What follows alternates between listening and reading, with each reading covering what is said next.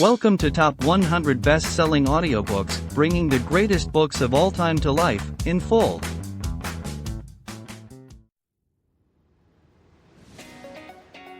Hello dear listener. If you're here, it's probably because you're as passionate about books and the knowledge and wisdom they bring as we are. So you might also want to own this book or any other from this podcast in physical form, either to add to your personal library or to gift it to a friend. That's why we've included a link in the description, where you can get it at a discount and with shipping to almost anywhere in the world. Also, if you make your purchase through these links, the editors of this podcast will receive a small commission, which helps support us in continuing to upload more and more audiobooks for free. Let's make the world a better place through books, together. Pigeon Publishing House presents Dracula. Author, Bram Stoker. Introduction. Readers who do not wish to learn details of the plot may prefer to treat the introduction as an epilogue. Very few modern stories exceed their origins to become full-scale myths, freely adapted into a myriad different forms. In the 19th century, it was the monsters, it seems, that had the demonic energy to climb free of texts and wreak havoc across the wider culture. There were brief sensational seasons around the figure of the vampire Lord Ruthven in 1819 or the evil mesmerist Svengali in 1894, but we could point to more enduring figures that have continued into the present day: Victor Frankenstein's creature, Mr. Edward Hyde, and, at the end of the century, Count Dracula. The vampire myth predated Bram Stoker's Gothic romance, yet the book crystallized an image, dramatized a certain predatory menace in Queen Victoria's Jubilee year, and evoked an authentic sense of Christian dread, embodying in one elusive figure everything that shiny modernity was at risk of forgetting about its blood-soaked history. After the first cinematic appearances of the Count in the early 1920s, versions of Dracula have proliferated uncontrollably. Bussy the Vampire Slayer might have reduced the Count to a cameo, casually dispatched in one episode as an unworthy enemy, but in the era of vampire franchises like Bussy, Angel, Blade, Underworld, or the Twilight and True Blood series, one could sometimes be forgiven for thinking Stoker's Dracula has effectively colonized the West's cultural imagination. It wasn't always like this. In 1980, the Gothic scholar David Punter considered Dracula an underrated novel that deserved more attention. In 1985, David Seed noted an almost complete critical silence on the book. 1 When Oxford World's Classics decided to add Dracula as the 100th book on its list in 1983, there was some press concern that the notion of the literary classic was being undermined. The editor, A. N. Wilson, did not seem entirely comfortable with introducing such a potboiler either. Stoker's other novels, needless to say, were considered ghastly, beneath contempt. The Gothic has since become a respectable genre to study, although Stoker is still often regarded as a dubious figure. Nina Auerbach's fine study of the perpetually mobile metaphor of the vampire, our vampires, ourselves, works hard to dismiss Stoker as the least interesting and most conservative element in a long and sinuous history. The achievement of Dracula is all in spite of its author, whose cack-handed attempts at literature only accidentally unleashed the primal force of myth. There might be some truth to the sense that Stoker was merely a vehicle for the cultural energies of the late Victorian period, currents that he did not necessarily fully control. Stoker, as Dracula evidences, was fascinated by the subliminal or unconscious processes of the mind, and as an Irishman he would have imbibed the view that Celts had uncanny psychic sensitivities. Yet it was Stoker's remarkable position in late Victorian cultural life that allowed him to end up as the writer who could so effectively condense an era's principal concerns into one breathless flight of melodrama. Bram Stoker. Documenting Bram Stoker's life is not hard. Interpreting key aspects of it, however, has proved controversial, and the author remains rather enigmatic, tempting many to speculate about the inner meaning of an outwardly respectable career. Bram Stoker was born in 1847 in Dublin into a middle-class Protestant family. His father was a lowly functionary in the civil service of the British government in Ireland, which in the 1840s was steadfastly doing nothing to alleviate the appalling starvation conditions of the Catholic peasant majority. The small social circle of the Protestant elite in Dublin resulted in many connections. Stoker knew the family of Sir William and Lady Wilde very well. Their son Oscar was born in 1854. Both were fascinated by Celtic mythology and were sympathetic to Irish demands for self-determination. Both took an interest in Bram. Their neighbor in Merrion Square was the Gothic novelist Joseph Sheridan Le Fanu, whose influence on Dracula was extensive. Le Fanu part owned the Dublin Evening Mail, a conservative, anti-nationalist newspaper for which Stoker wrote theatre reviews from 1871. Such political differences and debates were woven into the heart of cultural life in Dublin. Stoker came to know every significant Irish writer to emerge from this sphere in the latter half of the 19th century. After a sickly childhood, Stoker grew into an athletic giant of a man, famed for his sporting prowess in racing and rugby. In 1864, he began to study mathematics at Trinity College Dublin and threw himself into the debating worlds of both the historical and philosophical societies, where he won awards for his oratory. He met many distinguished visiting speakers and debated literary and cultural matters energetically. In 1868, for instance, a controversy erupted over alleged improprieties of the poetry of Walt Whitman. After reading Leaves of Grass, Stoker became an advocate of the poet and wrote to Whitman a number of times before eventually meeting him in the 1880s. Stoker eventually graduated in 1870, largely because he followed his father into the civil service in 1866, working full-time as clerk in the department of the Registrar of Petty Sessions, part of the legal system's Byzantine structure. This was an era of modernizing ancient systems, and Stoker was part of this professionalization, a matter not unconnected with the bright young professionals and their newly minted OCE systems we meet in Dracula. His first book was a handbook with the enticing title, Duties of Clerks of Petty Sessions. By the time this book was published, however, Stoker had resigned his post and utterly transformed his life. Henry Irving, 1838–1905, was considered one of the greatest Shakespearean actors of the day. Stoker had first seen him perform in The Rivals in Dublin in 1867 and was starstruck. By the 1870s, Stoker's role as theatre critic allowed him to meet the great thespian. The critic was invited to a meal to celebrate another Dublin performance in 1876, and was treated to Irving's party trick, a dramatic recitation of the poem The Dream of Eugene Aram by Thomas Hood. Irving would act out the morbid guilt that saturated the poem with extraordinary physicality. Stoker was entirely overwhelmed. That experience I can never forget. The recitation was different, both in kind and in degree, from anything I had ever heard. Such was Irving's commanding force, so great was the magnetism of his genius, so profound was the sense of his dominance that I sat spellbound. Outwardly I was as of stone, not in me but receptivity and imagination. As to its effect I had no adequate words. I can only say that after a few seconds of stony silence following his collapse I burst out into something like a violent fit of hysterics. 2. Stoker's reminiscence insists that he was a very strong man, yet proudly and disarmingly confesses that he was utterly unmanned in this encounter. 2 years later, Henry Irving offered Stoker the chance to become his business manager at the Lyceum Theatre in London. The salary was 3 times that of his civil service post, yet without much security or prospects. Stoker agreed, despite anxiety expressed by his parents for stepping into the déclassé world of the theatre.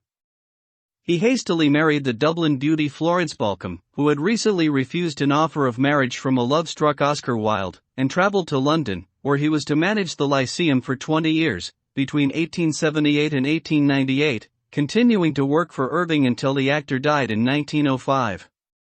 Stoker tirelessly managed the actor's chaotic personal and financial worlds, often in the face of Irving's irksome and quixotic decisions. He paid actors and backstage staff, organized set design, read over 1,000 submitted scripts, and organized several tours of America, which raised money to keep the London theater working. He worked as a press agent, advertising copywriter, wrote hundreds of thousands of letters on Irving's behalf, and helped smooth the way to Irving's knighthood in 1895, the first for an actor, by arranging private royal performances. Stoker also helped manage the careers of two leading actresses who worked with Irving, Ellen Terry, who called him Ma, and Genevieve Ward. Both were much admired, but on the margins of respectability, yet were unequivocally supported by Stoker. So legendary were Stoker's management skills that the bankrupt painter James Whistler begged Stoker to take on his finances. He became Mark Twain's London agent, dabbled in publishing ventures, and had a hand in engineering the astounding literary success of his close friend Thomas Hall Caine, negotiating contracts, reading and rewriting manuscripts, ensuring reviews. Stoker adjusted his clock to Irving's nocturnal habits, regularly dining with eminent visitors to the Lyceum after performances into the early hours. It was at this beefsteak club that Stoker befriended political figures like William Gladstone, Liberal Prime Minister in the 1880s, controversially advocating Home Rule for Ireland, and literary figures such as Sir Richard Burton and Arthur Conan Doyle. Somehow, in his spare time, Stoker studied and took the exams to become a qualified barrister in 1890. He also published his first collection of stories in 1882 and 4 novels between 1890 and 1897. When Dracula appeared in May 1897, it was a modest critical success as one of those fashionably weird tales, yet no one grasped how long it would endure. Stoker's output increased with the financial insecurities that lost Irving control of the Lyceum in 1898. When Irving died in 1905, Stoker promptly composed an adoring 2-volume biography. This work rate led to a stroke in 1906. Stoker's last years being marked by ill health, poverty, and diminishing returns for his literary efforts. His last books, such as The Notorious Lair of the White Worm, 1911, with its unconstrained phallic imagery and hysterical tone, were deeply disordered and strange. He died in 1912. These bare bones already hint at some intriguing ambiguities. Stoker married Florence Balcombe and had one child in 1879. Yet Stoker's life was dominated by intense friendships with men, a fraternal bond celebrated by Whitman's poetry. Some have speculated that Stoker's sexual relationship with Florence ended with the birth of their son, and that he led a double life, perhaps with actresses or prostitutes. He often toured for months with Irving, leaving Florence, one of the great beauties of the age, to the flirtatious attentions of society figures like the librettist W.S. Gilbert. In 1975, the biography of Stoker by his grandnephew Daniel Farson alleged that Stoker had contracted syphilis, the then incurable and degenerative sexually transmitted infection. As a result of these adventures, his long decline resulting from the tertiary stage of the disease, when spirochetes eat away at the nervous system in gruesome ways. Had Florence barred him from the marriage bed, leaving him to sublimate his desires in fiction? This remains entirely speculative, as do interpretations of the nature of Stoker's relationship with Irving. The writer happily confessed his adoration of the actor, yet he also daily experienced Irving's demonic control. Surely knowing it would evoke Count Dracula, Stoker recalled that Irving in the play Vanderdecken gave one a wonderful impression of a dead man fictitiously alive. His eyes seemed to shine like cinders of glowing red. 3 Did Stoker play the hapless functionary Jonathan Harker to Irving's Dracula, a weak man from the provinces unmanned by an overpowering personality? If Stoker remains a private enigma, it is perhaps because the 1890s provided enough lessons in the dangers of exposure. Oscar Wilde, Florence's one-time suitor, was arrested and prosecuted in 1895 for acts of gross indecency with young men in hotels barely a stone's throw from the Lyceum Theatre. He was broken down in prison, then exiled and dead by 1900. The majority of Dracula was composed whilst Wilde was incarcerated. Wilde's double life was mercilessly exposed by Stoker's Trinity College contemporary, the barrister Edward Carson. Meanwhile, feminist campaigners were openly declaring that the sexual incontinence of syphilitic men was a national scandal, exposing the hypocrisy of respectable pillars of society. A contrasting model of obsessive vigilance over the private life was provided by the novelist Henry James, about whom we are left guessing so many things despite his vast published output and surviving letters. Stoker is a similar figure of ambiguity, a man of contradictions, a public fixture in London life yet somehow unknowable, a political liberal but cultural conservative, someone who could write in favor of the censorship of emotions, arising from sex impulses in literature, and yet produce a text in Dracula dripping with all manner of perversity. For it is these tensions and contradictions, ultimately, which work in Dracula's favor, frustrating much chance of a narrow reduction to biographical explanation. But this is also because Dracula derives much of its power not from an individual's imagination but by plugging so directly into the history of Gothic literature and 2 centuries of folklore about the vampire. Gothic romances and vampire reports. The Gothic is a thoroughly modern genre, emerging in the 18th century, often considered to have been inaugurated by Horace Walpole's eccentric tale, The Castle of Otranto, 1764. Whilst this was declared the Age of Enlightenment, its skeptical philosophers celebrating progress, knowledge, and liberty, the Gothic was a repository for everything modernity hoped it had left behind. The genre offered a phantasmagorical pre-modern world, a place of feudal tyrants, arbitrary rule, cruel punishment, corrupt monks, menaced virgins, and peasants cowering in superstition. Early Gothic novels were often set in a medieval past and in southern Europe, places of peasant serfdom and Catholic power. In central ways, Gothic literature helped define a rational modern Protestant England by luridly imagining its other, feudal, fanatical, Catholic, European. Yet this was not always a comforting genre, for the terrors associated with the Gothic often derived from the sense that these superseded tyrannies might return at any moment.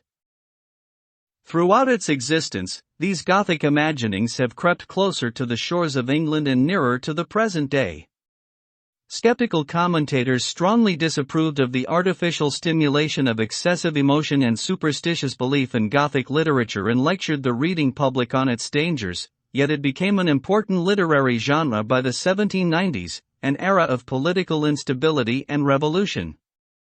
A literary tradition of the Gothic sputtered fitfully through the Victorian age of realism, yet there was a major revival of the form in the late Victorian period, to which Stoker became a significant contributor.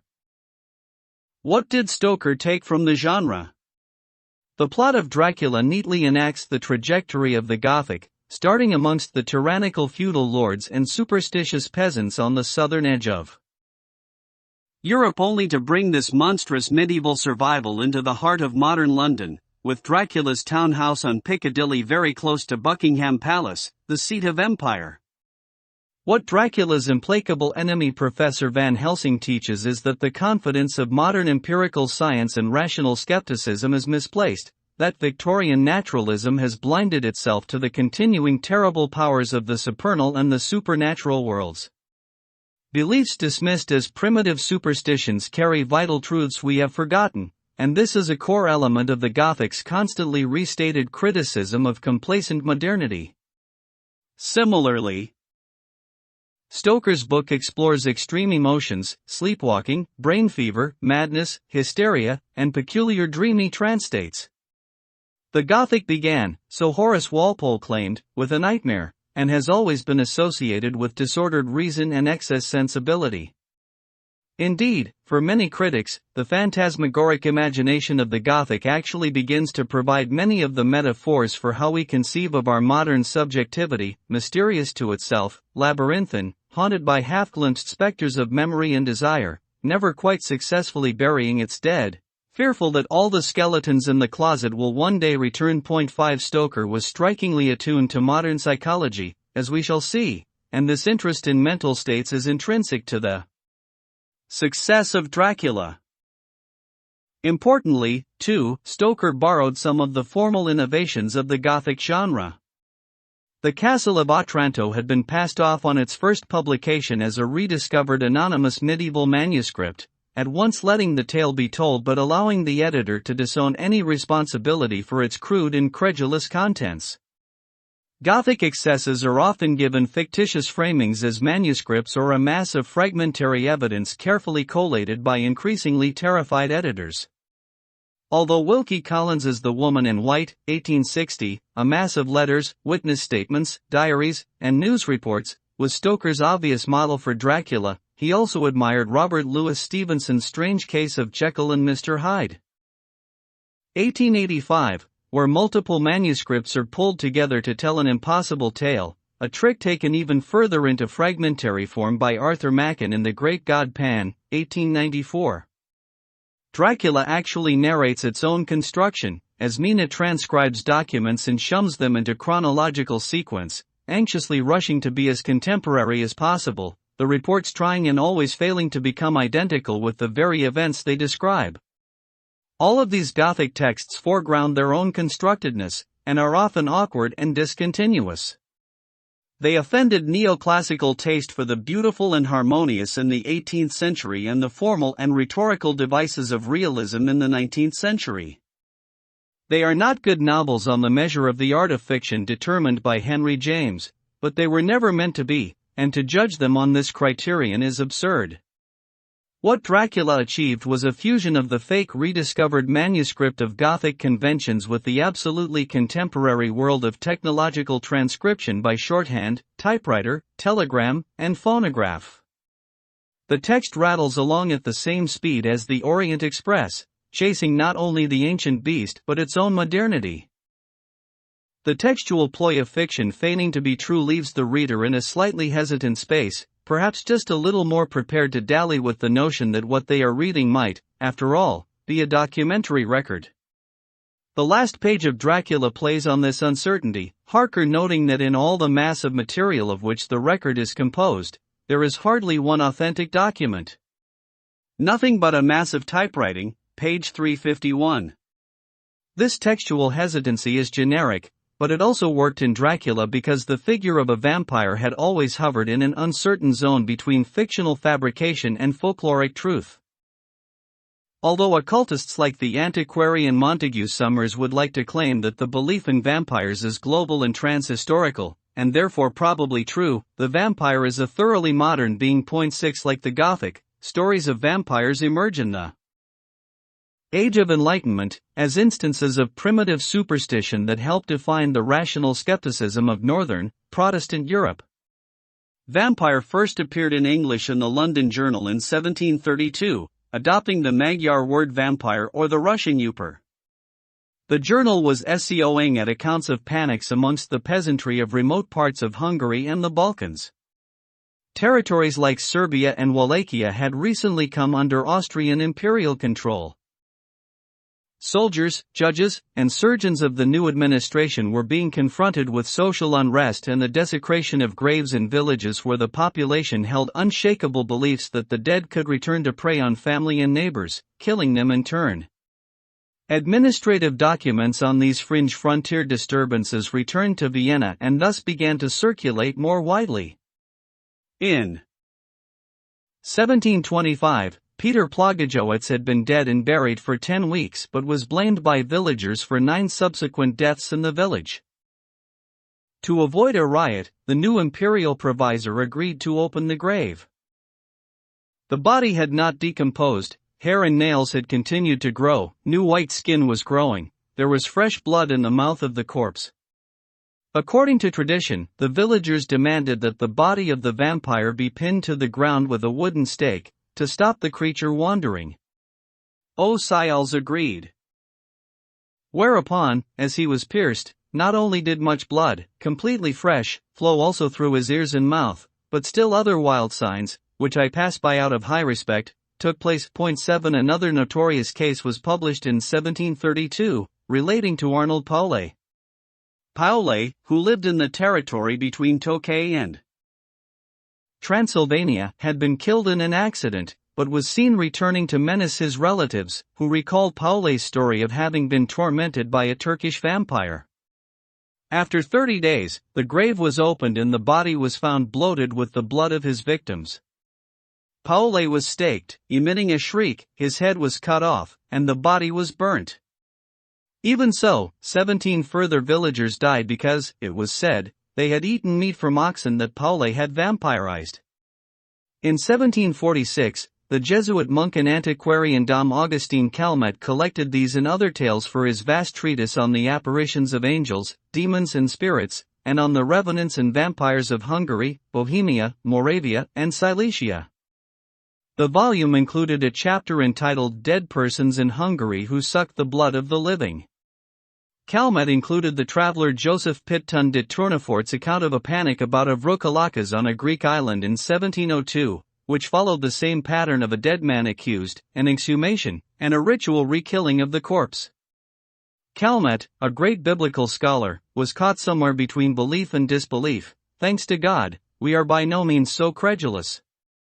We avow that all the light which science can throw on this fact discovers none of the causes of it. Nevertheless, we cannot refuse to believe that to be true which is judicially attested and by persons of probity. 8. In England and France, these stories were occasions to reassert the virtues of rationalism and freedom from the tyranny of superstition. The commentary in the London press was dismissive yet already fairly sophisticated at reading the accounts otherwise.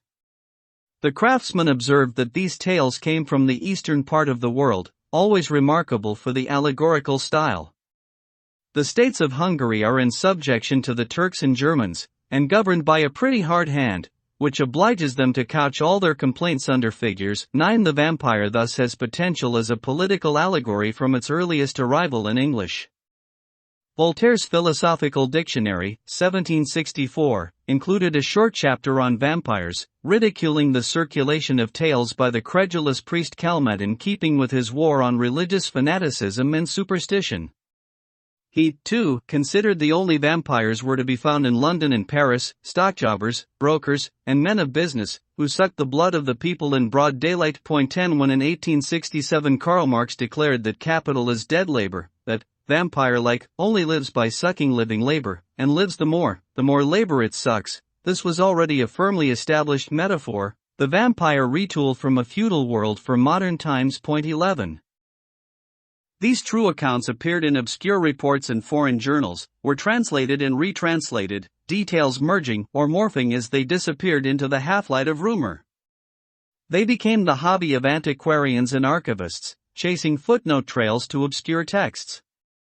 Stoker picked up a number of details from one of these antiquarian syntheses of curious stories, The Book of Werewolves, published in 1865 by the oddball priest and novelist Sabine Baring-Gould. In this respect, the form of Dracula again bows to the tradition, for the vampire, one might say, is nothing more than an emanation of sifted documents, a conjuration of the archive. Anthropologists worked to demystify this belief. Edward Tyler, the first academic anthropologist in England, included belief in vampires in his tome Primitive Culture, 1871, as more evidence of primeval monuments of barbaric thought and life in our midst. 12. He viewed his task as any vampire hunter might, to expose the remains of crude old culture which have passed into superstition, and to mark these out for destruction. 13. Such barbarian thought was recorded as late as 1896 in rural Rhode Island by the American Anthropologist Journal, where villagers regarded tuberculosis as a vampiric contagion. Contemporary anthropology, in contrast, works empathetically to understand the logical if incorrect causations that result in such a belief. Paul Barber has argued that vampirism is an elaborate folk hypothesis designed to account for seemingly inexplicable events associated with death and decomposition. Vampirism flares at times of political tyranny and in plague seasons. This is compelling, but Barber expresses frustration with what he calls the false data provided by literary fiction, which has distorted the folklore. 14. If we are to understand Dracula's success, though, it doesn't help to think of it as noise disrupting a true signal. In the 19th century, folkloric vampires fused with Gothic tropes, resulting in a whole new range of resonance. There are many books written on the tradition of the literary vampire before Dracula. 15 The folkloric vampire was a stumbling, bloated peasant, never venturing far from home, and easily neutralized with a sexton's spade and a box of matches. The literary vampire became a highly mobile, svelte aristocratic rake with the appearance of the short-tailed vampire in 1819. Lord Ruthven, the undead and murderous womanizer of this story, was written by William Polidori. It was Polidori's revenge on his master Lord Byron, who had dismissed him the previous year as his traveling companion and personal doctor. Initially mistaken as a creation of Byron, Ruthven embodied the vampire in the trope of the satanic lord, saturated with Byron's ruined reputation as a sexual and political revolutionary, a man who had fatally dallied in all manner of sins from his ancestral home to the southern edges of European civilization. Sex with Ruthven/Byron meant death. It was an intoxicating prospect. The story was retold and restaged many times, part of the early Byronic cult. Later, serial fictions like Varney the Vampire, or The Feast of Blood, started in 1847, entrenched this figure in the conventions of Victorian melodrama, innocent daughters menaced by an undead ancestor who flaps at windows with eyes of savage and remarkable luster and lips receded much from the large canine-looking teeth, surviving bullets to feast at the necks of his victims and contaminate their bloodline. 16. The inversion of this trope, the predatory female vampire, still feasting on young girls, was crystallized by Joseph Sheridan Le Fanu in Carmilla, 1872, a text whose influence weighs very heavily on Stoker's early draft Dracula's Guest, see Appendix. All of which is to say that Stoker was working with very established iconography and narrative forms, ones that were so hollowed out by 1897 that Stoker's brilliance was in how he reanimated and redirected these tropes to address the burning issues of his day. Reading Dracula. Stoker's contemporaries read in Dracula routine shivers and a traditional quest romance, whose Christian allegory overtly replays St. George and the slaying of the Dracal, or dragon. It has only been subsequently that the book has been transposed from the merely average to the absolutely exemplary, which is to say that historical distance reveals the book to be an uncanny echobox of its place in time. From a later moment, the text is less a didactic allegory than a rich, open matrix that is so overloaded with possibility that it is continually falling into contradiction. What follows is merely indicative of some of Dracula's most significant keynotes. Victorian literature makes the vampire myth a sexual allegory, a harping on daughters that is always staging how English female virtue is insistently menaced by, usually male, foreign predators. Dracula is no exception, but its reflections on sex and gender are freighted with very particular late Victorian concerns. Stoker's book wishes to reassert a simple code of masculine action with a chivalric code that idealizes the feminine and the maternal, a core Victorian ideology. The shape of the narrative brings together solitary, disparate men and binds them into a blood brotherhood that repels a foreign threat and removes a contaminating stain from English womanhood. This is a newly professionalized, middle-class fraternity in Dracula, bringing together the lawyer, doctor, psychologist, archivist, and theologian, just at a time when the professions were acquiring new political and moral authority. 17 Stoker's novel was also in keeping with a revived literature of adventure romance, seen by its champions to restore a masculine virility to a worryingly decadent era of novel writing. 18 Dracula, however, never straightforwardly embodies this ideology. It displays all the symptoms of anxiety that prompted this restatement of masculine assertion in the first place. All of the male heroes in the book suffer moments of collapse that are explicitly termed hysterical, a term commonly associated with the weakness of women. They swoon away at moments of crisis, or are susceptible to trance, states again associated with women. The men are lonely, unsociable, and secretive, at least three of them keening over the same impossible object of desire. Seward, the psychologist, fights his urge to seek refuge in drugs, as if he were an effete decadent. Of them all, Jonathan Harker is the most consistently feminized. Harker narrates the opening section in the convention of travel notes on a journey into a menacing un-English world, echoing the heroines from Anne Radcliffe's Gothic novels. He becomes the damsel in distress, trapped in a castle, forced to write false documents home by the tyrannical lord, just as Emily is compelled by Montoni in The Mysteries of Udolpho. He even writes at a desk where in old times possibly some fair lady sat to pen, page 37. Harker's final unmanning is at the hands of the three weird sisters whose delicious promise of surrender leaves him the passive object of their sexual advances. When the Count holds them off with his dramatic statement, "This man belongs to me," the innocent Harker perhaps understandably sank down unconscious, page 40, unable to deal with the implications of this declaration of possession. He is carried to bed by the Count. His remaining adventures in the castle result in brain fever, a euphemistic term implying complete mental breakdown, and in his marriage to Mina the husband is the weak and convalescent half of the venture. Harker is restored to manhood by his role in the fraternity of vampire hunters and is there at the final confrontation, but he seems a permanently traumatized man. This depiction is surely partly a record of the anxiety induced by the woman question so widely debated in the last years of the 19th century. Women finally acquired property rights in marriage in 1882, they were no longer passed on as chattel from father to husband but could retain their own wealth, were beginning to enter universities and professions, and there was an organized campaign for women's suffrage. The 1891 census then revealed a gender imbalance, indicating that women substantially outnumbered men, prompting concern over the odd women who would, by simple mathematics, be unable to marry. In 1894, these elements produced the cultural phenomenon of the New Woman. The term was coined by Sarah Grand, a feminist who praised the chances of the newly independent woman whilst contemptuously taking aim at the man of the moment as suffering from idleness and luxury. 19 Soon, however, it became a term of abuse, the new woman incoherently embodying either a mannish overeducated fanatical spinster in specs or conversely a dangerously assertive, oversexed vamp. The unnatural prospect of the sexually active woman had been associated with vampirism at least since Charles Baudelaire's poem Metamorphoses of the Vampire of 1857, a prostitute so learned in pleasure she could smother a man in my fearful arms, and reconfirmed by Philip Burne-Jones's notorious painting The Vampire, shown in London the year Dracula appeared, in which a prostrate man swoons on a bed under a snarling predatory woman. 20. It has often been observed that Dracula incorporates opposed versions of the new woman figure. 21 Before tragedy strikes, Mina and Lucy devour their afternoon tea at such a rate that we should have shocked the new woman with our appetites, page 85. Things then take a darker turn.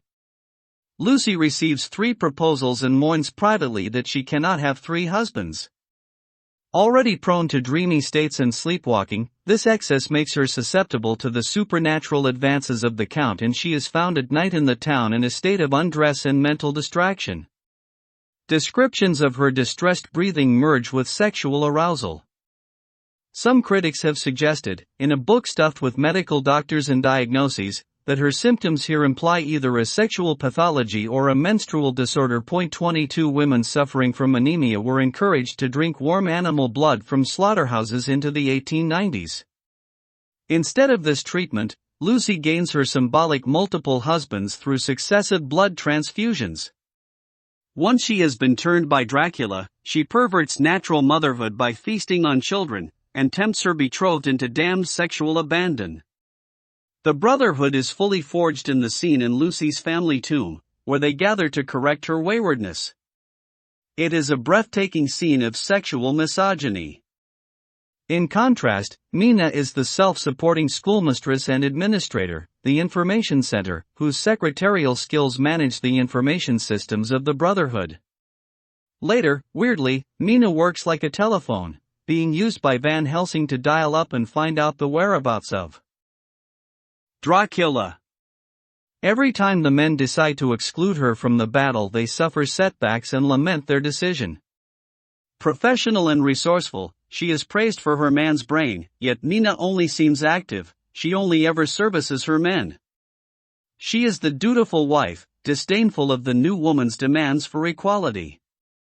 Latterly, once she has her own close encounter with Dracula, she embodies the English womanhood that must be defended. In the end, the brotherhood is secured around Mina and her newborn son, the Madonna and Child. Stoker probably wished to establish simple, conservative oppositions between the sexes, and within the fairer sex between ideal and fallen women. Yet Dracula undoes any stable categories of gender or sexuality.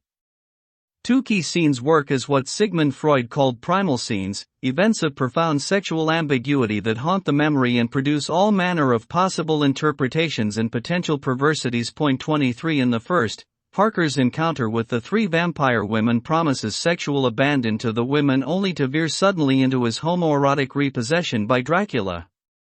In return, these women are staked for their transgressions, yet Dracula is dispatched in another way, as if the narrative wished to avoid the overt sexual resonance of staking the male vampire. The second primal scene is Dracula's invasion of Mina's marriage bed, her husband lying insensible beside Mina, whilst she is forced to feed from a weeping wound on Dracula's breast, her white nightdress, smeared with blood, page 262. What perverse act has been stumbled upon here? This is certainly not the missionary position, but nor is it a simple act of sexual terrorism aimed at a woman. The attack allows Dracula to taunt the men that your girls that you all love are mine already, and through them you and others shall yet be mine, page 285. What, exactly, are the object choices in Dracula? Who desires whom? In a compelling series of studies, the critic Eve Kosofsky Sedgwick argued that the late 19th century was a distinct moment of social pressure on male bonds, a fraternity once so innocently celebrated. Instead, these bonds became increasingly suspicious and were policed by the law and pathologized by the new science of sexology.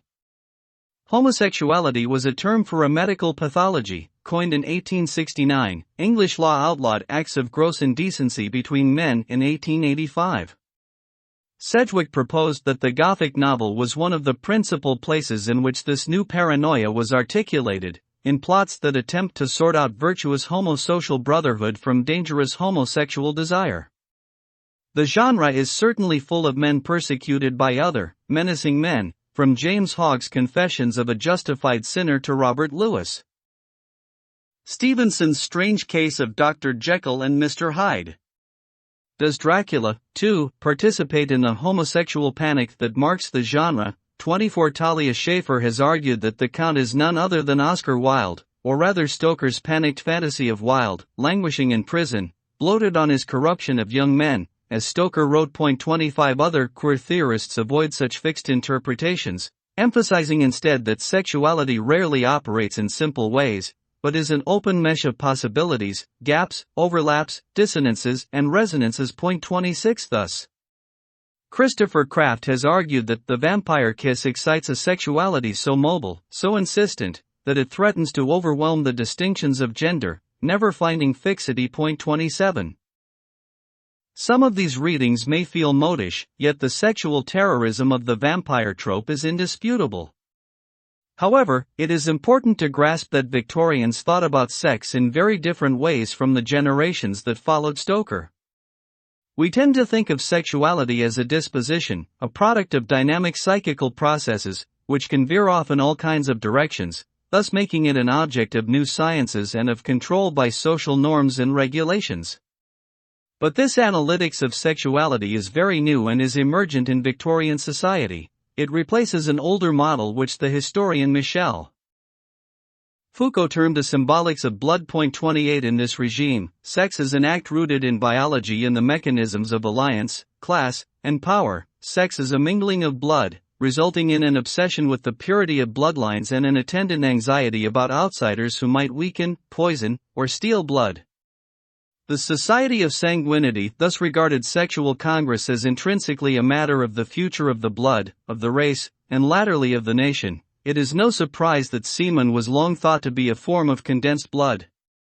This makes the vampire a potent symbol in this economy, as Foucault elsewhere observed in passing. 29. Lucy's blood transfusions become more than merely symbolic acts of marriage in this regime. For Stoker, Dracula's sexual terrorism thus inextricably raises the question of race. This has also been a fruitful line of critical inquiry into the novel. Stephen Arata has crisply defined Dracula's monstrosity as embodying anxieties of reverse colonization in the late Victorian period. 30 The great paradox of England in the 1890s was a triumphant and unapologetic colonial policy, annexing vast tracts of terrain across the globe with a new purpose, alongside a great concern that the imperial centre was in rapid decline. London staged huge fairs, such as the Colonial and Indian Exhibition of 1886, but such advertisements only made London's wealth a beacon for immigrants. In the 1890s, a discourse of concern over the unregulated presence of aliens and foreign undesirables became an important political matter, leading up to the Immigration Controls of the Aliens Act in 1905. The deterioration of British blood might have been one fear, but the discourse of the alien threat to London also swirled in the air. Dracula chooses safe houses in Mile End and Bermondsey, poor immigrant areas of London that replicated what the Count calls the whirlpool of races of his own fatally mixed origins. In contrast to Dracula's degraded blood, the Brotherhood combined the strengths of Anglo-Saxon bloodlines, English blue blood, American vitality from Morris, Dutch density from Van Helsing. North fights South, West will vanquish East. Dracula is such an overdetermined text that we might discern three distinct racial codings operating simultaneously. Some have argued Dracula is an allegory of the Irish situation, in the years when Gladstone's attempt to give Ireland home rule split the Liberal Party, and more extreme nationalists pushed for armed resistance to the British occupation, Sinn Féin beginning a bombing campaign in London in the 1880s. London slums housed a large population of displaced Irish families, and slum Irish were considered barely human, a residuum of casual labourers and criminals. Stoker grew up within the Protestant ascendancy, the small and crumbling ruling elite in Dublin. This faction produced a notable tradition of Gothic writers, including Charles Maturin and Joseph Le Fanu, in which persecution and paranoia plays a large part. Stoker's supernaturalism and the occult fascinations of the Irish poet William Yeats in the 1890s and beyond are called Protestant Magic by Roy Foster, emblematic of the spiritual crisis of this dwindling elite. 31 Stoker had imbibed Irish nationalism from Lady Wilde, yet also worked for Le Fanu's pro-imperialist paper. He was an ardent admirer of Gladstone and Home Rule, but sided with the conservative wing of the movement when the nationalist leader Parnell was disgraced. Can we read an allegory of Ireland in Dracula's desperate attempt to escape his cursed lands and establish a new foothold in the imperial center, his chance blown by his own limited racial inheritance? 32. Yet perhaps Transylvania and the whirlpool of southeastern Europe are not merely allegorical conveniences, but are meant to be taken literally. The so-called Eastern Question was of major diplomatic concern to British politics in the latter part of the 19th century. The Ottoman Empire had been the predominant rival power on this edge of the map, where Christian and Muslim had traded parcels of territory for centuries. The real-life 15th-century Dracula dynasty had been frontier warriors in this ceaseless clash of fundamentalisms. In the Victorian era, the Ottoman Empire was in a steady decline, causing anxiety in London because the newly independent states on the frontier would likely move into alliance with Russia, thus tilting the whole balance of power in Europe. Realpolitik and the British Foreign Office wished to bolster up Ottoman rule, but pious William Gladstone became Prime Minister in 1880 partly as a result of a righteous campaign against the Bulgarian atrocities, citing evidence that the Ottoman Turks had massacred at least 15,000 Christians in the struggle for Bulgarian independence. His pamphlet, The Bulgarian Horrors and the Eastern Question, 1876, sold hundreds of thousands of copies. Van Helsing evokes the Crusades in his battle against Dracula. For him, their campaign against the vampire renews the violent defense of Christian Europe against the infidel. The vampire had emerged from this border terrain in both folkloric reports and in the literature, from Greece in Polidori, from Styria in Le Fanu. Bram Stoker never traveled to this area, constructing Transylvania from travel books, like an armchair Orientalist. His Count Dracula is a garbled fusion of sources, what Vesna Goldsworthy calls an exotic historical amalgam. 33 Yet his brother George Stoker, who lived with Bram in Florence for over 10 years, had been a volunteer medic in the Bulgarian campaign, publishing his account in 1878, recalling how he passed amongst acres of dead and dying on battlefields. 34 The Eastern question was not an obscure concern, it would have been central to cultural conservatives for preserving the idea of Christian Europe. Thus Dracula is a composite figure straining to represent coherently all the social forces that the disintegrating Ottoman Empire brought to light. 35. Finally, some of the consequences of these geopolitical shifts on the edges of Europe were directly brought home to London in the 1890s in the form of refugees escaping persecution. The overwhelming number of these refugees were Jews from Russia and Eastern Europe, seeking protection under England's laissez-faire attitude to religious observance. By 1901, the Jewish population of the East End of London had grown to 100,000. They bring their ghettos with them, one commentator complained. They herd together, as strangers in a strange land. 36 This unregulated influx became a political concern in the 1892 general election, when a campaign for an Aliens Act to control immigration began in earnest. In 1911, the Daily Mail called the immigrant Jews the scum of Europe that risked the moral and spiritual death of our race. 37. Dracula has some truck with anti-Semitism. This goes beyond the passing stereotype of the grasping Jew Emanuel Hildesheim encountered near the end of the book, page 324, or Dracula's hook nose and hoard of gold coins. Since the 12th century, Europe had circulated stories that Jews kidnap Christian children and ritually murder them to mix their blood with matzah, to make bread for Passover. Murders of children were often blamed on local Jewish contingents, who were persecuted for this crime throughout the medieval period. The so-called blood libel developed from divergent Christian and Jewish interpretation of blood symbolism in their religions. Jews were forbidden from ingesting blood, and thus were deemed to be actively bloodthirsty. They were excluded from the Christian Eucharist, the communion of blood, and so envied and mocked it in their ritual slaughter of innocents. 38 Dracula holds off the 3 vampire women from Harker by throwing them a bag which contains a baby, whose mother is later destroyed by wolves. This act invokes the blood libel. In fact, the old medieval belief had never quite vanished, and there was a major revival of accusations after 1880.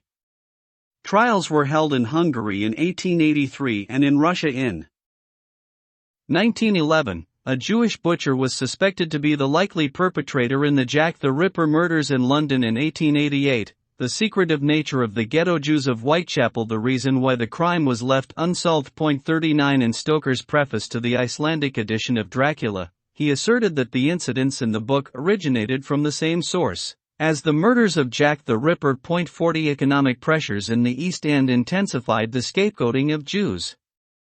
In 1902, one anonymous contributor to the East London Observer wrote, "We know only too well what bloodsuckers the Jews are. Here they drive the worker from his home through their rapacity, they verily suck the life-blood of the nation." When the Aliens Act was being debated in 1904, the Eastern Post asked, "Are our people still to have his fangs fastened in their throats? Is the lifeblood of the nation to be sucked by human vampires?" 41 Nazis in Germany later transposed the Jewish threat into one of weakened or contaminated Christian blood. A woman defiled by a Jew, one Nazi Osile proclaimed in 1937, can never rid herself of the transfused poison of foreign blood. She is lost to her people. 42 Such a logic of nationalism, premised on protecting the purity of the woman's blood, is certainly discernible in Dracula's plot. It was an honorable form of patriotism in 1897, but in Stoker's imagination already murderous in its defense of the realm. These racial codings are of course incompatible. That they can all be more or less convincingly sustained says much about the ultimately ambiguous sign of blood, symbolic of both life and death, purity and impurity, always connected to the larger historical field of liquidity, Instability and mobility when it comes to identity. Point 43. It is also a testament to the flexibility of the vampire metaphor and the open grid of the Gothic form. Dracula is a versatile monster, Judith Halberstam observes. The Gothic text he inhabits a machine that works to produce the monster as a remarkably mobile, permeable, and infinitely interpretable body. Point 44. This is not a license to read anything into the novel, however. All of the concerns identified here reinforce a central problem in Dracula, the integrity of Anglo-Saxon identity in a moment where it was perceived to be under pressure from all manner of insidious attacks. The final realm of ambiguity in Dracula that deserves some comment is its heavy investment in the authority of science to destroy the vampire threat. It is the relatively new science of anthropology that provides the racial hierarchies that place the brotherhood of Northern European Aryans over the inferior mixed races of the South. It is the extension of this racial typing into new claims of scientific criminology that allows Van Helsing and Mina to diagnose Dracula, finally, as a criminal and of criminal type, page 317. Mina cites the work of the Italian founder of this science, Cesare Lombroso, who influentially believed that social deviancy such as delinquency or prostitution was marked in the physiology of the body, allowing new strategies for the surveillance of populations to anticipate crime and eventually breed it out of the bloodstream of the nation. Point 45. And the dreams of supporters of eugenics, a term meaning good breeding coined by Charles Darwin's cousin Francis Galton, racial degeneration could be eliminated by managed control of reproduction.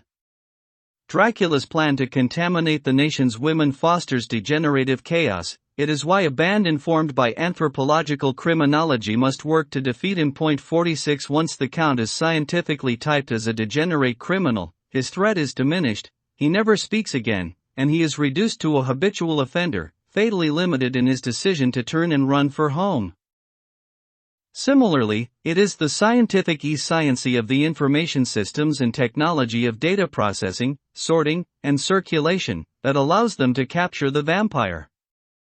The novel exemplifies the transformation in communication created by the electronic technologies emerging in the 1870s, the telegraph, typewriter, and phonograph.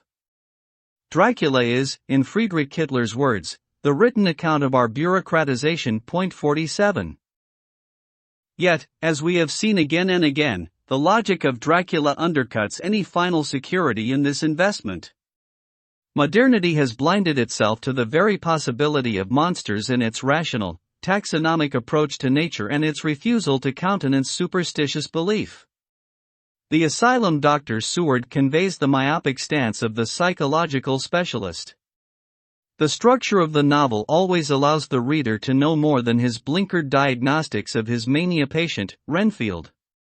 Van Helsing lectures him on the limits of empiricism and teaches his band of modernizers the virtues of esoteric wisdom. Indeed, Stoker uses his detailed knowledge of new developments in psychology to ridicule the blithe confidence of physiological psychology. The psyche in Dracula splits and doubles, and the hypnotic trance, a condition accepted by orthodox medicine only in the 1880s, points the way to all manner of hinterlands beyond the grasp of predominant Victorian theories of mind. This moment pointed towards the emergence of psychoanalysis, coined by Sigmund Freud in 1896, and the belief in the dynamic unconscious. The vampire was an early subject of psychoanalytic interpretation. Ernest Jones, Freud's only English supporter in the early years, devoted a chapter to this medieval superstition in his book, On the Nightmare. Point 48. But before all this, in the 1890s, psychic splitting in trance was regularly associated with supernatural phenomena. Early investigations of hypnosis were conducted alongside experiments in psychical research, with attempts to test the theory that the heightened perceptual powers commonly associated with trance would shortly prove the ability to communicate telepathically, across vast distances. The researchers who introduced the serious study of hypnotism into England, Edmund Gurney and Frederick Myers, also coined the term telepathy in 1882 and spent much of their time in seances with trance mediums. The Gothic potential of these newly scientized powers prompted a new twist in the genre, as tales of psychic vampirism emerged. Dracula is an exemplary tale for an era when the dynamic unconscious emerged in psychological theory, as scientific advance in understanding the capacities of the mind seemed only to reconfirm supernatural possibilities. 49. This weird occult doubling of science was also evident in the new electrical technology of the age. There is no Victorian technology that is not haunted by a supernatural supplement, as spirits telegraphed in Morse code knockings, swirled out of the chemicals on photographic plates, crackled in the white noise of telephone lines, or whispered in the grooves of gramophone recordings. To many Victorians, technological media turned magic into a daily routine. 50 In its technology, too, Dracula demonstrates a logic of splitting and self-contradiction, asserting confidence in the order of the modern world only to be spooked by its continual undoing. Afterlives. Once unleashed, the vampire has proved impossible to lay to rest. Having cheated death once, Dracula will always rise again for another adaptation, another sequel. Florence Stoker tried throughout the 1920s to search out and destroy every copy of the German expressionist masterpiece Nosferatu because it breached her copyright. Her jealous guarding of the flame failed, although at least she was paid by Universal Studios for the Dracula filmed in 1931. The voiceless vampires in Stoker have since been given the chance to tell their side of the story. In Fred Saberhagen's witty novel, The Dracula Tape, 1975, the Count reveals how the manuscripts collected by Stoker outrageously misrepresent his wholly innocent actions. And Rice's Vampire Chronicles, beginning with Interview with the Vampire, 1976, also give voice to vampiric history. In the last couple of decades, while Stoker's novel has generated a vast archive of critical reflection, the figure of the vampire has manically cycled through its array of allegorical potentialities, as if to show off its versatility.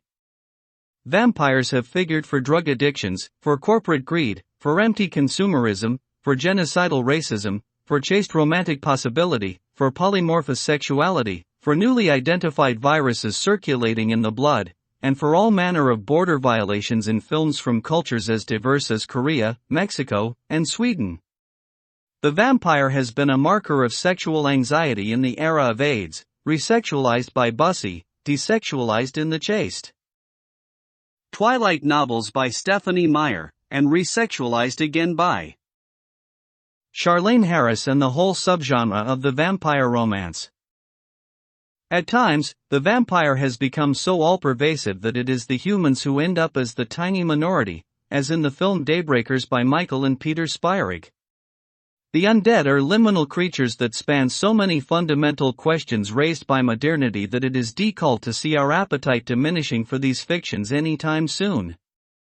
Meanwhile, Dracula remains a lodestone in this large zone of the imagination because for all the cultural weight it carries, it is still a rattling good read, retaining a genuine power to unsettle and unnerve.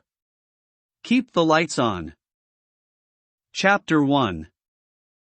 Jonathan Harker's Journal. Kept in shorthand, *. May 3rd. Bistritz * left Munich at 8:35 p.m. on May 1st, arriving at Vienna early next morning, should have arrived at 6:46, but train was an hour late. Budapest seems a wonderful place, from the glimpse which I got of it from the train and the little I could walk through the streets. I feared to go very far from the station, as we had arrived late and would start as near the correct time as possible. The impression I had was that we were leaving the west and entering the east, the most western of splendid bridges over the Danube *, which is here of noble width and depth, took us among the traditions of Turkish rule. We left in pretty good time, and came after nightfall to Klausenberg *. Here I stopped for the night at the Hotel Royal. I had for dinner, or rather supper, a chicken done up some way with red pepper, which was very good but thirsty. Get recipe for Mina. I asked the waiter, and he said it was called paprika handel, and that, as it was a national dish, I should be able to get it anywhere along the Carpathians. *. I found my smattering of German very useful here. Indeed, I don't know how I should be able to get on without it. Having some time at my disposal when in London, I had visited the British Museum, and made search among the books and maps of the library regarding Transylvania, it had struck me that some foreknowledge of the country could hardly fail to have some importance in dealing with a noble of that country. I find that the district he named is in the extreme east of the country, just on the borders of 3 states, Transylvania, Moldavia, and Bukovina, * in the midst of the Carpathian Mountains, one of the wildest and least known portions of Europe. I was not able to light on any map or work giving the exact locality of the castle Dracula * as there are no maps of this country as yet to compare with our own ordnance. Survey maps, * but I found that Bistritz, the post town * named by Count Dracula, is a fairly well-known place. I shall enter here some of my notes, as they may refresh my memory when I talk over my travels with Nina. In the population of Transylvania there are 4 distinct nationalities, Saxons in the south, and mixed with them the Wallachs, who are the descendants of the Dacians, Magyars in the west, and Szekelys in the east and north. I am going among the latter, who claim to be descended from Attila and the Huns. This may be so, for when the Magyars conquered the country in the 11th century they found the Huns settled in it. I read that every known superstition in the world is gathered into the horseshoe of the Carpathians, as if it were the center of some sort of imaginative whirlpool. If so, my stay may be very interesting. Ma'am, I must ask the Count all about them. I did not sleep well, though my bed was comfortable enough, for I had all sorts of queer dreams. There was a dog howling all night long under my window, which may have had something to do with it, or it may have been the paprika, for I had to drink up all the water in my carafe, and was still thirsty. Towards morning I slept and was wakened by the continuous knocking at my door, so I guess I must have been sleeping soundly then. I had for breakfast more paprika, and a sort of porridge of maize flour which they said was mamaliga, an eggplant stuffed with forcemeat, a very excellent dish, which they call implatata. *MEM, get recipe for this also. I had to hurry breakfast, for the train started a little before 8, or rather it ought to have done so, for after rushing to the station at 7:30 I had to sit in the carriage for more than an hour before we began to move. It seems to me that the further east you go the more unpunctual are the trains. What ought they to be in China? All day long we seemed to dawdle through a country which was full of beauty of every kind. Sometimes we saw little towns or castles on the top of steep hills such as we see in old missals, sometimes we ran by rivers and streams which seemed from the white stony margin on each side of them to be subject to great floods. It takes a lot of water, and running strong, to sweep the outside edge of a river clear. At every station there were groups of people, sometimes crowds, and in all sorts of attire. Some of them were just like peasants at home or those I saw coming through France and Germany, with short jackets and round hats and home-made trousers, but others were very picturesque. The women looked pretty, except when you got near them, but they were all very clumsy about the waist. They had all full white sleeves of some kind or other, and most of them had big belts with a lot of strips of something fluttering from them like the dresses in a ballet, but of course petticoats under them. The strangest figures we saw were the Slovaks * who are more barbarian than the rest, with their big cowboy hats, great baggy dirty white trousers, white linen shirts, and enormous heavy leather belts, nearly a foot wide, all studded over with brass nails. They wore high boots, with their trousers tucked into them, and had long black hair and heavy black mustaches. They are very picturesque, but do not look prepossessing. On the stage they would be set down at once as some old oriental band of brigands. They are, however, I am told, very harmless and rather wanting in natural self-assertion. It was on the dark side of twilight when we got to Bistritz, which is a very interesting old place. Being practically on the frontier, for the Borgo Pass * leads from it into Bukovina, it has had a very stormy existence, and it certainly shows marks of it. 50 years ago a series of great fires took place, which made terrible havoc on 5 separate occasions. At the very beginning of the 17th century it underwent a siege of 3 weeks and lost 13,000 people, the casualties of war proper being assisted by famine and disease. Count Dracula had directed me to go to the Golden Krone Hotel, which I found, to my delight, to be thoroughly old-fashioned, for of course I wanted to see all I could of the ways of the country. I was evidently expected, for when I got near the door I faced a cheery-looking elderly woman in the usual peasant dress, white undergarment with long double apron, front and back, of colored stuff fitting almost too tight for modesty. When I came close she bowed, and said, "The Herr Englishman?" "Yes," I said, "Jonathan Harker." She smiled, and gave some message to an elderly man in white shirt sleeves, who had followed her to the door. He went, but immediately returned with a letter. "My friend, welcome to the Carpathians. I am anxiously expecting you. Sleep well tonight. At 3 tomorrow the diligence will start for Bukovina, a place on it is kept for you. At the Borgo. Pass my carriage will await you and will bring you to me. I trust that your journey from London has been a happy one, and that you will enjoy your stay in my beautiful land, your friend, Dracula."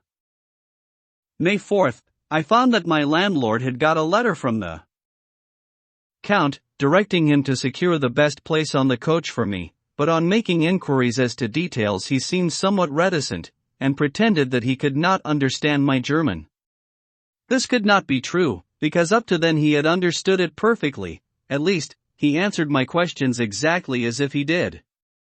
He and his wife, the old lady who had received me, looked at each other in a frightened sort of way. He mumbled out that the money had been sent in a letter, and that was all he knew. When I asked him if he knew Count Dracula, and could tell me anything of his castle, both he and his wife crossed themselves, and, saying that they knew nothing at all, simply refused to speak further.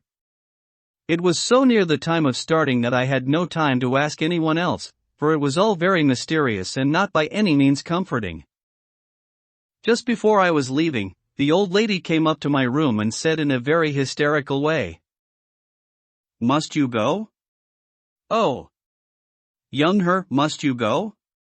She was in such an excited state that she seemed to have lost her grip of what German she knew, and mixed it all up with some other language which I did not know at all. I was just able to follow her by asking many questions. When I told her that I must go at once, and that I was engaged on important business, she asked again, "Do you know what day it is?" I answered that it was the 4th of May. She shook her head as she said again, "Oh, yes. I know that. But do you know what day it is?" On my saying that I did not understand, she went on. "It is the eve of St. George's Day*. Do you not know that tonight, when the clock strikes midnight, all the evil things in the world will have full sway? Do you know where you are going, and what you are going to?" She was in such evident distress that I tried to comfort her, but without effect. Finally she went down on her knees and implored me not to go, at least to wait a day or two before starting. It was all very ridiculous, but I did not feel comfortable. However, there was business to be done, and I could allow nothing to interfere with it. I therefore tried to raise her up, and said, as gravely as I could, that I thanked her, but my duty was imperative, and that I must go. She then rose and dried her eyes, and taking a crucifix from her neck offered it to me. I did not know what to do, for, as an English churchman I have been taught to regard such things as in some measure idolatrous, and yet it seemed so ungracious to refuse an old lady meaning so well and in such a state of mind. She saw, I suppose, the doubt in my face, for she put the rosary round my neck, and said, "For your mother's sake," and went out of the room. I am writing up this part of the diary whilst I am waiting for the coach, which is, of course, late, and the crucifix is still round my neck. Whether it is the old lady's fear, I do not know, but I am not feeling nearly as easy in my mind as usual. If this book should ever reach Mina before I do, let it bring my goodbye. Here comes the coach. May 5th, the castle, the grey of the morning has passed, and the sun is high over the distant horizon, which seems jagged, whether with trees or hills I know not, for it is so far off that big things and little are mixed. I am not sleepy, and, as I am not to be called till I awake, naturally I write till sleep comes. There are many odd things to put down, and, lest who reads them may fancy that I dined too well before I left Bistritz, let me put down my dinner exactly. I dined on what they call robber steak, bits of bacon, onion, and beef, seasoned with red pepper, and strung on sticks and roasted over the fire, in the simple style of the London cat's meat. The wine was golden meadyish, which produces a queer sting on the tongue, which is, however, not disagreeable. I had only a couple of glasses of this, and nothing else. When I got on the coach, the driver had not taken his seat, and I saw him talking with the landlady. They were evidently talking of me, for every now and then they looked at me, and some of the people who were sitting on the bench outside the door, which they call by a name meaning word-bearer *, came and listened, and then they looked at me, most of them pityingly. I could hear a lot of words often repeated, queer words, for there were many nationalities in the crowd, so I quietly got my polyglot dictionary from my bag and looked them out. I must say they were not cheering to me, for amongst them were Ordog, Satan, Pokol, Hell, Stragoica, Witch, Vrolak and Vlkoslak *, both of which mean the same thing, one being Slovak and the other Serbian * for something that is either werewolf or vampire. Ma'am, I must ask the Count about these superstitions. When we started, the crowd round the inn door, which had by this time swelled to a considerable size, all made the sign of the cross and pointed 2 fingers towards me. With some difficulty I got a fellow passenger to tell me what they meant. He would not answer at first, but on learning that I was English, he explained that it was a charm or guard against the evil *. This was not very pleasant for me, just starting for an unknown place to meet an unknown man, but everyone seemed so kind-hearted, and so sorrowful, and so sympathetic that I could not but be touched. I shall never forget the last glimpse which I had of the inn yard and its crowd of picturesque figures, all crossing themselves, as they stood round the wide archway, with its background of rich foliage of oleander and orange trees in green tubs clustered in the center of the yard. Then our driver, whose white linen drawers covered the whole front of the box seat, Gotza they called him, cracked his big whip over his 4 small horses, which ran abreast, and we set off on our journey. I soon lost sight and recollection of ghostly fears in the beauty of the scene as we drove along, although had I known the language, or rather languages, which my fellow passengers were speaking, I might not have been able to throw them off so easily. Before us lay a green sloping land full of forests and woods, with here and there steep hills, crowned with clumps of trees or with farmhouses, the blank gable end to the road. There was everywhere a bewildering mass of fruit blossom, apple, plum, pear, cherry, and as we drove by I could see the green grass under the trees spangled with the fallen petals. In and out amongst these green hills of what they call here the middle land ran the road, losing itself as it swept round the grassy curve, or was shut out by the straggling ends of pine woods, which here and there ran down the hillsides like tongues of flame. The road was rugged, but still we seemed to fly over it with a feverish haste. I could not understand then what the haste meant, but the driver was evidently bent on losing no time in reaching Borgo Prund. I was told that this road is in summertime excellent, but that it had not yet been put in order after the winter snows. In this respect it is different from the general run of roads in the Carpathians, for it is an old tradition that they are not to be kept in too good order. Of old the hospodars * would not repair them, lest the Turk should think that they were preparing to bring in foreign troops, and so hasten the war which was always really at loading point. Beyond the green swelling hills of the middle land rose mighty slopes of forest up to the lofty steeps of the Carpathians themselves.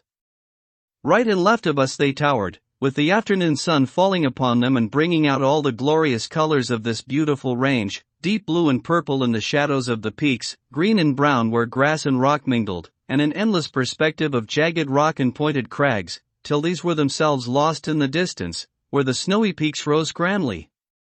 Here and there seemed mighty rifts in the mountains, through which, as the sun began to sink, we saw now and again the white gleam of falling water. One of my companions touched my arm as we swept round the base of a hill and opened up the lofty, snow-covered peak of a mountain, which seemed, as we wound on our serpentine way, to be right before us. Look! Isen Sek! God's seat! And he crossed himself reverently. As we wound on our endless way, and the sun sank lower and lower behind us, the shadows of the evening began to creep round us.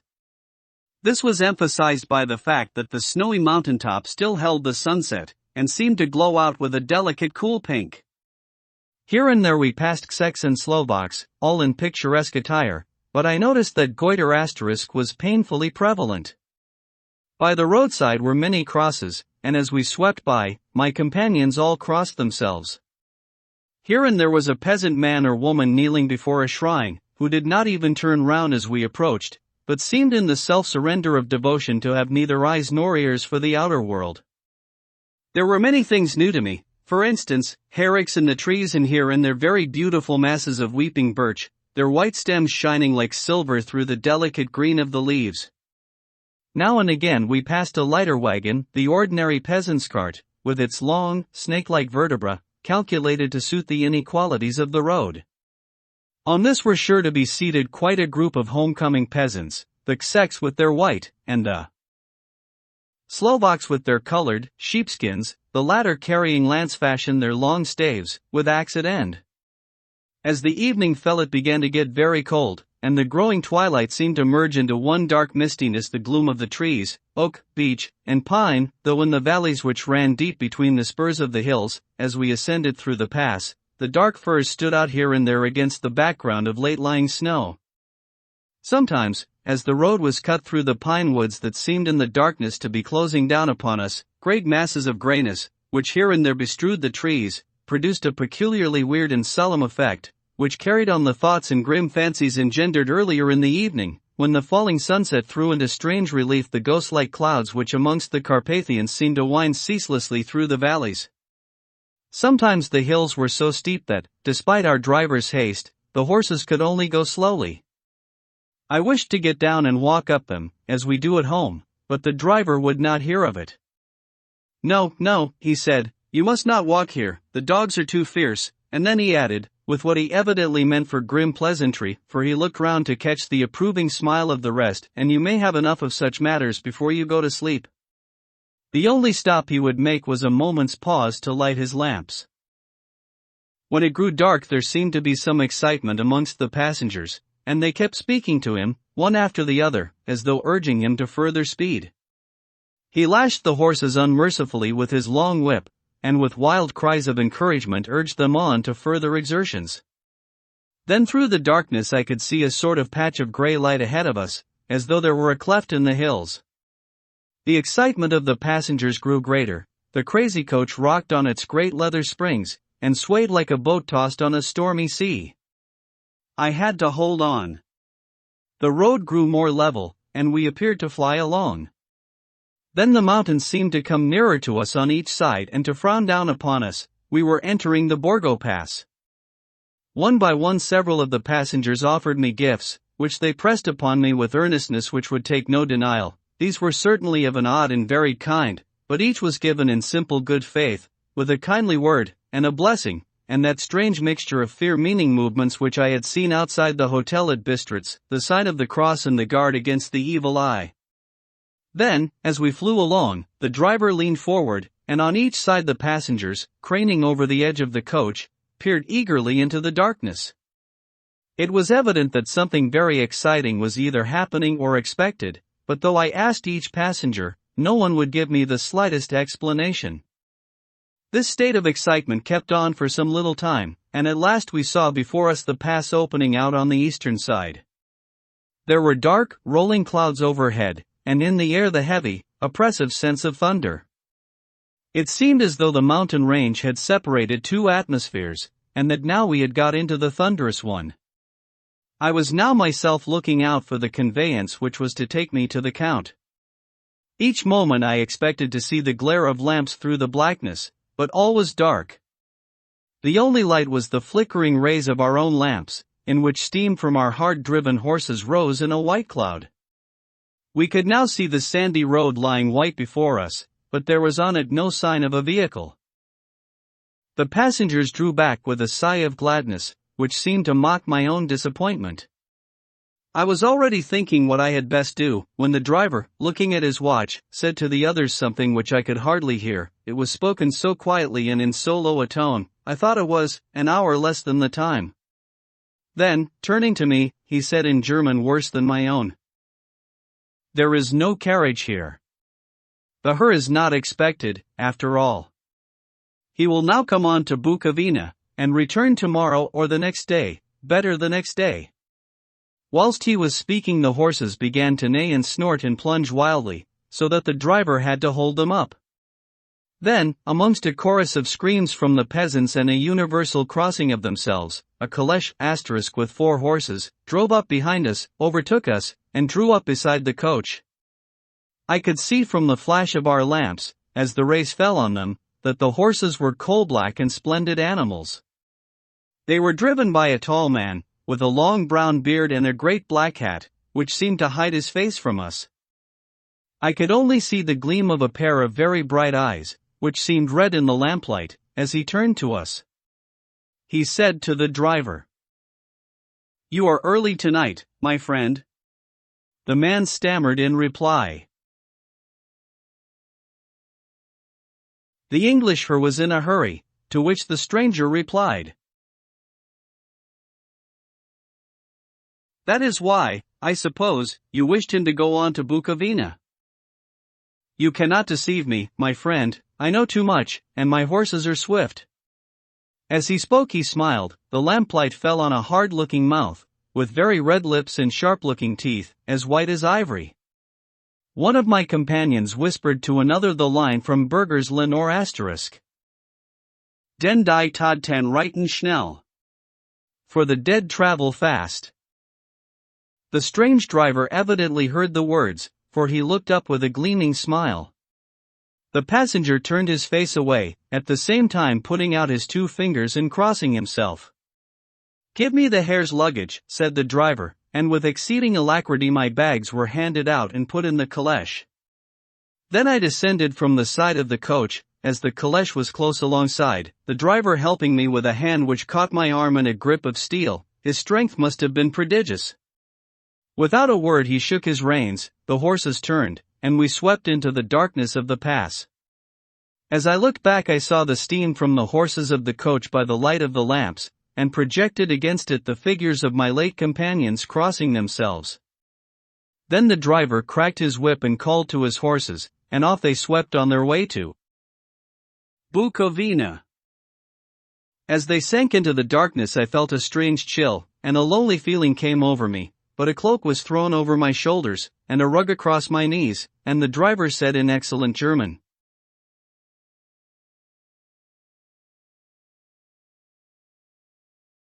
"The night is chill, mein Herr, and my master the Count bade me take all care of you. There is a flask of Slivovitz, the plum brandy of the country, underneath the seat, if you should require it." I did not take any, but it was a comfort to know it was there, all the same. I felt a little strange, and not a little frightened. I think had there been any alternative I should have taken it, instead of prosecuting that unknown night journey. The carriage went at a hard pace straight along, then we made a complete turn and went along another straight road. It seemed to me that we were simply going over and over the same ground again, and so I took note of some salient point, and found that this was so. I would have liked to have asked the driver what this all meant, but I really feared to do so, for I thought that, placed as I was, any protest would have had no effect in case there had been an intention to delay.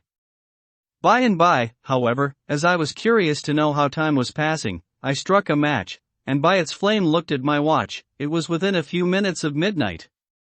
This gave me a sort of shock, for I suppose the general superstition about midnight was increased by my recent experiences. I waited with a sick feeling of suspense. Then a dog began to howl somewhere in a farmhouse far down the road, a long, agonized wailing, as if from fear.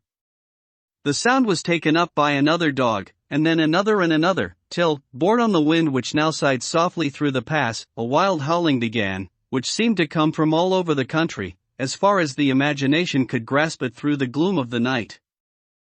At the first howl the horses began to strain and rear, but the driver spoke to them soothingly, and they quieted down, but shivered and sweated as though after a runaway from sudden fright. Then, far off in the distance, from the mountains on each side of us began a louder and sharper howling, that of wolves, which affected both the horses and myself in the same way, for I was minded to jump from the caleche and run, whilst they reared again and plunged madly, so that the driver had to use all his great strength to keep them from bolting. In a few minutes, however, my own ears got accustomed to the sound, and the horses so far became quiet that the driver was able to descend and to stand before them. He petted and soothed them, and whispered something in their ears, as I have heard of horse tamers doing, and with extraordinary effect, for under his caresses they became quite manageable again, though they still trembled. The driver again took his seat, and shaking his reins, started off at a great pace. This time, after going to the far side of the pass, he suddenly turned down a narrow roadway which ran sharply to the right. Soon we were hemmed in with trees, which in places arched right over the roadway till we passed as through a tunnel, and again great frowning rocks guarded us boldly on either side. Though we were in shelter, we could hear the rising wind, for it moaned and whistled through the rocks, and the branches of the trees crashed together as we swept along. It grew colder and colder still, and fine powdery snow began to fall, so that soon we and all around us were covered with a white blanket. The keen winds still carried the howling of the dogs, though this grew fainter as we went on our way. The baying of the wolves sounded nearer and nearer, as though they were closing round on us from every side. I grew dreadfully afraid, and the horses shared my fear, but the driver was not in the least disturbed. He kept turning his head to left and right, but I could not see anything through the darkness. Suddenly, away on our left, I saw a faint flickering blue flame. The driver saw it at the same moment. He at once checked the horses and, jumping to the ground, disappeared into the darkness. I did not know what to do, the less as the howling of the wolves grew closer, but while I wondered the driver suddenly appeared again, and without a word took his seat, and we resumed our journey. I think I must have fallen asleep and kept dreaming of the incident, for it seemed to be repeated endlessly, and now, looking back, it is like a sort of awful nightmare. Once the flame appeared so near the road that even in the darkness around us I could watch the driver's motions. He went rapidly to where the blue flame rose. It must have been very faint, for it did not seem to illumine the place around it at all, and gathering a few stones, formed them into some device. Once there appeared a strange optical effect. When he stood between me and the flame he did not obstruct it, for I could see its ghostly flicker all the same. This startled me, but as the effect was only momentary, I took it that my eyes deceived me straining through the darkness. Then for a time there were no blue flames and we sped onwards through the gloom, with the howling of the wolves around us, as though they were following in a moving circle. At last there came a time when the driver went further afield than he had yet done, and during his absence the horses began to tremble worse than ever and to snort and scream with fright. I could not see any cause for it, for the howling of the wolves had ceased altogether, but just then the moon, sailing through the black clouds, appeared behind the jagged crest of a beetling, pine-clad rock, and by its light I saw around us a ring of wolves, with white teeth and lolling red tongues, with long, sinewy limbs and shaggy hair. They were 100 times more terrible in the grim silence which held them than even when they howled. For myself, I felt a sort of paralysis of fear. It is only when a man feels himself face to face with such horrors that he can understand their true import. All at once the wolves began to howl as though the moonlight had had some peculiar effect on them.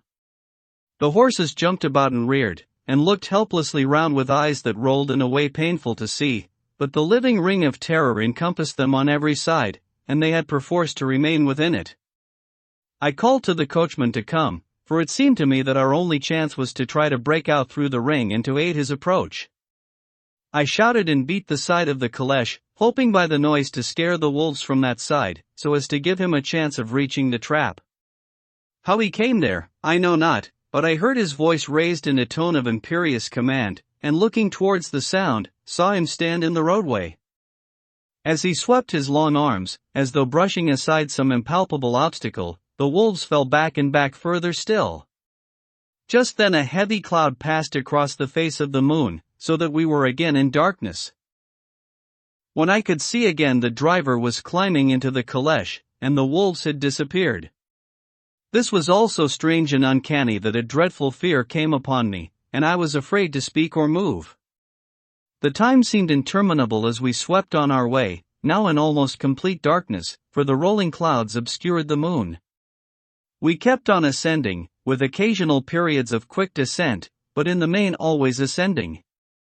Suddenly I became conscious of the fact that the driver was in the act of pulling up the horses in the courtyard of a vast ruined castle, from whose tall black windows came no ray of light, and whose broken battlements showed a jagged line against the moonlit sky.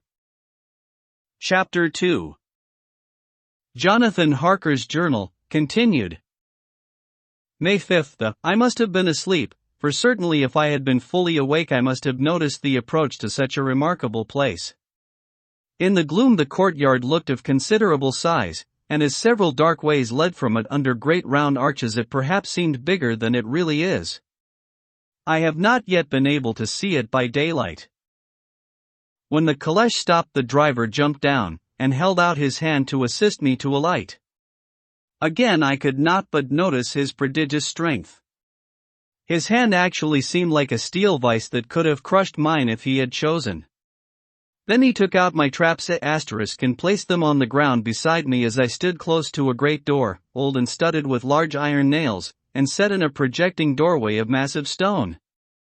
I could see even in the dim light that the stone was massively carved, but that the carving had been much worn by time and weather. As I stood, the driver jumped again into his seat and shook the reins, the horses started forward, and trap and all disappeared down one of the dark openings. I stood in silence where I was, for I did not know what to do. Of bell or knocker there was no sign. Through these frowning walls and dark window openings it was not likely that my voice could penetrate. The time I waited seemed endless, and I felt doubts and fears crowding upon me. What sort of place had I come to, and among what kind of people? What sort of grim adventure was it on which I had embarked?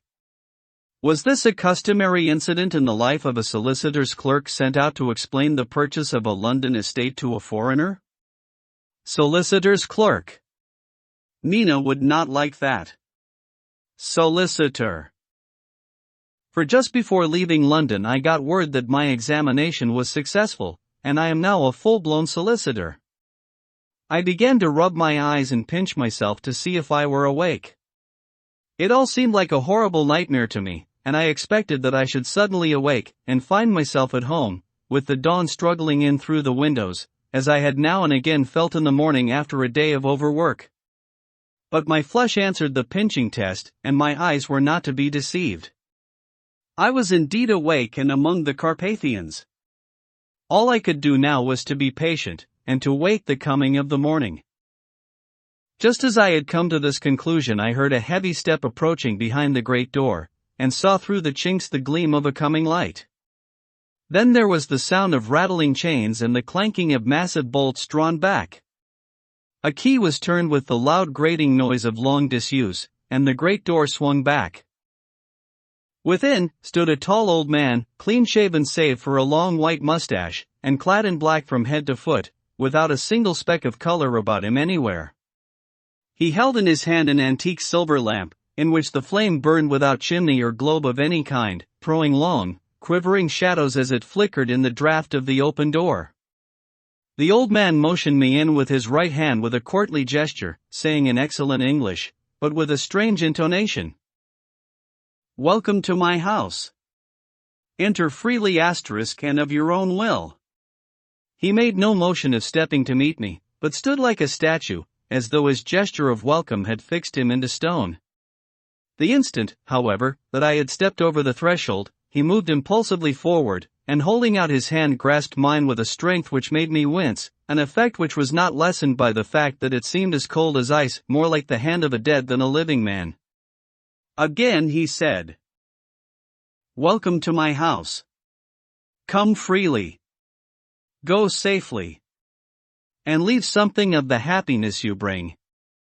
The strength of the handshake was so much akin to that which I had noticed in the driver, whose face I had not seen, that for a moment I doubted if it were not the same person to whom I was speaking, so, to make sure, I said interrogatively, "Count Dracula?" He bowed in a courtly way as he replied, "I am Dracula and I bid you welcome, Mr. Harker, to my house. Come in, the night air is chill, and you must need to eat and rest." As he was speaking he put the lamp on a bracket on the wall, and stepping out, took my luggage. He had carried it in before I could forestall him. I protested, but he insisted. "Nay, sir, you are my guest. It is late, and my people are not available. Let me see to your comfort myself." He insisted on carrying my traps along the passage, and then up a great winding stair, and along another great passage, on whose stone floor our steps rang heavily. At the end of this he threw open a heavy door, and I rejoiced to see within a well-lit room in which a table was spread for supper, and on whose mighty hearth a great fire of logs flamed and flared. The Count halted, putting down my bags, closed the door, and crossing the room, opened another door, which led into a small octagonal room lit by a single lamp, and seemingly without a window of any sort. Passing through this, he opened another door, and motioned me to enter. It was a welcome sight, for here was a great bedroom well lighted and warmed with another log fire, which sent a hollow roar up the wide chimney. The Count himself left my luggage inside and withdrew, saying, before he closed the door, "You will need, after your journey, to refresh yourself by making your toilet. I trust you will find all you wish. When you are ready, come into the other room, where you will find your supper prepared." The light and warmth and the Count's courteous welcome seemed to have dissipated all my doubts and fears. Having then reached my normal state, I discovered that I was half famished with hunger, so making a hasty toilet, I went into the other room. I found supper already laid out. My host, who stood on one side of the great fireplace, leaning against the stonework, made a graceful wave of his hand to the table, and said, "I pray you, be seated and sup how you please. You will, I trust, excuse me that I do not join you, but I have dined already, and I do not sup." I handed to him the sealed letter which Mr. Hawkins had entrusted to me. He opened it and read it gravely, then, with a charming smile, he handed it to me to read. One passage of it, at least, gave me a thrill of pleasure. "I much regret that an attack of gout, from which malady I am a constant sufferer, forbids absolutely any traveling on my part for some time to come, but I am happy to say I can send a sous-science substitute, one in whom I have every possible confidence.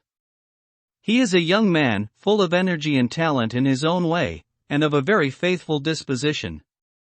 He is discreet and silent, and has grown into manhood in my service. He shall be ready to attend on you when you will during his stay, and shall take your instructions in all matters." The Count himself came forward and took off the cover of a dish, and I fell to at once on an excellent roast chicken. This, with some cheese and a salad and a bottle of old Tokay*, of which I had 2 glasses, was my supper. During the time I was eating it, the Count asked me many questions as to my journey, and I told him by degrees all I had experienced. By this time I had finished my supper, and by my host's desire had drawn up a chair by the fire and begun to smoke a cigar which he offered me, at the same time excusing himself that he did not smoke. I had now an opportunity of observing him, and found him of a very marked physiognomy. His face was a very strong aquiline, with high bridge of the thin nose and peculiarly arched nostrils, with lofty domed forehead, and hair growing scantily round the temples, but profusely elsewhere. His eyebrows were very massive, almost meeting over the nose, and with bushy hair that seemed to curl in its own profusion. The mouth, so far as I could see it under the heavy mustache, was fixed and rather cruel-looking, with peculiarly sharp white teeth. These protruded over the lips, whose remarkable ruddiness showed astonishing vitality in a man of his years. For the rest, his ears were pale and at the tops extremely pointed, the chin was broad and strong, and the cheeks firm though thin. The general effect was one of extraordinary pallor. Hitherto I had noticed the backs of his hands as they lay on his knees in the firelight, and they had seemed rather white and fine, but seeing them now close to me, I could not but notice that they were rather coarse, broad, with squat fingers. Strange to say, there were hairs in the center of the palm, the nails were long and fine, and cut to a sharp point. As the Count leaned over me and his hands touched me, I could not repress a shudder. It may have been that his breath was rank, but a horrible feeling of nausea came over me, which, do what I would, I could not conceal. The Count, evidently noticing it, drew back, and with a grim sort of smile, which showed more than he had yet done his protuberant teeth, sat himself down again on his own side of the fireplace. We were both silent for a while, and as I looked towards the window I saw the first dim streak of the coming dawn. There seemed a strange stillness over everything, but as I listened I heard, as if from down below in the valley, the howling of many wolves. The Count's eyes gleamed, and he said, "Listen to them, the children of the night. What music they make!" Seeing, I suppose, some expression in my face strange to him, he added, "Ah, sir, you dwellers in the city cannot enter into the feelings of the hunter." Then he rose and said, "But you must be tired. Your bedroom is all ready, and tomorrow you shall sleep as late as you will. I have to be away till the afternoon, so sleep well and dream well," and, with a courteous bow, he opened for me himself the door to the octagonal room, and I entered my bedroom. I am all in a sea of wonders. I doubt, I fear, I think strange things which I dare not confess to my own soul. God keep me, if only for the sake of those dear to me. May 7th. It is again early morning, but I have rested and enjoyed the last 24 hours. I slept till late in the day, and awoke of my own accord. When I had dressed myself I went into the room where we had supped, and found a cold breakfast laid out, with coffee kept hot by the pot being placed on the hearth. There was a card on the table, on which was written, "I have to be absent for a while. Do not wait for me. D." So I set to and enjoyed a hearty meal. When I had done, I looked for a bell, so that I might let the servants know I had finished, but I could not find one. There are certainly odd deficiencies in the house, considering the extraordinary evidences of wealth which are round me. The table service is of gold, and so beautifully wrought that it must be of immense value. The curtains and upholstery of the chairs and sofas and the hangings of my bed are of the costliest and most beautiful fabrics, and must have been of fabulous value when they were made, for they are centuries old, though in excellent order. I saw something like them in Hampton Court *, but there they were worn and frayed and moth-eaten. But still in none of the rooms is there a mirror. There is not even a toilet glass on my table, and I had to get the little shaving glass from my bag before I could either shave or brush my hair. I have not yet seen a servant anywhere, or heard a sound near the castle except for the howling of wolves. When I had finished my meal, I do not know whether to call it breakfast or dinner, for it was between 5 and 6 o'clock when I had it. I looked about for something to read, for I did not like to go about the castle until I had asked the Count's permission. There was absolutely nothing in the room, book, newspaper, or even writing materials, so I opened another door in the room and found a sort of library. The door opposite mine I tried, but found it locked. In the library I found, to my great delight, a vast number of English books, whole shelves full of them, and bound volumes of magazines and newspapers. A table in the center was littered with English magazines and newspapers, though none of them were of very recent date. The books were of the most varied kind: history, geography, politics, political economy, botany, geology, law, all relating to England and English life and customs and manners. There were even such books of reference as the London Directory, the Red and Blue Books, Whitaker's Almanac, the Army and Navy lists, and it somehow gladdened my heart to see it, the Law List *. Whilst I was looking at the books, the door opened, and the Count entered. He saluted me in a hearty way, and hoped that I had had a good night's rest. Then he went on. "I am glad you found your way in here, for I am sure there is much that will interest you. These friends," and he laid his hand on some of the books, "have been good friends to me, and for some years past, ever since I had the idea of going to London, have given me many, many hours of pleasure. Through them I have come to know your great England, and to know her is to love her. I long to go through the crowded streets of your mighty London, to be in the midst of the whirl and rush of humanity, to share its life, its change, its death, and all that makes it what it is. But alas! As yet I only know your tongue through books. To you, my friend, I look that I know it to speak. But, Count, I said, you know and speak English thoroughly. He bowed gravely. I thank you, my friend, for your all too flattering estimate, but yet I fear that I am but a little way on the road I would travel. True. I know the grammar and the words, but yet I know not how to speak them. Indeed, I said, you speak excellently. Not so, he answered. Well, I know that, did I move and speak in your London, none there are who would not know me for a stranger. That is not enough for me. Here I am noble, I am boyar, the common people know me, and I am master. But a stranger in a strange land, he is no one, men know him not, and to know not is to care not for. I am content if I am like the rest, so that no man stops if he sees me, or pause in his speaking if he hear my words, to say, ha, ha. A stranger. I have been so long master that I would be master still, or at least that none other should be master of me. You come to me not alone as agent of my friend Peter Hawkins, of Exeter, to tell me all about my new estate in London. You shall, I trust, rest here with me a while, so that by our talking I may learn the English intonation, and I would that you tell me when I make error, even of the smallest, in my speaking. I am sorry that I had to be away so long today, but you will, I know, forgive one who has so many important affairs in hand.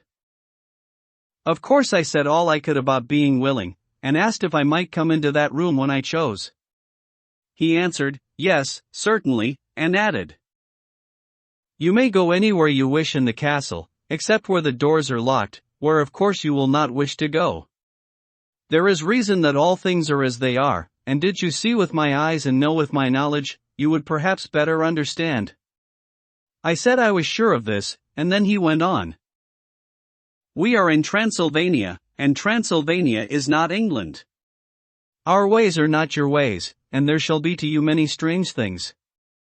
Nay, from what you have told me of your experiences already, you know something of what strange things here may be. This led to much conversation. And as it was evident that he wanted to talk, if only for talking's sake, I asked him many questions regarding things that had already happened to me or come within my notice.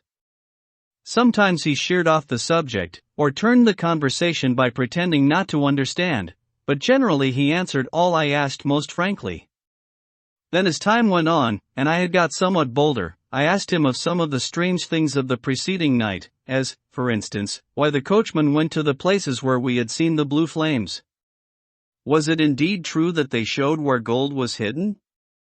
He then explained to me that it was commonly believed that on a certain night of the year, last night, in fact, when all evil spirits are supposed to have unchecked sway, a blue flame is seen over any place where treasure has been concealed at that treasure has been hidden. He went on, in the region through which you came last night, there can be but little doubt, for it was the ground fought over for centuries by the Wallachian, the Saxon, and the Turk.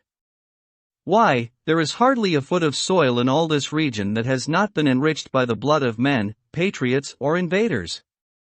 In old days there were stirring times, when the Austrian and the Hungarian came up in hordes, and the patriots went out to meet them, men and women, the aged and the children too, and waited their coming on the rocks above the passes, that they might sweep destruction on them with their artificial avalanches. When the invader was triumphant he found but little, for whatever there was had been sheltered in the friendly soil. But how, said I, can it have remained so long undiscovered, when there is a sure index to it if men will but take the trouble to look? The Count smiled, and as his lips ran back over his gums, the long, sharp, canine teeth showed out strangely, he answered. Because your peasant is at heart a coward and a fool. Those flames only appear on one night. And on that night no man of this land will, if he can help it, stir without his doors. And, dear sir, even if he did he would not know what to do. Why, even the peasant that you tell me of who marked the place of the flame would not know where to look in daylight even for his own work. You would not, I dare be sworn, be able to find these places again? There you are right, I said. I know no more than the dead were even to look for them. Then we drifted into other matters. Come, he said at last, tell me of London and of the house which you have procured for me. With an apology for my remissness, I went into my own room to get the papers from my bag. Whilst I was placing them in order, I heard a rattling of china and silver in the next room, and as I passed through, noticed that the table had been cleared and the lamp lit, for it was by this time deep into the dark. The lamps were also lit in the study or library, and I found the Count lying on the sofa, reading, of all things in the world, an English Bradshaw's Guide to Asterisk. When I came in, he cleared the books and papers from the table, and with him I went into plans and deeds and figures of all sorts. He was interested in everything, and asked me a myriad questions about the place and its surroundings. He clearly had studied beforehand all he could get on the subject of the neighborhood, for he evidently at the end knew very much more than I did. When I remarked this, he answered, "Well, but, my friend, is it not needful that I should? When I go there I shall be all alone, and my friend Harker Jonathan, nay, pardon me, I fall into my country's habit of putting your patronymic first, my friend Jonathan Harker will not be by my side to correct and aid me. He will be in Exeter, miles away, probably working at papers of the law with my other friend, Peter Hawkins." So, we went thoroughly into the business of the purchase of the estate at Purfleet *. When I had told him the facts and got his signature to the necessary papers, and had written a letter with them ready to post to Mr. Hawkins, he began to ask me how I had come across so suitable a place. I read to him the notes which I had made at the time, and which I inscribed here. At Purfleet, on a by-road, I came across just such a place as seemed to be required, and where was displayed a dilapidated notice that the place was for sale. It is surrounded by a high wall, of ancient structure, built of heavy stones, and has not been repaired for a large number of years. The closed gates were of heavy old oak and iron, all eaten with rust.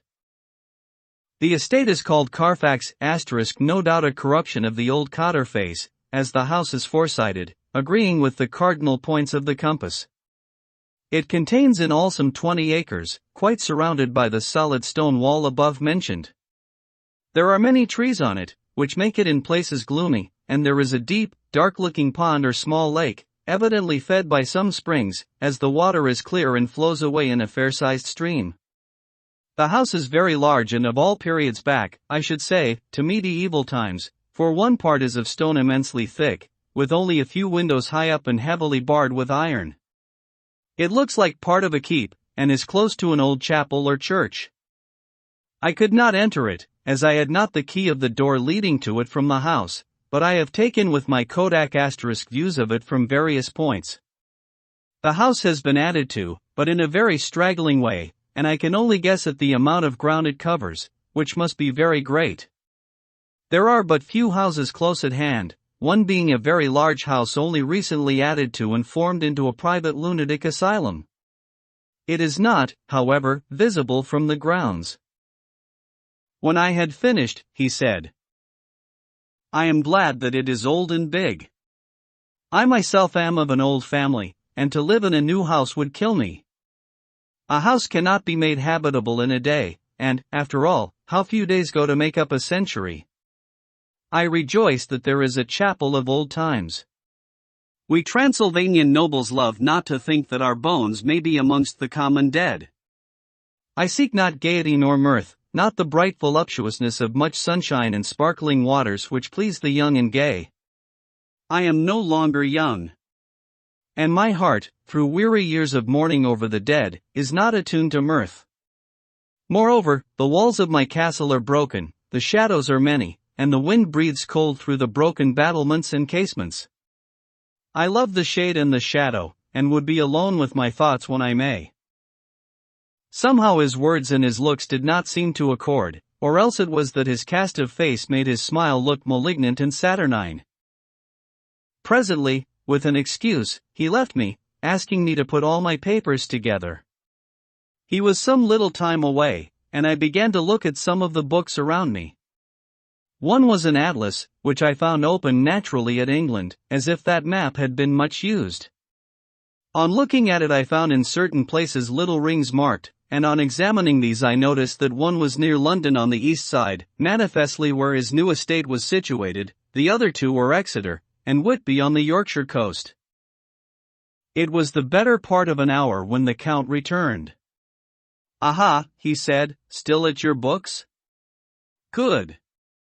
But you must not work always. Come, I am informed that your supper is ready." He took my arm, and we went into the next room, where I found an excellent supper ready on the table. The Count again excused himself, as he had dined out on his being away from home. But he sat as on the previous night, and chatted whilst I ate.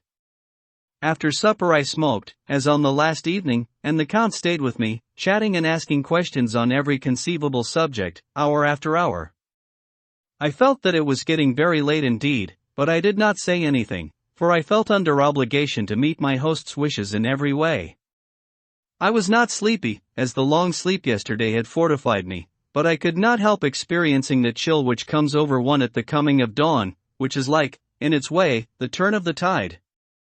They say that people who are near death die generally at the change to the dawn or at the turn of the tide. Anyone who has, when tired, and tied as it were to his post, experienced this change in the atmosphere can well believe it.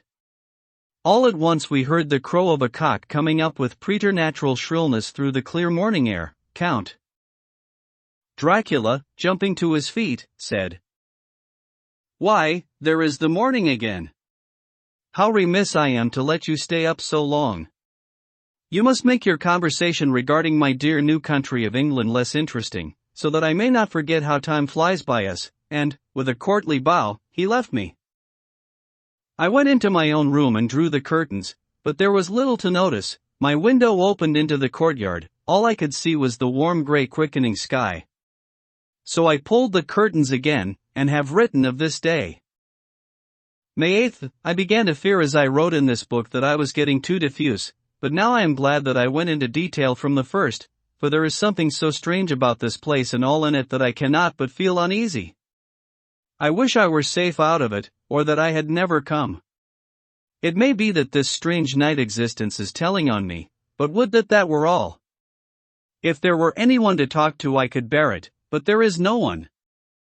I have only the Count to speak with, and I fear I am myself the only living soul within the place. Let me be prosaic so far as facts can be, it will help me to bear up, and imagination must not run riot with me. If it does I am lost. Let me say at once how I stand, or seem to. I only slept a few hours when I went to bed, and feeling that I could not sleep any more, got up. I had hung my shaving glass by the window, and was just beginning to shave. Suddenly I felt a hand on my shoulder, and heard the Count's voice saying to me, "Good morning." I started, for it amazed me that I had not seen him, since the reflection of the glass covered the whole room behind me. In starting I had cut myself slightly, but did not notice it at the moment. Having answered the Count's salutation, I turned to the glass again to see how I had been mistaken. This time there could be no error, for the man was close to me, and I could see him over my shoulder. But there was no reflection of him in the mirror. The whole room behind me was displayed, but there was no sign of a man in it, except myself. This was startling, and, coming on the top of so many strange things, was beginning to increase that vague feeling of uneasiness which I always have when the Count is near, but at that instant I saw that the cut had bled a little, and the blood was trickling over my chin. I laid down the razor, turning as I did so half round to look for some sticking plaster. When the Count saw my face, his eyes blazed with a sort of demoniac fury, and he suddenly made a grab at my throat. I drew away, and his hand touched the string of beads which held the crucifix. It made an instant change in him, for the fury passed so quickly that I could hardly believe that it was ever there. "Take care," he said, "take care how you cut yourself. It is more dangerous than you think in this country." Then seizing the shaving glass, he went on, "And this is the wretched thing that has done the mischief. It is a foul bauble of man's vanity. Away with it," and opening the heavy window with one wrench of his terrible hand, he flung out the glass, which was shattered into 1,000 pieces on the stones of the courtyard far below. Then he withdrew without a word. It is very annoying, for I do not see how I am to shave, unless in my watch case or the bottom of the shaving pot, which is fortunately of metal. When I went into the dining room, breakfast was prepared, but I could not find the Count anywhere. So I breakfasted alone. It is strange that as yet I have not seen the Count eat or drink. He must be a very peculiar man. After breakfast I did a little exploring in the castle. I went out on the stairs and found a room looking towards the south. The view was magnificent, and from where I stood there was every opportunity of seeing it. The castle is on the very edge of a terrible precipice. A stone falling from the window would fall 1,000 feet without touching anything. As far as the eye can reach is a sea of green treetops, with occasionally a deep rift where there is a chasm. Here and there are silver threads where the rivers wind in deep gorges through the forests. But I am not in heart to describe beauty, for when I had seen the view I explored further, doors everywhere, and all locked and bolted. In no place save from the windows in the castle walls is there an available exit. The castle is a veritable prison, and I am a prisoner. Chapter 3. Jonathan Harker's Journal.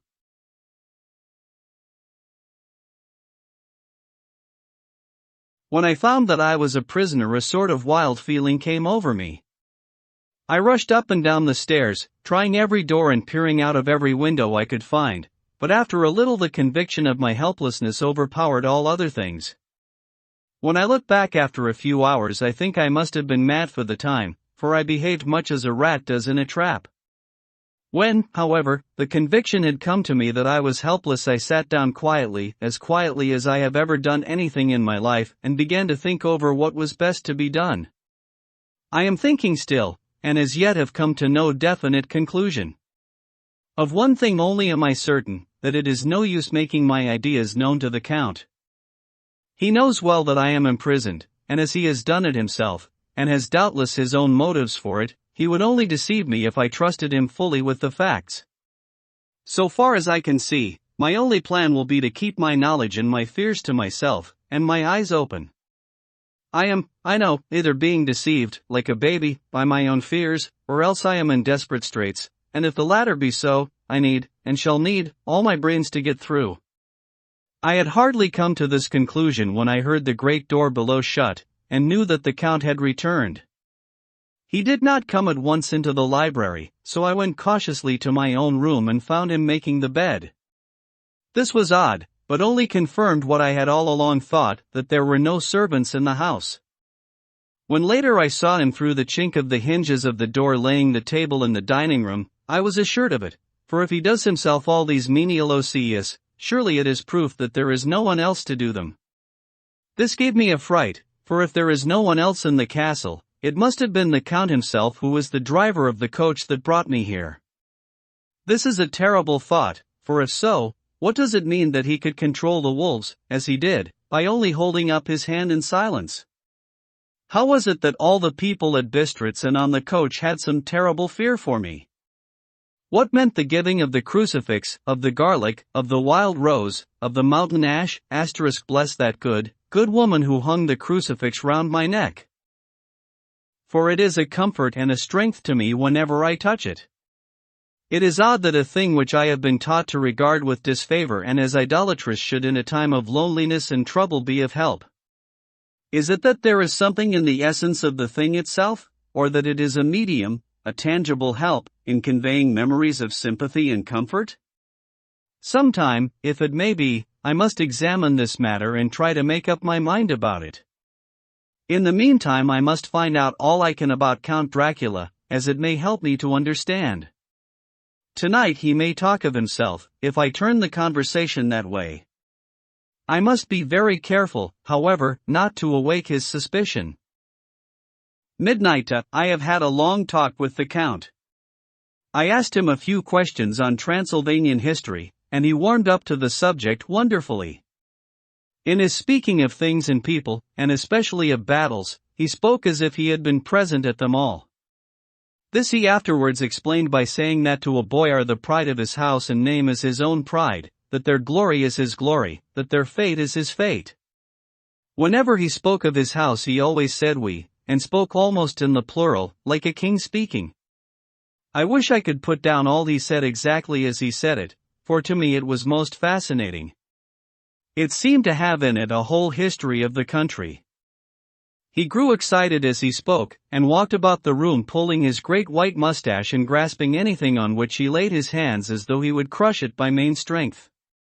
One thing he said which I shall put down as nearly as I can, for it tells in its way the story of his race. We Skellies have a right to be proud, for in our veins flows the blood of many brave races who fought as the lion fights, for lordship. Here, in the whirlpool of European races, the Ugric tribe bore down from Iceland the fighting spirit which Thor and Woden gave them, which their berserkers displayed to such fell intent on the seaboards of Europe, aye, and of Asia and Africa, too, till the peoples thought that the werewolves themselves had come.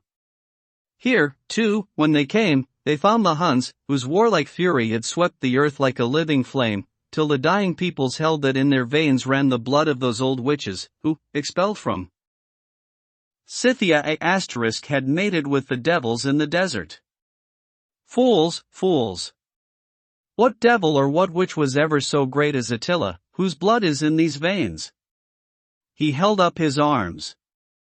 Is it a wonder that we were a conquering race, that we were proud, that when the Magyar, the Lombard, the Avar, the Bulgar or the Turk poured his thousands on our frontiers, we drove them back? Is it strange that when Arpad and his legions swept through the Hungarian fatherland he found us here when he reached the frontier, that the Hunfoglas was completed there? And when the Hungarian flood swept eastward, the Skellies were claimed as kindred by the victorious Magyars, and to us for centuries was trusted the guarding of the frontier of Turkeyland, aye, and more than that, endless duty of the frontier guard, for, as the Turks say, water sleeps, an enemy is sleepless. Who more gladly than we throughout the four nations received the bloody sword, or at its warlike call flocked quicker to the standard of the king? When was redeemed that great shame of my nation, the shame of Kosovo when the flags of the Wallach and the Magyar went down beneath the crescent? Who was it but one of my own race who was Voivode crossed the Danube and beat the Turk on his own ground? This was a Dracula indeed. Who was it that his own unworthy brother, when he had fallen, sold his people to the Turk and brought the shame of slavery on them? Was it not this Dracula, indeed, who inspired that other of his race who in a later age again and again brought his forces over the great river into Turkeyland, who, when he was beaten back, came again, and again, and again, though he had to come alone from the bloody field where his troops were being slaughtered, since he knew that he alone could ultimately triumph? They said that he thought only of himself. Bah! What good are peasants without a leader? Where ends the war without a brain and heart to conduct it? Again, when, after the Battle of Mohacs we threw off the Hungarian yoke, we of the Dracula blood were amongst their leaders, for our spirit would not brook that we were not free.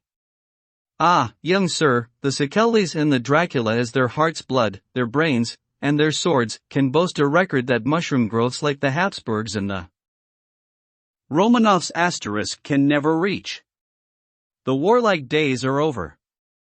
Blood is too precious a thing in these days of dishonorable peace, and the glories of the great races are as a tale that is told. It was by this time close on morning, and we went to bed. Ma'am, this diary seems horribly like the beginning of the Arabian Nights, for everything has to break off at cockcrow, or like the ghost of Hamlet's father, May 12th. Let me begin with facts, bare, meager facts, verified by books and figures, and of which there can be no doubt. I must not confuse them with experiences which will have to rest on my own observation or my memory of them. Last evening when the Count came from his room he began by asking me questions on legal matters and on the doing of certain kinds of business. I had spent the day wearily over books, and, simply to keep my mind occupied, went over some of the matters I had been examined in at Lincoln's Inn. There was a certain method in the Count's inquiries, so I shall try to put them down in sequence. The knowledge may somehow or sometime be useful to me. First, he asked if a man in England might have 2 solicitors, or more. I told him he might have a dozen if he wished, but that it would not be wise to have more than one solicitor engaged in one transaction, as only one could act at a time, and that to change would be certain to militate against his interest. He seemed thoroughly to understand, and went on to ask if there would be any practical difficulty in having one man to attend, say, to banking, and another to look after shipping, in case local help were needed in a place far from the home of the banking solicitor.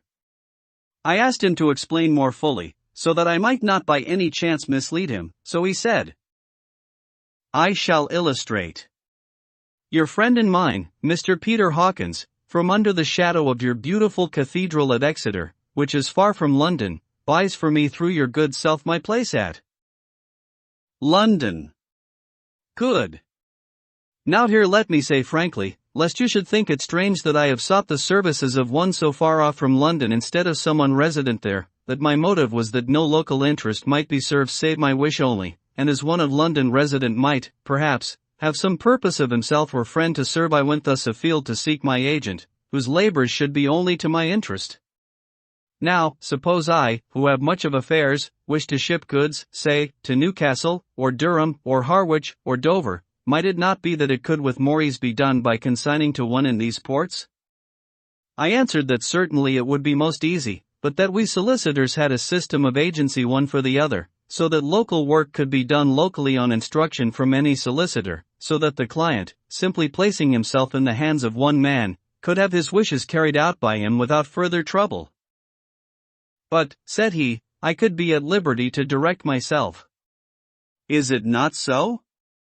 Of course, I replied, and such is often done by men of business, who do not like the whole of their affairs to be known by any one person.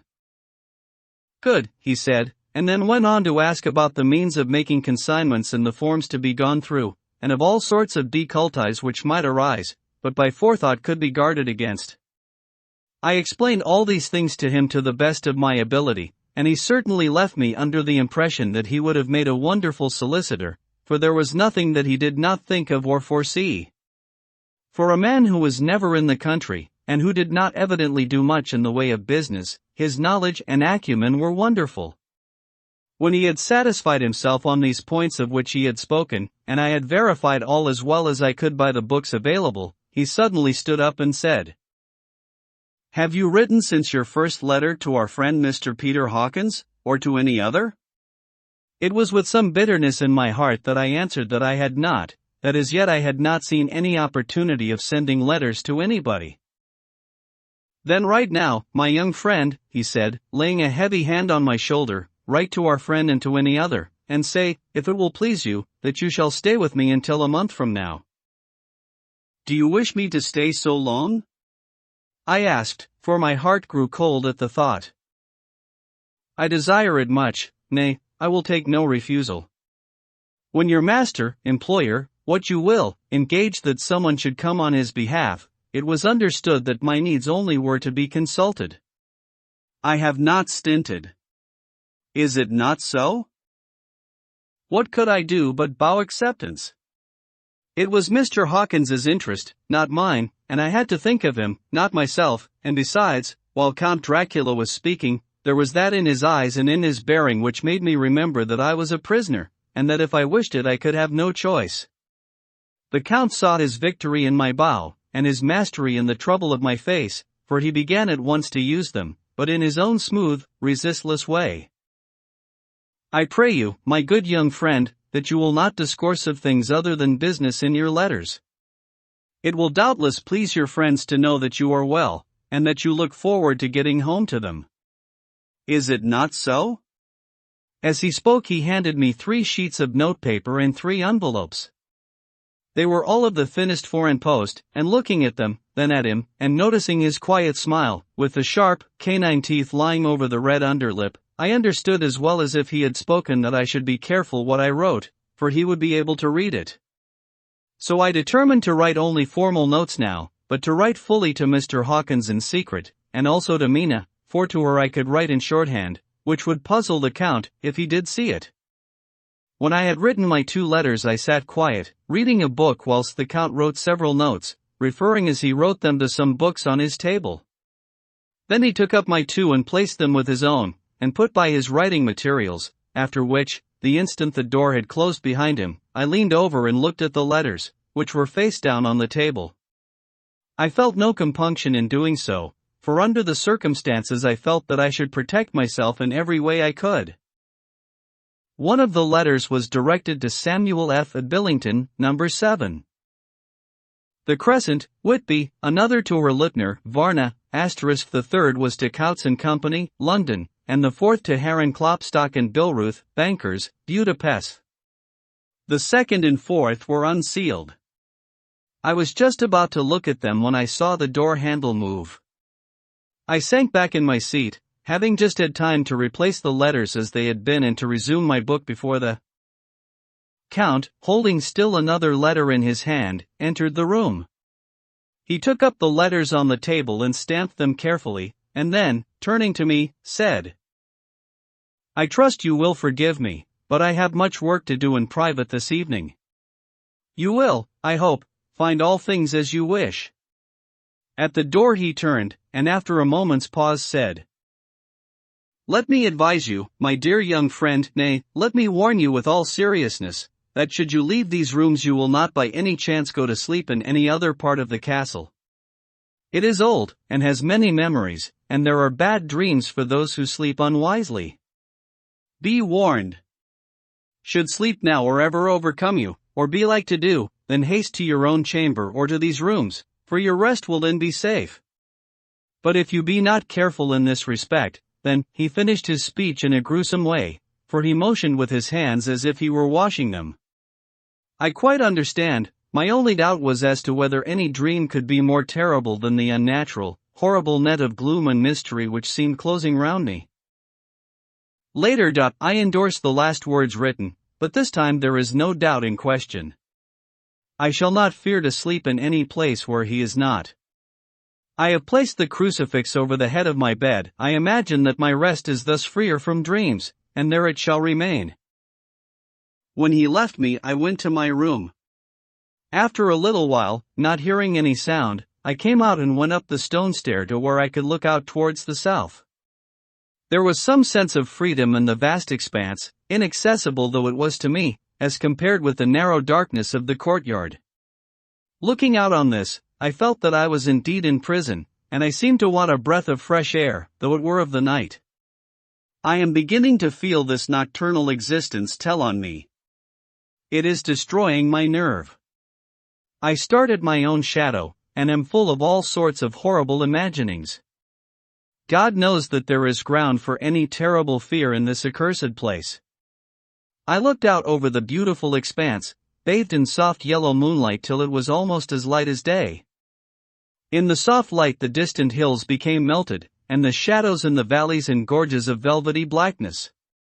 The mere beauty seemed to cheer me. There was peace and comfort in every breath I drew. As I leaned from the window my eye was caught by something moving a story below me, and somewhat to my left, where I imagined, from the lie of the rooms, that the windows of the Count's own room would look out. The window at which I stood was tall and deep, stone mullioned, and though weather-worn, was still complete, but it was evidently many a day since the case had been there. I drew back behind the stonework, and looked carefully out. What I saw was the Count's head coming out from the window. I did not see the face, but I knew the man by the neck and the movement of his back and arms. In any case, I could not mistake the hands which I had had so many opportunities of studying. I was at first interested and somewhat amused, for it is wonderful how small a matter will interest and amuse a man when he is a prisoner. But my very feelings changed to repulsion and terror when I saw the whole man slowly emerge from the window and begin to crawl down the castle wall over that dreadful abyss, face down, with his cloak spreading out around him like great wings. At first I could not believe my eyes. I thought it was some trick of the moonlight, some weird effect of shadow, but I kept looking, and it could be no delusion. I saw the fingers and toes grasp the corners of the stones, worn clear of the mortar by the stress of years, and by thus using every projection and inequality move downwards with considerable speed, just as a lizard moves along a wall.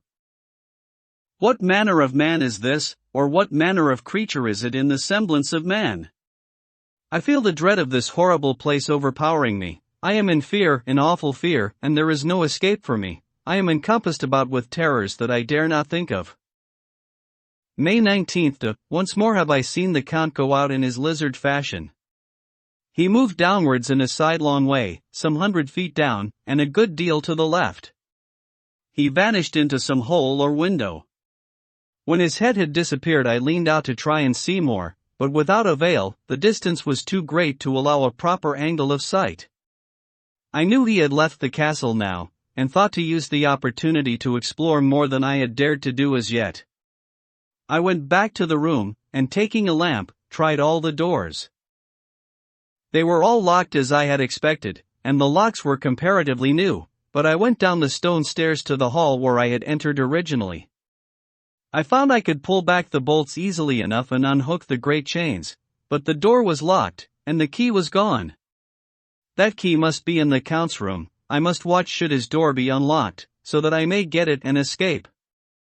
I went on to make a thorough examination of the various stairs and passages, and to try the doors that opened from them.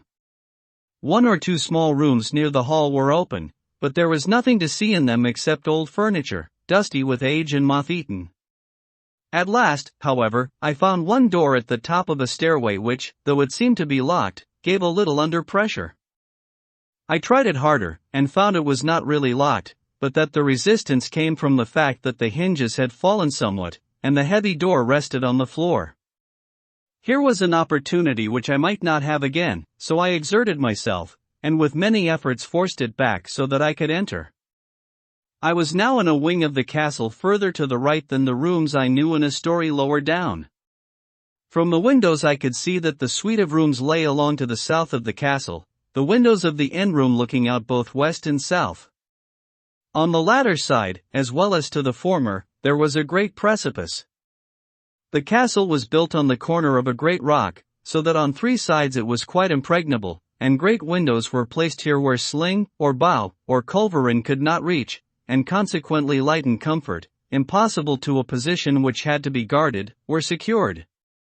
To the west was a great valley, and then, rising far away, great jagged mountain fastnesses, rising peak on peak, the sheer rock studded with mountain ash and thorn, whose roots clung in cracks and crevices and crannies of the stone. This was evidently the portion of the castle occupied in bygone days, for the furniture had more air of comfort than any I had seen.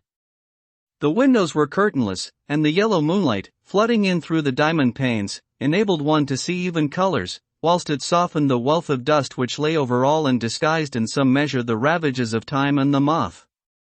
My lamp seemed to be of little effect in the brilliant moonlight, but I was glad to have it with me, for there was a dread loneliness in the place which chilled my heart and made my nerves tremble. Still, it was better than living alone in the rooms which I had come to hate from the presence of the Count, and after trying a little to school my nerves, I found a soft quietude come over me. Here I am, sitting at a little oak table where in old times possibly some fair lady sat to pen, with much thought and many blushes, her ill-spelt love letter, and writing in my diary in shorthand all that has happened since I closed it last. It is 19th century up-to-date with a vengeance. And yet, unless my senses deceive me, the old centuries had, and have powers of their own which mere modernity cannot kill. Later, the morning of May 16th. God preserve my sanity, for to this I am reduced.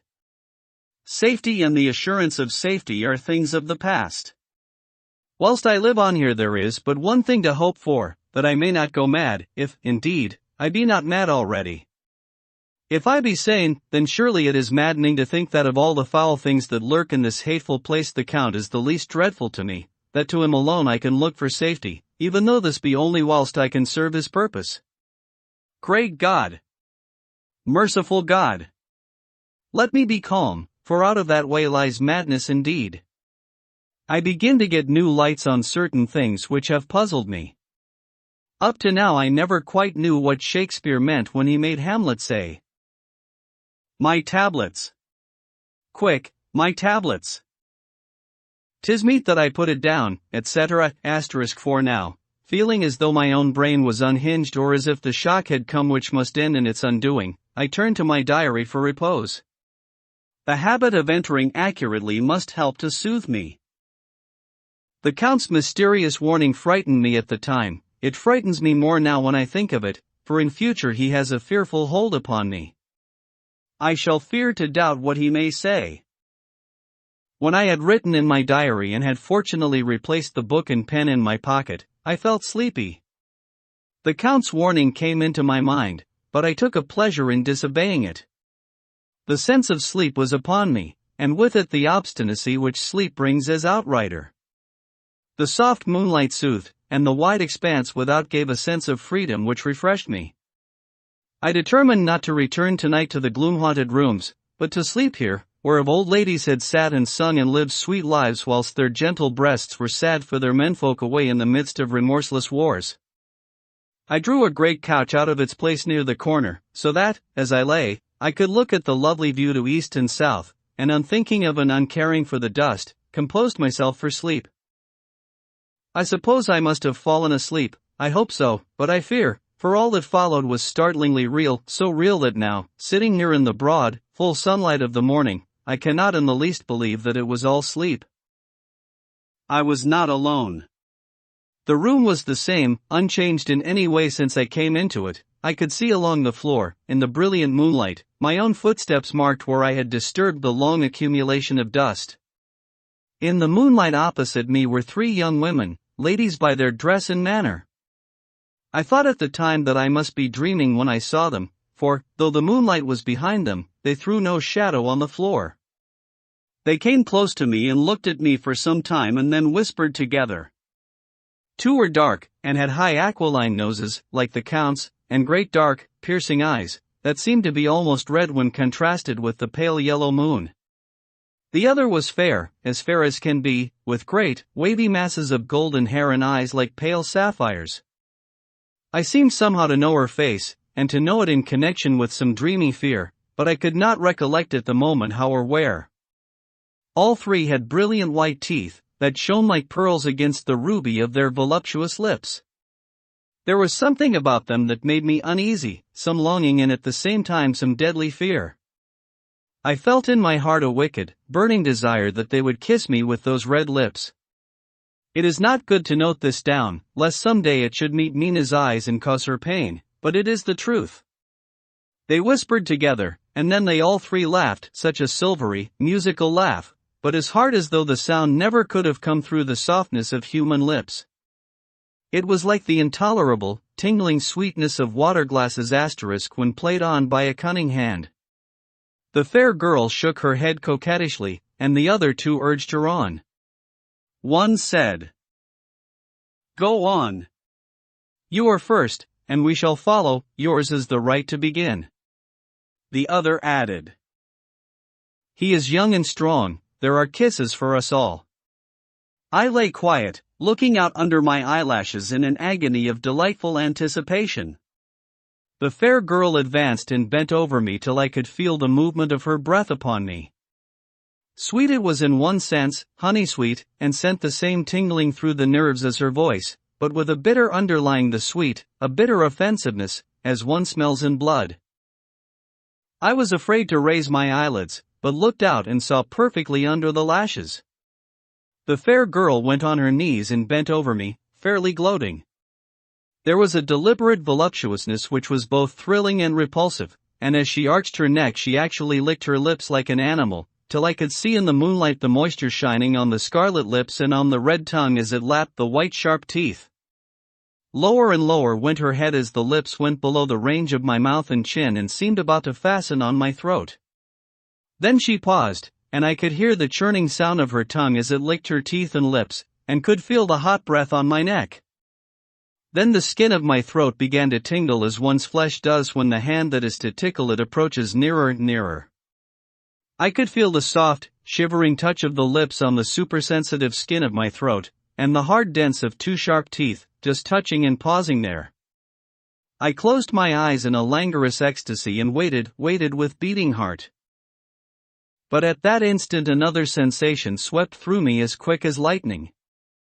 I was conscious of the presence of the Count, and of his being as if lapped in a storm of fury. As my eyes opened involuntarily I saw his strong hand grasp the slender neck of the fair woman and with giant's power draw it back, the blue eyes transformed with fury, the white teeth champing with rage, and the fair cheeks blazing red with passion. But the Count! Never did I imagine such wrath and fury, even in the demons of the pit. His eyes were positively blazing. The red light in them was lurid, as if the flames of hellfire blazed behind them. His face was deathly pale, and the lines of it were hard like drawn wires. The thick eyebrows that met over the nose now seemed like a heaving bar of white-hot metal. With a fierce sweep of his arm, he hurled the woman from him, and then motioned to the others, as though he were beating them back. It was the same imperious gesture that I had seen used to the wolves. In a voice which, though low and almost a whisper, seemed to cut through the air and then ring round the room, he exclaimed, "How dare you touch him, any of you? How dare you cast eyes on him when I had forbidden it? Back, I tell you all. This man belongs to me. Beware how you meddle with him, or you'll have to deal with me." The fair girl, with laugh of ribald coquetry, turned to answer him. "You yourself never loved, you never love." On this the other women joined, and such a mirthless, hard, soulless laughter rang through the room that it almost made me faint to hear. It seemed like the pleasure of fiends. Then the Count turned, after looking at my face attentively, and said in a soft whisper, "Yes, I too can love, you yourselves can tell it from the past. Is it not so?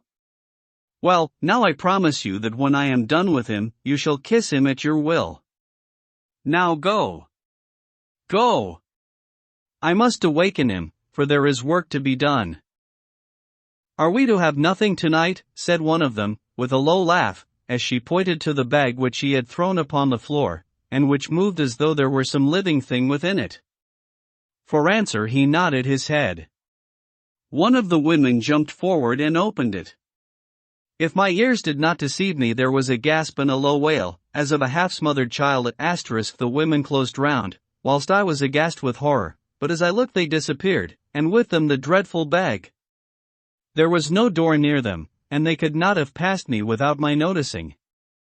They simply seemed to fade into the rays of the moonlight and pass out through the window, for I could see outside the dim, shadowy forms for a moment before they entirely faded away. Then the horror overcame me, and I sank down unconscious. Chapter 4. Jonathan Harker's Journal. I awoke in my own bed. If it be that I had not dreamt, the Count must have carried me here. I tried to satisfy myself on the subject, but could not arrive at any unquestionable result. To be sure, there were certain small evidences, such as that my clothes were folded and laid by in a manner which is not my habit. My watch was still unwound, and I am rigorously accustomed to wind it the last thing before going to bed, and many such details.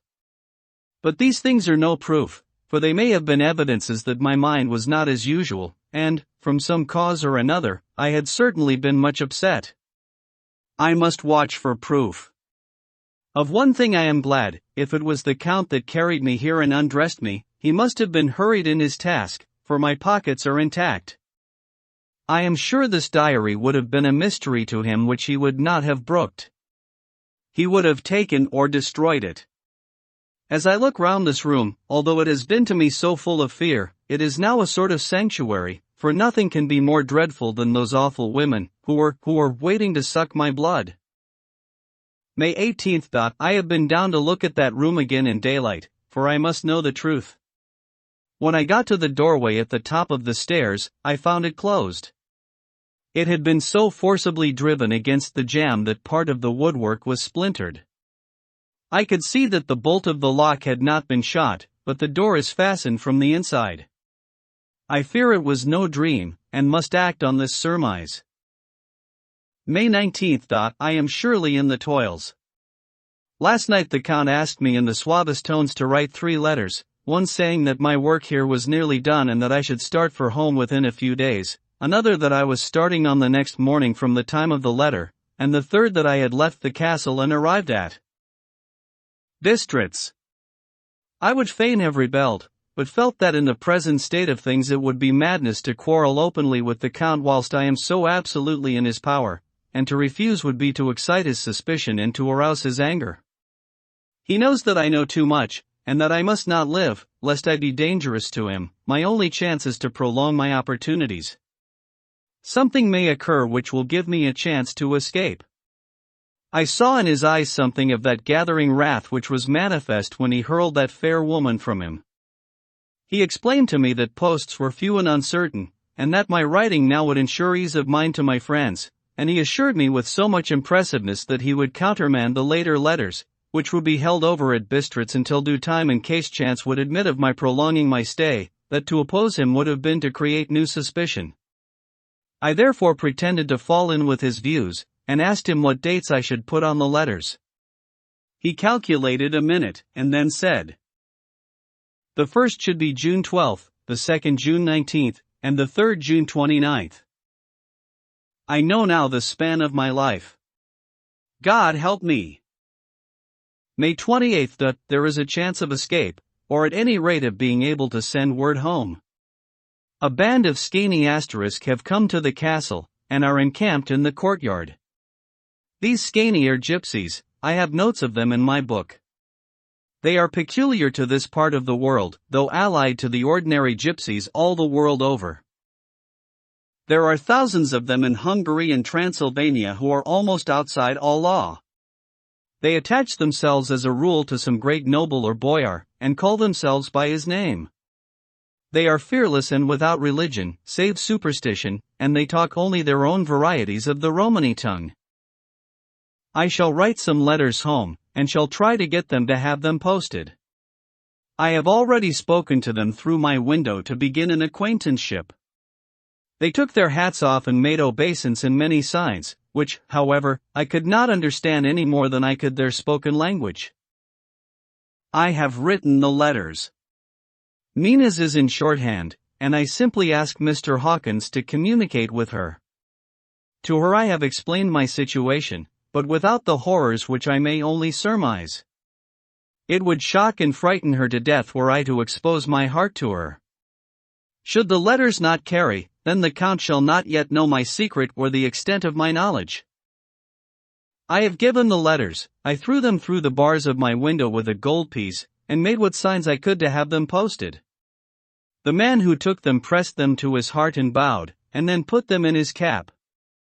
I could do no more. I stole back to the study and began to read. As the Count did not come in, I have written here. The Count has come. He sat down beside me, and said in his smoothest voice as he opened two letters. The Scanny has given me these, of which, though I know not whence they come, I shall, of course, take care. See? He must have looked at it. One is from you, and to my friend Peter Hawkins, the other. Here he caught sight of the strange symbols as he opened the envelope, and the dark look came into his face, and his eyes blazed wickedly. The other is a vile thing, an outrage upon friendship and hospitality. It is not signed. Well. So it cannot matter to us. And he calmly held letter and envelope in the flame of the lamp till they were consumed. Then he went on. The letter to Hawkins, that I shall, of course, send on, since it is yours. Your letters are sacred to me. Your pardon, my friend, that unknowingly I did break the seal. Will you not cover it again? He held out the letter to me, and with a courteous bow handed me a clean envelope. I could only redirect it and hand it to him in silence. When he went out of the room I could hear the key turn softly. A minute later I went over and tried it, and the door was locked. When, an hour or two after, the Count came quietly into the room, his coming wakened me, for I had gone to sleep on the sofa. He was very courteous and very cheery in his manner, and seeing that I had been sleeping, he said, "So, my friend, you are tired? Get to bed. There is the surest rest. I may not have the pleasure to talk tonight, since there are many labors to me, but you will sleep, I pray." I passed to my room and went to bed, and, strange to say, slept without dreaming. Despair has its own calms. May 31st, this morning when I woke I thought I would provide myself with some paper and envelopes from my bag and keep them in my pocket, so that I might write in case I should get an opportunity, but again a surprise, again a shock. Every scrap of paper was gone, and with it all my notes, my memoranda relating to railways and travel, my letter of credit, in fact, all that might be useful to me were I once outside the castle. I sat and pondered a while, and then some thought occurred to me, and I made search of my portmanteau and in the wardrobe where I had placed my clothes. The suit in which I had traveled was gone, and also my overcoat and rug. I could find no trace of them anywhere. This looked like some new scheme of villainy. June 17th. This morning, as I was sitting on the edge of my bed cudgeling my brains, I heard without a cracking of whips and pounding and scraping of horses' feet up the rocky path beyond the courtyard. With joy I hurried to the window, and saw drive into the yard 2 great lighter wagons, each drawn by 8 sturdy horses, and at the head of each pair a Slovak, with his white hat, great, nail-studded belt, dirty sheepskin, and high boots. They had also their long staves in hand. I ran to the door, intending to descend and try and join them through the main hall, as I thought that way might be opened for them. Again a shock, my door was fastened on the outside. Then I ran to the window and cried to them. They looked up at me stupidly and pointed, but just then the hetman asterisk of the skeiny came out, and seeing them pointing to my window, said something, at which they laughed. Henceforth, no effort of mine, no piteous cry or agonized entreaty, would make them even look at me. They resolutely turned away. The lighter wagons contained great, square boxes, with handles of thick rope. These were evidently empty by the ease with which the Slovaks handled them, and by their resonance as they were roughly moved. When they were all unloaded and backed in a great heap in one corner of the yard, the Slovaks were given some money by the skeiny, and spitting on it for luck, lazily went each to his horse's head. Shortly afterwards I heard the cracking of their whips die away in the distance. June 24th, before morning, last night the Count left me early, and locked himself into his own room. As soon as I dared, I ran up the winding stair, and looked out of the window which opened south. I thought I would watch for the Count, for there is something going on. The skeiny are quartered somewhere in the castle, and are doing work of some kind. I know it, for now and then I hear a far-away, mummed sound as of mattock asterisk and spade, and, whatever it is, it must be to the end of some ruthless villainy. I had been at the window somewhat less than half an hour, when I saw something coming out of the Count's window. I drew back and watched carefully, and saw the whole man emerge. It was a new shock to me to find that he had on the suit of clothes which I had worn whilst traveling here, and slung over his shoulder the terrible bag which I had seen the women take away. There could be no doubt as to his quest, and in my garb, too. This, then, is his new scheme of evil, that he will allow others to see me, as they think, so that he may both leave evidence that I have been seen in the towns or villages posting my own letters, and that any wickedness which he may do shall by the local people be attributed to me. It makes me rage to think that this can go on, and whilst I am shut up here, a veritable prisoner, but without that protection of the law which is even a criminal's right and consolation. I thought I would watch for the Count's return, and for a long time sat doggedly at the window. Then I began to notice that there were some quaint little specks floating in the rays of the moonlight. They were like the tiniest grains of dust, and they whirled round and gathered in clusters in a nebulous sort of way. I watched them with a sense of soothing, and a sort of calm stole over me. I leaned back in the embrasure asterisk in a more comfortable position, so that I could enjoy more fully the aerial gambolling. Something made me start up, a low, piteous howling of dogs somewhere far below in the valley, which was hidden from my sight. Louder it seemed to ring in my ears, and the floating motes of dust to take new shapes to the sound as they danced in the moonlight. I felt myself struggling to awake to some call of my instincts, nay, my very soul was struggling, and my half-remembered sensibilities were striving to answer the call. I was becoming hypnotized, quicker and quicker danced the dust, and the moonbeams seemed to quiver as they went by me into the mass of gloom beyond. More and more they gathered till they seemed to take dim phantom shapes. And then I started, broad awake and in full possession of my senses, and ran screaming from the place. The phantom shapes, which were becoming gradually materialized from the moonbeams, were those of the 3 ghostly women to whom I was doomed. I fled, and felt somewhat safer in my own room, where there was no moonlight and where the lamp was burning brightly. When a couple of hours had passed, I heard something stirring in the Count's room, something like a sharp wail quickly suppressed, and then there was silence, deep, awful silence, which chilled me. With a beating heart, I tried the door, but I was locked in my prison, and could do nothing. I sat down and simply cried. As I sat, I heard a sound in the courtyard without, the agonized cry of a woman. I rushed to the window, and throwing it up, peered out between the bars. There, indeed, was a woman with disheveled hair, holding her hands over her heart as one distressed with running. She was leaning against a corner of the gateway. When she saw my face at the window, she threw herself forward, and shouted in a voice laden with menace, "Monster, give me my child!" She threw herself on her knees, and raising up her hands, cried the same words in tones which wrung my heart. Then she tore her hair and beat her breast, and abandoned herself to all the violences of extravagant emotion.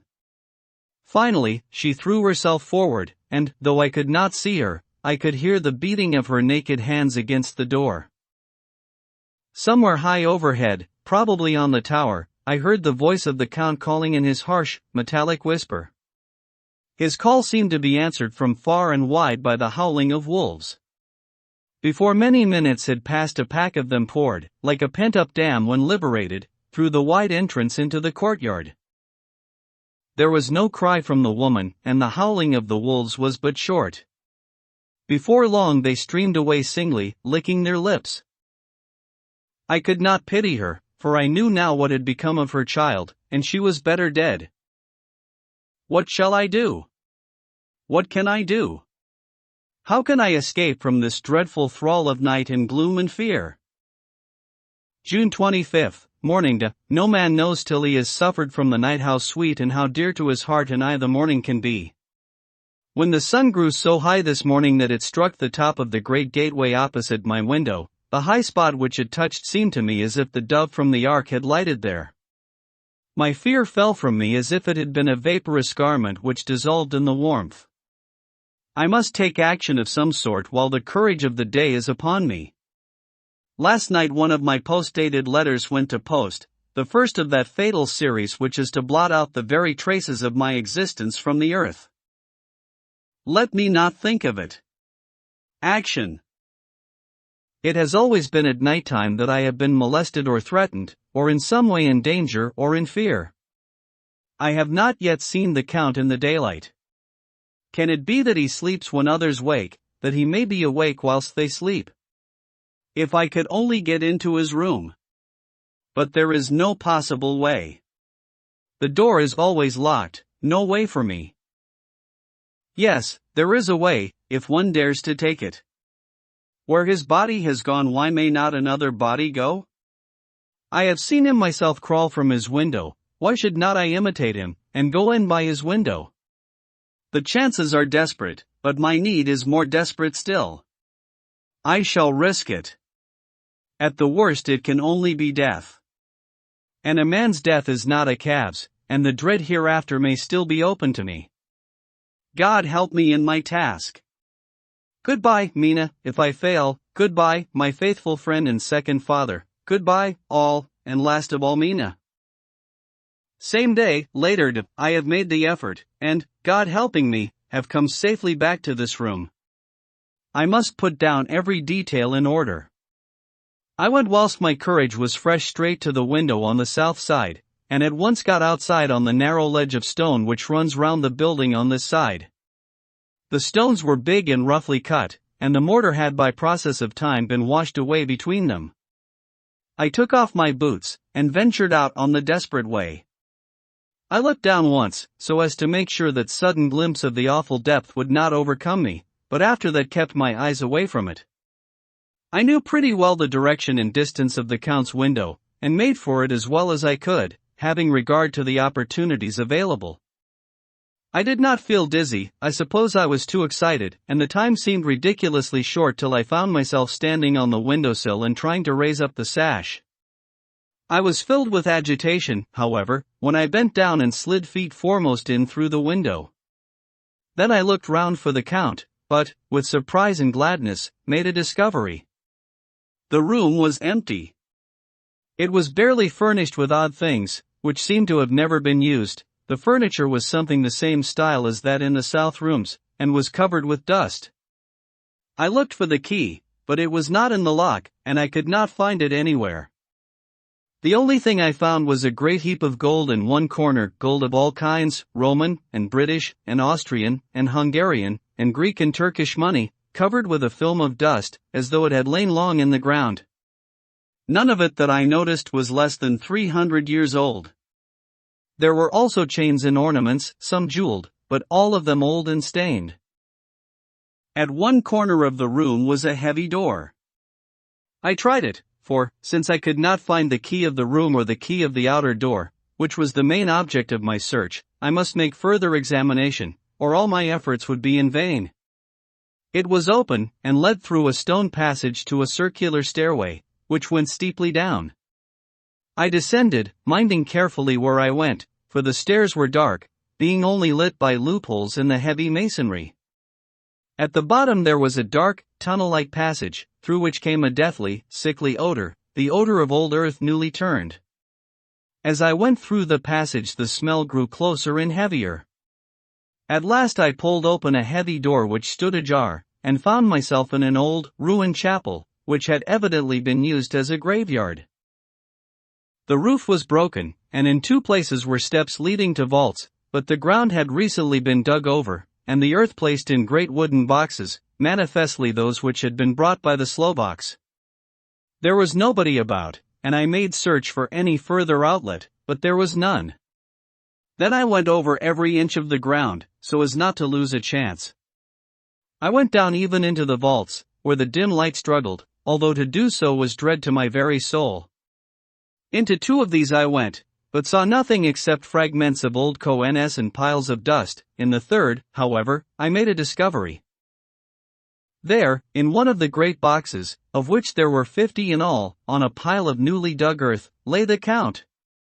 He was either dead or asleep, I could not say which, for the eyes were open and stony, but without the glassiness of death, and the cheeks had the warmth of life through all their pallor, and the lips were as red as ever. But there was no sign of movement, no pulse, no breath, no beating of the heart. I bent over him, and tried to find any sign of life, but in vain. He could not have lain there long, for the earthy smell would have passed away in a few hours. By the side of the box was its cover, pierced with holes here and there. I thought he might have the keys on him, but when I went to search I saw the dead eyes, and in them, dead though they were, such a look of hate, though unconscious of me or my presence, that I fled from the place, and leaving the Count's room by the window, crawled again up the castle wall.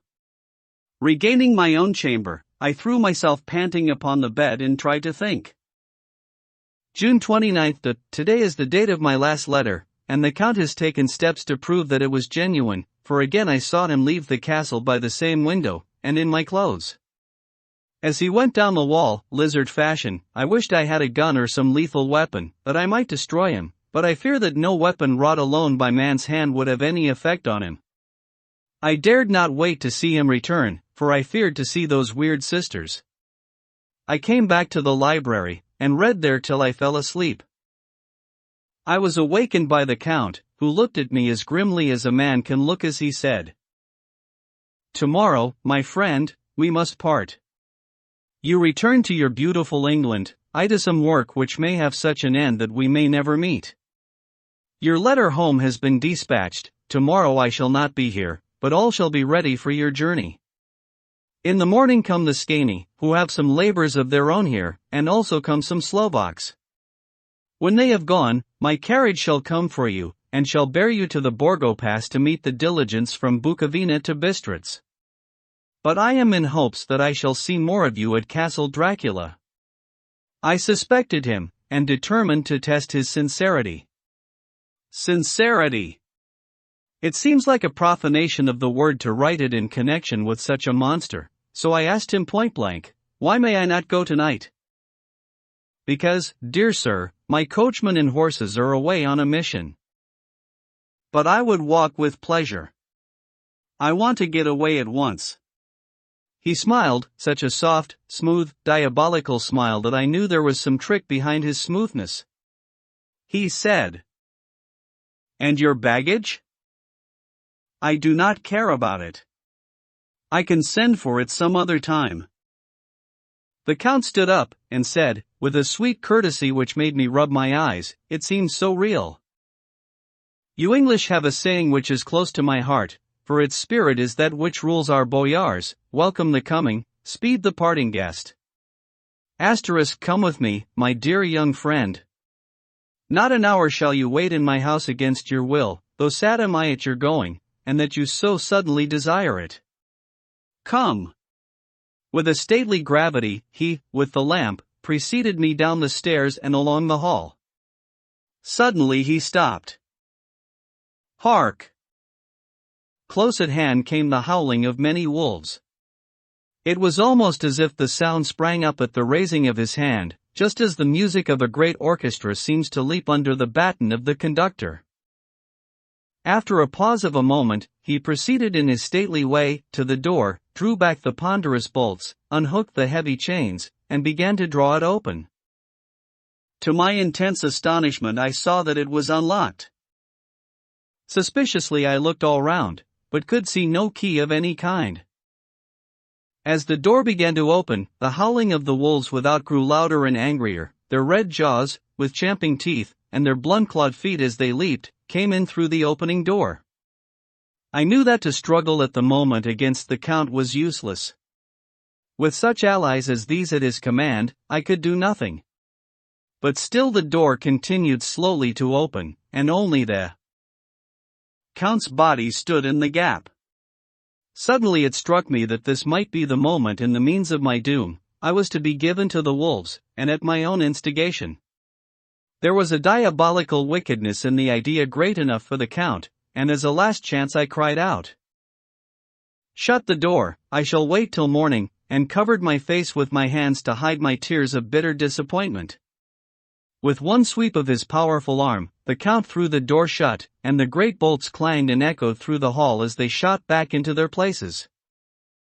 In silence we returned to the library, and after a minute or two I went to my own room. The last I saw of Count Dracula was his kissing his hand to me, with a red light of triumph in his eyes, and with a smile that Judas in hell might be proud of.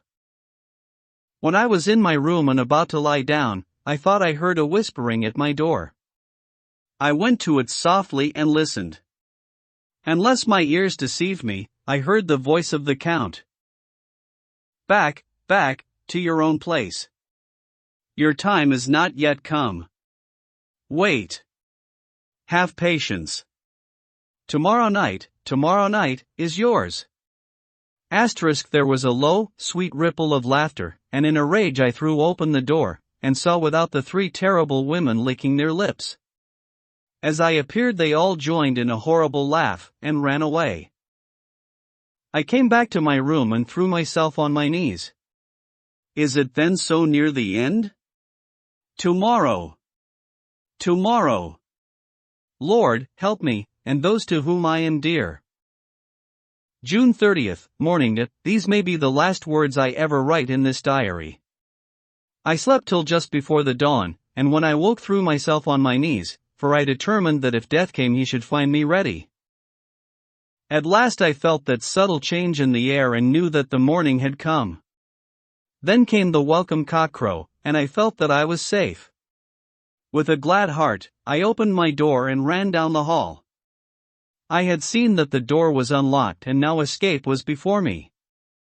With hands that trembled with eagerness, I unhooked the chains and drew back the massive bolts.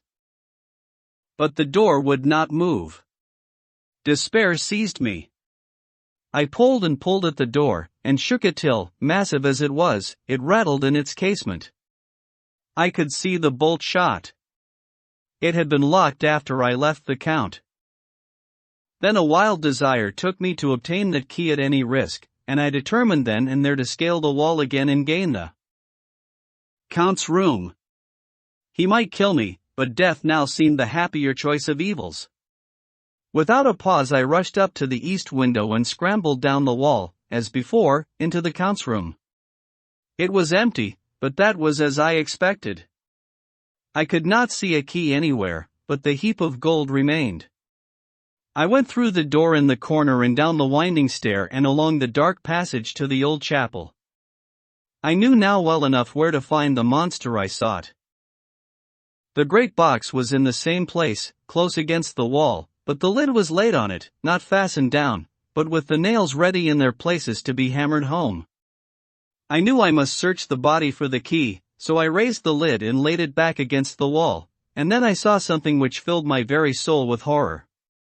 There lay the Count, but looking as if his youth had been half renewed, for the white hair and mustache were changed to dark iron gray, the cheeks were fuller, and the white skin seemed ruby red underneath. The mouth was redder than ever, for on the lips were gouts of fresh blood, which trickled from the corners of the mouth and ran over the chin and neck. Even the deep, burning eyes seemed set amongst swollen flesh, for the lids and pouches underneath were bloated. It seemed as if the whole awful creature were simply gorged with blood. He lay like a filthy leech, exhausted with his repletion. I shuddered as I bent over to touch him, and every sense in me revolted at the contact, but I had to search, or I was lost. The coming night might see my own body a banquet in a similar way to those horrid three. I felt all over the body, but no sign could I find of the key. Then I stopped and looked at the Count. There was a mocking smile on the bloated face which seemed to drive me mad. This was the being I was helping to transfer to London, where, perhaps for centuries to come, he might, amongst its teeming millions, satiate his lust for blood, and create a new and ever-widening circle of semi-demons to batten on the helpless. The very thought drove me mad. A terrible desire came upon me to rid the world of such a monster. There was no lethal weapon at hand, but I seized a shovel which the workman had been using to fill the cases, and lifting it high, struck, with the edge downward, at the hateful face.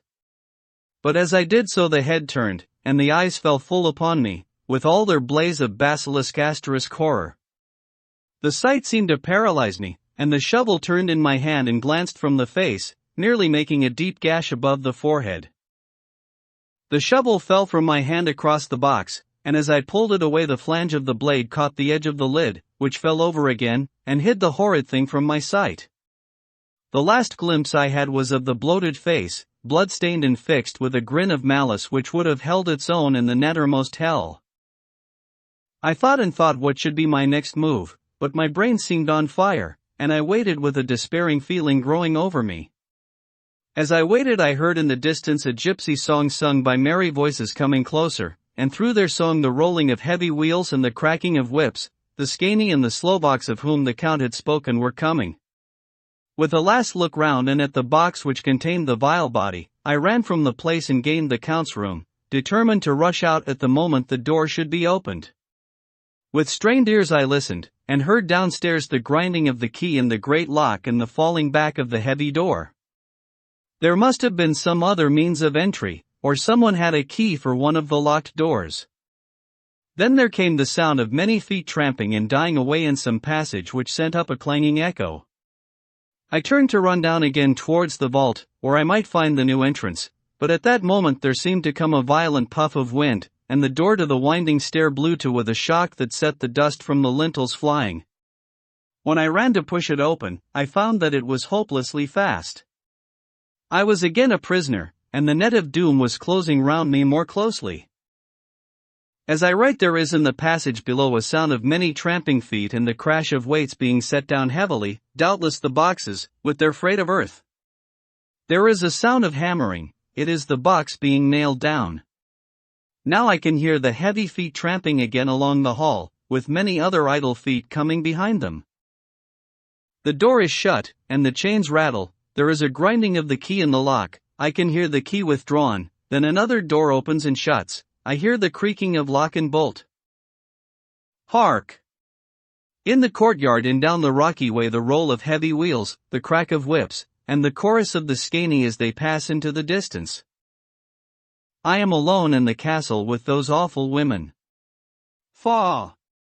Mina is a woman, and there is naught in common. They are devils of the pit. I shall not remain alone with them, I shall try to scale the castle wall farther than I have yet attempted. I shall take some of the gold with me, lest I want it later. I may find a way from this dreadful place. And then away for home. Away to the quickest and nearest train. Away from this cursed spot, from this cursed land, where the devil and his children still walk with earthly feet. At least God's mercy is better than that of these monsters, and the precipice is steep and high. At its foot man may sleep as a man. Goodbye, all. Mina. Chapter 5. Letter from Miss Mina Murray to Miss Lucy Westenra. May 9th. My dearest Lucy. Forgive my long delay in writing, but I have been simply overwhelmed with work. The life of an assistant schoolmistress is sometimes trying. I am longing to be with you, and by the sea, where we can walk together freely and build our castles in the air. I have been working very hard lately, because I want to keep up with Jonathan's studies, and I have been practicing shorthand very assiduously. When we are married, I shall be able to be useful to Jonathan, and if I can stenograph well enough, I can take down what he wants to say in this way and write it out for him on the typewriter, at which I am also practicing very hard. He and I sometimes write letters in shorthand, and he is keeping a stenographic journal of his travels abroad. When I am with you, I shall keep a diary in the same way. I don't mean one of those 2 pages to the week with Sunday squeezed in a corner diaries, but a sort of journal which I can write in whenever I feel inclined. I do not suppose there will be much of interest to other people, but it is not intended for them. I may show it to Jonathan some day if there is in it anything worth sharing, but it is really an exercise book. I shall try to do what I see lady journalists * do, interviewing and writing descriptions and trying to remember conversations. I am told that, with a little practice, one can remember all that goes on or that one hears said during a day. However, we shall see. I shall tell you all my little plans when we meet. I have just had a few hurried lines from Jonathan from Transylvania. He is well, and will be returning in about a week. I am longing to hear all his news. It must be so nice to see strange countries. I wonder if Jonathan and I, shall ever see them together. There is the 10 o'clock bell ringing. Goodbye. Your loving Mina. Tell me all the news when you write. You have not told me anything for a long time. I hear rumors, and especially of a tall, handsome, curly-haired man. Letter, Lucy Westenra to Mina Murray, 17 Chatham Street. Wednesday. My dearest Mina. I must say you tax me very unfairly with being a bad correspondent. I wrote to you twice since we parted, and your last letter was only your second. Besides, I have nothing to tell you. There is really nothing to interest you. Town is very pleasant just now, and we go a good deal to picture galleries and for walks and rides in the park. As to the tall, curly-haired man, I suppose it was the one who was with me at the last pop *. Someone has evidently been telling tales. That was Mr. Holmwood. He often comes to see us, and he and Mama get on very well together. They have so many things to talk about in common. We met some time ago a man that would just do for you, if you were not already engaged to. Jonathan. He is an excellent party, * being handsome, well off, and of good birth. He is a doctor and really clever. Just fancy. He is only 29, and he has an immense lunatic asylum all under his own care. Mr. Holmwood introduced him to me, and he called here to see us, and often comes now. I think he is one of the most resolute men I ever saw, and yet the most calm. He seems absolutely imperturbable. I can fancy what a wonderful power he must have over his patients. He has a curious habit of looking one straight in the face, as if trying to read one's thoughts. He tries this on very much with me, but I flatter myself he has got a tough nut to crack. I know that from my glass. Do you ever try to read your own face? I do, and I can tell you it is not a bad study, and gives you more trouble than you can well fancy if you have never tried it. He says that I afford him a curious psychological study, and I humbly think I do. I do not, as you know, take an interest in dress to be able to describe the new fashions. Dress is a bore. That is slang again, but never mind, Arthur says that every day. There, it is all out. Mina, we have told all our secrets to each other since we were children, we have slept together and eaten together, and laughed and cried together, and now, though I have spoken, I would like to speak more. Oh, Mina, couldn't you guess? I love him. I am blushing as I write, for although I think he loves me, he has not told me so in words.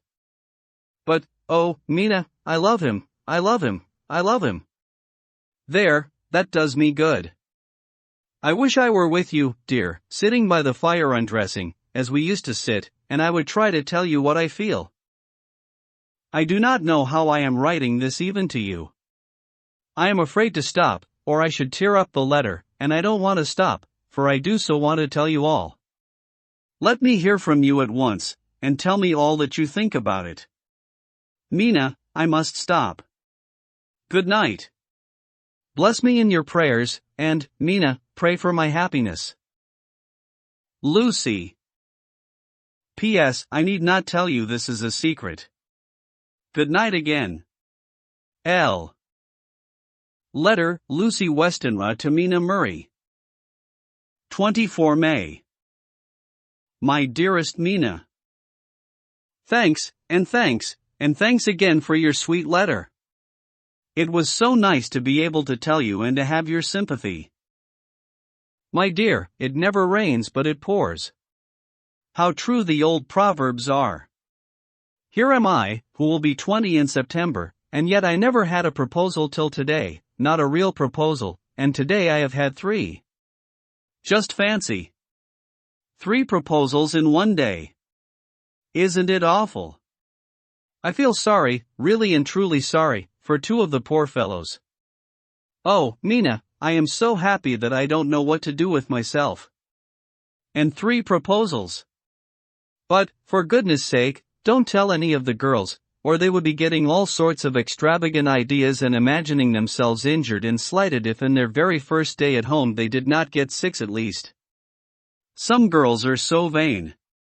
You and I, Mina dear, who are engaged and are going to settle down soon soberly into old married women, can despise vanity. Well, I must tell you about the 3, but you must keep it a secret, dear, from everyone, except, of course, Jonathan. You will tell him, because I would, if I were in your place, certainly tell Arthur. A woman ought to tell her husband everything, don't you think so, dear, and I must be fair.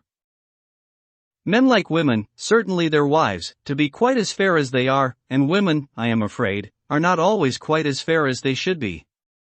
Well, my dear, number 1 came just before lunch. I told you of him, Dr. John Seward, the lunatic asylum man, with the strong jaw and the good forehead. He was very cool outwardly, but was nervous all the same. He had evidently been schooling himself as to all sorts of little things, and remembered them, but he almost managed to sit down on his silk hat, which men don't generally do when they are cool, and then when he wanted to appear at ease he kept playing with a lancet asterisk in a way that made me nearly scream. He spoke to me, Mina, very straightforwardly.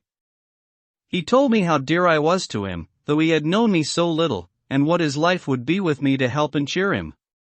He was going to tell me how unhappy he would be if I did not care for him, but when he saw me cry he said that he was a brute and would not add to my present trouble. Then he broke off and asked if I could love him in time, and when I shook my head his hands trembled, and then with some hesitation he asked me if I cared already for anyone else. He put it very nicely, saying that he did not want to wring my confidence from me, but only to know, because if a woman's heart was free a man might have hope. And then, Mina, I felt it a sort of duty to tell him that there was someone. I only told him that much, and then he stood up, and he looked very strong and very grave as he took both my hands in his and said he hoped I would be happy, and that if I ever wanted a friend I must count him one of my best. Oh, Mina dear, I can't help crying, and you must excuse this letter being all blotted. Being proposed to is all very nice and all that sort of thing, but it isn't at all a happy thing when you have to see a poor fellow, whom you know loves you honestly, going away and looking all broken-hearted, and to know that, no matter what he may say at the moment, you are passing quite out of his life. My dear, I must stop here at present. I feel so miserable, though I am so happy. Evening. Arthur has just gone, and I feel in better spirits than when I left off, so I can go on telling you about the day. Well, my dear, number 2 came after lunch. He is such a nice fellow, an American from Texas, and he looks so young and so fresh that it seems almost impossible that he has been to so many places and has had such adventures. I sympathize with poor Desdemona when she had such a dangerous stream poured in her ear, even by a black man. I suppose that we women are such cowards that we think a man will save us from fears, and we marry him. I know now what I would do if I were a man and wanted to make a girl love me. No, I don't, for there was Mr. Morris telling us his stories, and Arthur never told any, and yet, my dear, I am somewhat previous. Mr. Quincy P. Morris found me alone. It seems that a man always does find a girl alone. No, he doesn't, for Arthur tried twice to make a chance, and I helping him all I could. I am not ashamed to say it now. I must tell you beforehand that Mr. Morris doesn't always speak slang, that is to say, he never does so to strangers or before them, for he is really well educated and has exquisite manners, but he found out that it amused me to hear him talk American slang, and whenever I was present, and there was no one to be shocked, he said such funny things. I am afraid, my dear, he has to invent it all, for it fits exactly into whatever else he has to say. But this is a way slang has. I do not know myself if I shall ever speak slang. I do not know if Arthur likes it, as I have never heard him use any as yet. Well, Mr. Morris sat down beside me and looked as happy and jolly as he could, but I could see all the same that he was very nervous. He took my hand in his, and said ever so sweetly, "Miss Lucy, I know I ain't good enough to regulate the fixins of your little shoes, but I guess if you wait till you find a man that is you will go join them 7 young women with the lamps asterisk when you quit. Won't you just hitch up alongside of me and let us go down the long road together driving in double harness?" Well, he did look so good-humored and so jolly that it didn't seem half so hard to refuse him as it did poor Dr. Seward, so I said, as lightly as I could, that I did not know anything of hitching, and that I wasn't broken to harness at all yet. Then he said that he had spoken in a light manner, and he hoped that if he had made a mistake in doing so on so grave, so momentous, an occasion for him, I would forgive him. He really did look serious when he was saying it, and I couldn't help feeling a bit serious, too. I know, Mina, you will think me a horrid flirt, though I couldn't help feeling a sort of exultation that he was number 2 in one day. And then, my dear, before I could say a word he began pouring out a perfect torrent of lovemaking, laying his very heart and soul at my feet. He looked so earnest over it that I shall never again think that a man must be playful always, and never earnest, because he is merry at times. I suppose he saw something in my face which checked him, for he suddenly stopped, and said with a sort of manly fervor that I could have loved him for if I had been free. "Lucy, you are an honest-hearted girl, I know. I should not be here speaking to you as I am now if I did not believe you clean grit, right through to the very depths of your soul. Tell me, like one good fellow to another, is there anyone else that you care for?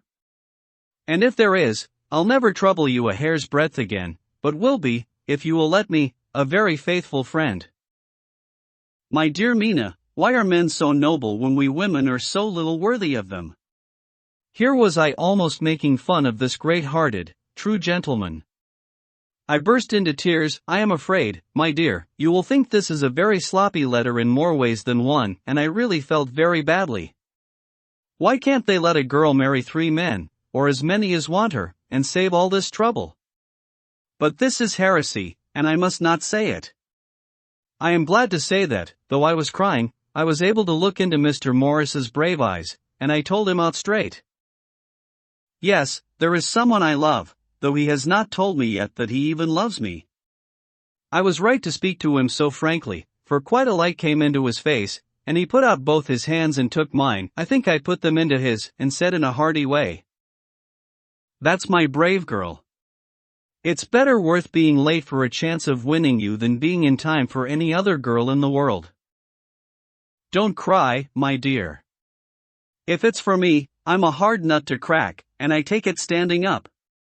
If that other fellow doesn't know his happiness, well, he'd better look for it soon, or he'll have to deal with me.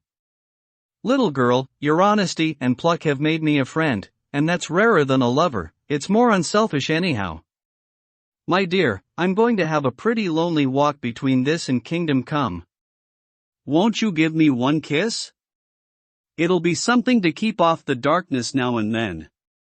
You can, if you like, for that other good fellow. He must be a good fellow, my dear, and a fine fellow, or you could not love him. Hasn't spoken yet.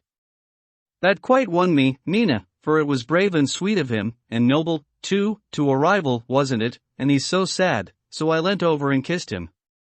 He stood up with my 2 hands in his, and as he looked down into my face, I am afraid I was blushing very much. He said, "Little girl, I hold your hand, and you've kissed me, and if these things don't make us friends, nothing ever will. Thank you for your sweet honesty to me, and goodbye." He wrung my hand, and taking up his hat, went straight out of the room without looking back, without a tear or a quiver or a pause, and I am crying like a baby. Oh, why must a man like that be made unhappy when there are lots of girls about who would worship the very ground he trod on? I know I would if I were free, only I don't want to be free. My dear, this quite upset me, and I feel I cannot write of happiness just at once, after telling you of it, and I don't wish to tell of the number 3 till it can all be happy out ever your loving Lucy. P.S. Oh, about number 3, I needn't tell you of number 3, need I? Besides, it was all so confused. It seemed only a moment from his coming into the room till both his arms were round me, and he was kissing me. I am very, very happy, and I don't know what I have done to deserve it. I must only try in the future to show that I am not ungrateful for all his goodness to me in sending to me such a lover, such a husband, and such a friend. Goodbye. Dr. Seward's Diary. Kept in phonograph *. April 25. Ebb tide in appetite today. Cannot eat, cannot rest, so diary instead. Since my rebuff of yesterday I have a sort of empty feeling. Nothing in the world seems of souciant importance to be worth the doing. As I knew that the only cure for this sort of thing was work, I went down amongst the patients. I picked out one who has afforded me a study of much interest. He is so quaint in his ideas, and so unlike the normal lunatic, that I have determined to understand him as well as I can. Today I seem to get nearer than ever before to the heart of his mystery. I questioned him more fully than I had ever done, with a view to making myself master of the facts of his hallucination. In my manner of doing it there was, I now see, something of cruelty. I seemed to wish to keep him to the point of his madness, a thing which I avoid with the patients as I would the mouth of hell. Under what circumstances would I not avoid the pit of hell? Omnia. Romi venalia sunt *, hell has its price. Verb. Sappy *, if there be anything behind this instinct it will be valuable to trace it afterwards accurately, so I had better commence to do so, therefore.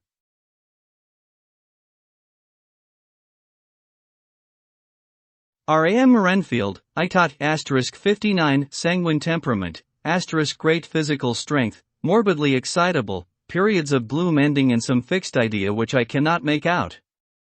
I presume that the sanguine temperament itself and the disturbing influence end in a mentally accomplished finish, a possibly dangerous man, probably dangerous if unselfish. In selfish men caution is as secure an armor for their foes as for themselves. What I think of on this point is, when self is the fixed point the centripetal force is balanced with the centrifugal, when duty, a cause, etc., is the fixed point, the latter force is paramount, and only accident or a series of accidents can balance it. Letter, Quincy P. Morris to Honorable Arthur Holmwood. 25 May. My dear Art, we've told yarns by the campfire in the prairies, and dressed one another's wounds after trying a landing at the Marquesas, and drunk healths on the shore of Titicaca. There are more yarns to be told, and other wounds to be healed, and another health to be drunk. Won't you let this be at my campfire tomorrow night? I have no hesitation in asking you, as I know a certain lady is engaged to a certain dinner party, and that you are free. There will only be one other, our old pal at the Korea, Jack Seward. He's coming, too, and we both want to mingle our weeps over the wine cup, and to drink a health with all our hearts to the happiest man in all the wide world, who has won the noblest heart that God has made and the best worth winning.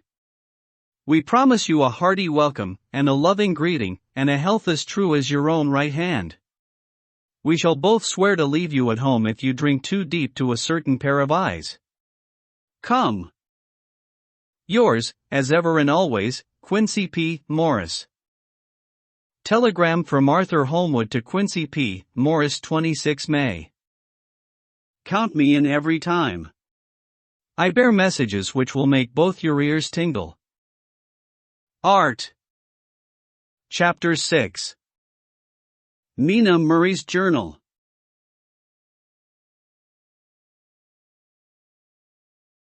July 24th. Whitby *. Lucy met me at the station, looking sweeter and lovelier than ever, and we drove up to the house at the Crescent, in which they have rooms.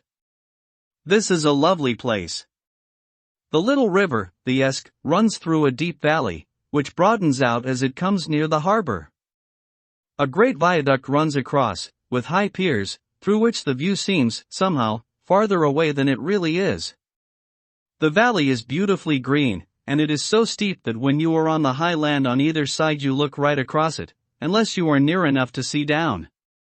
The houses of the old town, the side away from us, are all red-roofed, and seem piled up one over the other anyhow, like the pictures we see of Nuremberg. Right over the town is the ruin of Whitby Abbey, which was sacked by the Danes, and which is the scene of part of Marmion, where the girl was built up in the wall. It is a most noble ruin, of immense size, and full of beautiful and romantic bits. There is a legend that a white lady is seen in one of the windows. Between it and the town there is another church, the parish one, round which is a big graveyard, all full of tombstones. This is, to my mind, the nicest spot in Whitby, for it lies right over the town, and has a full view of the harbor and all up the bay to where the headland called Kettleness stretches out into the sea. It descends so steeply over the harbor that part of the bank has fallen away, and some of the graves have been destroyed. In one place part of the stonework of the graves stretches out over the sandy pathway far below. There are walks, with seats beside them, through the churchyard, and people go and sit there all day long looking at the beautiful view and enjoying the breeze. I shall come and sit here very often myself and work. Indeed, I am writing now, with my book on my knee, and listening to the talk of three old men who are sitting beside me. They seem to do nothing all day but sit up here and talk. The harbor lies below me, with, on the far side, one long granite wall stretching out into the sea, with a curve outwards at the end of it, in the middle of which is a lighthouse. A heavy seawall runs along outside of it. On the near side, the seawall makes an elbow crooked inversely, and its end too has a lighthouse. Between the two piers there is a narrow opening into the harbor, which then suddenly widens. It is nice at high tide, but when the tide is out it shoals away to nothing, and there is merely the stream of the Esk, running between banks of sand, with rocks here and there. Outside the harbor on this side there rises for about half a mile a great reef, the sharp edge of which runs straight out from behind the south lighthouse. At the end of it is a buoy with a bell, which swings in bad weather, and sends in a mournful sound on the wind. They have a legend here that when a ship is lost bells are heard out at sea. I must ask the old man about this, he is coming this way. He is a funny old man. He must be awfully old, for his face is all gnarled and twisted like the bark of a tree. He tells me that he is nearly 100, and that he was a sailor in the Greenland fishing fleet when Waterloo was fought. He is, I am afraid, a very skeptical person, for when I asked him about the bells at sea and the white lady at the abbey he said very brusquely, "I wouldn't fash mysel* about them, miss. Them things be all wore out." Mind, I don't say they never was, but I do say that they wasn't in my time. They be all very well for cummers and trippers and the like, but not for a nice young lady like you. Them feet folks asterisk from York and Leeds that be always eatin' cured herrins and drinkin' tea and lookin' out to buy cheap jet would creed aught. I wonder muscle who'd be bothered tellin' lies to them even the newspapers, which is full of fool talk. I thought he would be a good person to learn interesting things from, so I asked him if he would mind telling me something about whale fishing in the old days.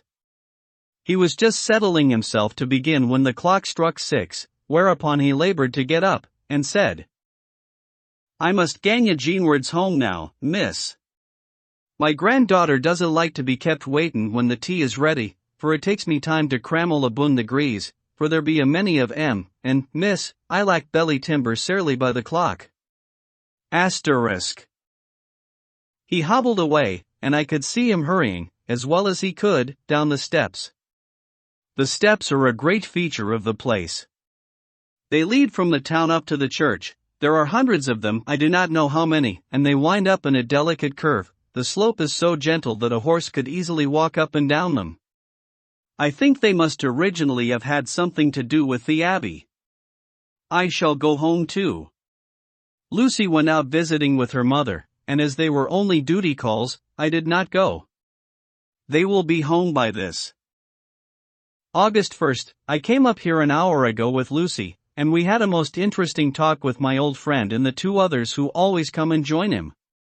He is evidently the Sir Oracle asterisk of them, and I should think must have been in his time a most dictatorial person. He will not admit anything, and downfaces everybody. If he can't out-argue them he bullies them, and then takes their silence for agreement with his views. Lucy was looking sweetly pretty in her white lawn frock. She has got a beautiful color since she has been here. I noticed that the old men did not lose any time in coming up and sitting near her when we sat down. She is so sweet with old people, I think they all fell in love with her on the spot. Even my old man succumbed and did not contradict her, but gave me double share instead. I got him on the subject of the legends, and he went off at once into a sort of sermon. I must try to remember it and put it down. It be all full talk, lock, stock, and barrel, that's what it be, and nowt else. These bands and wafts and bogosts and bargusts and bogles and all anent them is only fit to set bairns and dizzy women a belderin. They be nowt but air blebs. They, and all grimps and signs and warnin's, be all invented by parsons and ilsome bukebodies and railway touters to skeer and scunner haymans, and to get folks to do something that they don't other incline to. It makes me ireful to think o' them. Why, it's them that, not content with printin' lies on paper and preachin' them out of pulpits, does want to be cuttin' them on the tombstones. Look here all round you and what ert ye will, all them steens, holdin' up their heads as well as they can out of their pride, is a cant simply tumblin' down with the weight o' the lies wrote on them. Here lies the body, or sacred to the memory, wrote on all of them, and yet in nigh half of them there bean't no bodies at all, and the memories of them bean't cared a pinch of snuff about, much less sacred. Lies all of them, nothin' but lies of one kind or another. My gog, but it'll be a queer scouterment at the day of judgment, when they come tumblin' up here in their death sarks, all juped together and tryin' to drag their tombsteins with them to prove how good they was, some of them trimlin' and ditherin', with their hands that dozen and slippery from lyin' in the sea that they can't even keep their grup o' them. Asterisk. I could see from the old fellow's self-satisfied air and the way in which he looked round for the approval of his cronies that he was showing off, so I put in a word to keep him going. "Oh, Mr. Swales, you can't be serious. Surely these tombstones are not all wrong?" "Yablins.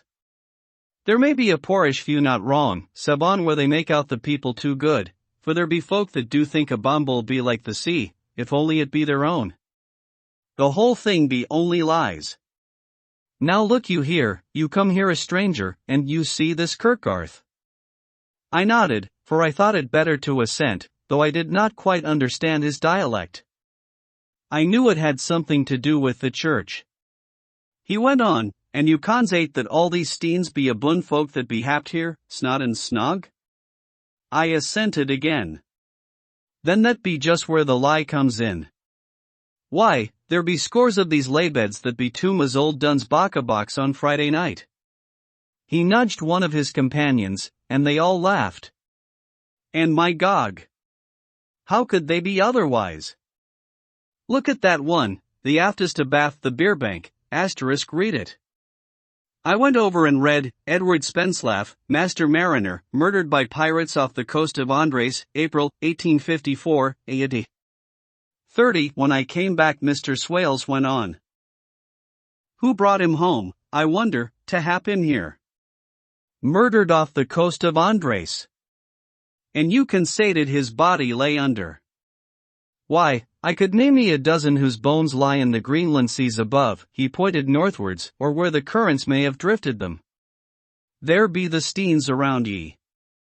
Ye can, with your young eyes, read the small print of the lies from here. This Braithwaite Lowry, I knew his father, lost in the lively off Greenland in 20, or Andrew Woodhouse, drowned in the same seas in 1777, or John Paxton, drowned off Cape Farewell a year later, or old John Rawlings, whose grandfather sailed with me, drowned in the Gulf of Finland in 50. Do ye think that all these men will have to make a rush to Whitby when the trumpet sounds? I have me antherums boot it. I tell ye that when they got here they'd be jomlin' and jostlin' one another that way that it would be like a fight up on the ice in the old days, when we'd be at one another from daylight to dark, and tryin' to tie up our cuts by the light of the aurora borealis.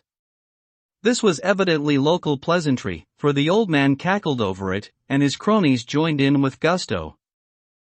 But, I said, surely you are not quite correct, for you start on the assumption that all the poor people, or their spirits, will have to take their tombstones with them on the day of judgment. Do you think that will be really necessary? Well, what else be they tombstones for? Answer me that, miss. To please their relatives, I suppose. To please their relatives, you suppose. This he said with intense scorn. How will it pleasure their relatives to know that lies is wrote over them, and that everybody in the place knows that they be lies? He pointed to a stone at our feet which had been laid down as a slab, on which the seat was rested, close to the edge of the cliff. Read the lines on that Thrustian, he said. The letters were upside down to me from where I sat, but Lucy was more opposite to them, so she leant over and read. Sacred to the memory of George Cannon, who died, in the hope of a glorious resurrection, on July 29, 1873, falling from the rocks at Kettleness. This tomb is erected by his sorrowing mother to her dearly beloved son. He was the only son of his mother, and she was a widow. Really, Mr. Swales, I don't see anything very funny in that. She spoke her comment very gravely and somewhat severely. Ye don't see aught funny. Ha! Ha! But that's because ye don't gum the sorrowin' mother was a hellcat that hated him because he was a crooked, a regular lamiter he was, and he hated her so that he committed suicide in order that she mightn't get an insurance she put on his life. He blew nigh the top of his head off with an old musket that they had for scarin' the crows with. 'Twarn't for crows then, for it brought the clegs and the doups to him. That's the way he fell off the rocks. And, as to hopes of a glorious resurrection, I've often heard him say that he hoped he'd go to hell, for his mother was so pious that she'd be sure to go to heaven, and he didn't want to addle where she was. Now isn't that Steen at any rate, he hammered it with his stick as he spoke, a pack of lies? And won't it make Gabriel keckle when Geordie comes pantin' up the grease with the tombstone balanced on his hump, and asks it to be took as evidence? Asterisk. I did not know what to say, but Lucy turned the conversation as she said, rising up. Oh, why did you tell us of this? It is my favorite seat, and I cannot leave it, and now I find I must go on sitting over the grave of a suicide. Asterisk. That won't harm ye, my pretty, and it may make poor Geordie gladsome to have so trim a lass sittin' on his lap. That won't hurt ye. Why, I've sat here off and on for nigh 20 years past, and it hasn't done me no harm. Don't ye fash about them as lies under ye, or that doesn't lie there either. It'll be time for ye to be getting scart when ye see the tombsteans all run away with, and the place as bare as a stubble field. There's the clock, and I must gang. My service to ye, ladies. And off he hobbled. Lucy and I sat a while, and it was all so beautiful before us that we took hands as we sat, and she told me all over again about Arthur and their coming marriage. That made me just a little heartsick, for I haven't heard from Jonathan for a whole month. The same day I came up here alone, for I am very sad. There was no letter for me. I hope there cannot be anything the matter with Jonathan. The clock has just struck 9. I see the lights scattered all over the town, sometimes in rows where the streets are, and sometimes singly. They run right up the Esk and die away in the curve of the valley. To my left the view is cut off by a black line of roof of the old house next the abbey. The sheep and lambs are bleating in the fields away behind me, and there is a clatter of a donkey's hoofs up the paved road below. The band on the pier is playing a harsh waltz in good time, and farther along the quay there is a Salvation Army meeting in a back street. Neither of the bands hears the other, but up here I hear and see them both. I wonder where Jonathan is and if he is thinking of me. I wish he were here. D.R. Seward's Diary. June 5. The case of Renfield grows more interesting the more I get to understand the man. He has certain qualities very largely developed: selfishness, secrecy, and purpose. I wish I could get at what is the object of the latter. He seems to have some settled scheme of his own, but what it is I do not yet know. His redeeming quality is a love of animals, though, indeed, he has such curious turns in it that I sometimes imagine he is only abnormally cruel.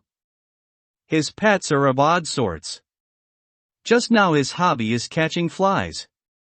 He has at present such a quantity that I have had myself to expostulate. To my astonishment, he did not break out into a fury, as I expected, but took the matter in simple seriousness. He thought for a moment, and then said, "May I have 3 days? I shall clear them away." Of course, I said that would do. I must watch him. June 18. He has turned his mind now to spiders, and has got several very big fellows in a box. He keeps feeding them with his flies, and the number of the latter is becoming sensibly diminished, although he has used half his food in attracting more flies from outside to his room. July 1. His spiders are now becoming as great a nuisance as his flies, and today I told him that he must get rid of them. He looked very sad at this, so I said that he must clear out some of them, at all events. He cheerfully acquiesced in this, and I gave him the same time as before for reduction. He disgusted me much while with him, for when a horrid blowfly, bloated with some carrion food, buzzed into the room, he caught it, held it exultingly for a few moments between his finger and thumb, and, before I knew what he was going to do, put it in his mouth and ate it. I scolded him for it, but he argued quietly that it was very good and very wholesome, that it was life, strong life, and gave life to him. This gave me an idea, or the rudiment of one. I must watch how he gets rid of his spiders. He has evidently some deep problem in his mind, for he keeps a little notebook in which he is always jotting down something. Whole pages of it are filled with masses of figures, generally single numbers added up in batches, and then the totals added in batches again, as though he was focusing some account, as the auditors put it. July 8. There is a method in his madness, and the rudimentary idea in my mind is growing. It will be a whole idea soon, and then, unconscious cerebration, you will have to give the wall to your conscious brother. I kept away from my friend for a few days, so that I might notice if there were any change. Things remained as they were except that he has parted with some of his pets and got a new one. He has managed to get a sparrow, and has already partially tamed it. His means of taming is simple, for already the spiders have diminished. Those that do remain, however, are well fed, for he still brings in the flies by tempting them with his food. July 19. We are progressing. My friend has now a whole colony of sparrows, and his flies and spiders are almost obliterated. When I came in, he ran to me and said he wanted to ask me a great favor, a very, very great favor, and as he spoke he fawned on me like a dog. I asked him what it was, and he said, with a sort of rapture in his voice and bearing, "A kitten, a nice little, sleek, playful kitten, that I can play with, and teach, and feed, and feed, and feed." I was not unprepared for this request, for I had noticed how his pets went on increasing in size and vivacity, but I did not care that his pretty family of tame sparrows should be wiped out in the same manner as the flies and the spiders, so I said I would see about it, and asked him if he would not rather have a cat than a kitten. His eagerness betrayed him as he answered, "Oh, yes, I would like a cat. I only asked for a kitten lest you should refuse me a cat." "No one would refuse me a kitten, would they?" I shook my head, and said that at present I feared it would not be possible, but that I would see about it. His face fell, and I could see a warning of danger in it, for there was a sudden fierce, sidelong look which meant killing. The man is an undeveloped homicidal maniac. I shall test him with his present craving and see how it will work out, then I shall know more. 10 p.m. I have visited him again and found him sitting in a corner brooding. When I came in, he threw himself on his knees before me and implored me to let him have a cat, that his salvation depended upon it. I was firm, however, and told him that he could not have it, whereupon he went without a word, and sat down, gnawing his fingers, in the corner where I had found him. I shall see him in the morning early. July 20th. Visited Renfield very early, before the attendant went his rounds. Found him up and humming a tune. He was spreading out his sugar, which he had saved, in the window, and was manifestly beginning his fly-catching again, and beginning cheerfully and with a good grace. I looked around for his birds, and not seeing them, asked him where they were. He replied, without turning round, that they had all flown away. There were a few feathers about the room and on his pillow a drop of blood. I said nothing, but went and told the keeper to report to me if there were anything odd about him during the day. 11 a.m. The attendant has just been to me to say that Renfield has been very sick and has disgorged a whole lot of feathers.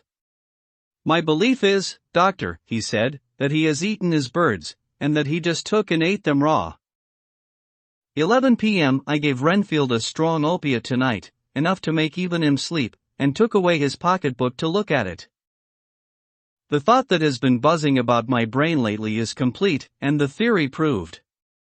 My homicidal maniac is of a peculiar kind. I shall have to invent a new classification for him, and call him a zoophagous, life-eating maniac. What he desires is to absorb as many lives as he can, and he has laid himself out to achieve it in a cumulative way. He gave many flies to one spider and many spiders to one bird, and then wanted a cat to eat the many birds. What would have been his later steps? It would almost be worthwhile to complete the experiment. It might be done if there were only a sous-scient cause. Men sneered at vivisection, and yet look at its results today. Why not advance science in its most decollete and vital aspect, the knowledge of the brain? Had I even the secret of one such mind, did I hold the key to the fancy of even one lunatic, I might advance my own branch of science to a pitch compared with which Burton Sanderson's physiology or Ferrier's * brain knowledge would be as nothing. If only there were a sous-scient cause. I must not think too much of this, or I may be tempted. A good cause might turn the scale with me, for may not I too be of an exceptional brain, congenitally? How well the man reasoned, lunatics always do within their own scope. I wonder at how many lives he values a man, or if at only one. He has closed the account most accurately, and today begun a new record.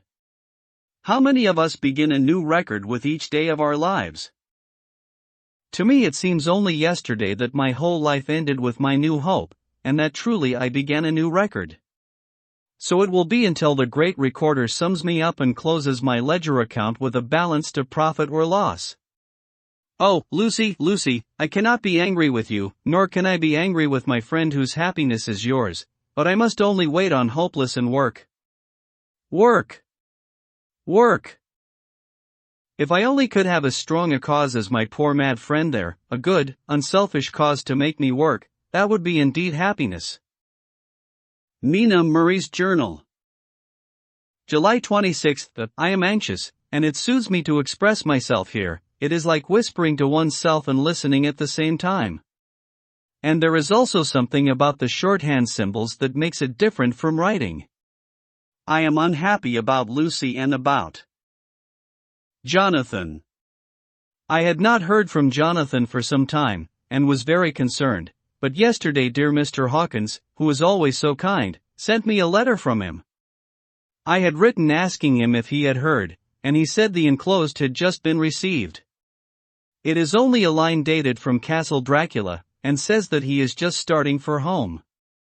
That is not like Jonathan. I do not understand it, and it makes me uneasy. Then, too, Lucy, although she is so well, has lately taken to her old habit of walking in her sleep. Her mother has spoken to me about it, and we have decided that I am to lock the door of our room every night. Mrs. Westenra has got an idea that sleepwalkers always go out on roofs of houses and along the edges of cliffs, and then get suddenly awakened and fall over with a despairing cry that echoes all over the place. Poor dear, she is naturally anxious about Lucy, and she tells me that her husband, Lucy's father, had the same habit, that he would get up in the night and dress himself and go out, if he were not stopped. Lucy is to be married in the autumn, and she is already planning out her dresses and how her house is to be arranged. I sympathize with her, for I do the same, only Jonathan and I will start in life in a very simple way, and shall have to try to make both ends meet. Mr. Holmwood, he is the Honourable Arthur Holmwood, only son of Lord Godalming, is coming up here very shortly, as soon as he can leave town, for his father is not very well, and I think dear Lucy is counting the moments till he comes. She wants to take him up to the seat on the churchyard cliff and show him the beauty of Whitby. I dare say it is the waiting which disturbs her. She will be all right when he arrives. July 27. No news from Jonathan. I am getting quite uneasy about him, though why I do not know, but I do wish that he would write, if it were only a single line. Lucy walks more than ever, and each night I am awakened by her moving about the room. Fortunately, the weather is so hot that she cannot get cold, but still the anxiety and the perpetually being awakened is beginning to tell on me, and I am getting nervous and wakeful myself. Thank God, Lucy's health keeps up. Mr. Holmwood has been suddenly called to ring to see his father, who has been taken seriously ill. Lucy frets at the postponement of seeing him, but it does not touch her looks. She is a trifle stouter, and her cheeks are a lovely rose pink. She has lost that anemic look which she had. I pray it will all last. August 3. Another week gone, and no news from Jonathan, not even to Mr. Hawkins, from whom I have heard. Oh, I do hope he is not ill. He surely would have written. I look at that last letter of his, but somehow it does not satisfy me. It does not read like him, and yet it is his writing. There is no mistake of that. Lucy has not walked much in her sleep the last week, but there is an odd concentration about her which I do not understand. Even in her sleep she seems to be watching me. She tries the door, and finding it locked, goes about the room searching for the key. August 6. Another 3 days, and no news. This suspense is getting dreadful. If I only knew where to write to or where to go to, I should feel easier, but no one has heard a word of Jonathan since that last letter. I must only pray to God for patience. Lucy is more excitable than ever, but is otherwise well. Last night was very threatening, and the fishermen say that we are in for a storm. I must try to watch it and learn the weather signs. Today is a gray day, and the sun as I write is hidden in thick clouds, high over Kettleness. Everything is gray except the green grass, which seems like emerald amongst it, gray earthy rock, gray clouds, tinged with the sunburst at the far edge, hang over the gray sea, into which the sandpoints stretch like gray fingers. The sea is tumbling in over the shallows and the sandy flats with a roar, mummed in the sea mists drifting inland. The horizon is lost in a gray mist. All is vastness, the clouds are piled up like giant rocks, and there is a brutal asterisk over the sea that sounds like some presage of doom. Dark figures are on the beach here and there, sometimes half shrouded in the mist, and seem men like trees walking. The fishing boats are racing for home, and rise and dip in the groundswell as they sweep into the harbor, bending to the scuppers. Here comes old Mr. Swales. He is making straight for me, and I can see, by the way he lifts his hat, that he wants to talk. I have been quite touched by the change in the poor old man. When he sat down beside me, he said in a very gentle way, "I want to say something to you, miss." I could see he was not at ease, so I took his poor old wrinkled hand in mine and asked him to speak fully. So he said, leaving his hand in mine, "I'm afraid, my dearie, that I must have shocked you by all the wicked things I've been sayin' about the dead, and such like, for weeks past, but I didn't mean them, and I want you to remember that when I've gone. We AUD folks that be damned, and with 1 foot abaft the crockhole asterisk don't altogether like to think of it, and we don't want to feel scarred of it, and that's why I've took to makin' light of it, so that I'd cheer up my own heart a bit. But, Lord love ye, miss, I ain't afraid of dyin' not a bit, only I don't want to die if I can help it. My time must be nigh at hand now, for I be AUD, and 100 years is too much for any man to expect, and I'm so nigh it that the AUD man is already wet in his side. Ye see, I can't get out o' the habit of can about it all at once. The chaffs will wag as they used to asterisk some day soon the angel of death will sound his trumpet for me. But don't ye dull and greet, asterisk my dearie."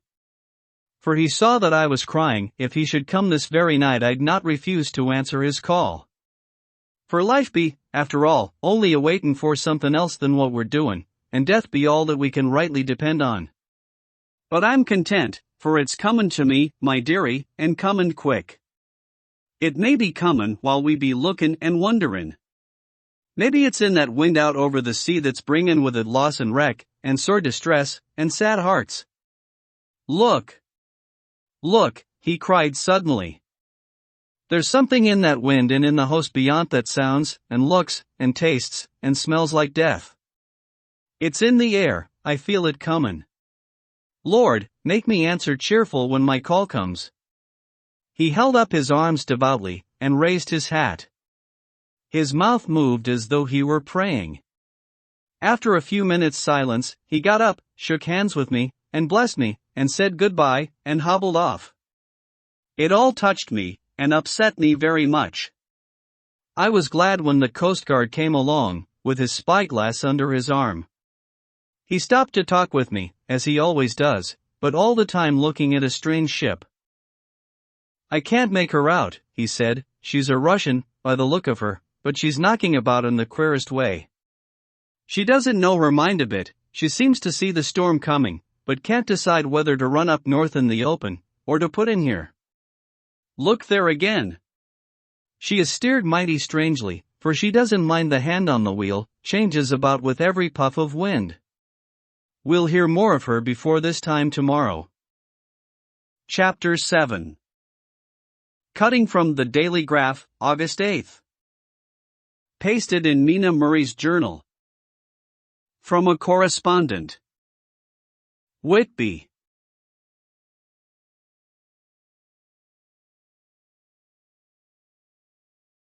One of the greatest and suddenest storms on record has just been experienced here, with results both strange and unique.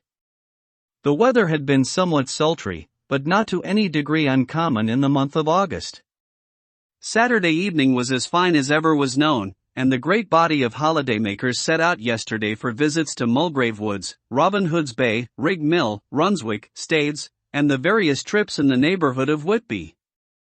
The steamers Emma and Scarborough made excursions along the coast, and there was an unusual amount of tripping both to and from Whitby.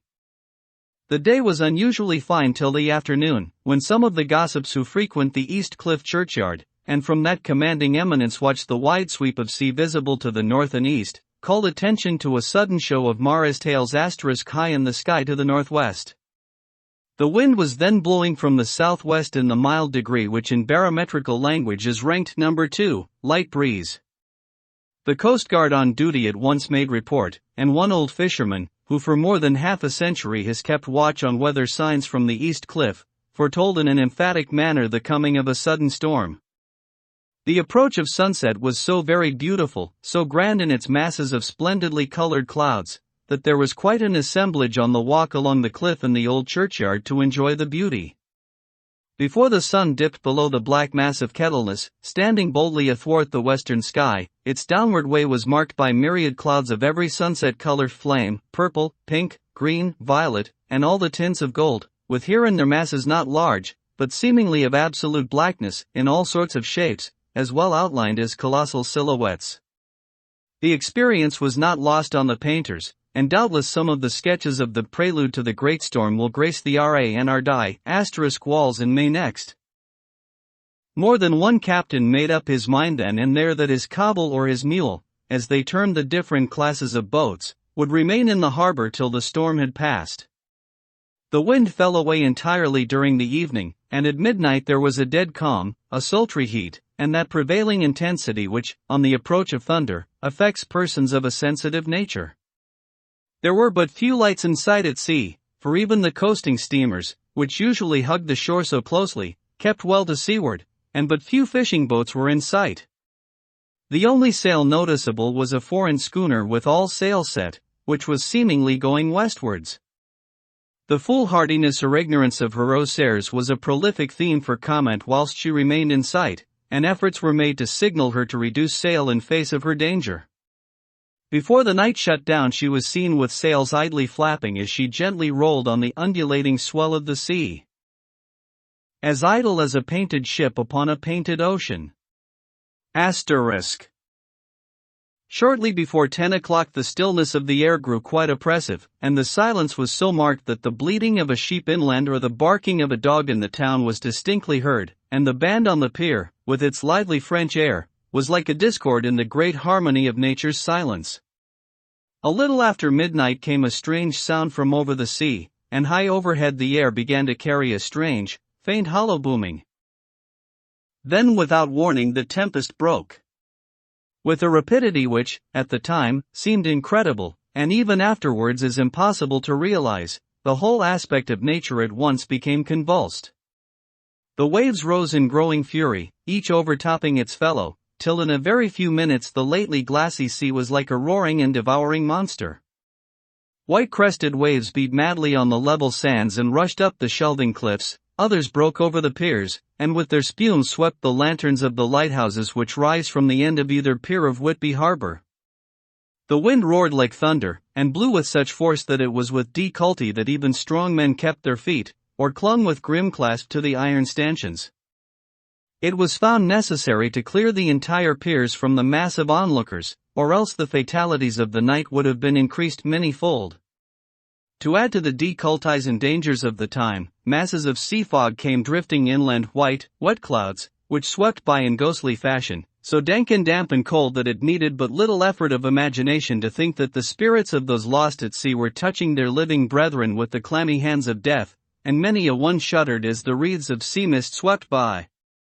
At times the mist cleared, and the sea for some distance could be seen in the glare of the lightning, which now came thick and fast, followed by such sudden peals of thunder that the whole sky overhead seemed trembling under the shock of the footsteps of the storm. Some of the scenes thus revealed were of immeasurable grandeur and of absorbing interest. The sea, running mountains high, threw skywards with each wave mighty masses of white foam, which the tempest seemed to snatch at and whirl away into space, here and there a fishing boat, with a rag of sail, running madly for shelter before the blast, now and again the white wings of a storm-tossed seabird. On the summit of the east cliff the new searchlight was ready for experiment, but had not yet been tried.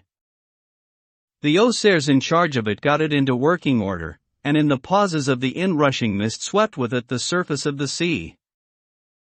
Once or twice its service was most effective, as when a fishing boat, with gunwale under water, rushed into the harbor, able, by the guidance of the sheltering light, to avoid the danger of dashing against the piers. As each boat achieved the safety of the port there was a shout of joy from the mass of people on shore, a shout which for a moment seemed to cleave the gale and was then swept away in its rush. Before long the searchlight discovered some distance away a schooner with all sail set, apparently the same vessel which had been noticed earlier in the evening. The wind had by this time backed to the east, and there was a shudder amongst the watchers on the cliff as they realized the terrible danger in which she now was. Between her and the port lay the great flat reef on which so many good ships have from time to time suffered, and, with the wind blowing from its present quarter, it would be quite impossible that she should fetch the entrance of the harbor. It was now nearly the hour of high tide, but the waves were so great that in their troughs the shallows of the shore were almost visible, and the schooner, with all sail set, was rushing with such speed that, in the words of one old salt, she must fetch up somewhere, if it was only in hell. Then came another rush of sea fog, greater than any hitherto, a mass of dank mist, which seemed to close on all things like a grey pall, and left available to men only the organ of hearing, for the roar of the tempest, and the crash of the thunder, and the booming of the mighty bellows came through the damp oblivion even louder than before. The rays of the searchlight were kept fixed on the harbor mouth across the east pier, where the shock was expected, and men waited breathless. The wind suddenly shifted to the northeast, and the remnant of the sea fog melted in the blast, and then, mirabile dictu, between the piers, leaping from wave to wave as it rushed at headlong speed, swept the strange schooner before the blast, with all sail set, and gained the safety of the harbor. The searchlight followed her, and a shudder ran through all who saw her, for lashed to the helm was a corpse, with drooping head, which swung horribly to and fro at each motion of the ship. No other form could be seen on deck at all.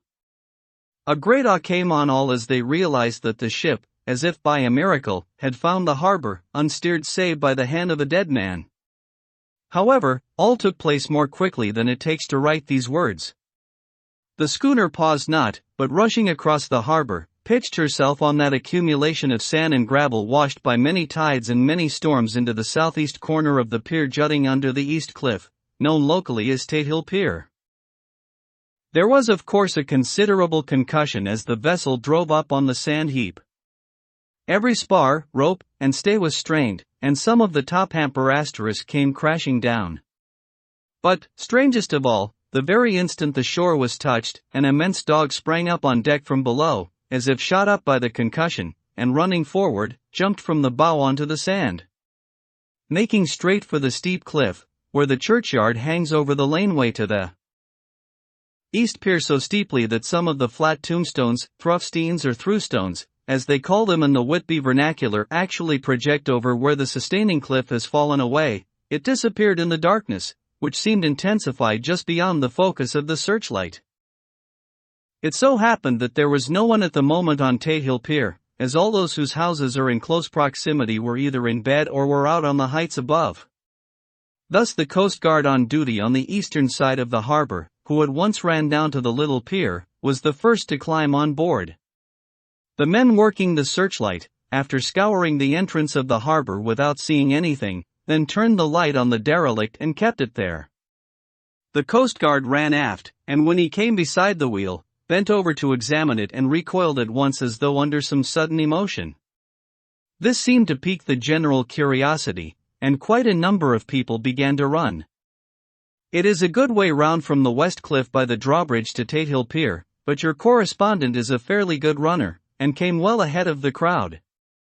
When I arrived, however, I found already assembled on the pier a crowd, whom the Coast Guard and police refused to allow to come on board. By the courtesy of the chief boatman, I was, as your correspondent, permitted to climb on deck, and was one of a small group who saw the dead seaman whilst actually lashed to the wheel.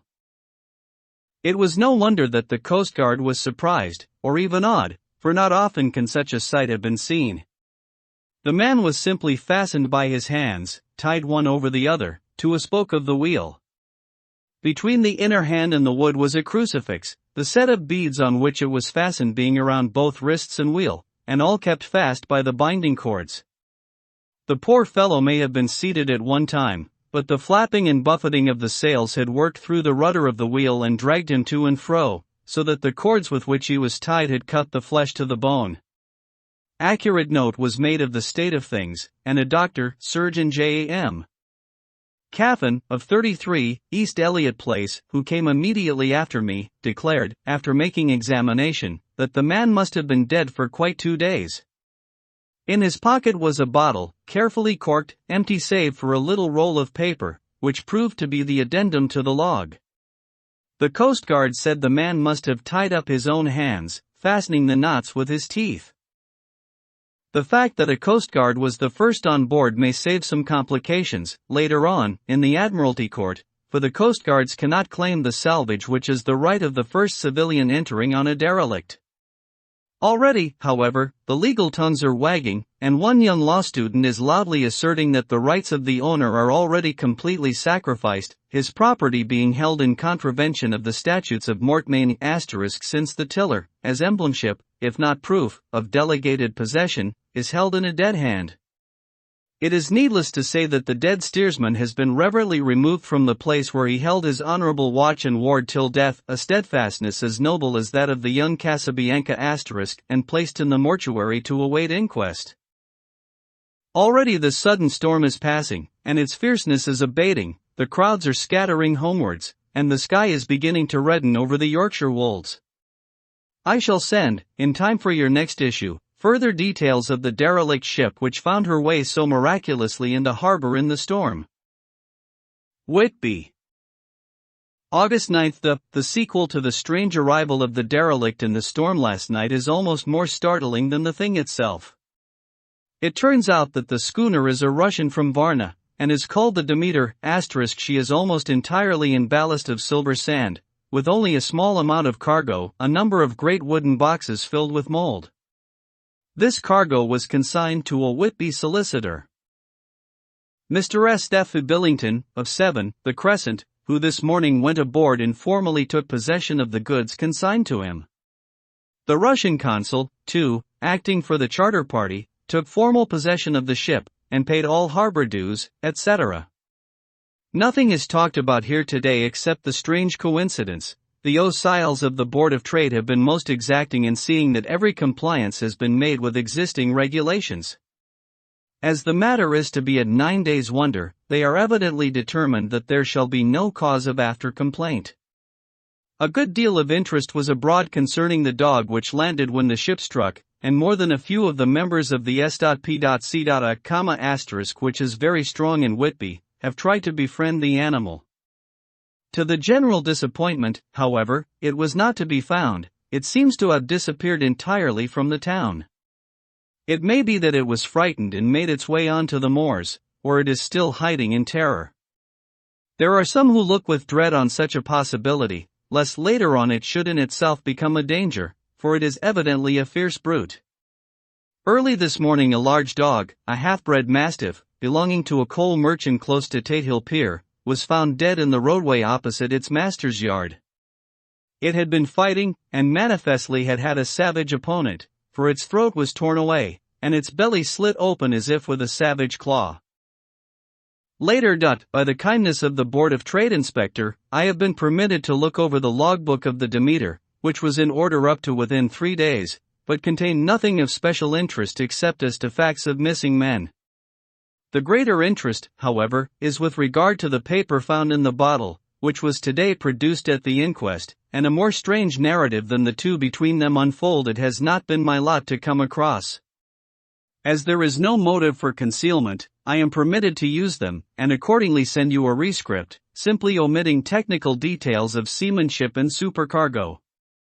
It almost seems as though the captain had been seized with some kind of mania before he had got well into blue water, and that this had developed persistently throughout the voyage. Of course my statement must be taken cum grano * since I am writing from the dictation of a clerk of the Russian consul, who kindly translated for me, time being short. Log of the Demeter. Varna to Whitby. Written July 18th, things so strange happening, that I shall keep accurate note henceforth till we land. On July 6th we finished taking in cargo, silver sand and boxes of earth. At noon set sail. East wind, fresh, crew, 5 hands, 2 mates, cook, and myself, captain. On July 11th at dawn entered Bosphorus. Boarded by Turkish customs officers. Bakshish * all correct. Underway at 4 p.m. On July 12 through Dardanelles *more customs aux serres and flagboat of guarding squadron. Backsheesh again. Work of aux serres thorough, but quick. Want us off soon. At dark passed into Archipelago. On July 13 past Cape Matapan * crew dissatisfied about something. Seemed scared, but would not speak out. On July 14 was somewhat anxious about crew. Men all steady fellows, who sailed with me before. Mate could not make out what was wrong, they only told him there was something, and crossed themselves. Mate lost temper with one of them that day and struck him.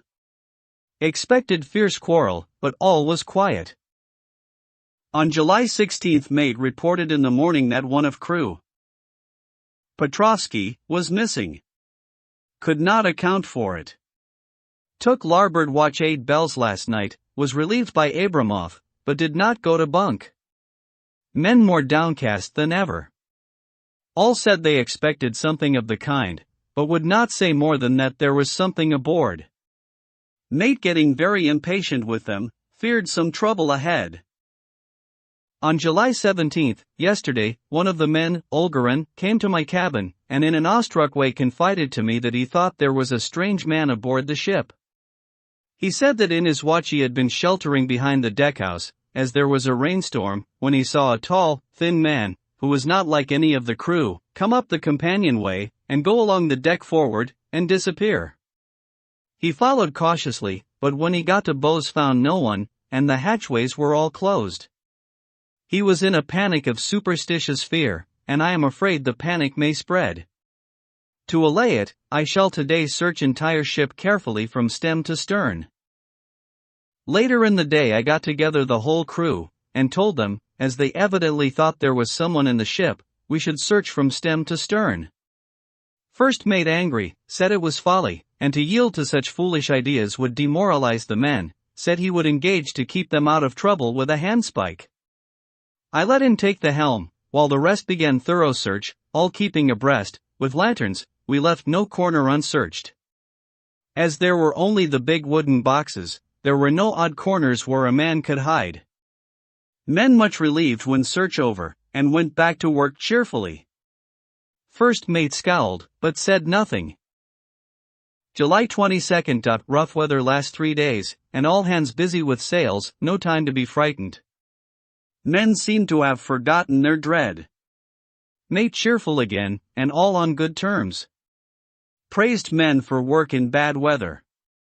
Past Gibraltar and out through straits. All well. July 24. There seems some doom over this ship.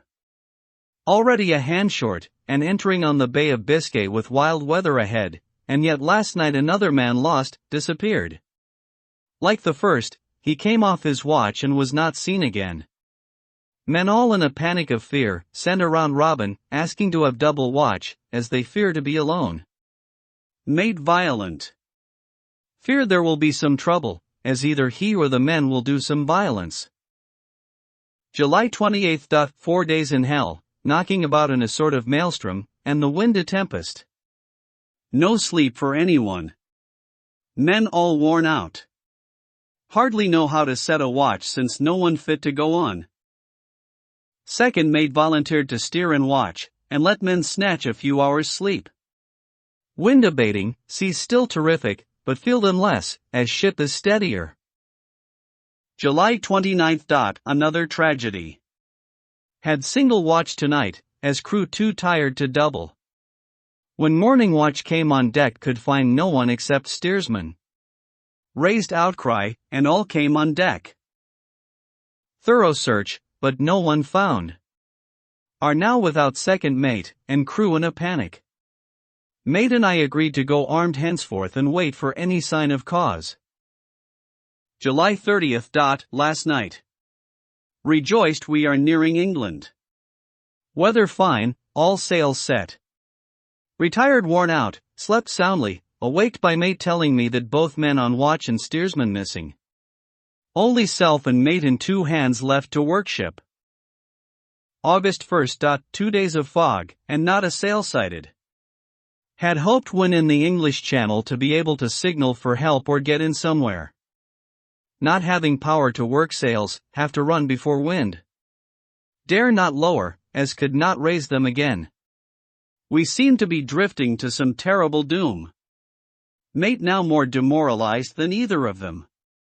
His stronger nature seems to have worked inwardly against himself. Men are beyond fear, working stolidly and patiently, with minds made up to worst. They are Russian, he Romanian. August 2nd, midnight. Woke up from few minutes sleep by hearing a cry, seemingly outside my port. Could see nothing in fog. Rushed on deck, and ran against mate. Tells me heard cry and ran, but no sign of man on watch. One more gone. Lord, help us. Mate says we must be past Straits of Dover, as in a moment of fog lifting he saw North Foreland * just as he heard the man cry out. If so, we are now off in the North Sea, and only God can guide us in the fog, which seems to move with us, and God seems to have deserted us. August 3rd. At midnight I went to relieve the man at the wheel, but when I got to it found no one there. The wind was steady, and as we ran before it there was no yawing. I dared not leave it, so shouted for the mate. After a few seconds he rushed up on deck in his flannels. He looked wild-eyed and haggard, and I greatly fear his reason has given way. He came close to me and whispered hoarsely, with his mouth to my ear, as though fearing the very air might hear, "It is here, I know it, now. On the watch last night I saw it, like a man, tall and thin, and ghastly pale. It was in the bows, and looking out. I crept behind it, and gave it my knife, but the knife went through it, empty as the air." And as he spoke he took his knife and drove it savagely into space. Then he went on, "But it is here, and I'll find it. It is in the hold, perhaps, in one of those boxes. I'll unscrew them one by one and see. You work the helm." And, with a warning look and his finger on his lip, he went below. There was springing up a choppy wind, and I could not leave the helm. I saw him come out on deck again with a tool chest and a lantern, and go down the forward hatchway. He is mad, stark, raving mad, and it's no use my trying to stop him. He can't hurt those big boxes, they are invoiced as clay, and to pull them about is as harmless a thing as he can do. So here I stay, and mind the helm, and write these notes. I can only trust in God and wait till the fog clears. Then, if I can't steer to any harbor with the wind that is, I shall cut down sails and lie by, and signal for help. It is nearly all over now. Just as I was beginning to hope that the mate would come out calmer, for I heard him knocking away at something in the hold, and work is good for him, there came up the hatchway a sudden, startled scream, which made my blood run cold, and up on the deck he came as if shot from a gun, a raging madman, with his eyes rolling and his face convulsed with fear. "Save me! Save me!" he cried, and then looked round on the blanket of fog. His horror turned to despair, and in a steady voice he said, "You had better come to, Captain, before it is too late. He is there. I know the secret now. The sea will save me from him, and it is all that is left." Before I could say a word, or move forward to seize him, he sprang on the bulwark and deliberately threw himself into the sea. I suppose I know the secret too, now. It was this madman who had got rid of the men one by one, and now he has followed them himself. God help me! How am I to account for all these horrors when I get to port? When I get to port? Will that ever be? August 4th. Still fog, which the sunrise cannot pierce. I know there is sunrise because I am a sailor, why else I know not. I dared not go below, I dared not leave the helm, so here all night I stayed, and in the dimness of the night I saw it, him. God forgive me, but the mate was right to jump overboard. It is better to die like a man, to die like a sailor in blue water no man can object. But I am captain, and I must not leave my ship. But I shall bame this fiend or monster, for I shall tie my hands to the wheel when my strength begins to fail, and along with them I shall tie that which he dare not touch, and then, come good wind or foul, I shall save my soul, and my honor as a captain. I am growing weaker, and the night is coming on. If he can look me in the face again, I may not have time to act. If we are wrecked, mayhap this bottle may be found, and those who find it may understand. If not, well, then all men shall know that I have been true to my trust. God and the Blessed Virgin and the saints help a poor ignorant soul trying to do his duty. Of course the verdict was an open one. There is no evidence to adduce, and whether or not the man himself committed the murders there is now none to say. The folk hold almost universally here that the captain is simply a hero, and he is to be given a public funeral. Already it is arranged that his body is to be taken with a train of boats up the Esk for a piece and then brought back to Tatehill Pier and up the Abbey steps, for he is to be buried in the churchyard on the cliff.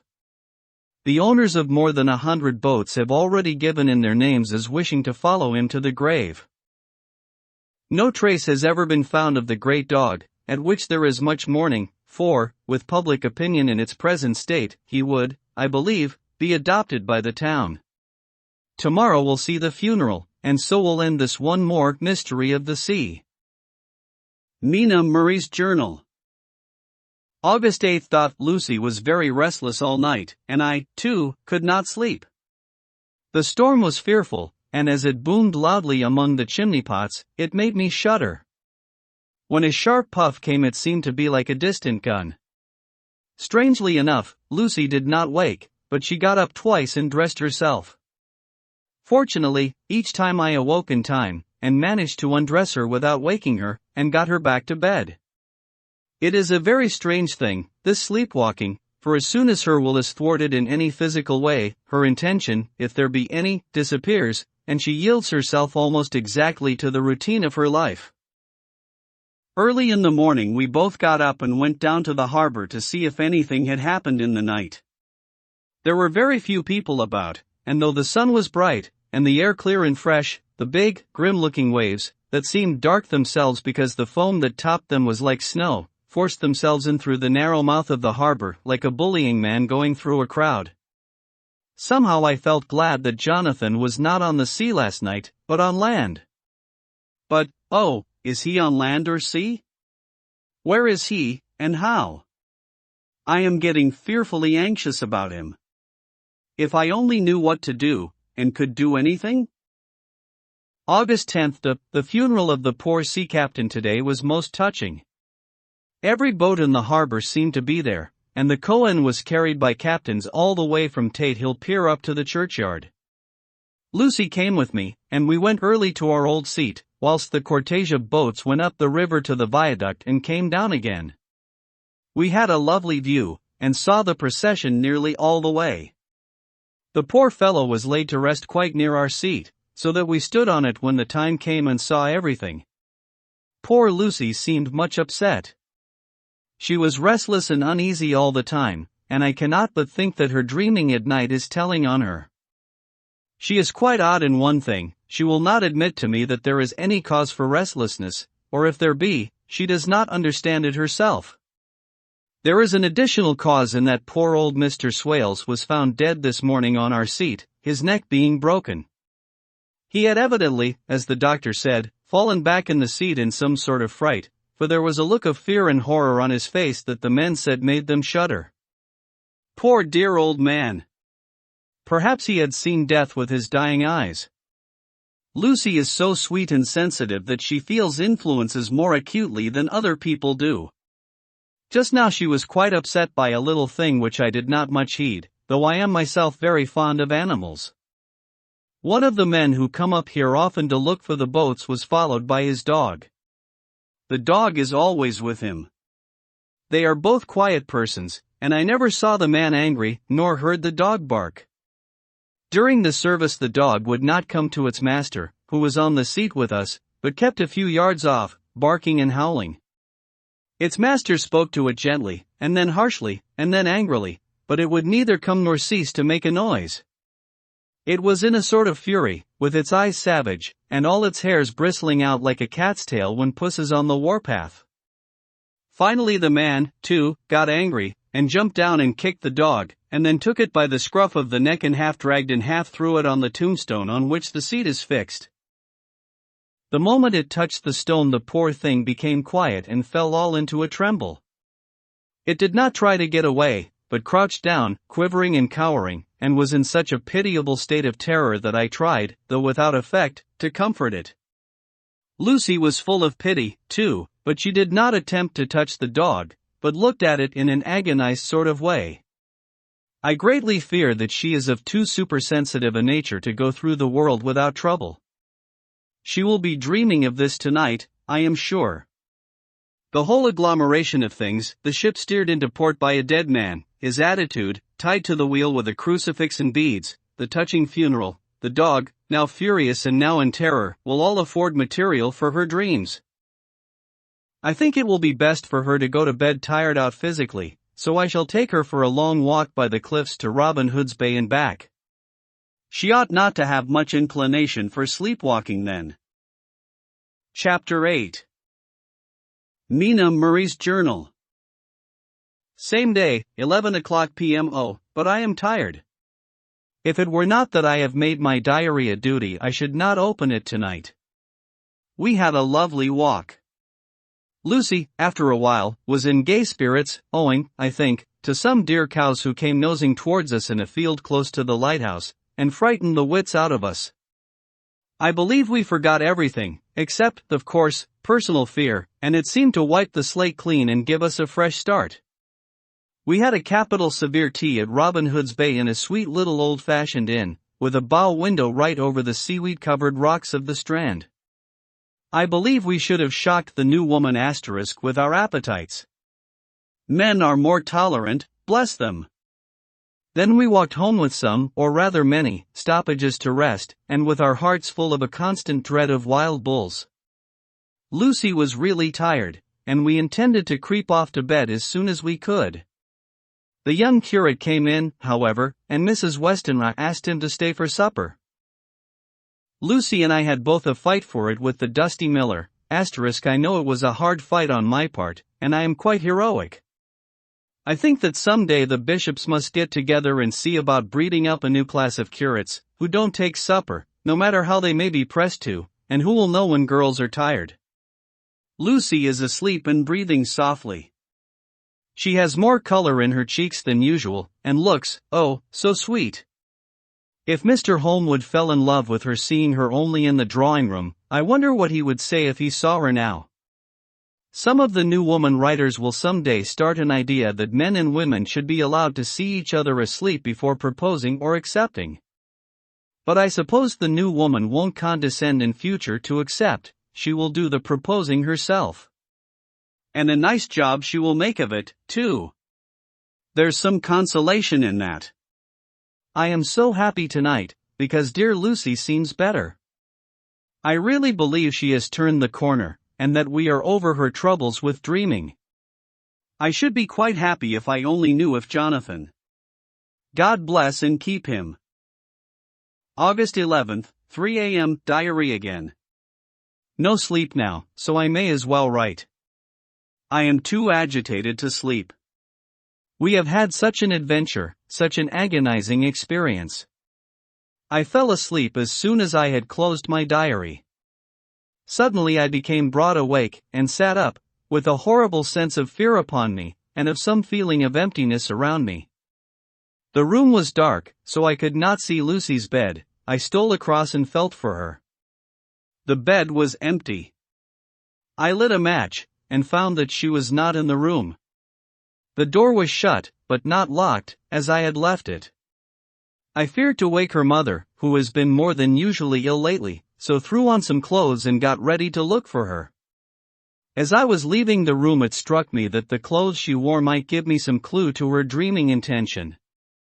Dressing gown would mean house, dress, outside. Dressing gown and dress were both in their places. Thank God, I said to myself, she cannot be far, as she is only in her nightdress. I ran downstairs and looked in the sitting room. Not there. Then I looked in all the other open rooms of the house, with an ever-growing fear chilling my heart. Finally I came to the hall door and found it open. It was not wide open, but the catch of the lock had not caught. The people of the house are careful to lock the door every night, so I feared that Lucy must have gone out as she was. There was no time to think of what might happen, a vague, overmastering fear obscured all details. I took a big, heavy shawl and ran out. The clock was striking 1 as I was in the crescent, and there was not a soul in sight. I ran along the north terrace, but could see no sign of the white figure which I expected. At the edge of the west cliff above the pier I looked across the harbor to the east cliff, in the hope or fear, I don't know which, of seeing Lucy in our favorite seat. There was a bright full moon, with heavy black, driving clouds, which threw the whole scene into a fleeting diorama of light and shade asterisk as they sailed across.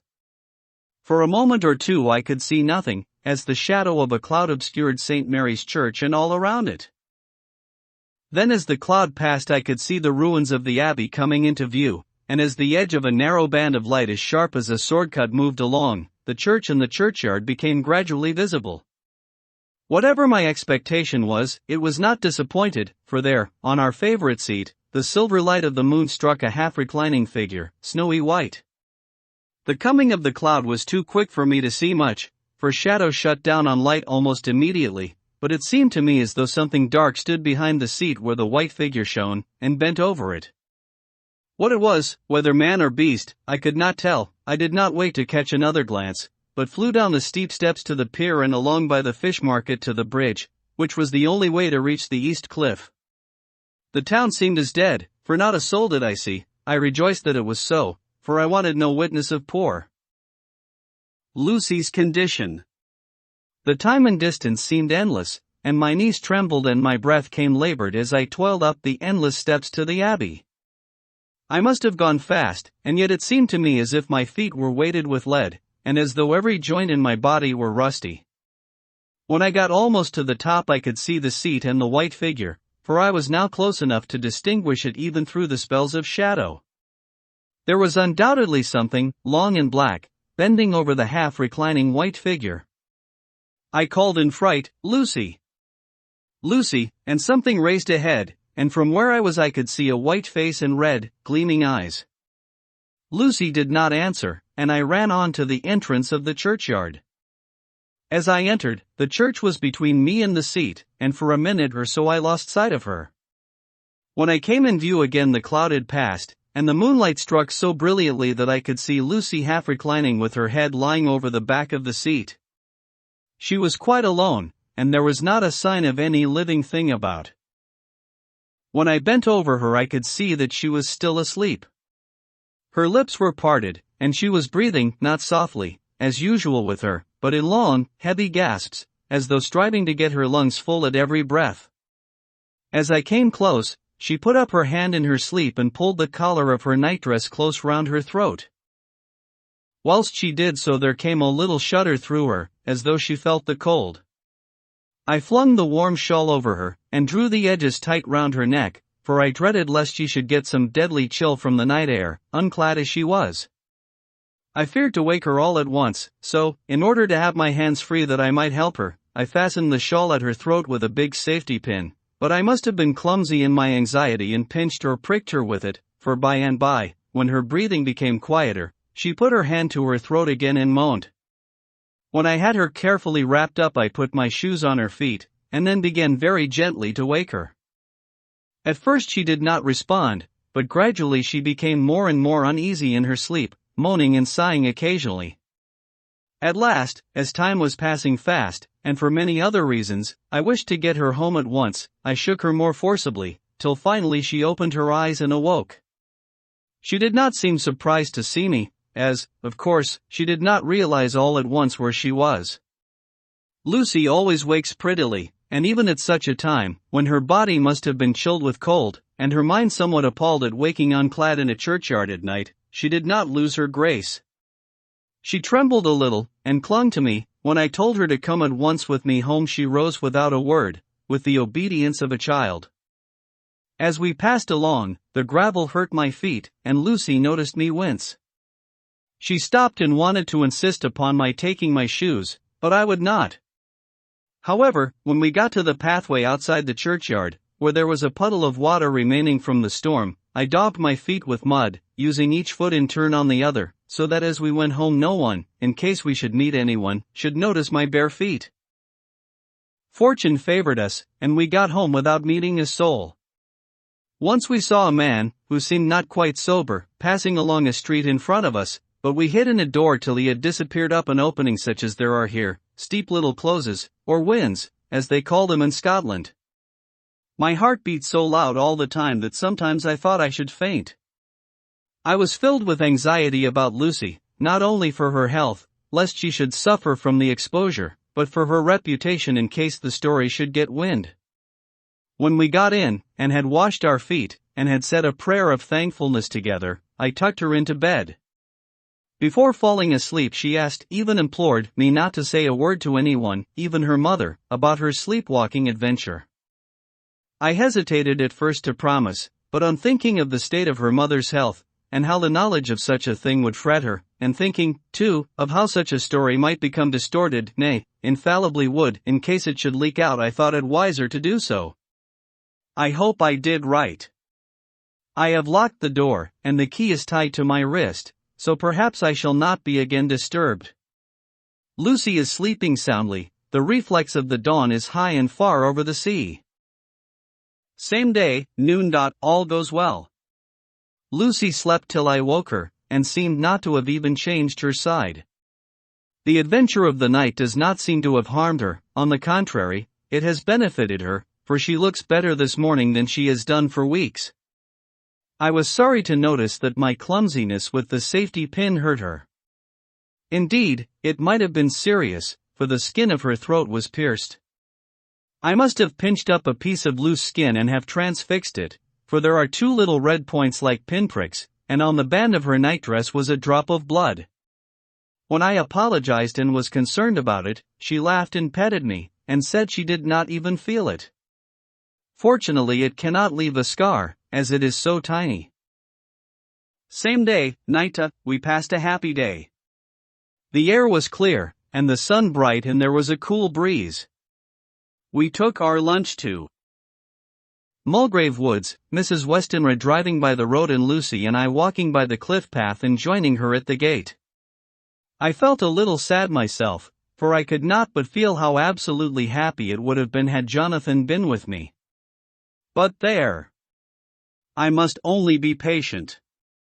In the evening we strolled in the casino terrace, and heard some good music by Spar and Mackenzie *, and went to bed early. Lucy seems more restful than she has been for some time, and fell asleep at once. I shall lock the door and secure the key the same as before, though I do not expect any trouble tonight. August 12th. My expectations were wrong, for twice during the night I was awakened by Lucy trying to get out. She seemed, even in her sleep, to be a little impatient at finding the door shut, and went back to bed under a sort of protest. I woke with the dawn, and heard the birds chirping outside of the window. Lucy woke, too, and, I was glad to see, was even better than on the previous morning. All her old gaiety of manner seemed to have come back, and she came and snuggled in beside me, and told me all about Arthur. I told her how anxious I was about Jonathan, and then she tried to comfort me. Well, she succeeded somewhat, for, though sympathy can't alter facts, it can help to make them more bearable. August 13th. Another quiet day, and to bed with the key on my wrist as before. Again I woke in the night, and found Lucy sitting up in bed, still asleep, pointing to the window. I got up quietly, and pulling aside the blind, looked out. It was brilliant moonlight, and the soft effect of the light over the sea and sky merged together in one great, silent mystery, was beautiful beyond words. Between me and the moonlight flitted a great bat, coming and going in great, whirling circles. Once or twice it came quite close, but was, I suppose, frightened at seeing me, and flitted away across the harbor towards the abbey. When I came back from the window, Lucy had lain down again, and was sleeping peacefully. She did not stir again all night. August 14th. On the East Cliff, reading and writing all day. Lucy seems to have become as much in love with the spot as I am, and it is hard to get her away from it when it is time to come home for lunch or tea or dinner. This afternoon she made a funny remark. We were coming home for dinner, and had come to the top of the steps up from the West Pier and stopped to look at the view, as we generally do. The setting sun, low down in the sky, was just dropping behind Kettleness. The red light was thrown over on the East Cliff and the old Abbey, and seemed to bathe everything in a beautiful rosy glow. We were silent for a while, and suddenly Lucy murmured as if to herself. His red eyes again. They are just the same. It was such an odd expression, coming apropos of nothing, that it quite startled me. I slewed round a little, so as to see Lucy well without seeming to stare at her, and saw that she was in a half-dreamy state, with an odd look on her face that I could not quite make out, so I said nothing, but followed her eyes. She appeared to be looking over at our seat, whereon was a dark figure seated alone. I was a little startled myself, for it seemed for an instant as if the stranger had great eyes like burning flames, but a second look dispelled the illusion. The red sunlight was shining on the windows of St. Mary's Church behind our seat, and as the sun dipped there was just sufficient change in the refraction and reflection to make it appear as if the light moved. I called Lucy's attention to the peculiar effect, and she became herself with a start, but she looked sad all the same. It may have been that she was thinking of that terrible night up there. We never referred to it, so I said nothing, and we went home to dinner. Lucy had a headache and went early to bed. I saw her asleep, and went out for a little stroll myself. I walked along the cliffs to the westward, and was full of sweet sadness, for I was thinking of Jonathan. When coming home it was then bright moonlight, so bright that, though the front of our part of the crescent was in shadow, everything could be well seen. I threw a glance up at our window, and saw Lucy's head leaning out. I thought that perhaps she was looking out for me, so I opened my handkerchief and waved it. She did not notice or make any movement whatever. Just then, the moonlight crept round an angle of the building, and the light fell on the window. There distinctly was Lucy with her head lying up against the side of the windowsill and her eyes shut. She was fast asleep, and by her, seated on the windowsill, was something that looked like a good-sized bird.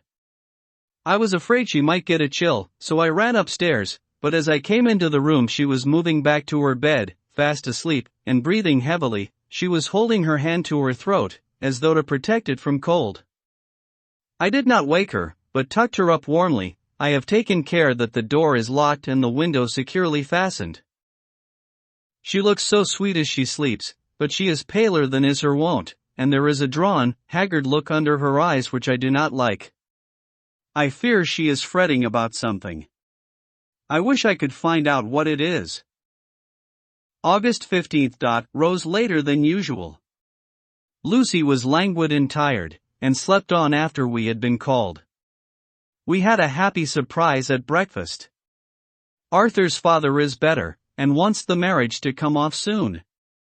Lucy is full of quiet joy, and her mother is glad and sorry at once.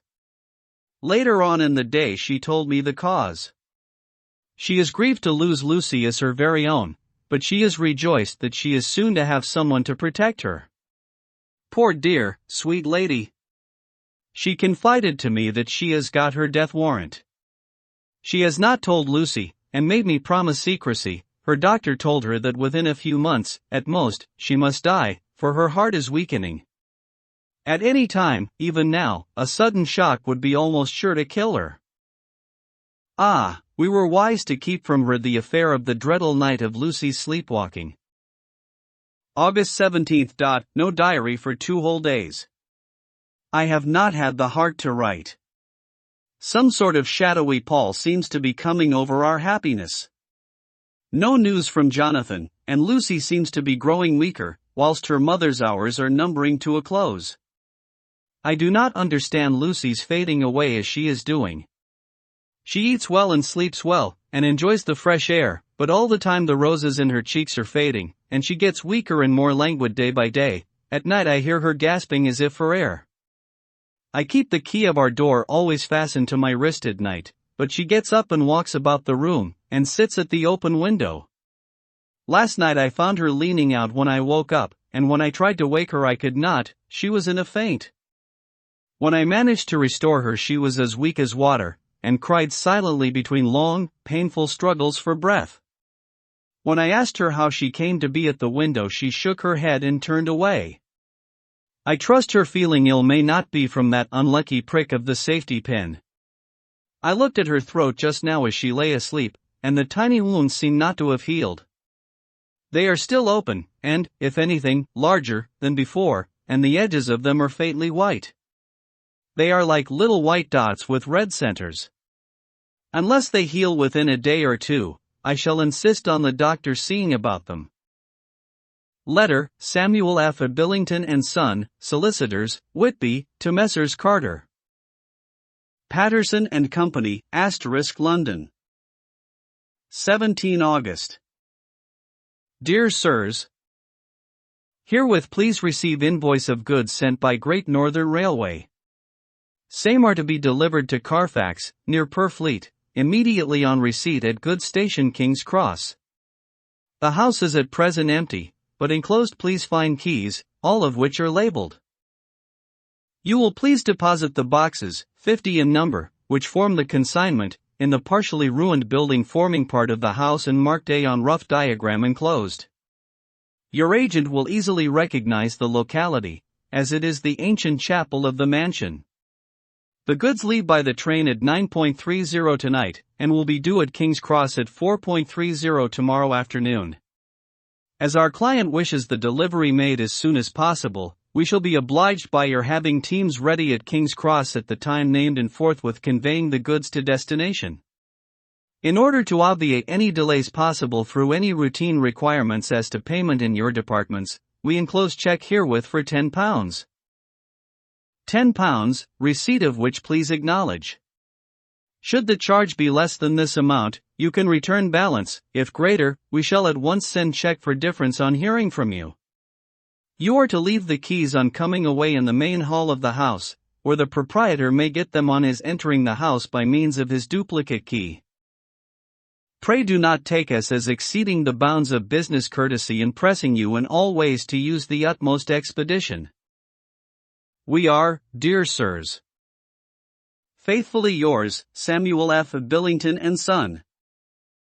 Letter, Messrs. Carter, Patterson and Company, London, to Messrs. Billington and Son, Whitby. 21 August. Dear Sirs, we beg to acknowledge £10 received and to return check £1.17. 9d, amount of overplus, as shown in receipted account herewith. Goods are delivered in exact accordance with instructions, and keys left in parcel in main hall, as directed.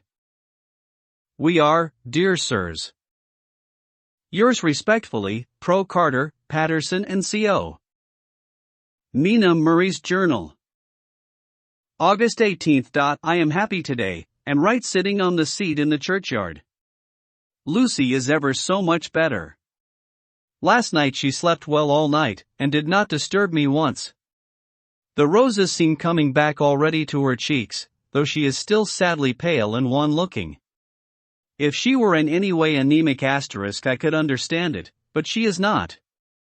She is in gay spirits and full of life and cheerfulness.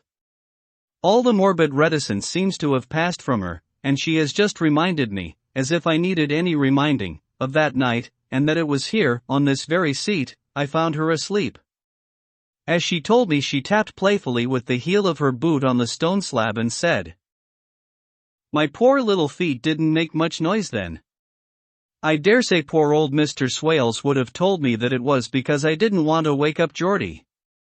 As she was in such a communicative humor, I asked her if she had dreamed at all that night. Before she answered, that sweet, puckered look came into her forehead, which Arthur, I call him Arthur from her habit, says he loves, and, indeed, I don't wonder that he does. Then she went on in a half-dreaming kind of way, as if trying to recall it to herself. I didn't quite dream, but it all seemed to be real. I only wanted to be here in this spot, I don't know why, for I was afraid of something, I don't know what. I remember, though I suppose I was asleep, passing through the streets and over the bridge. A fish leaped as I went by, and I leaned over to look at it, and I heard a lot of dogs howling. The whole town seemed as if it must be full of dogs all howling at once as I went up the steps. Then I have a vague memory of something long and dark with red eyes, just as we saw in the sunset, and something very sweet and very bitter all around me at once, and then I seemed sinking into deep green water, and there was a singing in my ears, as I have heard there is to drowning men, and then everything seemed passing away from me, my soul seemed to go out from my body and float about the air. I seem to remember that once the West Lighthouse was right under me, and then there was a sort of agonizing feeling, as if I were in an earthquake, and I came back and found you shaking my body. I saw you do it before I felt you. Then she began to laugh. It seemed a little uncanny to me, and I listened to her breathlessly. I did not quite like it, and thought it better not to keep her mind on the subject, so we drifted on to other subjects, and Lucy was like her old self again. When we got home the fresh breeze had braced her up, and her pale cheeks were really more rosy. Her mother rejoiced when she saw her, and we all spent a very happy evening together. August 19th. Joy, joy, joy. Although not all joy. At last, news of Jonathan. The dear fellow has been ill, that is why he did not write. I am not afraid to think it or to say it, now that I know. Mr. Hawkins sent me on the letter, and wrote himself so kindly. I am to leave in the morning and to go over to Jonathan, and to help nurse him if necessary, and to bring him home. Mr. Hawkins says it would not be a bad thing if we were to be married out there. I have cried over the good sister's letter till I can feel it wet against my bosom, where it lies. It is of Jonathan, and must be next my heart, for he is in my heart. My journey is all mapped out, and my luggage ready. I am only taking one change of dress. Lucy will bring my trunk to London and keep it till I send for it may be that I must write no more. I must keep it to say to Jonathan, my husband. The letter that he has seen and touched must comfort me till we meet. Letter, Sister Agatha, Hospital of St. Joseph and St. Mary, Budapest, to Miss Wilhelmina Murray. 12 August. Dear Madam, I write by desire of Mr. Jonathan Harker, who is himself not strong enough to write, though progressing well, thanks to God and St. Joseph and St. Mary. He has been under our care for nearly 6 weeks, suffering from a violent brain fever. He wishes me to convey his love, and to say that by this post I write for him to Mr. Peter Hawkins, Exeter, to say, with his dutiful respects, that he is sorry for his delay, and that all his work is completed. He will require some few weeks' rest in our sanatorium in the hills, but will then return. He wishes me to say that he has not sufficient money with him, and that he would like to pay for his staying here, so that others who need shall not be wanting for help. Believe me, yours, with sympathy and all blessings, Sister Agatha. P.S. My patient being asleep, I open this to let you know something more. He has told me all about you, and that you are shortly to be his wife. All blessings to you both. He has had some fearful shock, so says our doctor, and in his delirium his ravings have been dreadful, of wolves and poison and blood, of ghosts and demons, and I fear to say of what. Be careful with him always that there may be nothing to excite him of this kind for a long time to come. The traces of such an illness as his do not lightly die away. We should have written long ago, but we knew nothing of his friends, and there was on him nothing that anyone could understand. He came in the train from Klausenburg, and the guard was told by the station master there that he rushed into the station shouting for a ticket for home. Seeing from his violent demeanor that he was English, they gave him a ticket for the farthest station on the way thither that the train reached. Be assured that he is well cared for. He has won all hearts by his sweetness and gentleness. He is truly getting on well, and I have no doubt will in a few weeks be all himself. But be careful of him for safety's sake. There are, I pray God in St. Joseph and St. Mary, many, many happy years for you both. D.R. Seward's Diary. August 19. Strange and sudden change in Renfield last night. About 8 o'clock he began to get excited and to sniff about as a dog does when setting. The attendant was struck by his manner, and knowing my interest in him, encouraged him to talk. He is usually respectful to the attendant, and at times servile, but tonight, the man tells me, he was quite haughty. Would not condescend to talk with him at all. All he would say was, "I don't want to talk to you, you don't count now, the master is at hand." The attendant thinks it is some sudden form of religious mania which has seized him. If so, we must look out for squalls, for a strong man with homicidal and religious mania at once might be dangerous. The combination is a dreadful one. At 9 o'clock I visited him myself. His attitude to me was the same as that to the attendant. In his sublime self-feeling, the difference between myself and attendant seemed to him as nothing. It looks like religious mania, and he will soon think that he himself is God. These infinitesimal distinctions between man and man are too paltry for an omnipotent being. How these madmen give themselves away! The real God taketh heed lest a sparrow fall, but the God created from human vanity sees no difference between an eagle and a sparrow. Oh, if men only knew! For half an hour or more Renfield kept getting excited in greater and greater degree. I did not pretend to be watching him, but I kept strict observation all the same. All at once that shifty look came into his eyes which we always see when a madman has seized an idea, and with it the shifty movement of the head and back which asylum attendants come to know so well. He became quite quiet, and went and sat on the edge of his bed resignedly, and looked into space with lackluster eyes. I thought I would find out if his apathy were real or only assumed, and tried to lead him to talk of his pets, a theme which never failed to excite his attention. At first he made no reply, but at length said testily, "Bother them all. I don't care a pin about them." "What?" I said. "You don't mean to tell me that you don't care about spiders?" Spiders at present are his hobby, and the notebook is filling up with columns of small figures. To this he answered enigmatically, "The bridemaidens rejoice the eyes that wait the coming of the bride, but when the bride draweth nigh, then the maidens shine not to the eyes that are filled." Asterisk. He would not explain himself, but remained obstinately seated on his bed all the time I remained with him. I am weary tonight and low in spirits. I cannot but think of Lucy, and how different things might have been. If I don't sleep at once, chloral, the modern Morpheus asterisk, C2HCl30.H2O.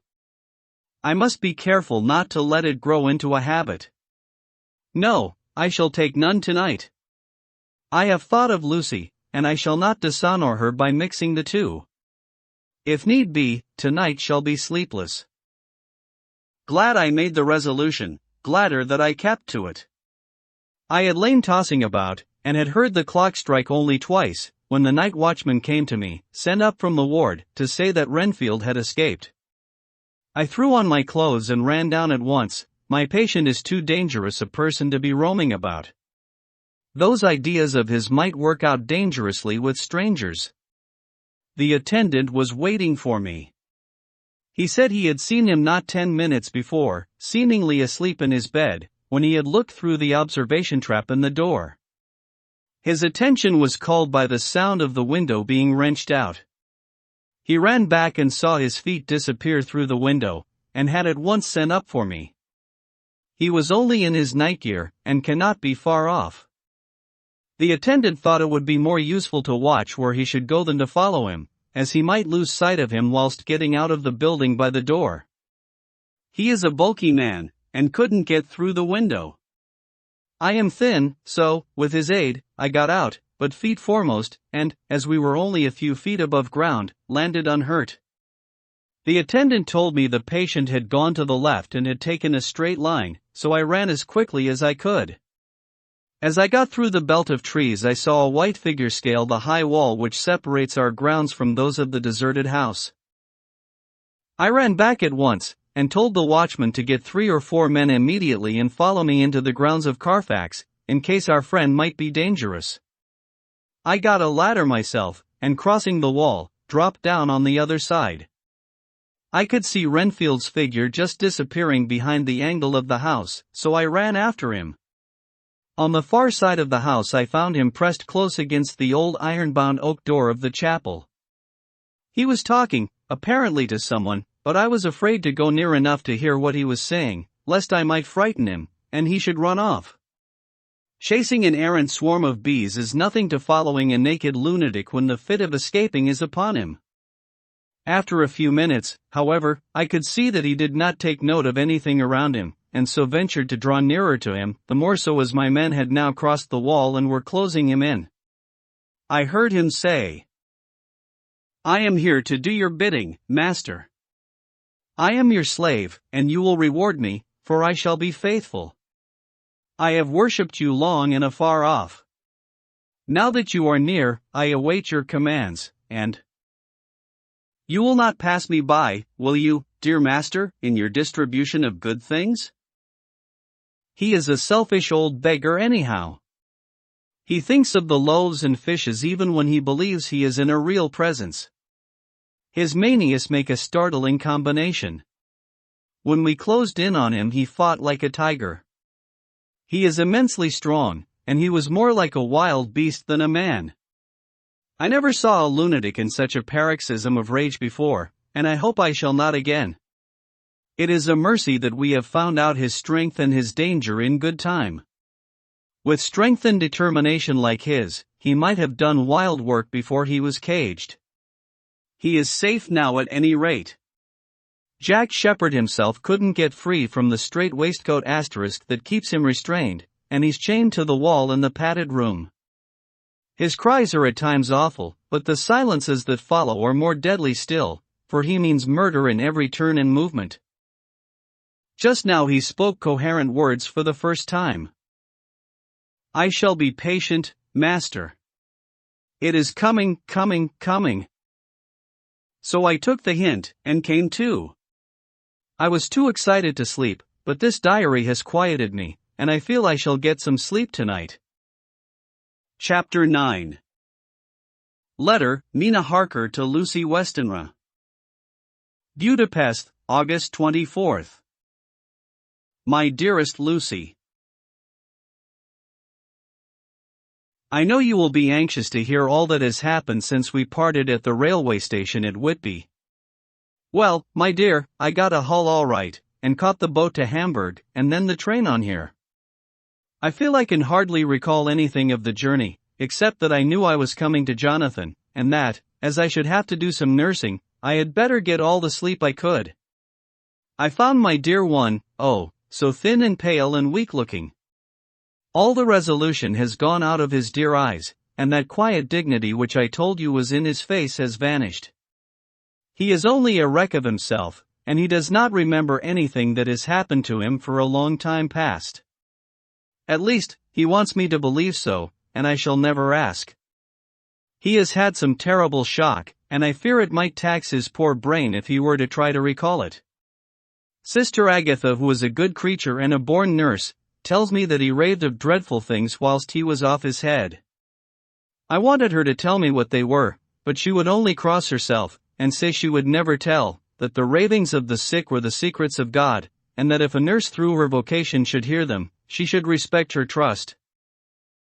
She is a sweet, good soul, and the next day, when she saw I was troubled, she opened up the subject again, and after saying that she could never mention what my poor dear raved about, added, "I can tell you this much, my dear, that it was not about anything which he has done wrong himself, and you, as his wife-to-be, have no cause to be concerned. He has not forgotten you or what he owes to you. His fear was of great and terrible things, which no mortal can treat of. I believe the dear soul thought I might be jealous lest my poor dear should have fallen in love with any other girl. The idea of my being jealous about Jonathan! And yet, my dear, let me whisper.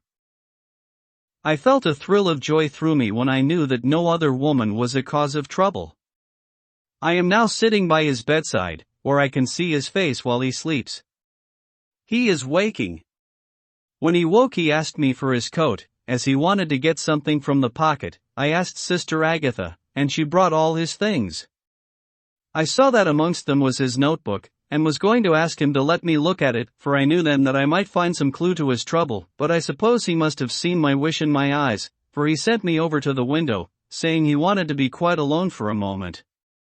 Then he called me back, and when I came he had his hand over the notebook, and he said to me very solemnly, "Wilhelmina." I knew then that he was in deadly earnest, for he has never called me by that name since he asked me to marry him.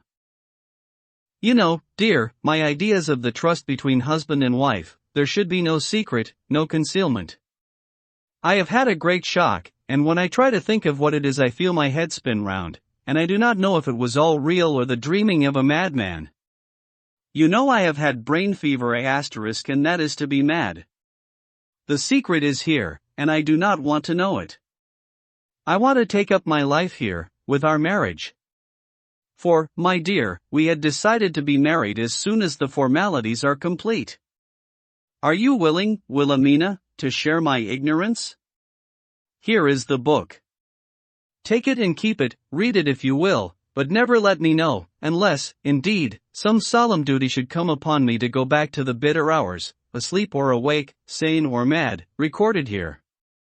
He fell back, exhausted, and I put the book under his pillow, and kissed him. I have asked Sister Agatha to beg the Superior to let our wedding be this afternoon, and am waiting her reply. She has come and told me that the chaplain of the English Mission Church has been sent for. We are to be married in an hour, or as soon after as Jonathan awakes. Lucy, the time has come and gone.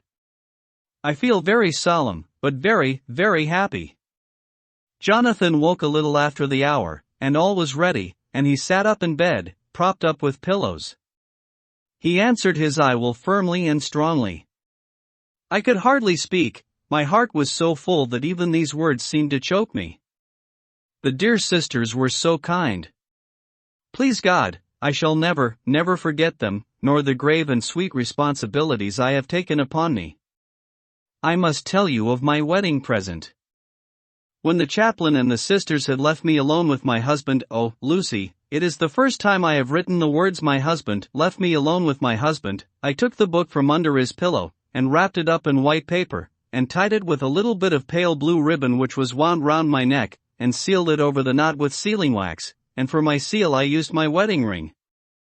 Then I kissed it and showed it to my husband, and told him that I would keep it so, and then it would be an outward invisible sign for us all our lives that we trusted each other, that I would never open it unless it were for his own dear sake, or for the sake of some stern duty. Then he took my hand in his, and oh, Lucy, it was the first time he took his wife's hand, and said that it was the dearest thing in all the wide world, and that he would go through all the past again to win it, if need be. The poor dear meant to have said a part of the past, but he cannot think of time yet, and I shall not wonder if at first he mixes up not only the month, but the year. Well, my dear, what could I say? I could only tell him that I was the happiest woman in all the wide world, and that I had nothing to give him except myself, my life, and my trust, and that with these went my love and duty for all the days of my life. And, my dear, when he kissed me, and drew me to him with his poor weak hands, it was like a very solemn pledge between us. Lucy dear, do you know why I tell you all this? It is not only because it is all sweet to me, but because you have been, and are, very dear to me. It was my privilege to be your friend and guide when you came from the schoolroom to prepare for the world of life. I want you to see now, and with the eyes of a very happy wife, whither duty has led me, so that in your own married life you too may be all happy as I am. My dear, please Almighty God, your life may be all it promises, a long day of sunshine, with no harsh wind, no forgetting duty, no distrust. I must not wish you no pain, for that can never be, but I do hope you will be always as happy as I am now. Goodbye, my dear. I shall post this at once, and, perhaps, write you very soon again. I must stop, for Jonathan is waking. I must attend to my husband. Your ever-loving Mina Harker. Letter, Lucy Westenra to Mina Harker Whitby, August 30th. My dearest Mina. Oceans of love and millions of kisses, and may you soon be in your own home with your husband. I wish you could be coming home soon enough to stay with us here. This strong air would soon restore Jonathan. It has quite restored me. I have an appetite like a cormorant, am full of life, and sleep well. You will be glad to know that I have quite given up walking in my sleep. I think I have not stirred out of my bed for a week, that is, when I once got into it at night. Arthur says I am getting fat. By the way, I forgot to tell you that Arthur is here. We have such walks and drives, and rides, and rowing, and tennis, and fishing together, and I love him more than ever. He tells me that he loves me more, but I doubt that, for at first he told me that he couldn't love me more than he did then. But this is nonsense. There he is, calling to me. So no more just at present from your loving Lucy. P.S. Mother sends her love. She seems better, poor dear. P.P.S. We are to be married on September 28th. D.R. Seward's Diary. August 20th. The case of Renfield grows even more interesting. He has now so far quieted that there are spells of cessation from his passion. For the first week after his attack he was perpetually violent. Then one night, just as the moon rose, he grew quiet, and kept murmuring to himself, "Now I can wait, now I can wait." The attendant came to tell me, so I ran down at once to have a look at him. He was still in the strait waistcoat and in the padded room, but the suffused look had gone from his face, and his eyes had something of their old pleading, I might almost say, cringing, softness. I was satisfied with his present condition, and directed him to be relieved. The attendants hesitated, but finally carried out my wishes without protest. It was a strange thing that the patient had humor enough to see their distrust, for, coming close to me, he said in a whisper, all the while looking furtively at them, "They think I could hurt you. Fancy me hurting you. The fools!" It was soothing, somehow, to the feelings to find myself dissociated even in the mind of this poor madman from the others, but all the same I do not follow his thought.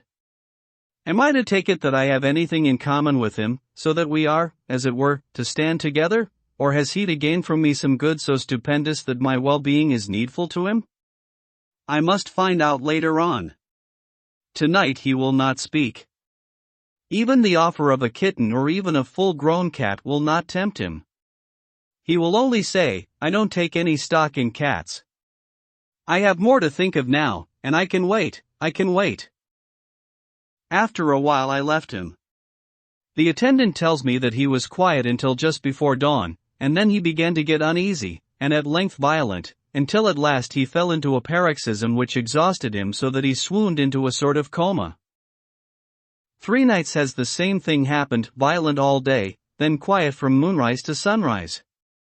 I wish I could get some clue to the cause. It would almost seem as if there was some influence which came and went. Happy thought. We shall tonight play sane wits against mad ones. He escaped before without our help, tonight he shall escape with it. We shall give him a chance, and have the men ready to follow in case they are required. August 23rd. The unexpected always happens. How well. Disraeli New Life. Our bird when he found the cage open would not fly, so all our subtle arrangements went for naught. At any rate, we have proved one thing, that the spells of quietness last a reasonable time. We shall in future be able to ease his bond for a few hours each day. I have given orders to the night attendant merely to shut him in the padded room, when once he is quiet, until an hour before sunrise.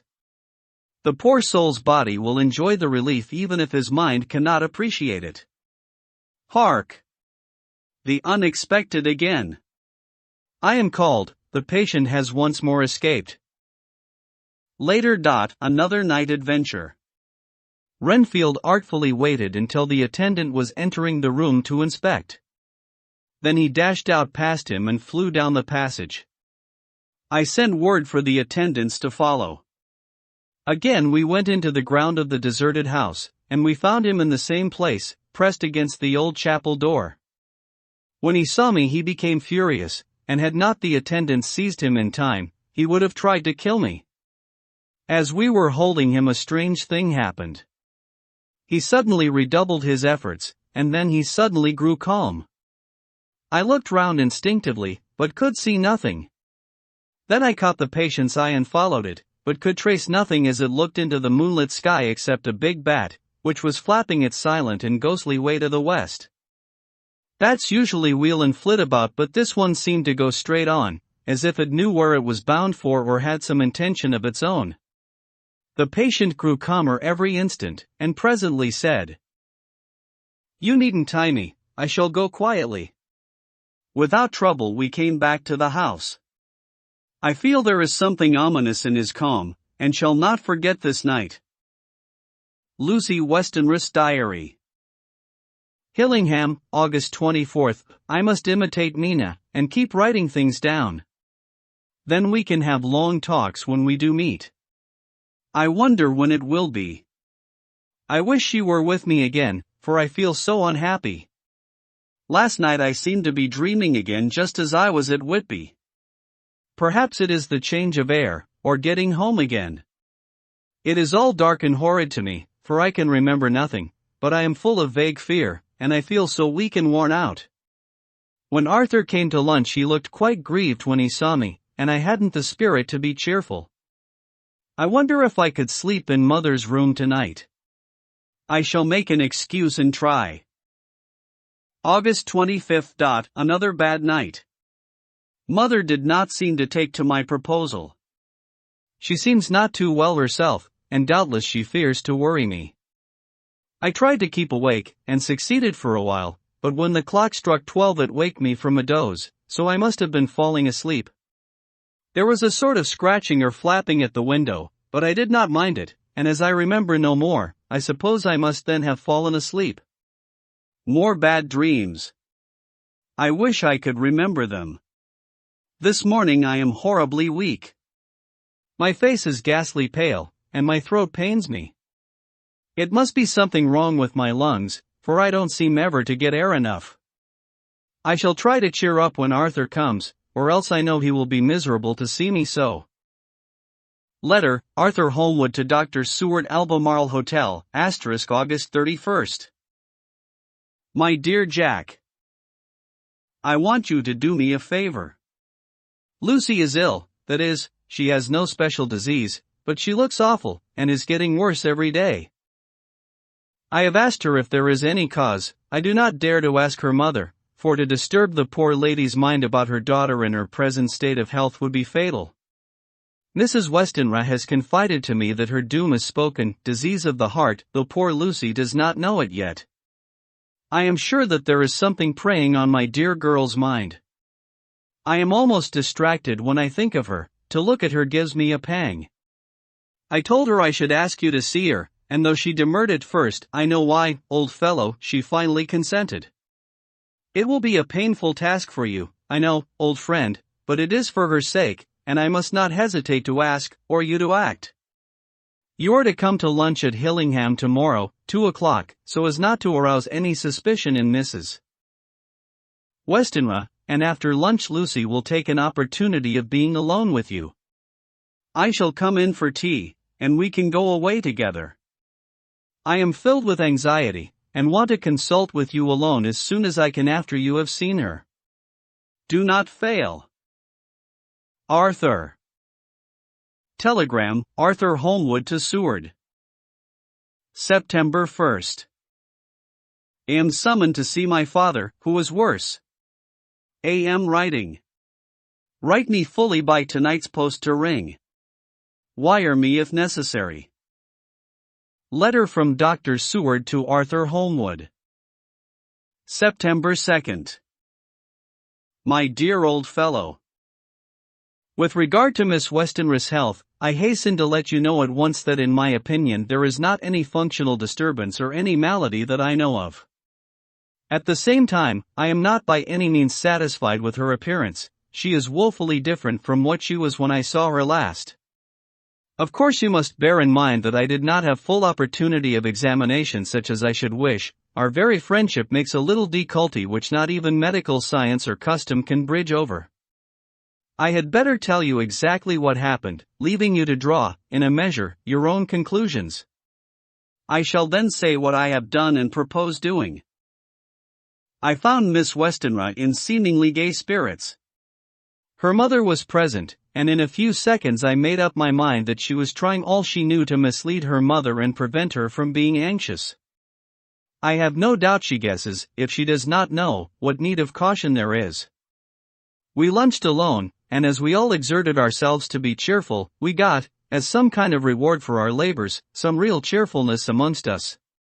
Then Mrs. Westenra went to lie down, and Lucy was left with me.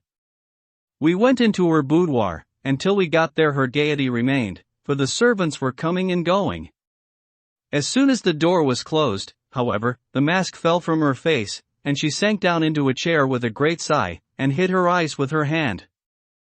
When I saw that her high spirits had failed, I at once took advantage of her reaction to make a diagnosis. She said to me very sweetly, "I cannot tell you how I loathe talking about myself." I reminded her that a doctor's confidence was sacred, but that you were grievously anxious about her. She caught on to my meaning at once, and settled that matter in a word. "Tell Arthur everything you choose. I do not care for myself, but all for him. So I am quite free." I could easily see that she is somewhat bloodless, but I could not see the usual anemic signs, and by a chance I was actually able to test the quality of her blood, for in opening a window which was stiff a cord gave way, and she cut her hand slightly with broken glass.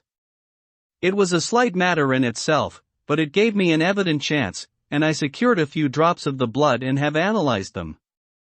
The qualitative analysis gives a quite normal condition, and shows, I should infer, in itself a vigorous state of health. In other physical matters I was quite satisfied that there is no need for anxiety, but as there must be a cause somewhere, I have come to the conclusion that it must be something mental. She complains of difficulty in breathing satisfactorily at times, and of heavy, lethargic sleep, with dreams that frighten her, but regarding which she can remember nothing. She says that as a child she used to walk in her sleep, and that when in Whitby the habit came back, and that once she walked out in the night and went to the East Cliff, where Miss Murray found her, but she assures me that of late the habit has not returned. I am in doubt, and so have done the best thing I know of. I have written to my old friend and master, Professor Van Helsing, of Amsterdam, who knows as much about obscure diseases as anyone in the world. I have asked him to come over, and as you told me that all things were to be at your charge, I have mentioned to him who you are and your relations to Miss Westenra. This, my dear fellow, is only in obedience to your wishes, for I am only too proud and happy to do anything I can for her. Van Helsing would, I know, do anything for me for a personal reason. So, no matter on what ground he comes, we must accept his wishes. He is a seemingly arbitrary man, but this is because he knows what he is talking about better than anyone else. He is a philosopher and a metaphysician, and one of the most advanced scientists of his day, and he has, I believe, an absolutely open mind. This, with an iron nerve, a temper of the icebrook, an indomitable resolution, self-command and toleration exalted from virtues to blessings, and the kindest and truest heart that beats, these form his equipment for the noble work that he is doing for mankind, work both in theory and practice, for his views are as wide as his all-embracing sympathy. I tell you these facts that you may know why I have such confidence in him. I have asked him to come at once. I shall see Miss Westenra tomorrow again. She is to meet me at the stores so that I may not alarm her mother by too early a repetition of my call. Yours always, John Seward. Letter, Abraham Van Helsing, M.D., D.Ph., Dr. Efforts and Letters, etc., etc., to Dr. Seward. September 2nd. My good friend, when I have received your letter I am already coming to you. By good fortune I can leave just at once, without wrong to any of those who have trusted me. Were fortune other, then it were bad for those who have trusted, for I come to my friend when he call me to aid those he holds dear. Tell your friend that when that time you suck from my wounds so swiftly the poison of the gangrene from that knife that our other friend, too nervous, let slip, you did more for him when he wants my aids and you call for them than all his great fortune could do. But it is pleasure added to do for him, your friend, it is to you that I come. Have then rooms for me at the Great Eastern Hotel at *, so that I may be near to hand, and please it so arrange that we may see the young lady not too late on tomorrow, for it is likely that I may have to return here that night. But if need be I shall come again in 3 days, and stay longer if it must. Till then goodbye, my friend John. Van Helsing. Letter, Dr. Seward to Honorable Arthur Holmwood. September 3rd. My dear Art. Van Helsing has come and gone. He came on with me to Hillingham, and found that, by Lucy's discretion, her mother was lunching out, so that we were alone with her. Van Helsing made a very careful examination of the patient. He is to report to me, and I shall advise you, for of course I was not present all the time. He is, I fear, much concerned, but says he must think. When I told him of our friendship and how you trust to me in the matter, he said, you must tell him all you think. Tell him what I think, if you can guess it, if you will. Nay, I am not jesting. This is no jest, but life and death, perhaps more. I asked what he meant by that, for he was very serious. This was when we had come back to town, and he was having a cup of tea before starting on his return to Amsterdam. He would not give me any further clue. You must not be angry with him, Art, because his very reticence means that all his brains are working for her good. He will speak plainly enough when the time comes, be sure. So I told him I would simply write an account of our visit, just as if I were doing a descriptive special article for the Daily Telegraph. * He seemed not to notice, but remarked that the smuts * in London were not quite so bad as they used to be when he was a student here. I am to get his report tomorrow if he can possibly make it. In any case I am to have a letter. Well, as to the visit. Lucy was more cheerful than on the day I first saw her, and certainly looked better. She had lost something of the ghastly look that so upset you, and her breathing was normal. She was very sweet to the professor, as she always is, and tried to make him feel at ease, though I could see that the poor girl was making a hard struggle for it.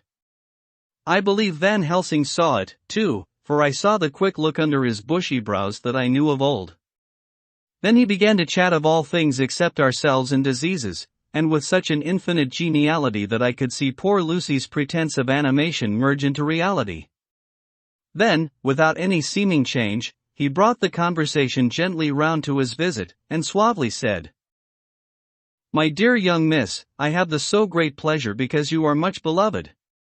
That is much, my dear, even were there that which I do not see. They told me you were in the spirit, and that you were of a ghastly pale. To them I say, poof! And he snapped his fingers at me and went on, but you and I shall show them how wrong they are. How can he, and he pointed at me with the same look and gesture as that with which once he pointed me out to his class, on, or rather after, a particular occasion which he never fails to remind me of, know anything of a young lady's. He has his madmans to play with, and to bring them back to happiness and to those that love them. It is much to do, and, oh, but there are rewards, in that we can bestow such happiness. But the young ladies!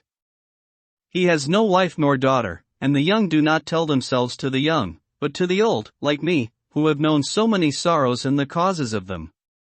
So, my dear, we will send him away to smoke the cigarette in the garden, whiles you and I have little talk all to ourselves. I took the hint, and strolled about, and presently the professor came to the window and called me in. He looked grave, but said, I have made careful examination, but there is no functional cause.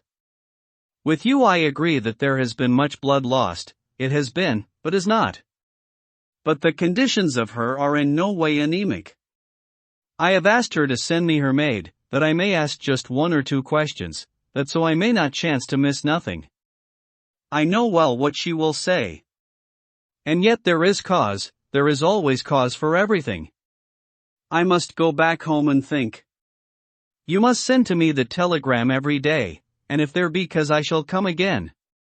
The disease, for not to be all well is a disease, interest me, and the sweet young dear, she interest me too. She charm me, and for her, if not for you or disease, I come. As I tell you, he would not say a word more, even when we were alone. And so now, Art, you know all I know. I shall keep stern watch. I trust your poor father is rallying. It must be a terrible thing to you, my dear old fellow, to be placed in such a position between two people who are both so dear to you. I know your idea of duty to your father, and you are right to stick to it, but, if need be, I shall send you word to come at once to Lucy, so do not be over anxious unless you hear from me. Dr. Seward's Diary. September 4th. Zoophagus patient still keeps up our interest in him. He had only one outburst, and that was yesterday at an unusual time. Just before the stroke of noon he began to grow restless. The attendant knew the symptoms, and at once summoned aid. Fortunately the men came at a run, and were just in time, for at the stroke of noon he became so violent that it took all their strength to hold him. In about 5 minutes, however, he began to get more and more quiet, and finally sank into a sort of melancholy, in which state he has remained up to now. The attendant tells me that his screams whilst in the paroxysm were really appalling. I found my hands full when I got in, attending to some of the other patients who were frightened by him. Indeed, I can quite understand the effect, for the sounds disturbed even me, though I was some distance away. It is now after the dinner hour of the asylum, and as yet my patient sits in a corner brooding, with a dull, sullen, woebegone look in his face, which seems rather to indicate than to show something directly. I cannot quite understand it. Later. Another change in my patient. At 5 o'clock I looked in on him, and found him seemingly as happy and contented as he used to be. He was catching flies and eating them, and was keeping note of his capture by making nail marks on the edge of the door between the ridges of padding. When he saw me, he came over and apologized for his bad conduct, and asked me in a very humble, cringing way to be let back to his own room and to have his notebook again. I thought it well to humor him, so he is back in his room, with the window open. He has the sugar of his tea spread out on the windowsill, and is reaping quite a harvest of flies.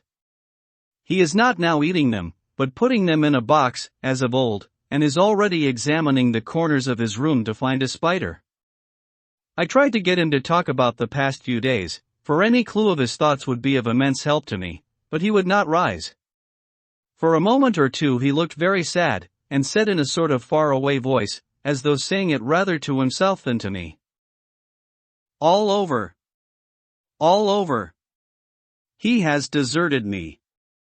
No hope for me now unless I do it for myself." Then suddenly turning to me in a resolute way, he said, "Doctor, won't you be very good to me and let me have a little more sugar? I think it would be good for me." "And the flies?" I said. "Yes. The flies like it, too, and I like the flies, therefore I like it. And there are people who know so little as to think that madmen do not argue." I procured him a double supply, and left him as happy a man as, I suppose, any in the world. I wish I could fathom his mind. Midnight. Another change in him. I had been to see Miss Westenra, whom I found much better, and had just returned, and was standing at our own gate looking at the sunset, when once more I heard him yelling. As his room is on this side of the house, I could hear it better than in the morning. It was a shock to me to turn from the wonderful smoky beauty of a sunset over London, with its lurid lights and inky shadows and all the marvelous tints that come on foul clouds even as on foul water, and to realize all the grim sternness of my own cold stone building, with its wealth of breathing misery, and my own desolate heart to endure it all. I reached him just as the sun was going down, and from his window saw the red disk sink. As it sank he became less and less frenzied, and just as it dipped he slid from the hands that held him, an inert mass, on the floor. It is wonderful, however, what intellectual recuperative power lunatics have, for within a few minutes he stood up quite calmly and looked around him. I signaled to the attendants not to hold him, for I was anxious to see what he would do. He went straight over to the window and brushed out the crumbs of sugar, then he took his flybox and emptied it outside, and threw away the box, then he shut the window, and crossing over, sat down on his bed. All this surprised me, so I asked him, "Are you not going to keep flies anymore?" "No," said he, "I am sick of all that rubbish." He certainly is a wonderfully interesting study. I wish I could get some glimpse of his mind or of the cause of his sudden passion. Stop, there may be a clue after all, if we can find why today his paroxysms came on at high noon and at sunset. Can it be that there is a malign influence of the sun at periods which affects certain natures, as at times the moon does others? We shall see. Telegram, Seward, London, to Van Helsing, Amsterdam. September 4th. Patient still better today. Telegram, Seward, London, to Van Helsing, Amsterdam. September 5th. Patient greatly improved. Good appetite, sleeps naturally, good spirits, color coming back. Telegram, Seward, London, to Van Helsing, Amsterdam. September 6th. Terrible change for the worse. Come at once, do not lose an hour. I hold over telegram to Holmwood till I've seen you. Chapter 10. Letter, Dr. Seward to Honorable Arthur Holmwood. September 6th. My dear Art, my news today is not so good. Lucy this morning had gone back a bit. There is, however, one good thing which has arisen from it. Mrs. Westenra was naturally anxious concerning Lucy, and has consulted me professionally about her. I took advantage of the opportunity, and told her that my old master, Van Helsing, the great specialist, was coming to stay with me, and that I would put her in his charge conjointly with myself, so now we can come and go without alarming her unduly, for a shock to her would mean sudden death, and this, in Lucy's weak condition, might be disastrous to her. We are hedged in with deculties, all of us, my poor old fellow, but please God, we shall come through them all right. If any need I shall write, so that, if you do not hear from me, take it for granted that I am simply waiting for news. In haste. Yours ever, John Seward. Dr. Seward's Diary. September. The first thing Van Helsing said to me when we met at Liverpool Street was, "Have you said anything to our young friend the lover of her?" "No," I said. "I waited till I had seen you, as I said in my telegram. I wrote him a letter simply telling him that you were coming, as Miss Westenra was not so well, and that I should let him know if need be." "Right, my friend," he said, "quite right. Better he not know as yet, perhaps he shall never know. I pray so, but if it be needed, then he shall know all. And, my good friend John, let me caution you. You deal with the madman. All men are mad in some way or the other, and inasmuch as you deal discreetly with your madman, so deal with God's madman, too, the rest of the world. You tell not your madman what you do nor why you do it, you tell them not what you think. So you shall keep knowledge in its place, where it may rest, where it may gather its kind around it and breed. You and I shall keep as yet what we know here, and here." He touched me on the heart and on the forehead, and then touched himself the same way. I have for myself thoughts at the present. Later I shall unfold to you.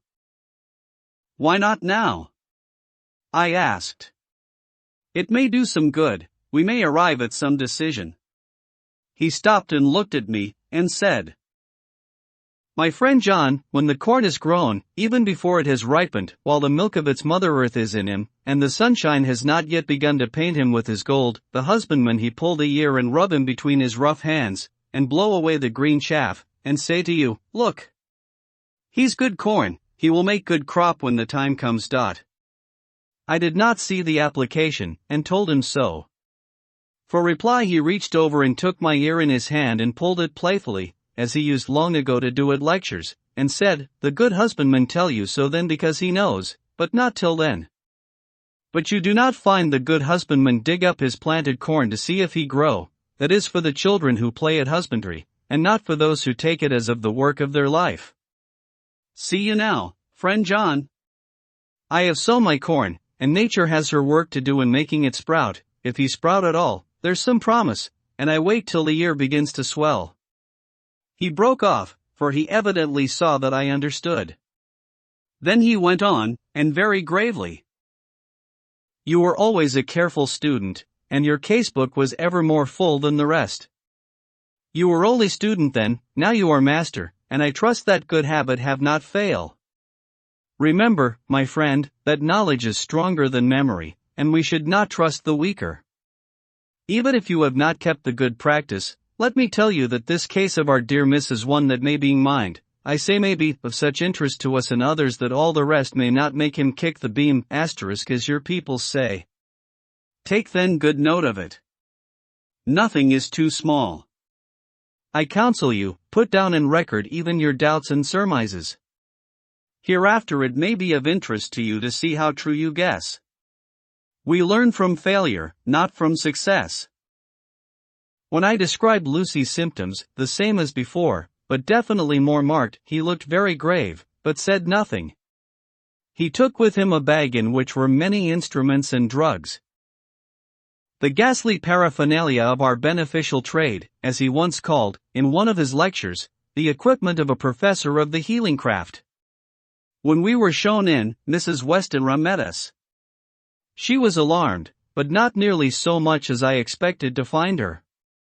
Nature in one of her beneficent moods has ordained that even death has some antidote to its own terrors.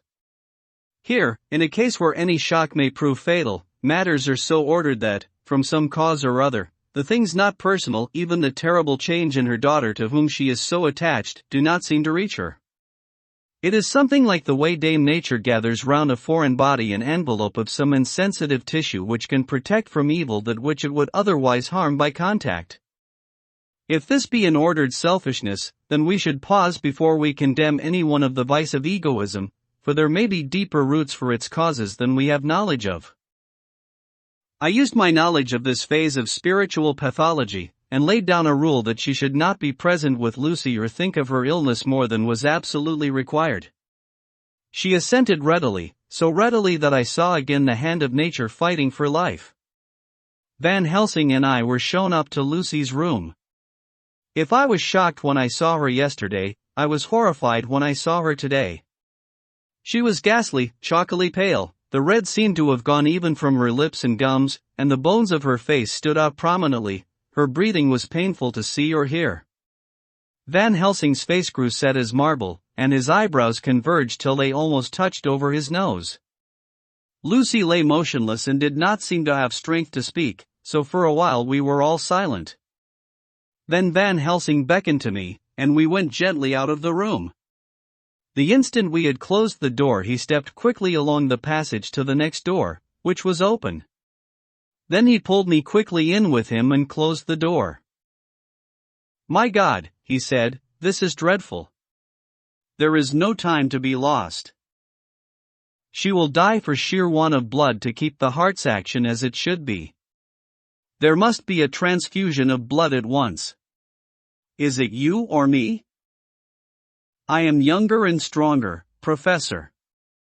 It must be me. Then get ready at once. I will bring up my bag. I am prepared." I went downstairs with him, and as we were going there was a knock at the hall door.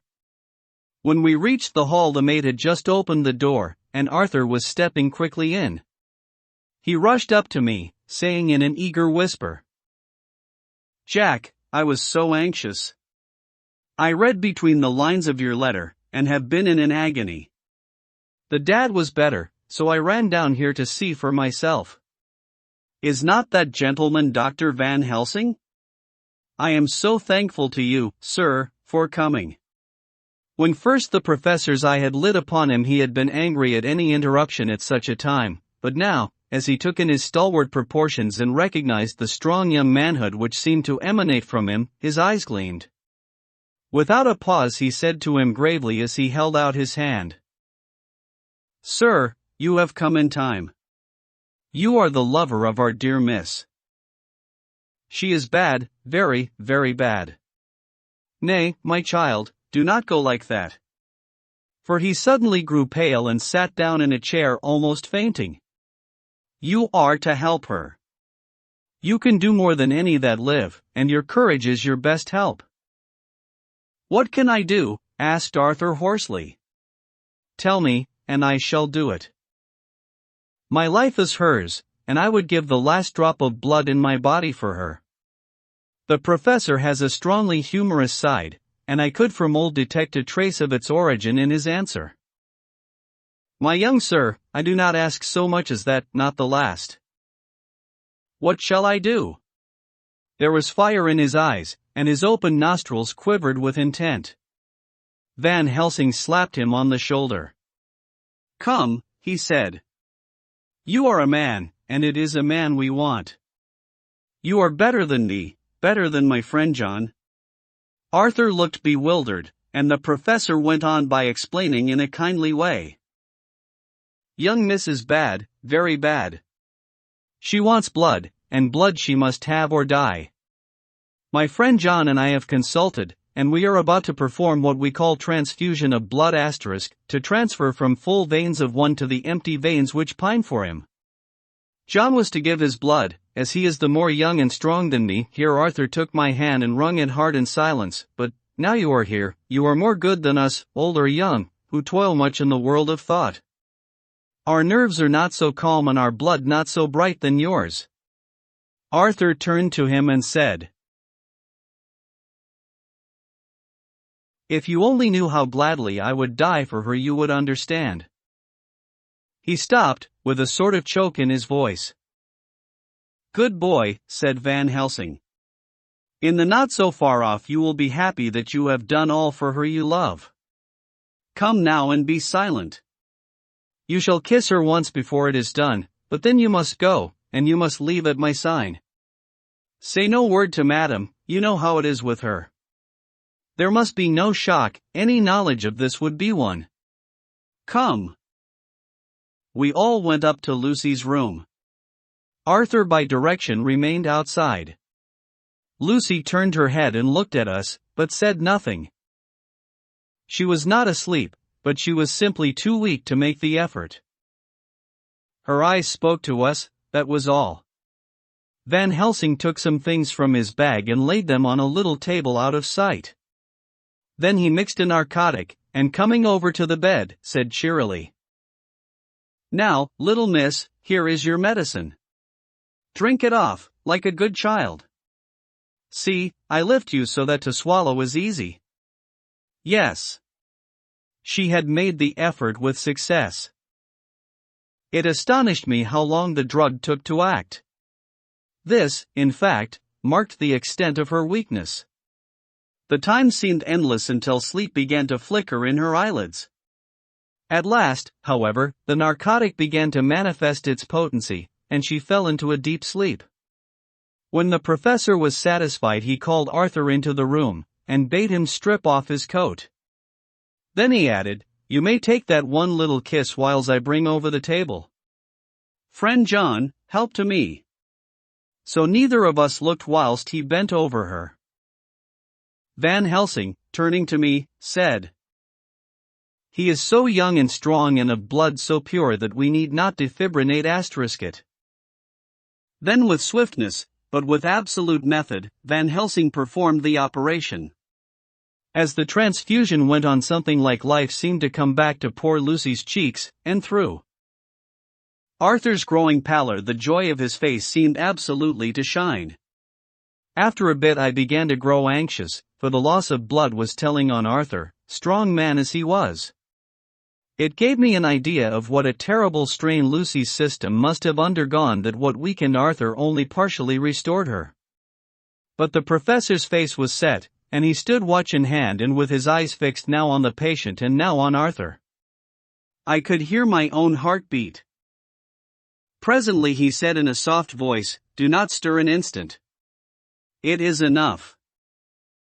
You attend him, I will look to her." When all was over I could see how much Arthur was weakened. I dressed the wound and took his arm to bring him away. When Van Helsing spoke without turning round, "The man seems to have eyes in the back of his head. The brave lover I think deserve another kiss, which he shall have presently." And as he had now finished his operation, he adjusted the pillow to the patient's head. As he did so the narrow black velvet band which she seemed always to wear round her throat, buckled with an old diamond buckle which her lover had given her, was dragged a little up, and showed a red mark on her throat. Arthur did not notice it, but I could hear the deep hiss of indrawn breath which is one of Van Helsing's ways of betraying emotion. He said nothing at the moment, but turned to me, saying, "Now take down our brave young lover, give him of the port wine, and let him lie down a while. He must then go home and rest, sleep much and eat much, that he may be recruited of what he has so given to his love. He must not stay here.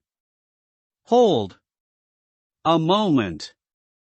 I may take it, sir, that you are anxious of results. Then bring it with you that in all ways the operation is successful.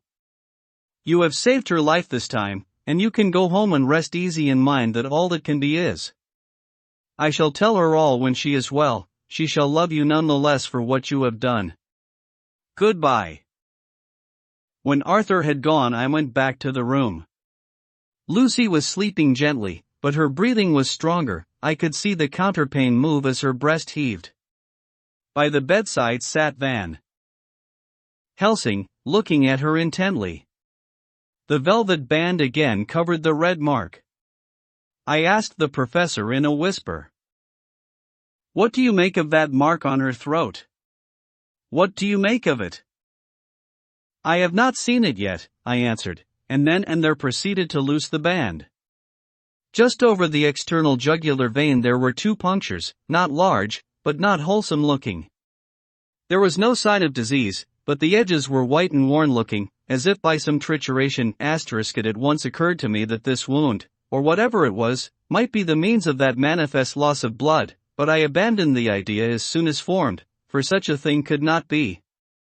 The whole bed would have been drenched to a scarlet with the blood which the girl must have lost to leave such a pallor as she had before the transfusion. "Well," said Van Helsing. "Well," said I can make nothing of it." The professor stood up. "I must go back to Amsterdam tonight," he said. "There are books and things there which I want. You must remain here all the night, and you must not let your sight pass from her." "Shall I have a nurse?" I asked. "We are the best nurses, you and I.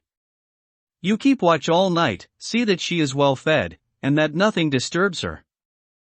You must not sleep all the night. Later on we can sleep, you and I. I shall be back as soon as possible. And then we may begin." "May begin?" I said. "What on earth do you mean?" "We shall see," he answered as he hurried out. He came back a moment later and put his head inside the door, and said, with warning finger held up, "Remember, she is your charge. If you leave her, and harm befall, you shall not sleep easy hereafter." Dr. Seward's Diary. September. I sat up all night with Lucy. The opiate worked itself off towards dusk, and she waked naturally. She looked a different being from what she had been before the operation. Her spirits even were good, and she was full of a happy vivacity, but I could see evidences of the absolute prostration which she had undergone. When I told Mrs. Westenra that Dr. Van Helsing had directed that I should sit up with her, she almost pooh-poohed the idea, pointing out her daughter's renewed strength and excellent spirits. I was firm, however, and made preparations for my long vigil. When her maid had prepared her for the night I came in, having in the meantime had supper, and took a seat by the bedside. She did not in any way make objection, but looked at me gratefully whenever I caught her eye. After a long spell she seemed sinking off to sleep, but with an effort seemed to pull herself together and shook it off. This was repeated several times, with greater effort and with shorter pauses as the time moved on. It was apparent that she did not want to sleep, so I tackled the subject at once. "You do not want to go to sleep?" "No, I am afraid." "Afraid to go to sleep? Why so?" "It is the boon we all crave for." "Ah, not if you were like me, if sleep was to you a presage of horror." "A presage of horror? What on earth do you mean?" "I don't know, I don't know. And that is what is so terrible. All this weakness comes to me in sleep, until I dread the very thought." "But my dear girl, you may sleep tonight. I am here watching you, and I can promise that nothing will happen." "Ah, I can trust you." I seized the opportunity, and said, "I promise you that if I see any evidence of bad dreams I will wake you at once." "You will? Oh, will you really? How good you are to me. Then I will sleep." And almost at the word she gave a deep sigh of relief, and sank back, asleep. All night long I watched by her. She never stirred, but slept on in a deep, tranquil, life-giving, health-giving sleep. Her lips were slightly parted, and her breast rose and fell with the regularity of a pendulum. There was a smile on her face, and it was evident that no bad dreams had come to disturb her peace of mind. In the early morning her maid came, and I left her in her care and took myself back home, for I was anxious about many things. I sent a short wire to Van Helsing and to Arthur, telling them of the excellent result of the operation. My own work, with its manifold arrears, took me all day to clear off. It was dark when I was able to inquire about my zoophagus patient. The report was good. He had been quite quiet for the past day and night. A telegram came from Van Helsing in Amsterdam whilst I was at dinner, suggesting that I should be at Hillingham tonight, as it might be well to be at hand, and stating that he was leaving by the night mail and would join me early in the morning. September. I was pretty tired and worn out when I got to Hillingham. For 2 nights I had hardly had a wink of sleep, and my brain was beginning to feel that numbness which marks cerebral exhaustion. Lucy was up and in cheerful spirits. When she shook hands with me she looked sharply in my face and said, "No sitting up tonight for you. You are worn out." "I am quite well again, indeed, I am, and if there is to be any sitting up, it is I who will sit up with you." I would not argue the point, but went and had my supper. Lucy came with me, and, enlivened by her charming presence, I made an excellent meal, and had a couple of glasses of the more than excellent port. Then Lucy took me upstairs and showed me a room next her own, where a cozy fire was burning. "Now," she said, "you must stay here. I shall leave this door open and my door too. You can lie on the sofa, for I know that nothing would induce any of you doctors to go to bed whilst there is a patient above the horizon. If I want anything I shall call out, and you can come to me at once." I could not but acquiesce, for I was dog-tired, and could not have sat up had I tried. So, on her renewing her promise to call me if she should want anything, I lay on the sofa, and forgot all about everything. Lucy Westenra's Diary. September. I feel so happy tonight. I have been so miserably weak, that to be able to think and move about is like feeling sunshine after a long spell of east wind out of a steel sky. Somehow Arthur feels very, very close to me. I seem to feel his presence warm about me. I suppose it is that sickness and weakness are selfish things and turn our inner eyes and sympathy on ourselves, whilst health and strength give love rein, and in thought and feeling he can wander where he wills. I know where my thoughts are. If Arthur only knew. My dear, your ears must tingle as you sleep, as mine do waking. Oh, the blissful rest of last night. How I slept with that dear, good Dr. Seward watching me. And tonight I shall not fear to sleep, since he is close at hand and within call. Thank everybody for being so good to me. Thank God. Good night, Arthur. Dr. Seward's Diary. September. I was conscious of the professor's hand on my head, and started awake all in a second. That is one of the things that we learn in an asylum, at any rate. And how is our patient? Well, when I left her, or rather when she left me, I answered. Come, let us see, he said. And together we went into the room. The blind was down, and I went over to raise it gently, whilst Van Helsing stepped, with his soft, cat-like tread, over to the bed. As I raised the blind, and the morning sunlight flooded the room, I heard the professor's low hiss of inspiration, and knowing its rarity, a deadly fear shot through my heart. As I passed over he moved back, and his exclamation of horror, "God in Himmel!" Needed no enforcement from his agonized face. He raised his hand and pointed to the bed, and his iron face was drawn in ashen white. I felt my knees begin to tremble. There on the bed, seemingly in a swoon, lay poor Lucy, more horribly white and wan-looking than ever. Even the lips were white, and the gums seemed to have shrunken back from the teeth, as we sometimes see in a corpse after a prolonged illness. Van Helsing raised his foot to stamp in anger, but the instinct of his life and all the long years of habit stood to him, and he put it down again softly. "Quick," he said. "Bring the brandy." I flew to the dining room, and returned with the decanter. He wetted the poor white lips with it, and together we rubbed palm and wrist and heart. He felt her heart, and after a few moments of agonizing suspense said, "It is not too late. It beats, though but feebly. All our work is undone, we must begin again. There is no young Arthur here now, I have to call on you yourself this time, friend John." As he spoke, he was dipping into his bag and producing the instruments for transfusion. I had taken off my coat and rolled up my shirt sleeve. There was no possibility of an opiate just at present, and no need of one, and so, without a moment's delay, we began the operation. After a time, it did not seem a short time either, for the draining away of one's blood, no matter how willingly it be given, is a terrible feeling. Van Helsing held up a warning finger. "Do not stir," he said, "but I fear that with growing strength she may wake, and that would make danger, oh, so much danger. But I shall precaution take. I shall give hypodermic injection of morphia." He proceeded then, swiftly and deftly, to carry out his intent. The effect on Lucy was not bad, for the faint seemed to merge subtly into the narcotic sleep. It was with a feeling of personal pride that I could see a faint tinge of color steal back into the pallid cheeks and lips. No man knows till he experiences it, what it is to feel his own lifeblood drawn away into the veins of the woman he loves.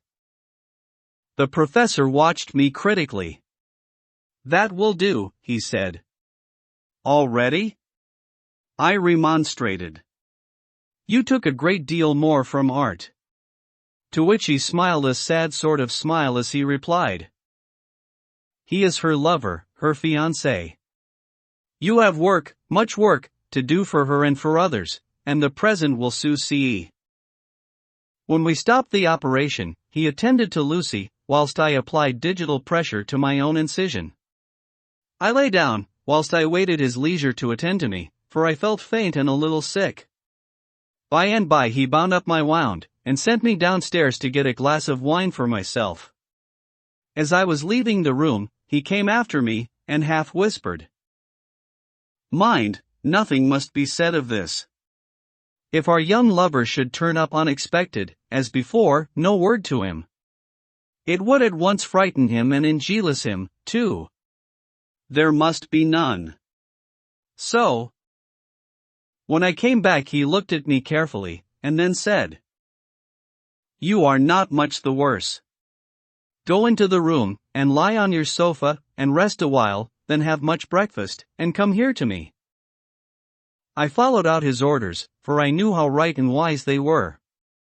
I had done my part, and now my next duty was to keep up my strength. I felt very weak, and in the weakness lost something of the amazement at what had occurred. I fell asleep on the sofa, however, wondering over and over again how Lucy had made such a retrograde movement, and how she could have been drained of so much blood with no sign anywhere to show for it. I think I must have continued my wonder in my dreams, for sleeping and waking, my thoughts always came back to the little punctures in her throat and the ragged, exhausted appearance of their edges, tiny though they were.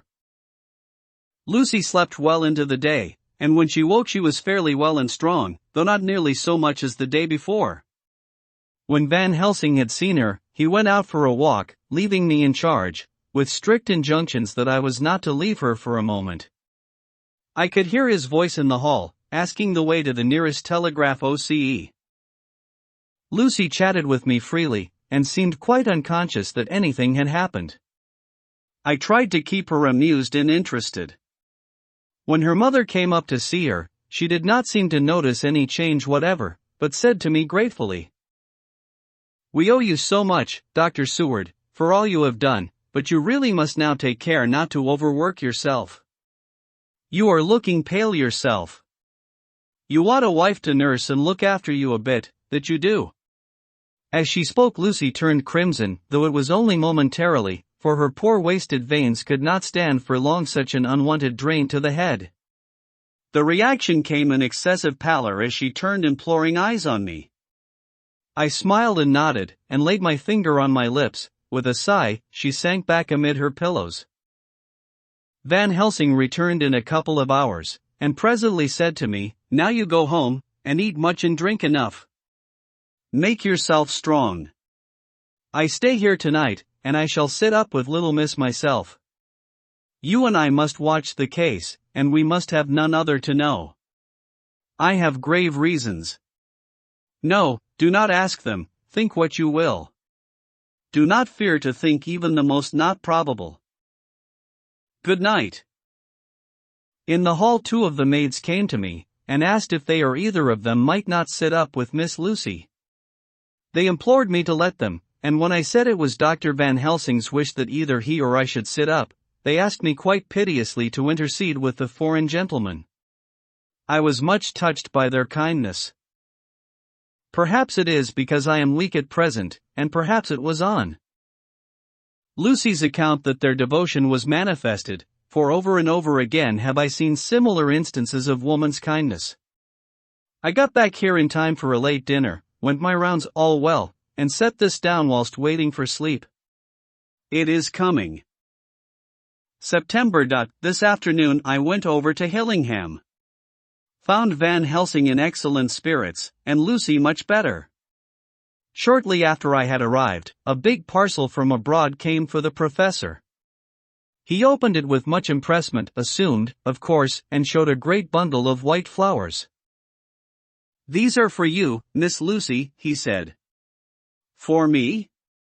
"Oh, Dr. Van Helsing." "Yes, my dear, but not for you to play with. These are medicines." Here Lucy made a wry face. "Nay, but they are not to take in a decoction or in nauseous form, so you need not snub that so charming nose, or I shall point out to my friend Arthur what woes he may have to endure in seeing so much beauty that he so loves so much distort. Ah, my pretty miss, that bring the so nice nose all straight again. This is medicinal, but you do not know how. I put him in your window, I make pretty wreath, and hang him round your neck, so that you sleep well. Oh yes. They, like the lotus flower *, make your trouble forgotten.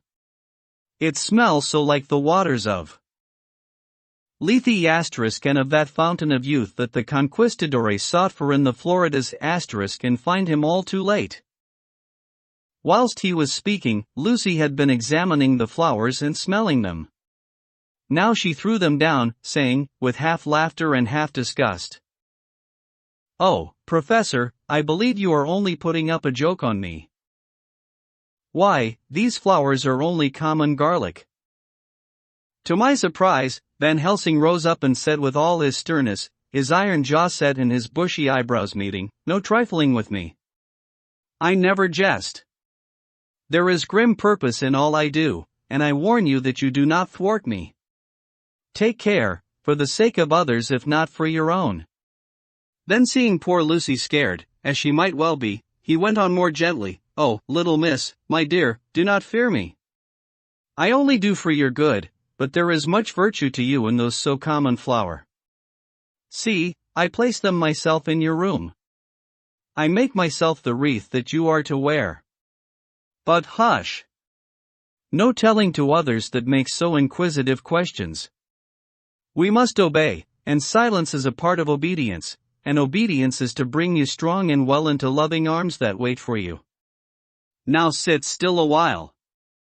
Come with me, friend John, and you shall help me deck the room with my garlic, which is all the way from Haarlem * where my friend Vanderpool raise urban his glasshouses all the year. I had to telegraph yesterday, or they would not have been here." We went into the room, taking the flowers with us. The professor's actions were certainly odd, and not to be found in any pharmacopoeia that I ever heard of. First, he fastened up the windows and latched them securely. Next, taking a handful of the flowers, he rubbed them all over the sashes, as though to ensure that every whiff of air that might get in would be laden with the garlic smell. Then with the wisp he rubbed all over the jamb of the door, above, below, and at each side, and round the fireplace in the same way. It all seemed grotesque to me, and presently I said, "Well, Professor, I know you always have a reason for what you do, but this certainly puzzles me. It is well we have no skeptic here, or he would say that you were working some spell to keep out an evil spirit." "Perhaps I am," he answered quietly as he began to make the wreath which Lucy was to wear round her neck. We then waited whilst Lucy made her toilet for the night, and when she was in bed he came and himself fixed the wreath of garlic round her neck. The last words he said to her were, "Take care you do not disturb it, and even if the room feel close, do not tonight open the window or the door." "I promise," said Lucy, "and thank you both 1,000 times for all your kindness to me. Oh, what have I done to be blessed with such friends?" As we left the house in my fly * which was waiting, Van Helsing said, "Tonight I can sleep in peace, and sleep I want 2 nights of travel, much reading in the day between, and much anxiety on the day to follow, and a night to sit up, without to wink. Tomorrow in the morning early you call for me, and we come together to see our pretty miss, so much more strong for my spell which I have work. Ho! Ho!" He seemed so confident that I, remembering my own confidence 2 nights before and with the baneful result, felt awe and vague terror. It must have been my weakness that made me hesitate to tell it to my friend, but I felt it all the more, like unshed tears. Chapter 11. Lucy Westenra's Diary. September. How good they all are to me. I quite love that dear Dr. Van Helsing. I wonder why he was so anxious about these flowers. He positively frightened me, he was so fierce. And yet he must have been right, for I feel comfort from them already. Somehow, I do not dread being alone tonight, and I can go to sleep without fear. I shall not mind any flapping outside the window. Oh, the terrible struggle that I have had against sleep so often of late, the pain of the sleeplessness, or the pain of the fear of sleep, with such unknown horrors as it has for me. How blessed are some people, whose lives have no fears, no dreads, to whom sleep is a blessing that comes nightly, and brings nothing but sweet dreams. Well, here I am tonight, hoping for sleep, and lying like Ophelia in the play, with virgin krantz and maidenstruments. I never liked garlic before, but tonight it is delightful. There is peace in its smell, I feel sleep coming already. Good night, everybody. Dr. Seward's Diary. September. Called at the Berkeley * and found Van Helsing, as usual, up to time.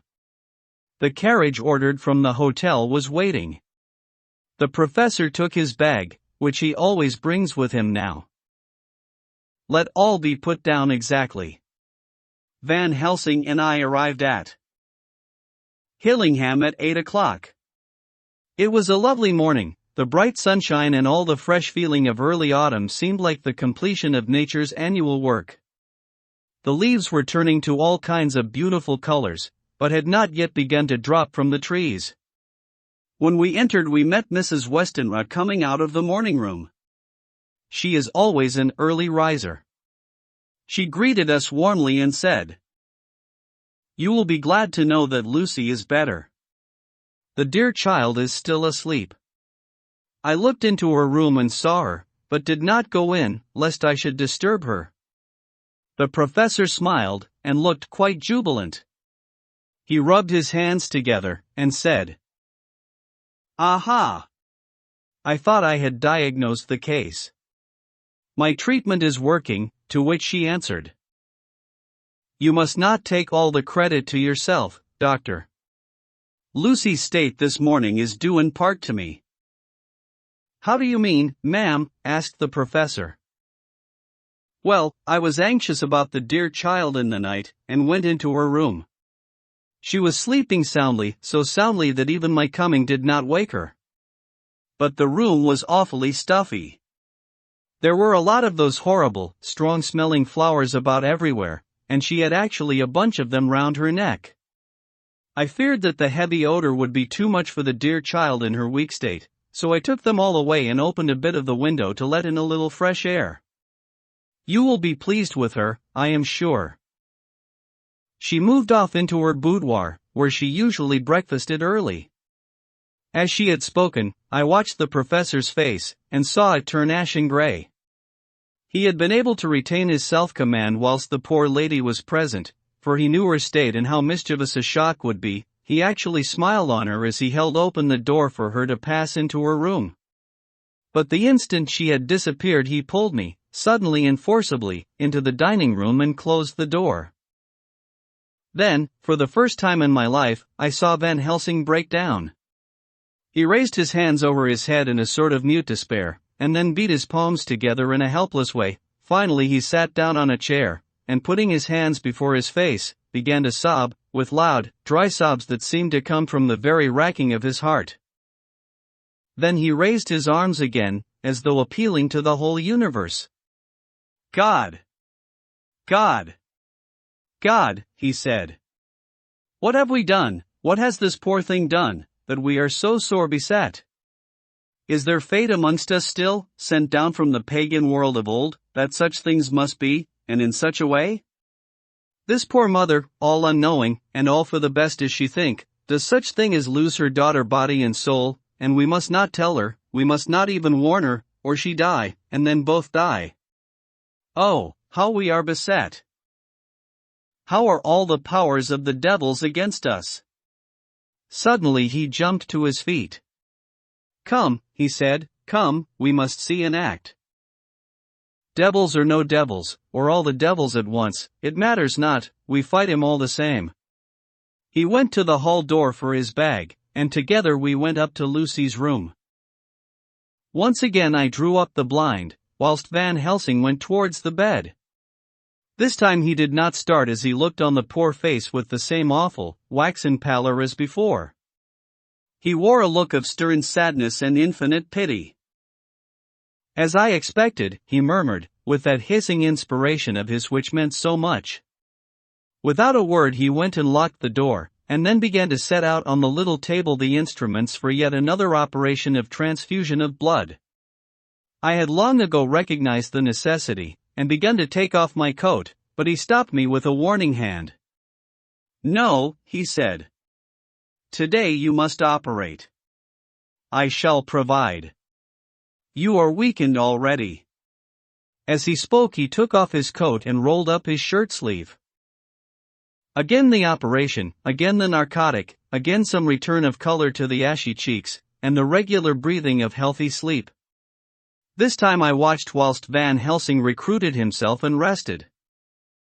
Presently he took an opportunity of telling Mrs. Westenra that she must not remove anything from Lucy's room without consulting him, that the flowers were of medicinal value, and that the breathing of their odor was a part of the system of cure. Then he took over the care of the case himself, saying that he would watch this night and the next and would send me word when to come. After another hour Lucy waked from her sleep, fresh and bright, and seemingly not much the worse from her terrible ordeal. What does it all mean? I am beginning to wonder if my long habit of life amongst the insane is beginning to tell upon my own brain. Lucy Westenra's Diary. September 17th. 4 days and nights of peace. I am getting so strong again that I hardly know myself. It is as if I had passed through some long nightmare, and had just awakened to see the beautiful sunshine and feel the fresh air of the morning around me. I have a dim half-remembrance of long, anxious times of waiting and fearing, darkness in which there was not even the pain of hope to make present distress more poignant, and then long spells of oblivion, and the rising back to life as a diver coming up through a great press of water. Since, however, Dr. Van Helsing has been with me, all this bad dreaming seems to have passed away. The noises that used to frighten me out of my wits, the flapping against the windows, the distant voices which seemed so close to me, the harsh sounds that came from I know not where and commanded me to do I know not what, have all ceased. I go to bed now without any fear of sleep. I do not even try to keep awake. I have grown quite fond of the garlic, and a boxful arrives for me every day from Haarlem. Tonight Dr. Van Helsing is going away, as he has to be for a day in Amsterdam. But I need not be watched, I am well enough to be left alone. Thank God for Mother's sake, and dear Arthur's, and for all our friends who have been so kind. I shall not even feel the change, for last night Dr. Van Helsing slept in his chair a lot of the time. I found him asleep twice when I awoke, but I did not fear to go to sleep again, although the boughs or bats or something flapped almost angrily against the window panes. The Pall Mall Gazette, September 18th. The Escaped Wolf. Perilous adventure of our interviewer. Interview with the keeper in the Zoological Gardens. After many inquiries and almost as many refusals, and perpetually using the words Pall Mall Gazette as a sort of talisman, I managed to find the keeper of the section of the Zoological Gardens in which the wolf department is included. Thomas Builder lives in one of the cottages in the enclosure behind the elephant house, and was just sitting down to his tea when I found him. Thomas and his wife are hospitable folk, elderly, and without children, and if the specimen I enjoyed of their hospitality be of the average kind, their lives must be pretty comfortable. The keeper would not enter on what he called business until the supper was over, and we were all satisfied. Then when the table was cleared, and he had lit his pipe, he said, "Now, sir, you can go on and ask me what you want. You'll excuse me refusin' to talk of professional subjects afore meals. I gives the wolves and the jackals and the hyenas in all our section their tea afore I begins to ask them questions." "How do you mean, ask them questions?" I queried, wishing to get him into a talkative murmur. "Ittin' of them over the EAD with a pole is one way, scratchin' of their hairs is another, when gents as is flush wants a bit of a show-orf to their gals. I don't so much mind the fust the ittin' with a pole afore I chucks in their dinner, but I waits till they've 'ad their sherry and coffee, so to speak, afore I tries on with the ear scratchin'. Mind you," he added philosophically, "there's a deal of the same nature in us as in them there on emiles. Here's you a comin' and arskin' of me questions about my business, and I'd at grumpy like that only for your bloomin' arfquid I'd 'a seen you blowed fust for I'd answer. Not even when you arsked me sarcastic like if I'd like you to arsk the superintendent if you might arsk me questions. Without offense, did I tell yer to go to hell?" "You did. And when you said you'd report me for usin' of obscene language, that was it'ned me over the EAD, but the arfquid made that all right. I weren't a goin' to fight, so I waited for the food, and did with my owl as the wolves, and lions, and tigers does. But, lor love your art, now that the old 'ooman has stuck a chunk of her tea cake in me, and rinsed me out with her bloomin' old teapot, and I've lit up, you may scratch my ears for all you're worth, and won't get even a growl out of me." "Drive along with your questions. I know what you're a comin' at, that air escaped wolf." "Exactly. I want you to give me your view of it. Just tell me how it happened, and when I know the facts I'll get you to say what you consider was the cause of it, and how you think the whole affair will end." "All right, governor. This air is about the 'ole story. That wolf what we call Berserker * was one of 3 grey ones that came from Norway to Jamraka's * which we bought off him 4 year ago. He was a nice well-behaved wolf, that never gave no trouble to talk of. I'm more surprised at 'im for wantin' to get out nor any other animal in the place.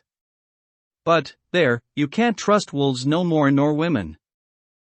Don't you mind him, sir, broke in Mrs. Tom, with a cheery laugh. He's got mendin' the animals so long that blessed if he ain't like a old wolf hisself. But there ain't no harm in him. Well, sir, it was about 2 hours after feedin' yesterday when I first hear any disturbance.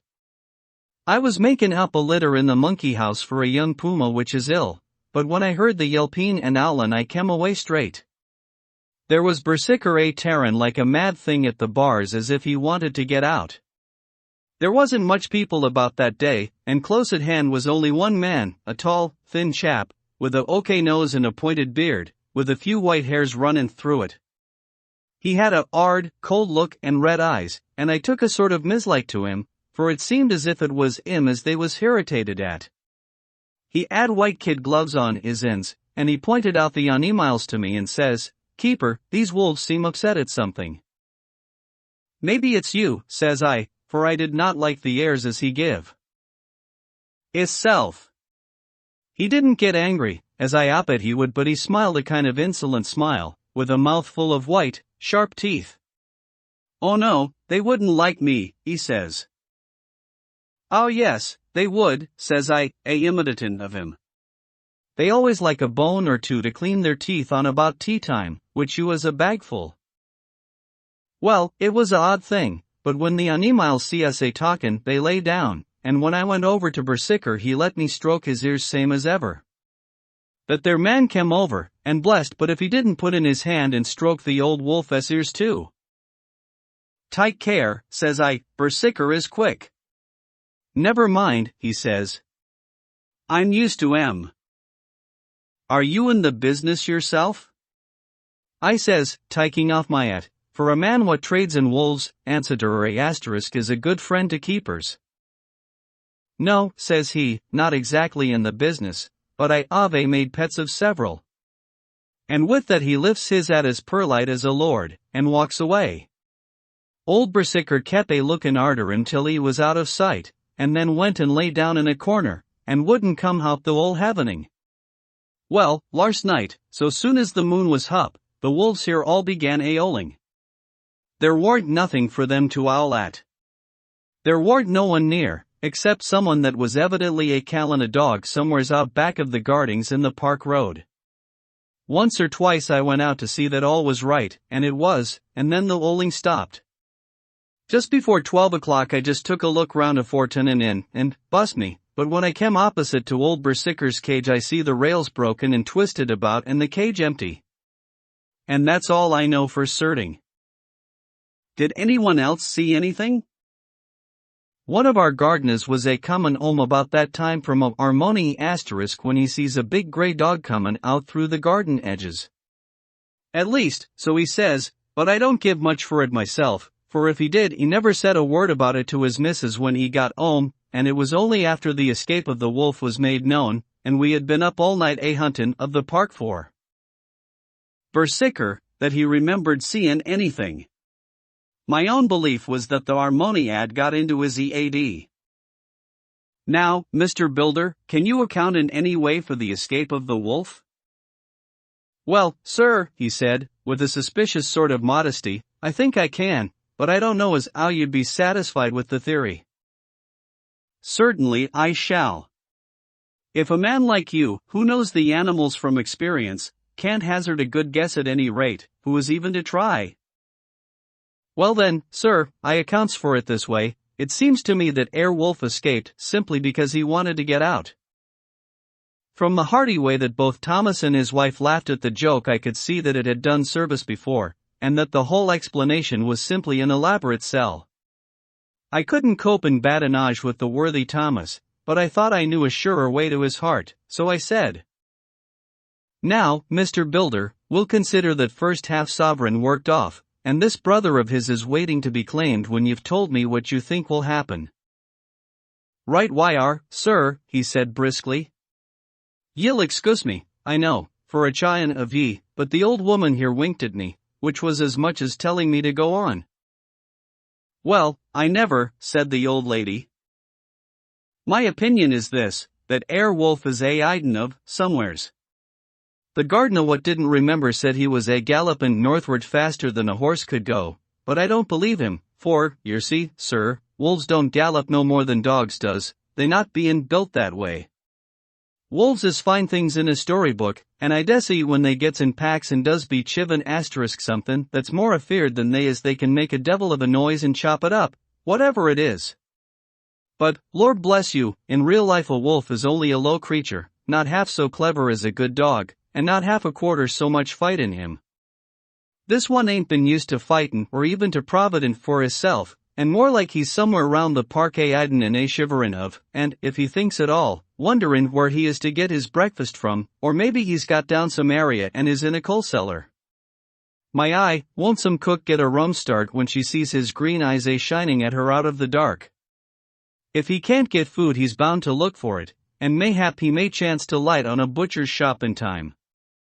If he doesn't, and some nursemaid goes a walkin' wharf with a soldier, leavin' of the hinfant in the perambulator, well then I shouldn't be surprised if the census is one babby the less. That's all. I was handing him the half-sovereign, when something came bobbing up against the window, and Mr. Builder's face doubled its natural length with surprise. God bless me, he said. If there ain't old Bersicker come back by hisself. He went to the door and opened it, a most unnecessary proceeding it seemed to me. I have always thought that a wild animal never looks so well as when some obstacle of pronounced durability is between us. A personal experience has intensified rather than diminished that idea. After all, however, there is nothing like custom, for neither Builder nor his wife thought any more of the wolf than I should of a dog. The animal itself was as peaceful and well-behaved as that father of all picture wolves, Red Riding Hood's quondam friend, whilst seeking her confidence in masquerade. The whole scene was an unutterable mixture of comedy and pathos. The wicked wolf that for half a day had paralyzed London and set all the children in the town shivering in their shoes, was there in a sort of penitent mood, and was received and petted like a sort of vulpine prodigal son. Old Builder examined him all over with most tender solicitude, and when he had finished with his penitence said, "There, I knew the poor old chap would get into some kind of trouble, didn't I say it all along? Here's his head all cut and full of broken glass. 'E's been gettin' over some bloomin' wall or other. It's a shame that people are allowed to top their walls with broken bottles. This air's what comes of it. Come along, Bersicker." He took the wolf and locked him up in a cage, with a piece of meat that satisfied, in quantity at any rate, the elementary conditions of the fatted calf, and went off to report. I came off, too, to report the only exclusive information that is given today regarding the strange escapade at the zoo. Dr. Seward's Diary. September 17th. I was engaged after dinner in my study posting up my books, which, through press of other work and the many visits to Lucy, had fallen sadly into arrear. Suddenly the door was burst open, and in rushed my patient, with his face distorted with passion. I was thunderstruck, for such a thing as a patient getting of his own accord into the superintendent's study is almost unknown. Without an instant's pause he made straight at me. He had a dinner knife in his hand, and, as I saw he was dangerous, I tried to keep the table between us. He was too quick and too strong for me, however, for before I could get my balance he had struck at me and cut my left wrist rather severely. Before he could strike again, however, I got in my right, and he was sprawling on his back on the floor. My wrist bled freely, and quite a little pool trickled onto the carpet.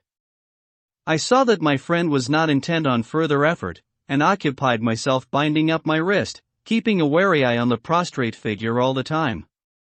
When the attendants rushed in, and we turned our attention to him, his employment positively sickened me. He was lying on his belly on the floor licking up, like a dog, the blood which had fallen from my wounded wrist. He was easily secured, and, to my surprise, went with the attendants quite placidly, simply repeating over and over again, "The blood is the life, the blood is the life." I cannot afford to lose blood just at present. I have lost too much of late for my physical good, and the then prolonged strain of Lucy's illness and its horrible phases is telling on me. I am overexcited and weary, and I need rest. Happily Van Helsing has not summoned me, so I need not forego my sleep. Tonight I could not well do without it. Telegram, Van Helsing, Antwerp, to Seward, Carfax. Sent to Carfax, Sussex, as no county given, delivered late by 22 hours. 17 September. Do not fail to be at Hillingham tonight. If not watching all the time, frequently visit to see that flowers are as placed. Very important, do not fail. Shall be with you as soon as possible after arrival. Dr. Seward's Diary. September 18. Just off for train to London. The arrival of Van Helsing's telegram filled me with dismay. A whole night lost, and I know by bitter experience what may happen in a night. Of course it is possible that all may be well, but what may have happened? Surely there is some horrible doom hanging over us that every possible accident should thwart us in all we try to do. I shall take this cylinder with me, and then I can complete my entry on Lucy's phonograph. Memorandum left by Lucy Westenra. September 17. Night, I write this and leave it to be seen, so that no one may by chance get into any trouble through me. This is an exact record of what took place tonight. I feel I am dying of weakness, and have barely strength to write, but it must be done if I die in the doing. I went to bed as usual, taking care that the flowers were placed as Dr. Van Helsing directed, and soon fell asleep. I was waked by the flapping at the window, which had begun after the sleepwalking on the cliff at Whitby when Mina saved me, and which now I know so well. I was not afraid, but I did wish that Dr. Seward was in the next room, as Dr. Van Helsing said he would be, so that I might have called him. I tried to go to sleep, but could not. Then there came to me the old fear of sleep, and I determined to keep awake. Perversely sleep would try to come when I did not want it, so, as I feared to be alone, I opened my door and called out, "Is there anybody there?" There was no answer. I was afraid to wake Mother, and so closed my door again. Then outside in the shrubbery I heard a sort of howl like a dog's, but more fierce and deeper. I went to the window and looked out, but could see nothing, except a big bat, which had evidently been buffeting its wings against the window. So I went back to bed again, but determined not to go to sleep. Presently the door opened, and Mother looked in. Seeing by my moving that I was not asleep, she came in and sat by me. She said to me even more sweetly and softly than her wont, "I was uneasy about you, darling, and came in to see that you were all right." I feared she might catch cold sitting there, and asked her to come in and sleep with me, so she came into bed, and lay down beside me. She did not take off her dressing gown, for she said she would only stay a while and then go back to her own bed. As she lay there in my arms, and I in hers, the flapping and buffeting came to the window again. She was startled and a little frightened, and cried out, "What is that?" I tried to pacify her, and at last succeeded, and she lay quiet, but I could hear her poor dear heart still beating terribly. After a while there was the low howl again out in the shrubbery, and shortly after there was a crash at the window, and a lot of broken glass was hurled on the floor. The window blind blew back with the wind that rushed in, and in the aperture of the broken panes there was the head of a great gaunt grey wolf. Mother cried out in affright, and struggled up into a sitting posture, and clutched wildly at anything that would help her. Amongst other things, she clutched the wreath of flowers that Dr. Van Helsing insisted on my wearing round my neck, and tore it away from me. For a second or two she sat up, pointing at the wolf, and there was a strange and horrible gurgling in her throat. Then she fell over, as if struck with lightning, and her head hit my forehead and made me dizzy for a moment or two. The room and all round seemed to spin round. I kept my eyes fixed on the window, but the wolf drew his head back, and a whole myriad of little specks seemed to come blowing in through the broken window, and wheeling and circling round like the pillar of dust that travelers describe when there is a samum asterisk in the desert. I tried to stir, but there was some spell upon me, and dear mother's poor body, which seemed to grow cold already, for her dear heart had ceased to beat, weighed me down, and I remembered no more for a while. The time did not seem long, but very, very awful, till I recovered consciousness again. Somewhere near, a passing bell was tolling, the dogs all round the neighborhood were howling, and in our shrubbery, seemingly just outside, a nightingale was singing. I was dazed and stupid with pain and terror and weakness, but the sound of the nightingale seemed like the voice of my dead mother come back to comfort me. The sound seemed to have awakened the maids, too, for I could hear their bare feet pattering outside my door. I called to them, and they came in, and when they saw what had happened, and what it was that lay over me in the bed, they screamed out. The wind rushed in through the broken window, and the door slammed to. They lifted off the body of my dear mother and laid her, covered up with a sheet, on the bed after I had got up. They were all so frightened and nervous that I directed them to go to the dining room and have each a glass of wine. The door flew open for an instant and closed again. The maid shrieked, and then went in a body to the dining room, and I laid what flowers I had on my dear mother's breast. When they were there I remembered what Dr. Van Helsing had told me, but I didn't like to remove them, and, besides, I would have some of the servants to sit up with me now. I was surprised that the maids did not come back. I called them, but got no answer, so I went to the dining room to look for them. My heart sank when I saw what had happened. They all four lay helpless on the floor, breathing heavily. The decanter of sherry was on the table half full, but there was a queer, acrid smell about. I was suspicious, and examined the decanter. It smelt of laudanum asterisk, and looking on the sideboard, I found that the bottle which mother's doctor uses for her was empty. What am I to do? What am I to do? I am back in the room with mother. I cannot leave her, and I am alone, save for the sleeping servants, whom someone has drugged. Alone with the dead. I dare not go out, for I can hear the low howl of the wolf through the broken window. The air seems full of specks, floating and circling in the draught from the window, and the lights burn blue and dim. What am I to do? God shield me from harm this night. I shall hide this paper in my breast, where they shall find it when they come to lay me out. My dear mother gone. It is time that I go too. Goodbye, dear Arthur, if I should not survive this night. God keep you, dear, and God help me. Chapter 12. Dr. Seward's Diary. September 18th. I drove at once to Hillingham and arrived early. Keeping my cab at the gate, I went up the avenue alone. I knocked gently and rang as quietly as possible, for I feared to disturb Lucy or her mother, and hoped to bring only a servant to the door.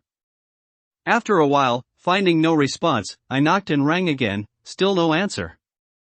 I cursed the laziness of the servants that they should lie abed at such an hour, for it was now 10 o'clock, and so rang and knocked again, but more impatiently, and still without response.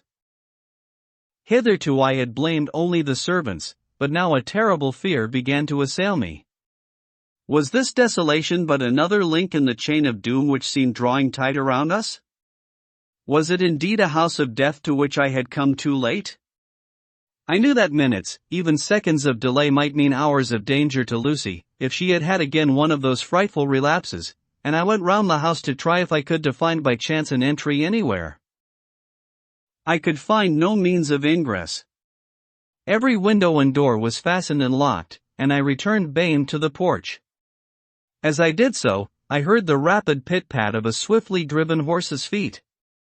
They stopped at the gate, and a few seconds later I met Van Helsing running up the avenue. When he saw me, he gasped out. "Then it was you, and just arrived.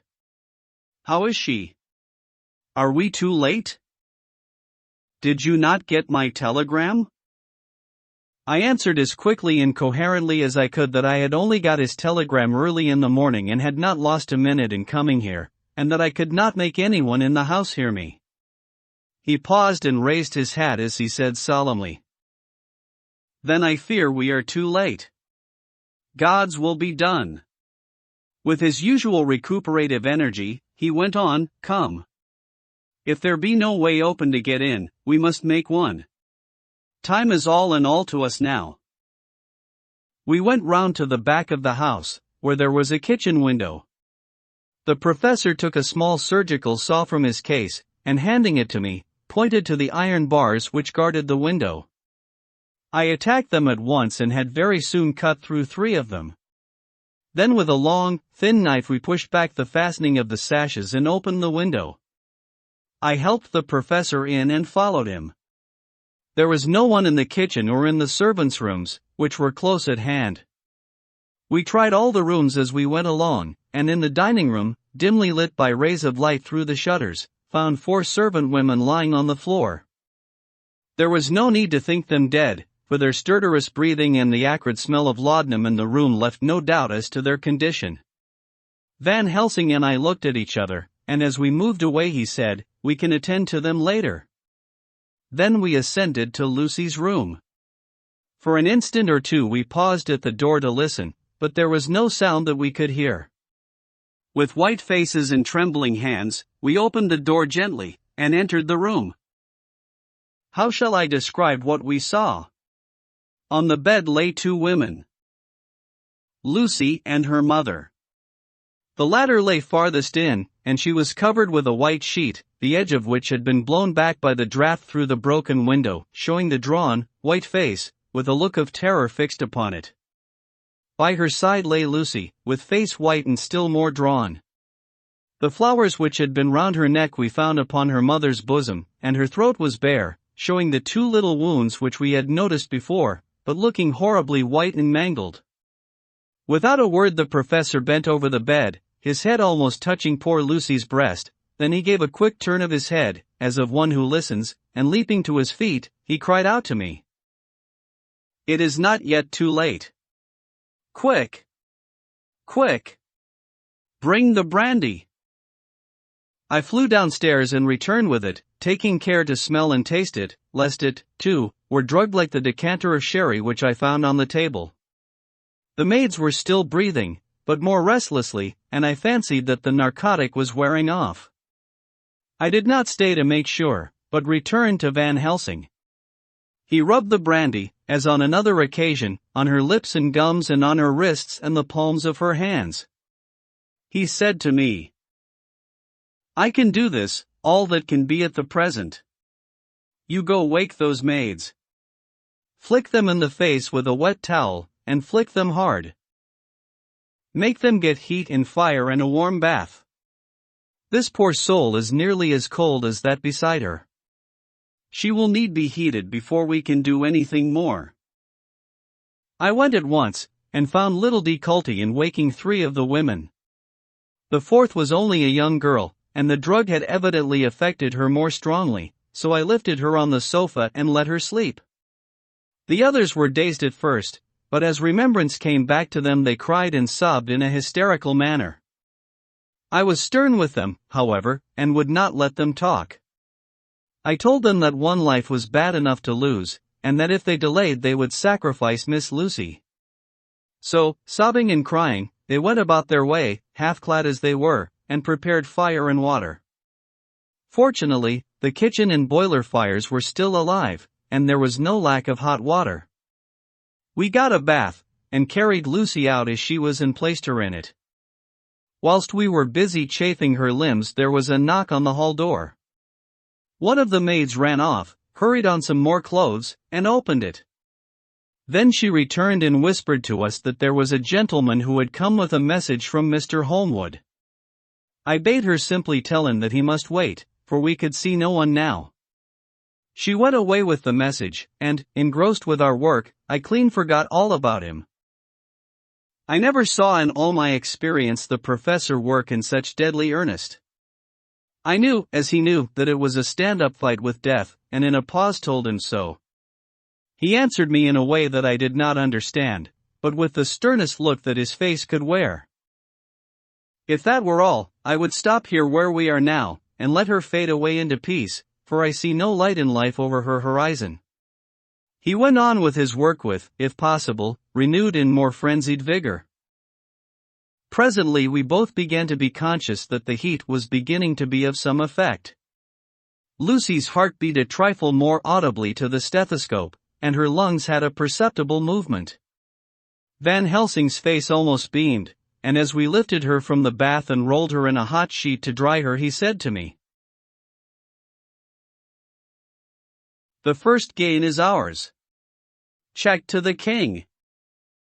We took Lucy into another room, which had by now been prepared, and laid her in bed and forced a few drops of brandy down her throat. I noticed that Van Helsing tied a soft silk handkerchief round her throat. She was still unconscious, and was quite as bad as, if not worse than, we had ever seen her. Van Helsing called in one of the women, and told her to stay with her and not to take her eyes off her till we returned, and then beckoned me out of the room. "We must consult as to what is to be done," he said as we descended the stairs. In the hall he opened the dining room door, and we passed in, he closing the door carefully behind him. The shutters had been opened, but the blinds were already down, with that obedience to the etiquette of death which the British woman of the lower classes always rigidly observes. The room was, therefore, dimly dark. It was, however, light enough for our purposes. Van Helsing's sternness was somewhat relieved by a look of perplexity. He was evidently torturing his mind about something, so I waited for an instant, and he spoke. "What are we to do now? Where are we to turn for help? We must have another transfusion of blood, and that soon, or that poor girl's life won't be worth an hour's purchase. You are exhausted already, I am exhausted too. I fear to trust those women, even if they would have courage to submit. What are we to do for someone who will open his veins for her? What's the matter with me, anyhow?" The voice came from the sofa across the room, and its tones brought relief and joy to my heart, for they were those of Quincy Morris. Van Helsing started angrily at the first sound, but his face softened and a glad look came into his eyes as I cried out, "Quincy Morris," and rushed towards him with outstretched hands. "What brought you here?" I cried as our hands met. "I guess art is the cause." He handed me a telegram, "Have not heard from Seward for 3 days, and am terribly anxious. Cannot leave. Father still in sane condition. Send me word how Lucy is. Do not delay. Homewood." I think I came just in the nick of time. You know you have only to tell me what to do. Van Helsing strode forward and took his hand, looking him straight in the eyes as he said, "A brave man's blood is the best thing on this earth when a woman is in trouble. You're a man, and no mistake. Well, the devil may work against us for all he's worth, but God sends us men when we want them." Once again we went through that ghastly operation. I have not the heart to go through with the details. Lucy had got a terrible shock, and it told on her more than before, for though plenty of blood went into her veins, her body did not respond to the treatment as well as on the other occasions. Her struggle back into life was something frightful to see and hear. However, the action of both heart and lungs improved, and Van Helsing made a subcutaneous injection of morphia, as before, and with good effect. Her faint became a profound slumber. The professor watched whilst I went downstairs with Quincy Morris, and sent one of the maids to pay off one of the cabmen who were waiting. I left Quincy lying down after having a glass of wine, and told the cook to get ready a good breakfast. Then a thought struck me, and I went back to the room where Lucy now was. When I came softly in, I found Van Helsing with a sheet or two of notepaper in his hand. He had evidently read it, and was thinking it over as he sat with his hand to his brow. There was a look of grim satisfaction in his face, as of one who has had a doubt solved. He handed me the paper, saying only, It dropped from Lucy's breast when we carried her to the bath. When I had read it, I stood looking at the professor, and after a pause asked him, in God's name, what does it all mean? Was she, or is she, mad, or what sort of horrible danger is it? I was so bewildered that I did not know what to say more. Van Helsing put out his hand and took the paper, saying, "Do not trouble about it now. Forget it for the present. You shall know and understand it all in good time, but it will be later. And now what is that you came to me to say?" This brought me back to fact, and I was all myself again. I came to speak about the certificate of death. If we do not act properly and wisely, there may be an inquest, and that paper would have to be produced. I am in hopes that we need have no inquest, for if we had it would surely kill poor Lucy, if nothing else did. I know, and you know, and the other doctor who attended her knows, that Mrs. Westenra had disease of the heart, and we can certify that she died of it. Let us fill up the certificate at once, and I shall take it myself to the registrar and go on to the undertaker. Good, oh my friend John. Well thought of. Truly Miss Lucy, if she be sad in the foes that beset her, is at least happy in the friends that love her. 1, 2, 3, all open their veins for her, besides one old man. Ah yes, I know, friend John, I am not blind. I love you all the more for it. Now go. In the hall I met Quincy Morris, with a telegram for Arthur telling him that Mrs. Westenra was dead, that Lucy also had been ill, but was now going on better, and that Van Helsing and I were with her. I told him where I was going, and he hurried me out, but as I was going said, "When you come back, Jack, may I have 2 words with you all to ourselves?" I nodded in reply and went out. I found no difficulty about the registration, and arranged with the local undertaker to come up in the evening to measure for the Cohen and to make arrangements. When I got back Quincy was waiting for me. I told him I would see him as soon as I knew about Lucy, and went up to her room. She was still sleeping, and the professor seemingly had not moved from his seat at her side. From his putting his finger to his lips, I gathered that he expected her to wake before long and was afraid of forestalling nature. So I went down to Quincy and took him into the breakfast room, where the blinds were not drawn down, and which was a little more cheerful, or rather less cheerless, than the other rooms.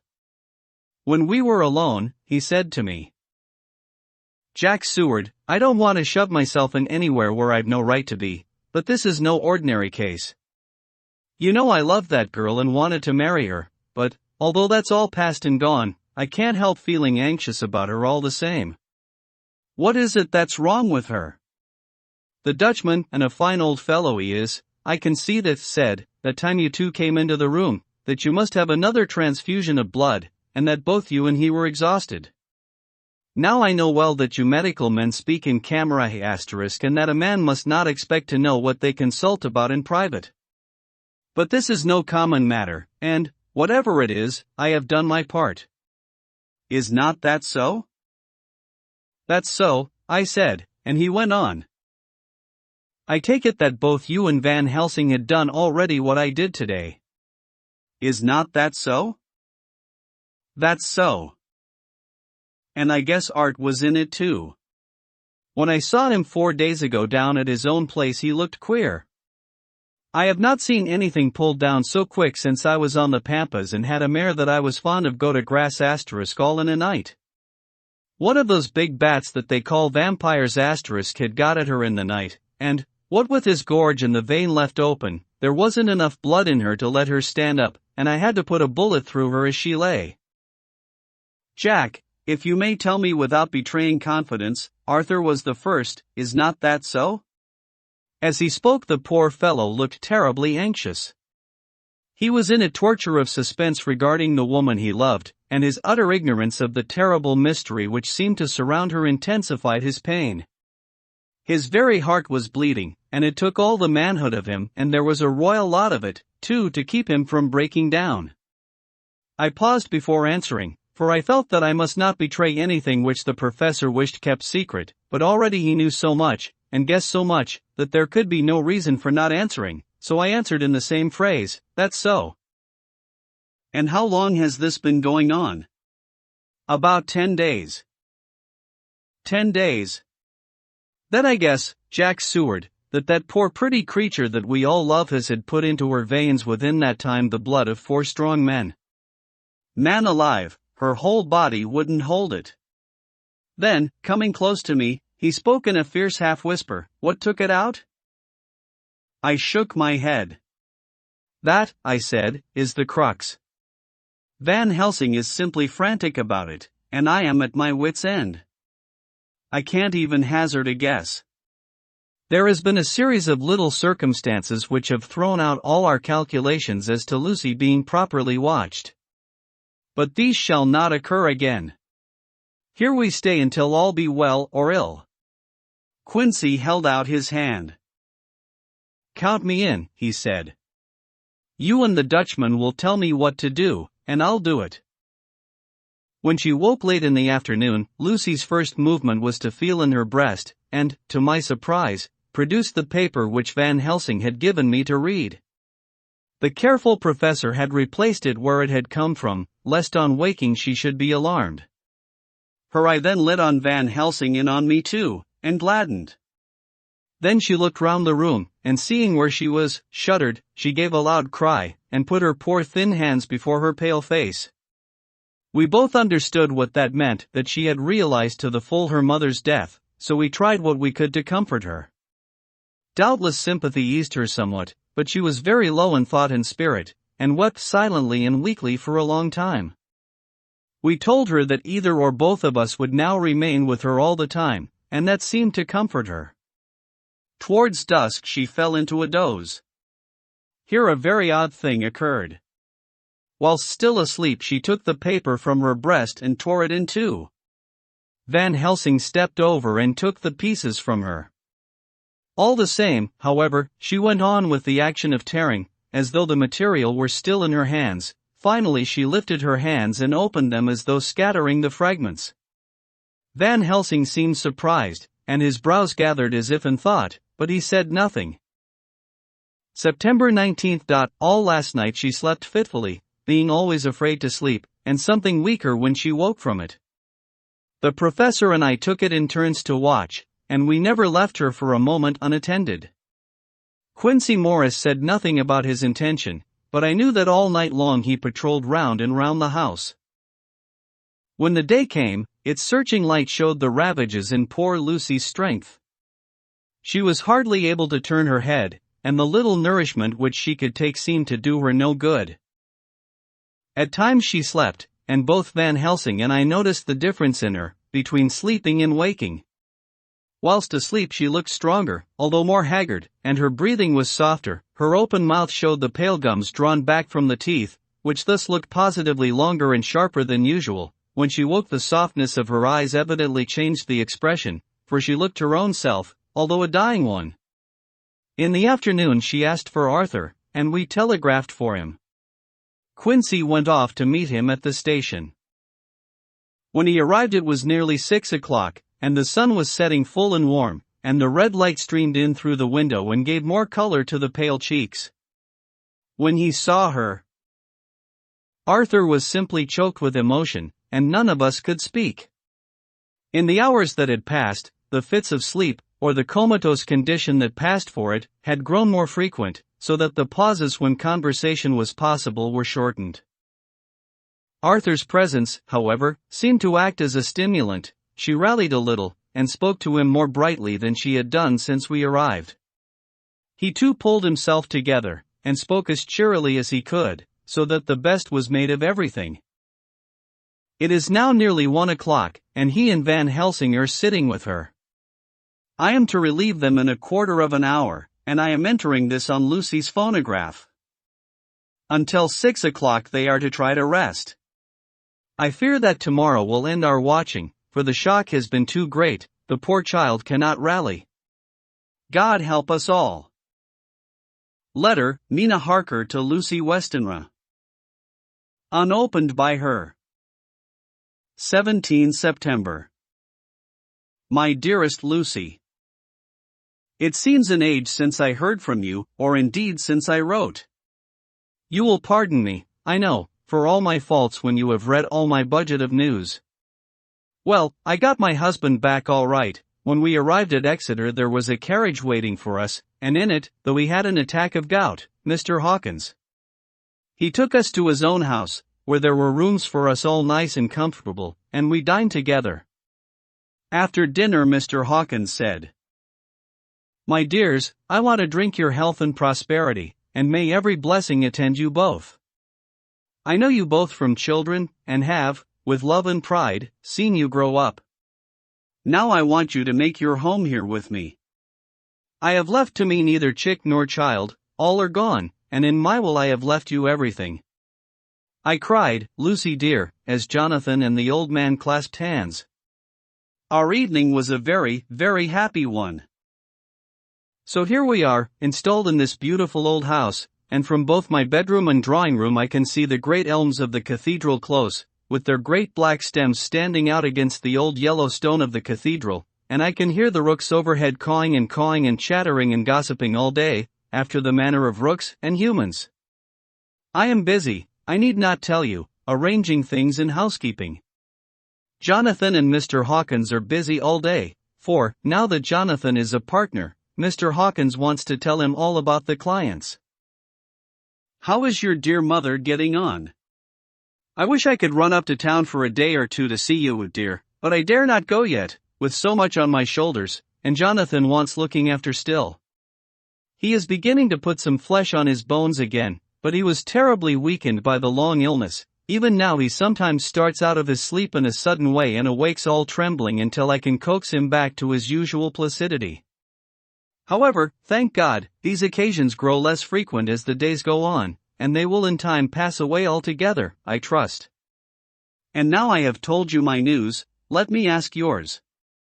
When are you to be married, and where, and who is to perform the ceremony, and what are you to wear, and is it to be a public or a private wedding? Tell me all about it, dear, tell me all about everything, for there is nothing which interests you which will not be dear to me. Jonathan asks me to send his respectful duty, but I do not think that is good enough from the junior partner of the important firm of Hawkins and Harker, and so, as you love me, and he loves me, and I love you with all the moods and tenses of the verb, I send you simply his love instead. Goodbye, my dearest Lucy, and all blessings on you.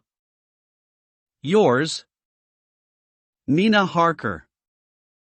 Report from Patrick Hennessy, M.D., MRCS, L.K.Q.C.P.I, etc., etc., to John Seward, M.D.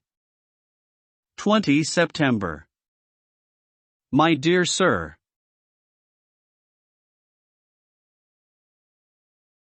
in accordance with your wishes, I enclose report of the conditions of everything left in my charge.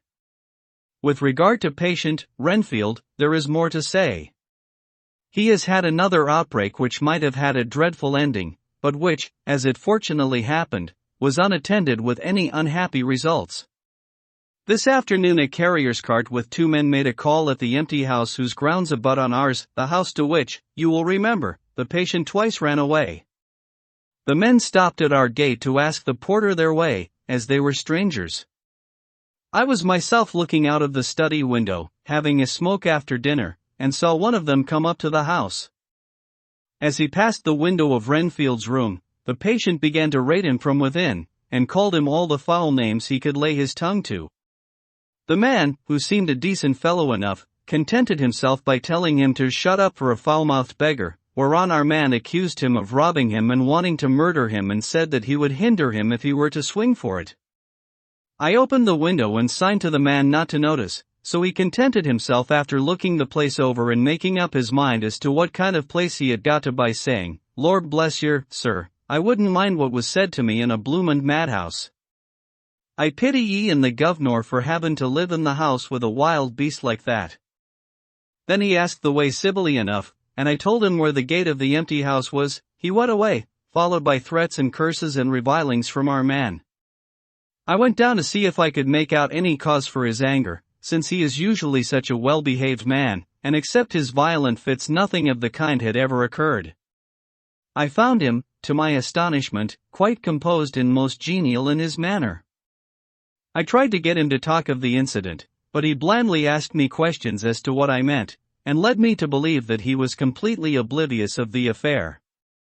It was, I am sorry to say, however, only another instance of his cunning, for within half an hour I heard of him again. This time he had broken out through the window of his room, and was running down the avenue. I called to the attendants to follow me, and ran after him, for I feared he was intent on some mischief. My fear was justified when I saw the same cart which had passed before coming down the road, having on it some great wooden boxes. The men were wiping their foreheads, and were flushed in the face, as if with violent exercise. Before I could get up to him, the patient rushed at them, and pulling one of them off the cart, began to knock his head against the ground. If I had not seized him just at the moment, I believe he would have killed the man there and then. The other fellow jumped down and struck him over the head with the butt end of his heavy whip. It was a terrible blow, but he did not seem to mind it, but seized him also, and struggled with the three of us, pulling us to and fro as if we were kittens. You know I am no light weight, and the others were both burly men. At first he was silent in his fighting, but as we began to master him, and the attendants were putting a straight waistcoat on him, he began to shout, "I'll frustrate them. They shan't rob me. They shan't murder me by inches. I'll fight for my lord and master," and all sorts of similar incoherent ravings. It was with very considerable difficulty that they got him back to the house and put him in the padded room. One of the attendants, Hardy, had a finger broken. However, I set it all right, and he is going on well. The two carriers were at first loud in their threats of actions for damages, and promised to rain all the penalties of the law on us. Their threats were, however, mingled with some sort of indirect apology for the defeat of the two of them by a feeble madman. They said that if it had not been for the way their strength had been spent in carrying and raising the heavy boxes to the cart, they would have made short work of him. They gave as another reason for their defeat the extraordinary state of drought to which they had been reduced by the dusty nature of their occupation and the reprehensible distance from the scene of their labors of any place of public entertainment. I quite understood their drift, and after a stiff glass of grog, or rather more of the same, and with each a sovereign in hand, they made light of the attack, and swore that they would encounter a worse madman any day for the pleasure of meeting so bloomin' good a bloke as your correspondent. I took their names and addresses, in case they might be needed. They are as follows: Jack Smollett, of Dudding's Rents, King George's Road, Great Walworth, and Thomas Snelling, Peter Parley's Row, Guide Court, Bethnal Green. They are both in the employment of Harris & Sons, Moving and Shipment Company, Orange Masters Yard, Soho. I shall report to you any matter of interest occurring here, and shall wire you at once if there is anything of importance. Believe me, dear sir, yours faithfully, Patrick Hennessy. Letter, Mina Harker to Lucy Westenra. Unopened by her. 18 September. My dearest Lucy,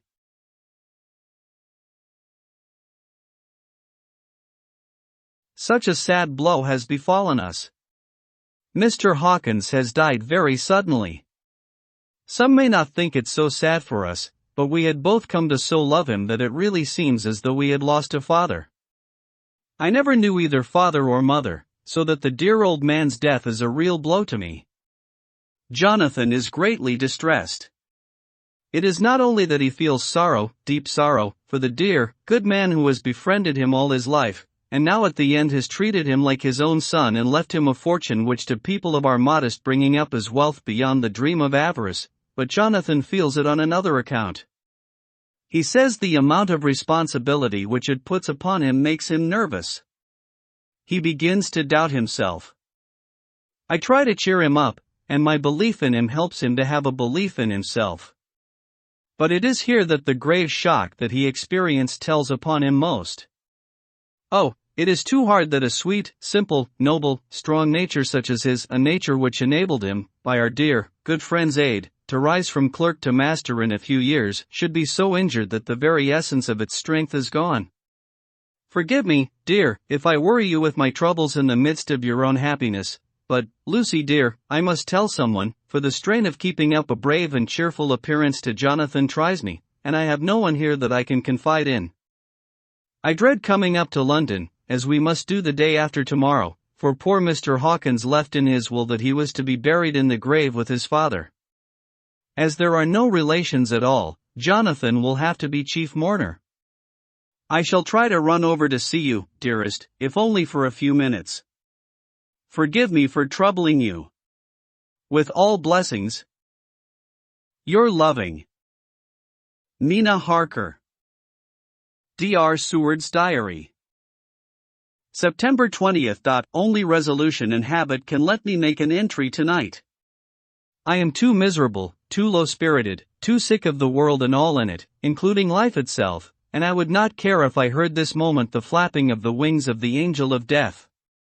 And he has been flapping those wings to some purpose of late, Lucy's mother and Arthur's father, and now. Let me get on with my work. I duly relieved Van Helsing in his watch over Lucy. We wanted Arthur to go to rest also, but he refused at first. It was only when I told him that we should want him to help us during the day, and that we must not all break down for want of rest, lest Lucy should suffer, that he agreed to go. Van Helsing was very kind to him. Come, my child, he said, come with me. You are sick and weak, and have had much sorrow and much mental pain, as well as that tax on your strength that we know of. You must not be alone, for to be alone is to be full of fears and alarms. Come to the drawing room, where there is a big fire, and there are 2 sofas. You shall lie on one, and I on the other, and our sympathy will be comfort for each other, even though we do not speak, and even if we sleep. Arthur went off with him, casting back a longing look on Lucy's face, which lay on her pillow, almost whiter than the lawn. She lay quite still, and I looked round the room to see that all was as it should be. I could see that the professor had carried out in this room, as in the other, his purpose of using the garlic. The whole of the window sashes reeked with it, and round Lucy's neck, over the silk handkerchief which Van Helsing made her keep on, was a rough chaplet of the same odorous flowers. Lucy was breathing somewhat stertorously, and her face was at its worst, for the open mouth showed the pale gums. Her teeth, in the dim, uncertain light, seemed longer and sharper than they had been in the morning. In particular, by some trick of the light, the canine teeth looked longer and sharper than the rest. I sat down by her, and presently she moved uneasily. At the same moment there came a sort of dull flapping or buffeting at the window. I went over to it softly, and peeped out by the corner of the blind. There was a full moonlight, and I could see that the noise was made by a great bat, which wheeled round, doubtless attracted by the light, although so dim, and every now and again struck the window with its wings. When I came back to my seat I found that Lucy had moved slightly, and had torn away the garlic flowers from her throat. I replaced them as well as I could, and sat watching her. Presently she woke, and I gave her food, as Van Helsing had prescribed. She took but a little, and that languidly. There did not seem to be with her now the unconscious struggle for life and strength that had hitherto so marked her illness. It struck me as curious that the moment she became conscious she pressed the garlic flowers close to her. It was certainly odd that whenever she got into that lethargic state, with the stertorous breathing, she put the flowers from her, but that when she waked she clutched them close. There was no possibility of making any mistake about this, for in the long hours that followed, she had many spells of sleeping and waking, and repeated both actions many times. At 6 o'clock Van Helsing came to relieve me. Arthur had then fallen into a doze, and he mercifully let him sleep on. When he saw Lucy's face I could hear the hissing indraw of his breath, and he said to me in a sharp whisper, "Draw up the blind, I want light." Then he bent down, and, with his face almost touching Lucy's, examined her carefully. He removed the flowers and lifted the silk handkerchief from her throat. As he did so he started back, and I could hear his ejaculation, "Main dot." Asterisk, as it was smothered in his throat. I bent over and looked too, and as I noticed some queer chill came over me. The wounds on the throat had absolutely disappeared. For fully 5 minutes Van Helsing stood looking at her, with his face at its sternest. Then he turned to me and said calmly, "She is dying. It will not be long now. It will be much difference, mark me, whether she dies conscious or in her sleep. Wake that poor boy, and let him come and see the last. He trusts us, and we have promised him." I went to the dining room and waked him. He was dazed for a moment, but when he saw the sunlight streaming in through the edges of the shutters he thought he was late, and expressed his fear. I assured him that Lucy was still asleep, but told him as gently as I could that both Van Helsing and I feared that the end was near. He covered his face with his hands, and slid down on his knees by the sofa, where he remained, perhaps a minute, with his hands buried, praying, whilst his shoulders shook with grief. I took him by the hand and raised him up.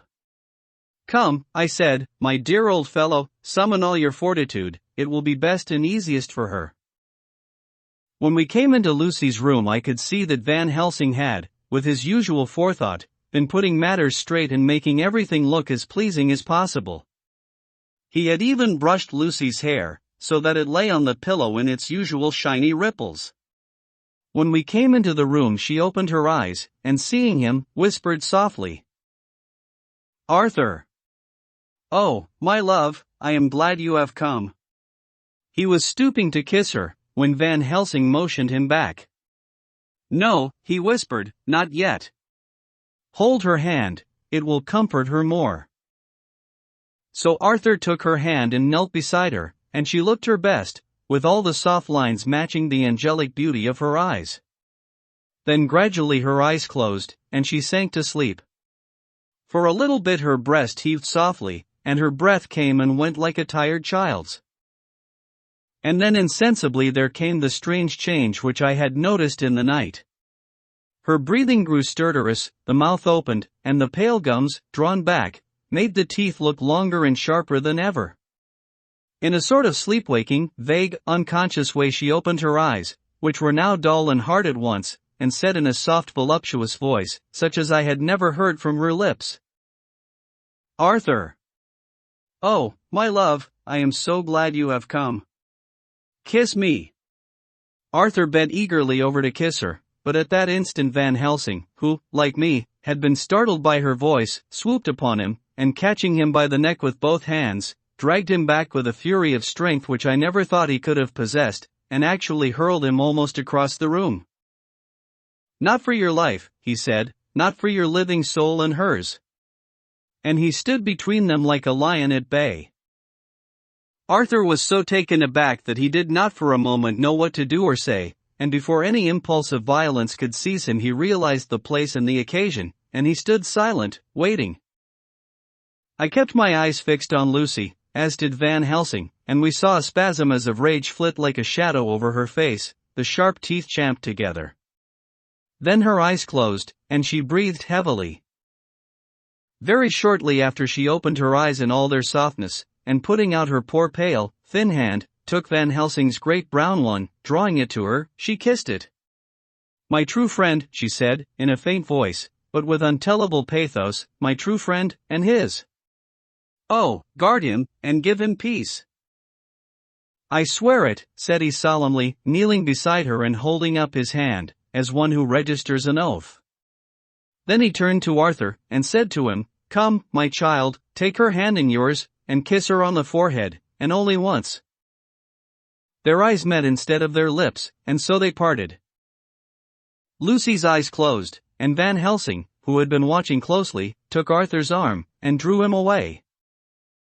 And then Lucy's breathing became stertorous again, and all at once it ceased. "It is all over," said Van Helsing. "She is dead." I took Arthur by the arm, and led him away to the drawing room, where he sat down, and covered his face with his hands, sobbing in a way that nearly broke me down to see. I went back to the room, and found Van Helsing looking at poor Lucy, and his face was sterner than ever. Some change had come over her body. Death had given back part of her beauty, for her brow and cheeks had recovered some of their flowing lines, even the lips had lost their deadly pallor. It was as if the blood, no longer needed for the working of the heart, had gone to make the harshness of death as little rude as might be. We thought her dying whilst she slept and sleeping when she died. Asterisk. I stood beside Van Helsing, and said, "Ah, well, poor girl, there is peace for her at last. It is the end." He turned to me, and said with grave solemnity, "Not so. Alas! Not so. It is only the beginning." When I asked him what he meant, he only shook his head and answered, "We can do nothing as yet. Wait and see." Chapter 13. Dr. Seward's Diary. The funeral was arranged for the next succeeding day, so that Lucy and her mother might be buried together. I attended to all the ghastly formalities, and the urbane undertaker proved that his staff were amicted or blessed with something of his own obsequious suavity. Even the woman who performed the last OCES for the dead remarked to me, in a confidential, brother-professional way, when she had come out from the death chamber, "She makes a very beautiful corpse, sir. It's quite a privilege to attend on her. It's not too much to say that she will do credit to our establishment." I noticed that Van Helsing never kept far away. This was possible from the disordered state of things in the household. There were no relatives at hand, and as Arthur had to be back the next day to attend at his father's funeral, we were unable to notify anyone who should have been bidden. Under the circumstances, Van Helsing and I took it upon ourselves to examine papers, etc. He insisted upon looking over Lucy's papers himself.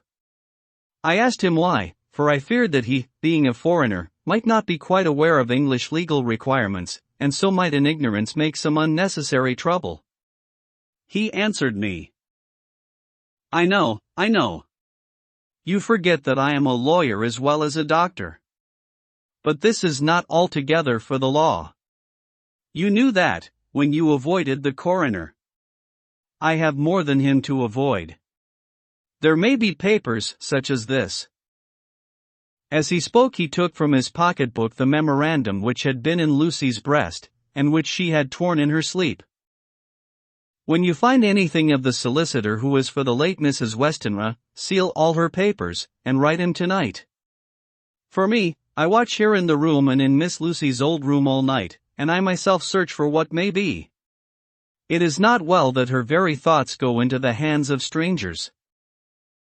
I went on with my part of the work, and in another half hour had found the name and address of Mrs. Westenra's solicitor and had written to him. All the poor lady's papers were in order, explicit directions regarding the place of burial were given. I had hardly sealed the letter, when, to my surprise, Van Helsing walked into the room, saying, "Can I help you, friend John? I am free, and if I may, my service is to you." "Have you got what you looked for?" I asked, to which he replied, "I did not look for any specific thing. I only hope to find, and find I have, all that there was only some letters and a few memoranda, and a diary new begun. But I have them here, and we shall for the present say nothing of them. I shall see that poor lad tomorrow evening, and, with his sanction, I shall use some." When we had finished the work in hand, he said to me, "And now, friend John, I think we made a bed. We want sleep, both you and I, and rest to recuperate. Tomorrow we shall have much to do, but for the tonight there is no need of us. Alas!" Before turning in, we went to look at poor Lucy. The undertaker had certainly done his work well, for the room was turned into a small chapelle ardente, there was a wilderness of beautiful white flowers, and death was made as little repulsive as might be. The end of the winding sheet was laid over the face. When the professor bent over and turned it gently back, we both started at the beauty before us, the tall wax candles showing a soussient light to note it well. All Lucy's loveliness had come back to her in death, and the hours that had passed, instead of leaving traces of decay's effacing fingers, had but restored the beauty of life, till positively I could not believe my eyes that I was looking at a corpse. The professor looked sternly grave. He had not loved her as I had, and there was no need for tears in his eyes. He said to me, "Remain till I return," and left the room. He came back with a handful of wild garlic from the box waiting in the hall, but which had not been opened, and placed the flowers amongst the others on and around the bed. Then he took from his neck, inside his collar, a little golden crucifix, and placed it over the mouth. He restored the sheet to its place, and we came away. I was undressing in my own room, when, with a premonitory tap at the door, he entered, and at once began to speak. "Tomorrow I want you to bring me, before night, a set of post-mortem knives." "Must we make an autopsy?" I asked. "Yes, and no. I want to operate, but not as you think. Let me tell you now, but not a word to another. I want to cut off her head and take out her heart." "Ah! You a surgeon, and so shocked? You, whom I have seen with no tremble of hand or heart, do operations of life and death that make the rest shudder. Oh, but I must not forget, my dear friend John, that you loved her, and I have not forgotten it, for it is I that shall operate, and you must only help. I would like to do it tonight, but for Arthur I must not. He will be free after his father's funeral tomorrow, and he will want to see her, to see it. Then, when she is conet ready for the next day, you and I shall come when all sleep. We shall unscrew the cohen lid, and shall do our operation, and then replace all, so that none know, save we alone. But why do it at all? The girl is dead. Why mutilate her poor body without need? And if there is no necessity for a postmortem and nothing to gain by it, no good to her, to us, to science, to human knowledge, why do it? Without such it is monstrous. For answer he put his hand on my shoulder, and said, with infinite tenderness, "Friend John, I pity your poor bleeding heart, and I love you the more because it does so bleed. If I could, I would take on myself the burden that you do bear. But there are things that you know not, but that you shall know, and bless me for knowing, though they are not pleasant things. John, my child, you have been my friend now many years, and yet did you ever know me to do any without good cause? I may err, I am but man, but I believe in all I do. Was it not for these causes that you sent for me when the great trouble came? Yes. Were you not amazed, nay horrified, when I would not let Arthur kiss his love, though she was dying, and snatched him away by all my strength? Yes. And yet you saw how she thanked me, with her so beautiful dying eyes, her voice, too, so weak, and she kissed my rough old hand and blessed me? Yes. And did you not hear me swear promise to her, that so she closed her eyes grateful? Yes. Well, I have good reason now for all I want to do. You have for many years trust me, you have believed me weeks past, when there be things so strange that you might have well doubt. Believe me yet a little, friend John. If you trust me not, then I must tell what I think, and that is not perhaps well. And if I work as work I shall, no matter trust or no trust, without my friend trust in me, I work with heavy heart, and feel, oh, so lonely when I want all help and courage that may be. He paused a moment, and went on solemnly, Friend John, there are strange and terrible days before us. Let us not be two, but one, that so we work to a good end. Will you not have faith in me? I took his hand, and promised him. I held my door open as he went away, and watched him go into his room and close the door. As I stood without moving, I saw one of the maids pass silently along the passage. She had her back towards me, so did not see me, and go into the room where Lucy lay. The sight touched me. Devotion is so rare, and we are so grateful to those who show it unasked to those we love. Here was a poor girl putting aside the terrors which she naturally had of death to go watch alone by the bier of the mistress whom she loved, so that the poor clay might not be lonely till laid to eternal rest.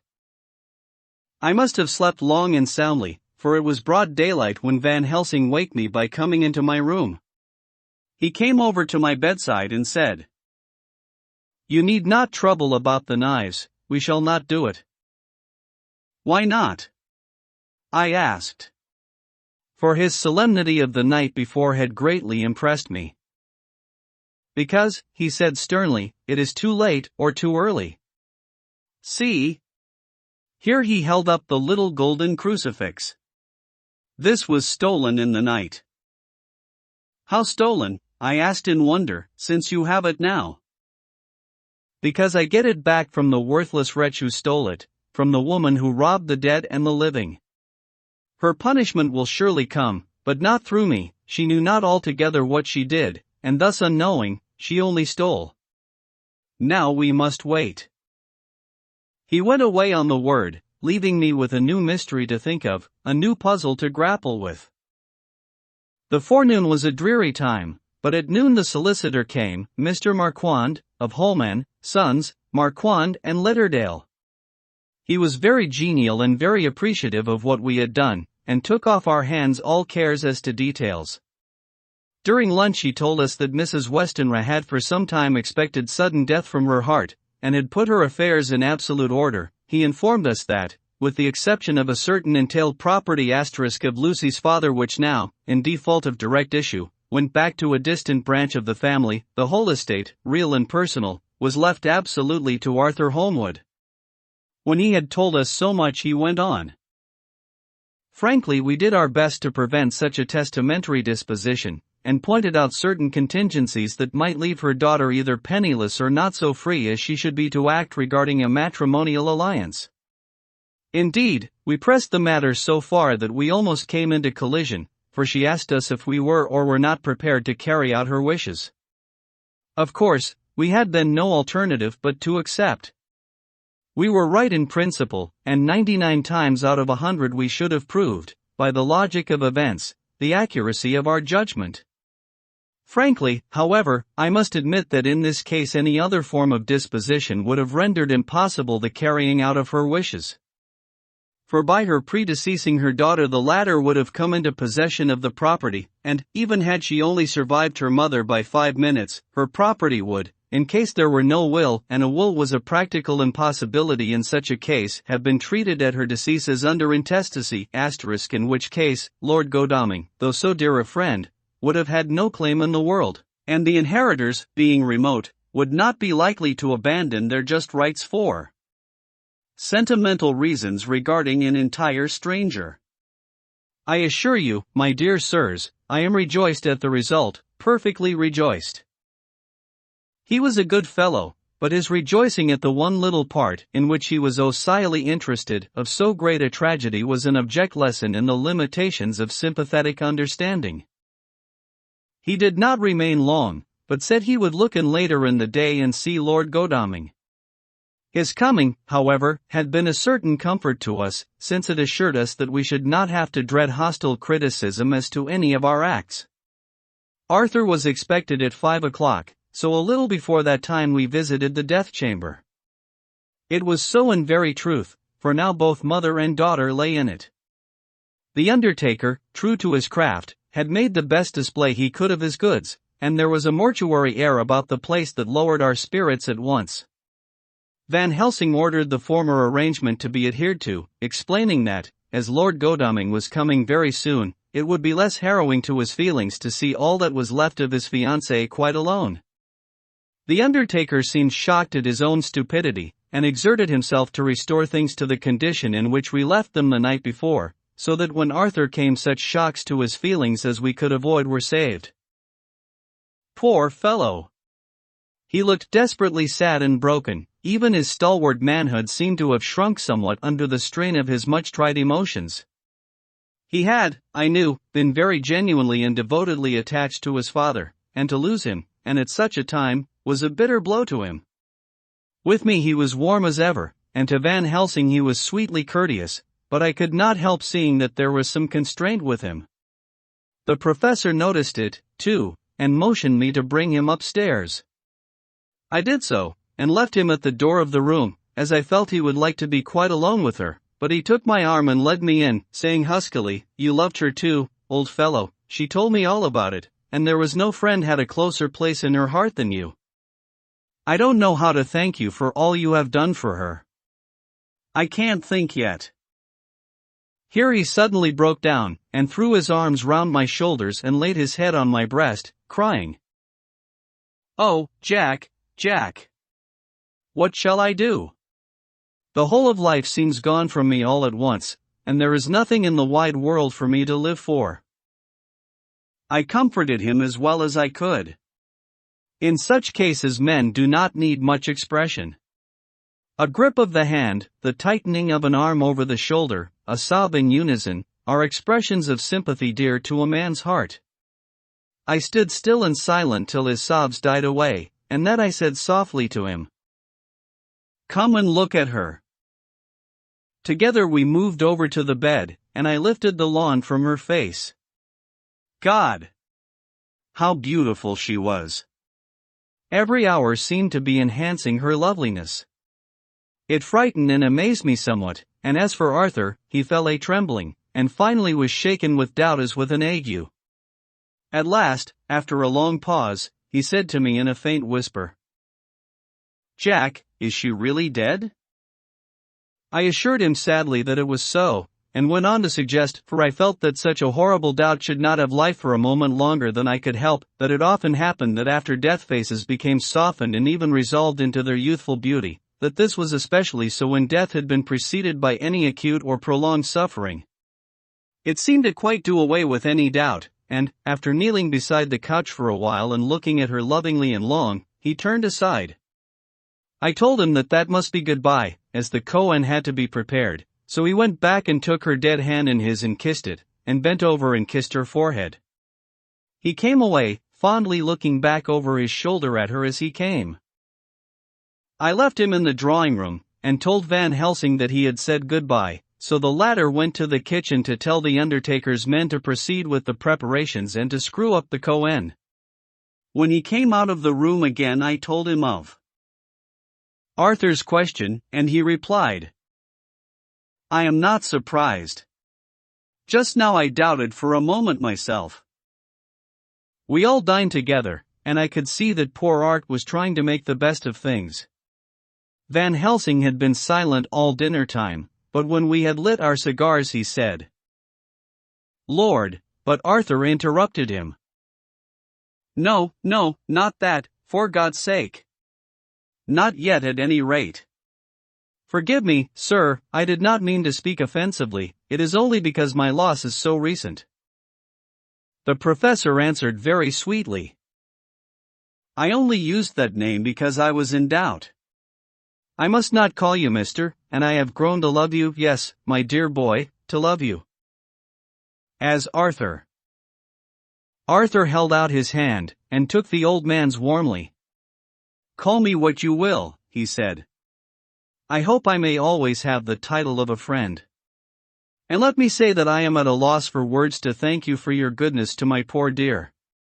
He paused a moment, and went on, "I know that she understood your goodness even better than I do, and if I were rude or in any way wanting at that time you acted so, you remember." The professor nodded.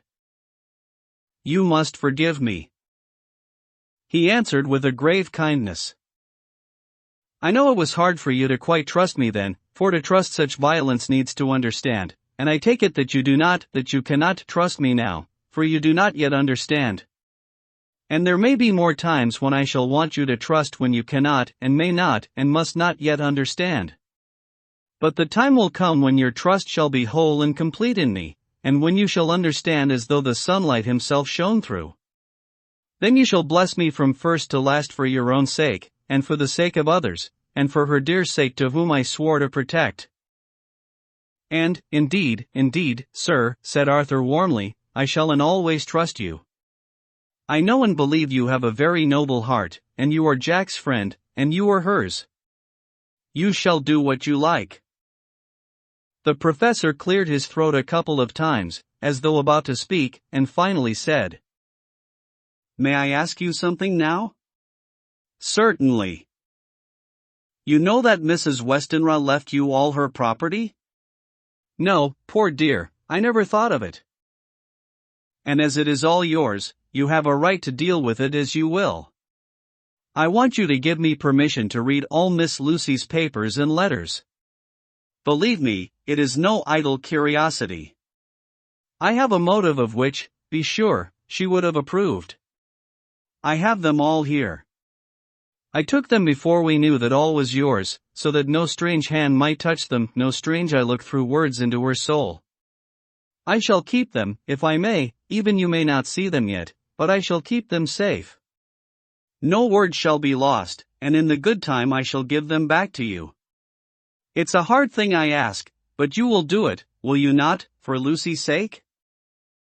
Arthur spoke out heartily, like his old self. Dr. Van Helsing, you may do what you will. I feel that in saying this I am doing what my dear one would have approved. I shall not trouble you with questions till the time comes. The old professor stood up as he said solemnly. And you are right. There will be pain for us all, but it will not be all pain, nor will this pain be the last. We and you too, you most of all, my dear boy, will have to pass through the bitter water before we reach the sweet. But we must be brave of heart and unselfish, and do our duty, and all will be well. I slept on a sofa in Arthur's room that night. Van Helsing did not go to bed at all. He went to and fro, as if patrolling the house, and was never out of sight of the room where Lucy lay in her cohen, strewn with the wild garlic flowers, which sent, through the odor of lily and rose, a heavy, overpowering smell into the night. Mina Harker's Journal. September 22nd. In the train to Exeter. Jonathan sleeping. It seems only yesterday that the last entry was made, and yet how much between them, in Whitby and all the world before me. Jonathan away and no news of him, and now, married to Jonathan, Jonathan a solicitor, a partner, rich, master of his business, Mr. Hawkins dead and buried, and Jonathan with another attack that may harm him. Some day he may ask me about it. Down it all goes.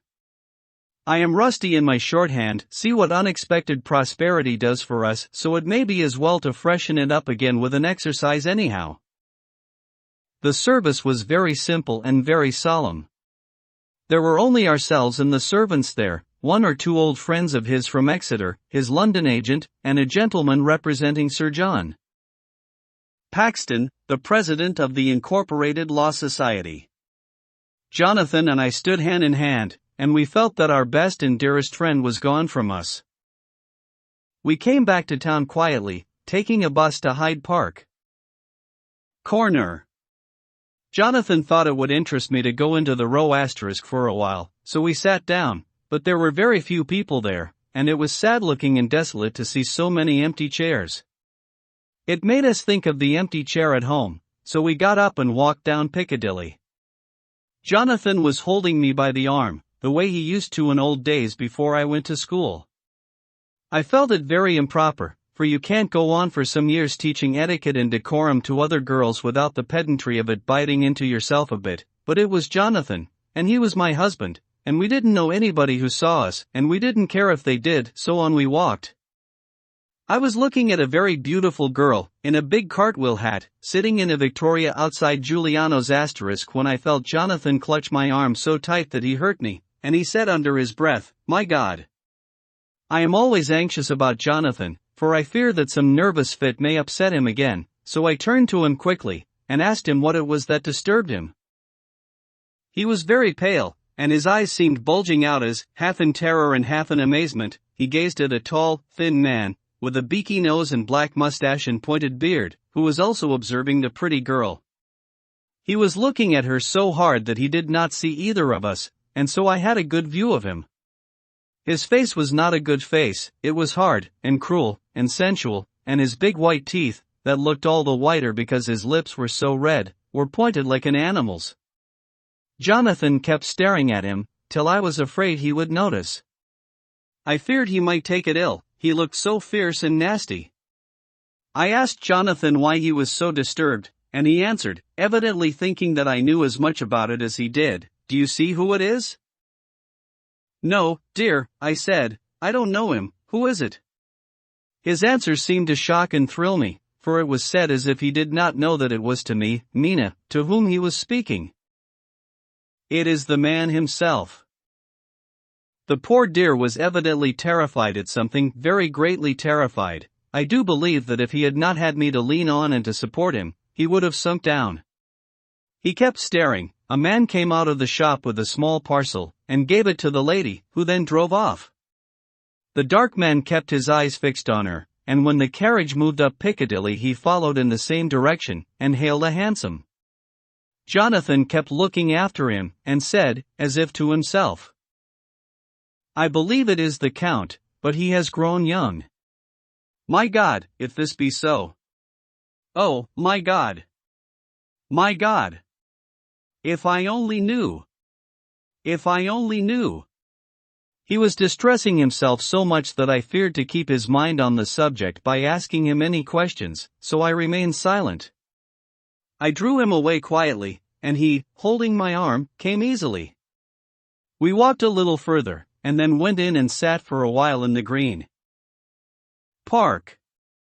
It was a hot day for autumn, and there was a comfortable seat in a shady place. After a few minutes staring at nothing, Jonathan's eyes closed, and he went quietly into a sleep, with his head on my shoulder. I thought it was the best thing for him, so did not disturb him.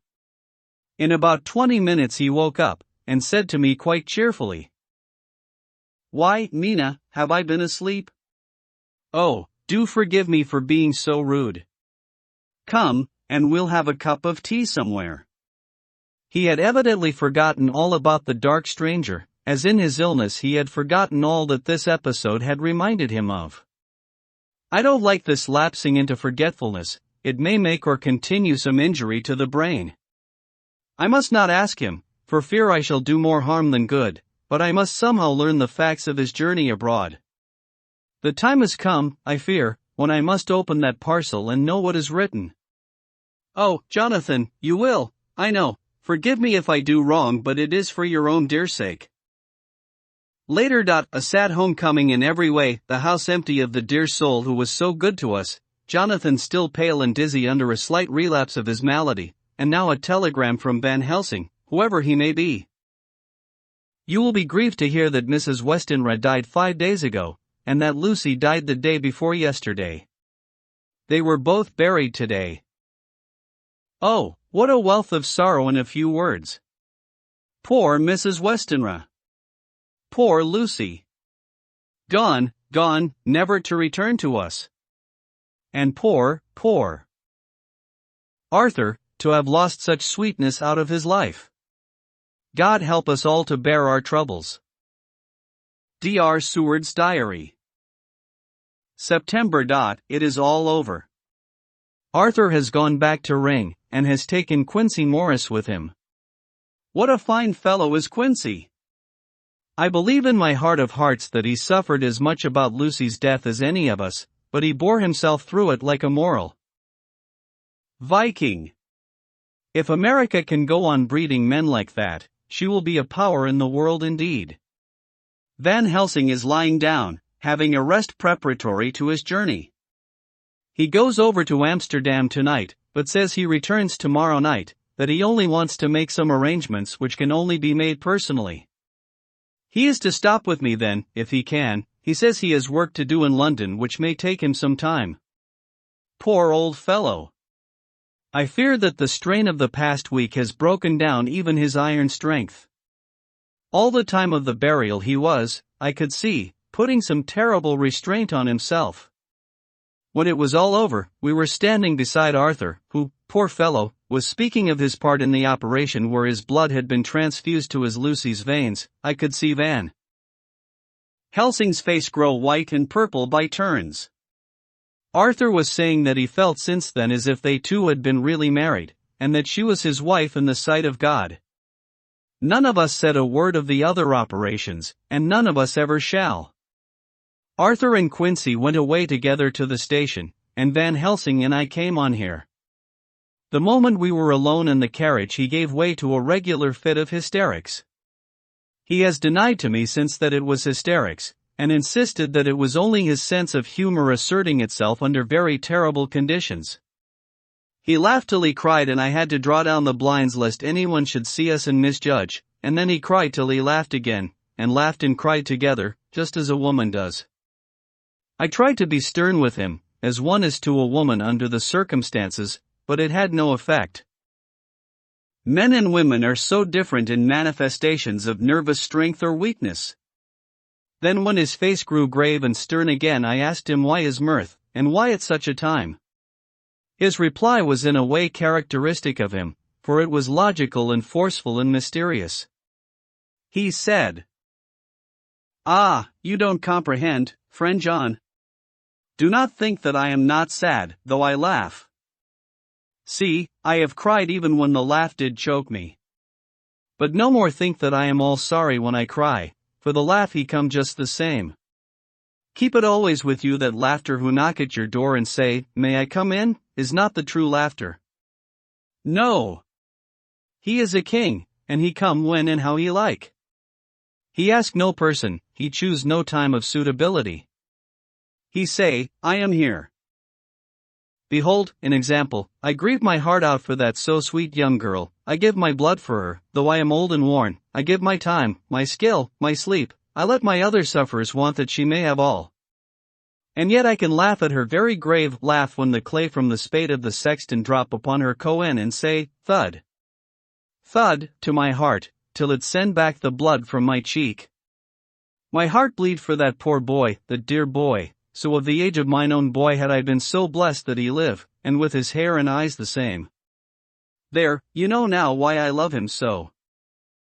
And yet when he say things that touch my husband heart to the quick, and make my father heart yearn to him as to no other man, not even to you, friend John, for we are more level in experiences than father and son, yet even at such moment King laugh he come to me and shout and bellow in my ear, Here I am, till the blood come dance back and bring some of the sunshine that he carry with him to my cheek.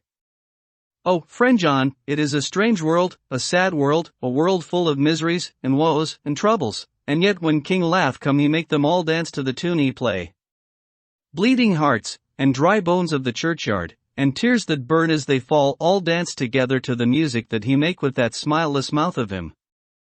And believe me, friend John, that he is good to come, and kind.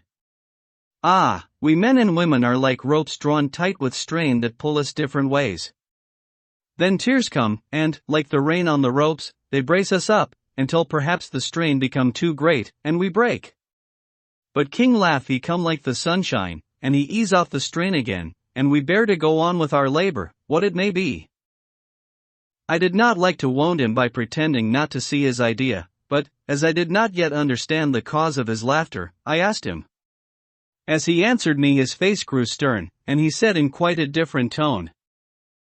Oh, it was the grim irony of it all, the so lovely lady garlanded with flowers, that looked so fair as life, till one by one we wondered if she were truly dead. She laid in that so fine marble house in that lonely churchyard, where rest so many of her kin, laid there with the mother who loved her, and whom she loved, and that sacred bell going toll. Toll. Toll, so sad and slow, and those holy men, with the white garments of the angel, pretending to read books, and yet all the time their eyes never on the page, and all us with the bowed head. And all for what? She is dead, so. Is it not? Well, for the life of me, Professor, I said, I can't see anything to laugh at in all that. Why, your explanation makes it a harder puzzle than before. But even if the burial service was comic, what about poor Art and his trouble? Why, his heart was simply breaking. Just so. Said he not that the transfusion of his blood to her veins had made her truly his bride? Yes, and it was a sweet and comforting idea for him. Quite so. But there was a difficulty, friend John. If so then what about the others? Ho, ho. Then this so sweet maid is a polyandrist asterisk in me, with my poor wife dead to me, but alive by church's law, though no wits, all gone even I, who am faithful husband to this now no wife, am bigamist. I don't see where the joke comes in there either. I said, and I did not feel particularly pleased with him for saying such things. He laid his hand on my arm, and said, Friend John, forgive me if I pain. I showed not my feeling to others when it would wound, but only to you, my old friend, whom I can trust. If you could have looked into my very heart then when I want to laugh, if you could have done so when the laugh arrived, if you could do so now, when King Laugheth pack up his crown and all that is to him, for he go far, far away from me, and for a long, long time, maybe you would perhaps pity me the most of all. I was touched by the tenderness of his tone, and asked why. Because I know. And now we are all scattered, and for many a long day loneliness will sit over our roofs with brooding wings. Lucy lies in the tomb of her kin, a lordly deathhouse in a lonely churchyard, away from teeming London, where the air is fresh, and the sun rises over Hampstead Hill, and where wild flowers grow of their own accord. So I can finish this diary, and God only knows if I shall ever begin another. If I do, or if I ever open this again, it will be to deal with different people and different themes, for here at the end, where the romance of my life is told, ere I go back to take up the thread of my life work, I say sadly and without hope. Finus. The Westminster Gazette, September 25. A Hampstead Mystery. The neighborhood of Hampstead is just at present exercised with a series of events which seem to run on lines parallel to those of what was known to the writers of headlines as the Kensington Horror, or the Stabbing Woman, or the Woman in Black. During the past 2 or 3 days several cases have occurred of young children straying from home or neglecting to return from their playing on the heath. In all these cases the children were too young to give any properly intelligible account of themselves, but the consensus of their excuses is that they had been with a bluffer lady. It has always been late in the evening when they have been missed, and on 2 occasions the children have not been found until early in the following morning. It is generally supposed in the neighborhood that, as the first child missed gave as his reason for being away that a bluffer lady had asked him to come for a walk, the others had picked up the phrase and used it as occasion served. This is the more natural as the favorite game of the little ones at present is luring each other away by wiles. A correspondent writes us that to see some of the tiny tots pretending to be the bluffer lady is supremely funny. Some of our caricaturists might, he says, take a lesson in the irony of grotesque by comparing the reality and the picture. It is only in accordance with general principles of human nature that the bluffer lady should be the popular role at these fresco performances. Our correspondent naively says that even Ellen Terry * could not be so winningly attractive as some of these grubby-faced little children pretend and even imagine themselves to be. There is, however, possibly a serious side to the question, for some of the children, indeed all who have been missed at night, have been slightly torn or wounded in the throat. The wounds seem such as might be made by a rat or a small dog, and although of not much importance individually, would tend to show that whatever animal inflicts them has a system or method of its own. The police of the division have been instructed to keep a sharp lookout for straying children, especially when very young, in and around Hampstead Heath, and for any stray dog which may be about. The Westminster Gazette, September 25 Extra Special. The Hampstead Horror. Another child injured. The bluffer lady. We have just received intelligence that another child, missed last night, was only discovered late in the morning under a furze bush at the Shooter's Hill * side of Hampstead Heath, which is, perhaps, less frequented than the other parts. It has the same tiny wound in the throat as has been noticed in other cases. It was terribly weak, and looked quite emaciated. It too, when partially restored, had the common story to tell of being lured away by the bluffer lady. Chapter 14. Mina Harker's Journal. September. Jonathan is better after a bad night. I am so glad that he has plenty of work to do, for that keeps his mind off the terrible things, and oh, I am rejoiced that he is not now weighed down with the responsibility of his new position. I knew he would be true to himself, and now how proud I am to see my Jonathan rising to the height of his advancement and keeping pace in all ways with the duties that come upon him. He will be away all day till late, for he said he could not lunch at home. My household work is done, so I shall take his foreign journal, and lock myself up in my room and read it. September. I hadn't the heart to write last night, the terrible record of Jonathan's upset me so. Poor dear. How he must have suffered, whether it be true or only imagination. I wonder if there is any truth in it at all. Did he get his brain fever, and then write all those terrible things, or had he some cause for it all? I suppose I shall never know, for I dare not open the subject to him. And yet that man we saw yesterday. He seemed quite certain of him. Poor fellow. I suppose it was the funeral upset him and sent his mind back on some train of thought. He believes it all himself. I remember how on our wedding day he said, unless some solemn duty come upon me to go back to the bitter hours, asleep or awake, mad or sane. There seems to be through it all some thread of continuity. That fearful count was coming to London, with its teeming millions. There may be a solemn duty, and if it come we must not shrink from it. I shall be prepared. I shall get my typewriter this very hour and begin transcribing. Then we shall be ready for other eyes if required. And if it be wanted, then, perhaps, if I am ready, poor Jonathan may not be upset, for I can speak for him and never let him be troubled or worried with it all. If ever Jonathan quite gets over the nervousness he may want to tell me of it all, and I can ask him questions and find out things, and see how I may comfort him. Letter, Van Helsing to Mrs. Harker 24 September. Confidence. Dear Madam, I pray you to pardon my writing, in that I am so far friend as that I send to you sad news of Miss Lucy Westenra's death.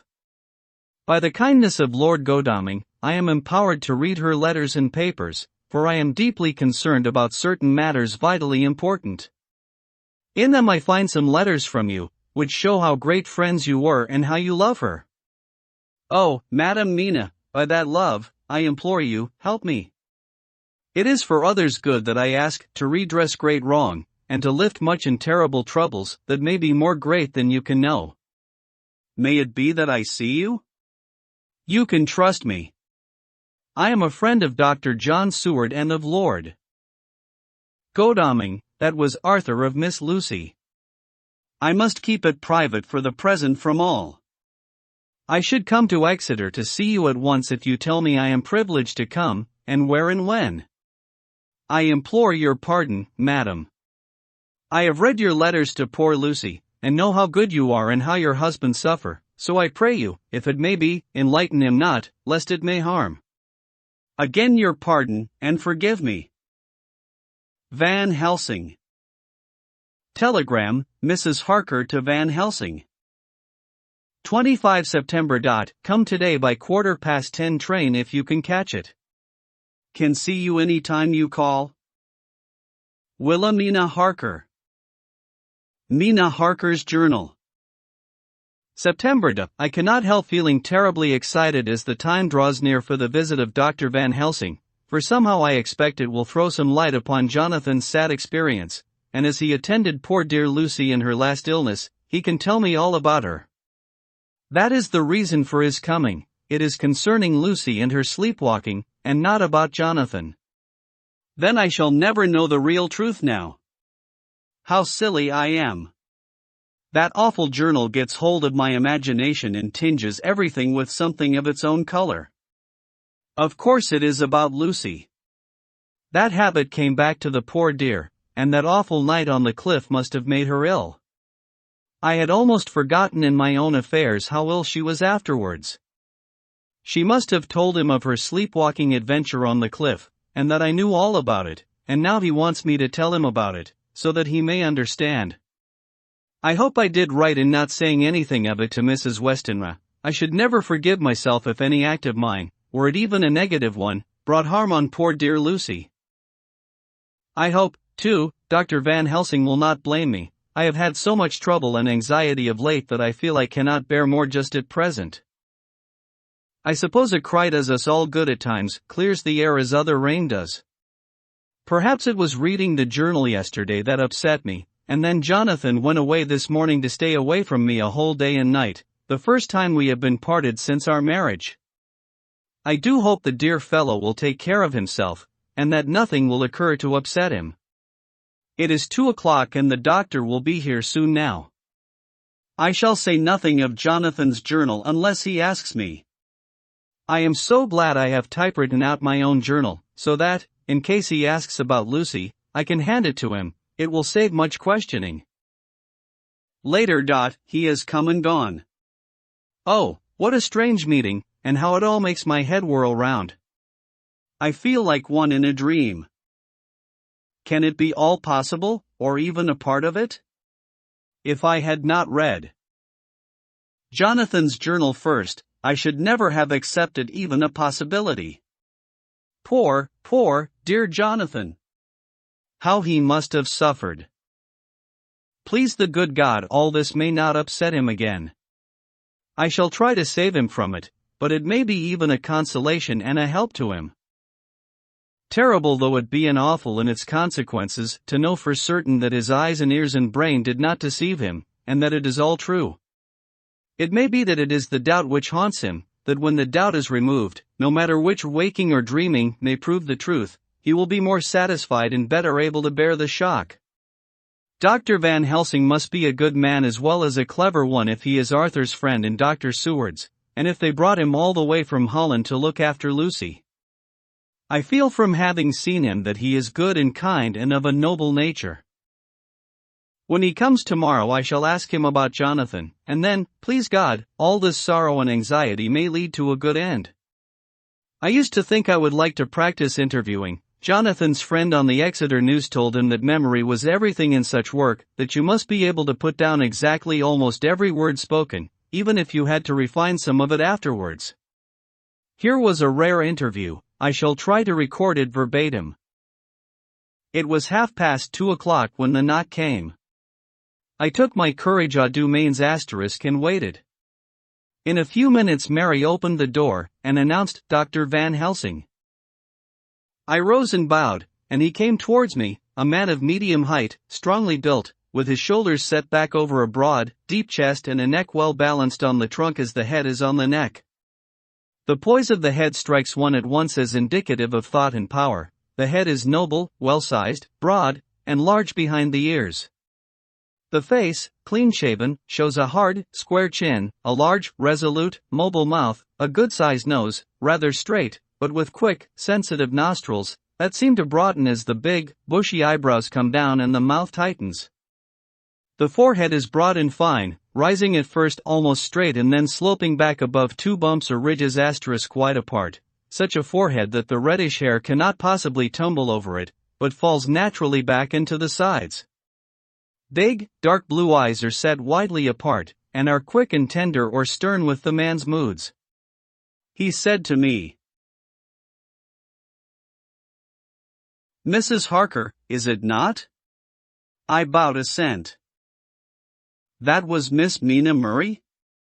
Again I assented.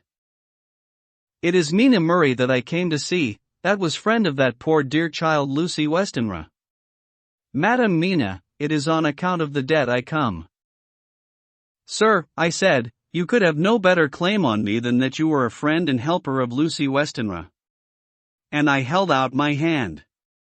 He took it and said tenderly, "Oh, Madam Mina, I knew that the friend of that poor Lily girl must be good, but I had yet to learn." He finished his speech with a courtly bow. I asked him what it was that he wanted to see me about, so he at once began. "I have read your letters to Miss Lucy. Forgive me, but I had to begin to inquire somewhere, and there was none to ask. I know that you were with her at Whitby. She sometimes kept a diary. You need not look surprised, Madam Mina. It was begun after you left, and was made in imitation of you, and in that diary she traces by inference certain things to a sleepwalking in which she puts down that you saved her. In great perplexity then I come to you, and ask you out of your so much kindness to tell me all of it that you remember. I can tell you, I think, Dr. Van Helsing, all about it." "Ah, then you have a good memory for facts, for details?" "It is not always so with young ladies." "No, doctor, but I wrote it all down at the time." I can show it to you if you like. Oh, Madam Mina, I will be grateful, you will do me much favor. I could not resist the temptation of mystifying him a bit. I suppose it is some of the taste of the original apple that remains still in our mouths, so I handed him the shorthand diary. He took it with a grateful bow, and said, "May I read it?" "If you wish," I answered as demurely as I could. He opened it, and for the instant his face fell. Then he stood up and bowed. "Oh, you so clever woman," he said. I long knew that Mr. Jonathan was a man of much thankfulness, but see, his wife have all the good things. "And will you not so much honor me and so help me as to read it for me?" "Alas! I know not the shorthand." By this time my little joke was over, and I was almost ashamed, so I took the typewritten copy from my work-basket and handed it to him. "Forgive me," I said, "I could not help it, but I had been thinking that it was of dear Lucy that you wished to ask, and so that you might not have to wait, not on my account, but because I know your time must be precious, I have written it out on the typewriter for you." He took it, and his eyes glistened. "You are so good," he said. "And may I read it now? I may want to ask you some things when I have read." "By all means," I said, "read it over whilst I order lunch, and then you can ask me questions whilst we eat." He bowed and settled himself in a chair with his back to the light, and became absorbed in the papers, whilst I went to see after lunch, chiefly in order that he might not be disturbed. When I came back I found him walking hurriedly up and down the room, his face all ablaze with excitement. He rushed up to me and took me by both hands. "Oh, Madam Mina," he said, "how can I say what I owe to you? This paper is as sunshine. It opens the gate to me. I am dazzled, with so much light, and yet clouds roll in behind the light every time. But that you do not, cannot, comprehend. Oh, but I am grateful to you, you so clever woman. Madam," he said this very solemnly, "if ever Abraham Van Helsing can do anything for you or yours, I trust you will let me know. It will be pleasure and delight if I may serve you as a friend, but all I have ever learned, all I can ever do, shall be for you and those you love. There are darknesses in life, and there are lights, you are one of the lights. You will have happy life and good life, and your husband will be blessed in you. But, doctor, you praise me too much, and you do not know me." "Not know you, I, who am old, and who have studied all my life men and women, I, who have made my speciality the brain and all that belongs to him and all that follow from him. And I have read your diary that you have so goodly written for me, and which breathes out truth in every line. I, who have read your so sweet letter to poor Lucy of your marriage and your trust, not know you. Oh, Madam Mina, good women tell all their lives, and by day and by hour and by minute, such things that angels can read, and we men who wish to know heaven as something of angels' eyes. Your husband is noble nature, and you are noble too, for you trust, and trust cannot be where there is mean nature. And your husband, tell me of him. Is he quite well? Is all that fever gone, and is he strong and hearty?" I saw here an opening to ask him about Jonathan, so I said, "He has almost recovered, but he has been greatly upset by Mr. Hawkins' death." He interrupted. "Oh yes, I know. I have read your last 2 letters." I went on. "I suppose this upset him, for when we were in town on Thursday last he had a sort of shock." "A shock, and after brain fever so soon. That was not good." "What kind of shock was it?" "He thought he saw someone who recalled something terrible, something which led to his brain fever. And here the whole thing seemed to overwhelm me in a rush. The pity for Jonathan, the horror which he experienced, the whole fearful mystery of his diary, and the fear that has been brooding over me ever since, all came in a tumult. I suppose I was hysterical, for I threw myself on my knees and held up my hands to him, and implored him to make my husband well again. He took my hands and raised me up, and made me sit on the sofa, and sat by me. He held my hand in his, and said to me with, oh, such infinite sweetness, My life is a barren and lonely one, and so full of work that I have not had much time for friendships. But since I have been summoned to here by my friend John Seward, I have known so many good people and seen such nobility that I feel more than ever, and it has grown with my advancing years, the loneliness of my life. Believe me, then, that I come here full of respect for you, and you have given me hope, not in what I am seeking of, but that there are good women still left to make life happy, good women, whose lives and whose truths may make good lesson for the children that are to be. I am glad, that I may here be of some use to you, for if your husband suffer, he suffer within the range of my study and experience. I promise you that I will gladly do all for him that I can. All to make his life strong and manly, and your life a happy one. Now you must eat. You are overwrought and perhaps over-anxious. Husband Jonathan would not like to see you so pale, and what he like not where he love, is not to his good. Therefore for his sake you must eat and smile. You have told me all about Lucy, and so now we shall not speak of it, lest it distress. I shall stay in Exeter tonight, for I want to think over what you have told me, and when I have thought I will ask you questions, if I may. And then, too, you will tell me of husband Jonathan's trouble so far as you can, but not yet. You must eat now, afterwards you shall tell me all. After lunch, when we went back to the drawing room, he said to me, "And now tell me all about him." When it came to speaking to this great, learned man, I began to fear that he would think me a weak fool, and Jonathan a madman. The journal is all so strange, and I hesitated to go on. But he was so sweet and kind, and he had promised to help, and I trusted him, so I said, "Dr. Van Helsing, what I have to tell you is so queer that you must not laugh at me or at my husband. I have been since yesterday in a sort of fever of doubt. You must be kind to me, and not think me foolish that I have even half believed some very strange things." He reassured me by his manner as well as his words when he said, "Oh, my dear, if you only knew how strange is the matter regarding which I am here, it is you who would laugh. I have learned not to think little of anyone's belief, no matter how strange it be.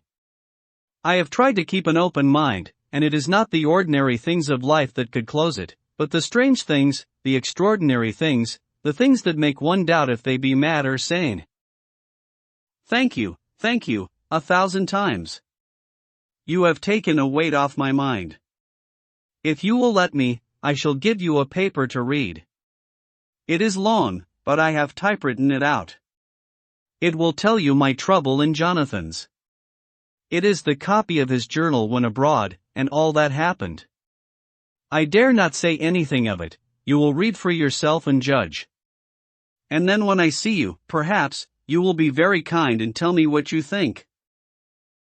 I promise, he said as I gave him the papers, I shall in the morning, so soon as I can, come to see you and your husband, if I may. Jonathan will be here at 11:30, and you must come to lunch with us and see him then. You could catch the quick 3.34 train, which will leave you at Paddington * before 8. He was surprised at my knowledge of the trains offhand, but he does not know that I have made up all the trains to and from Exeter, so that I may help Jonathan in case he is in a hurry. So he took the papers with him and went away, and I sit here thinking I don't know what. Letter, by hand, Van Helsing to Mrs. Harker 25 September, 6 o'clock.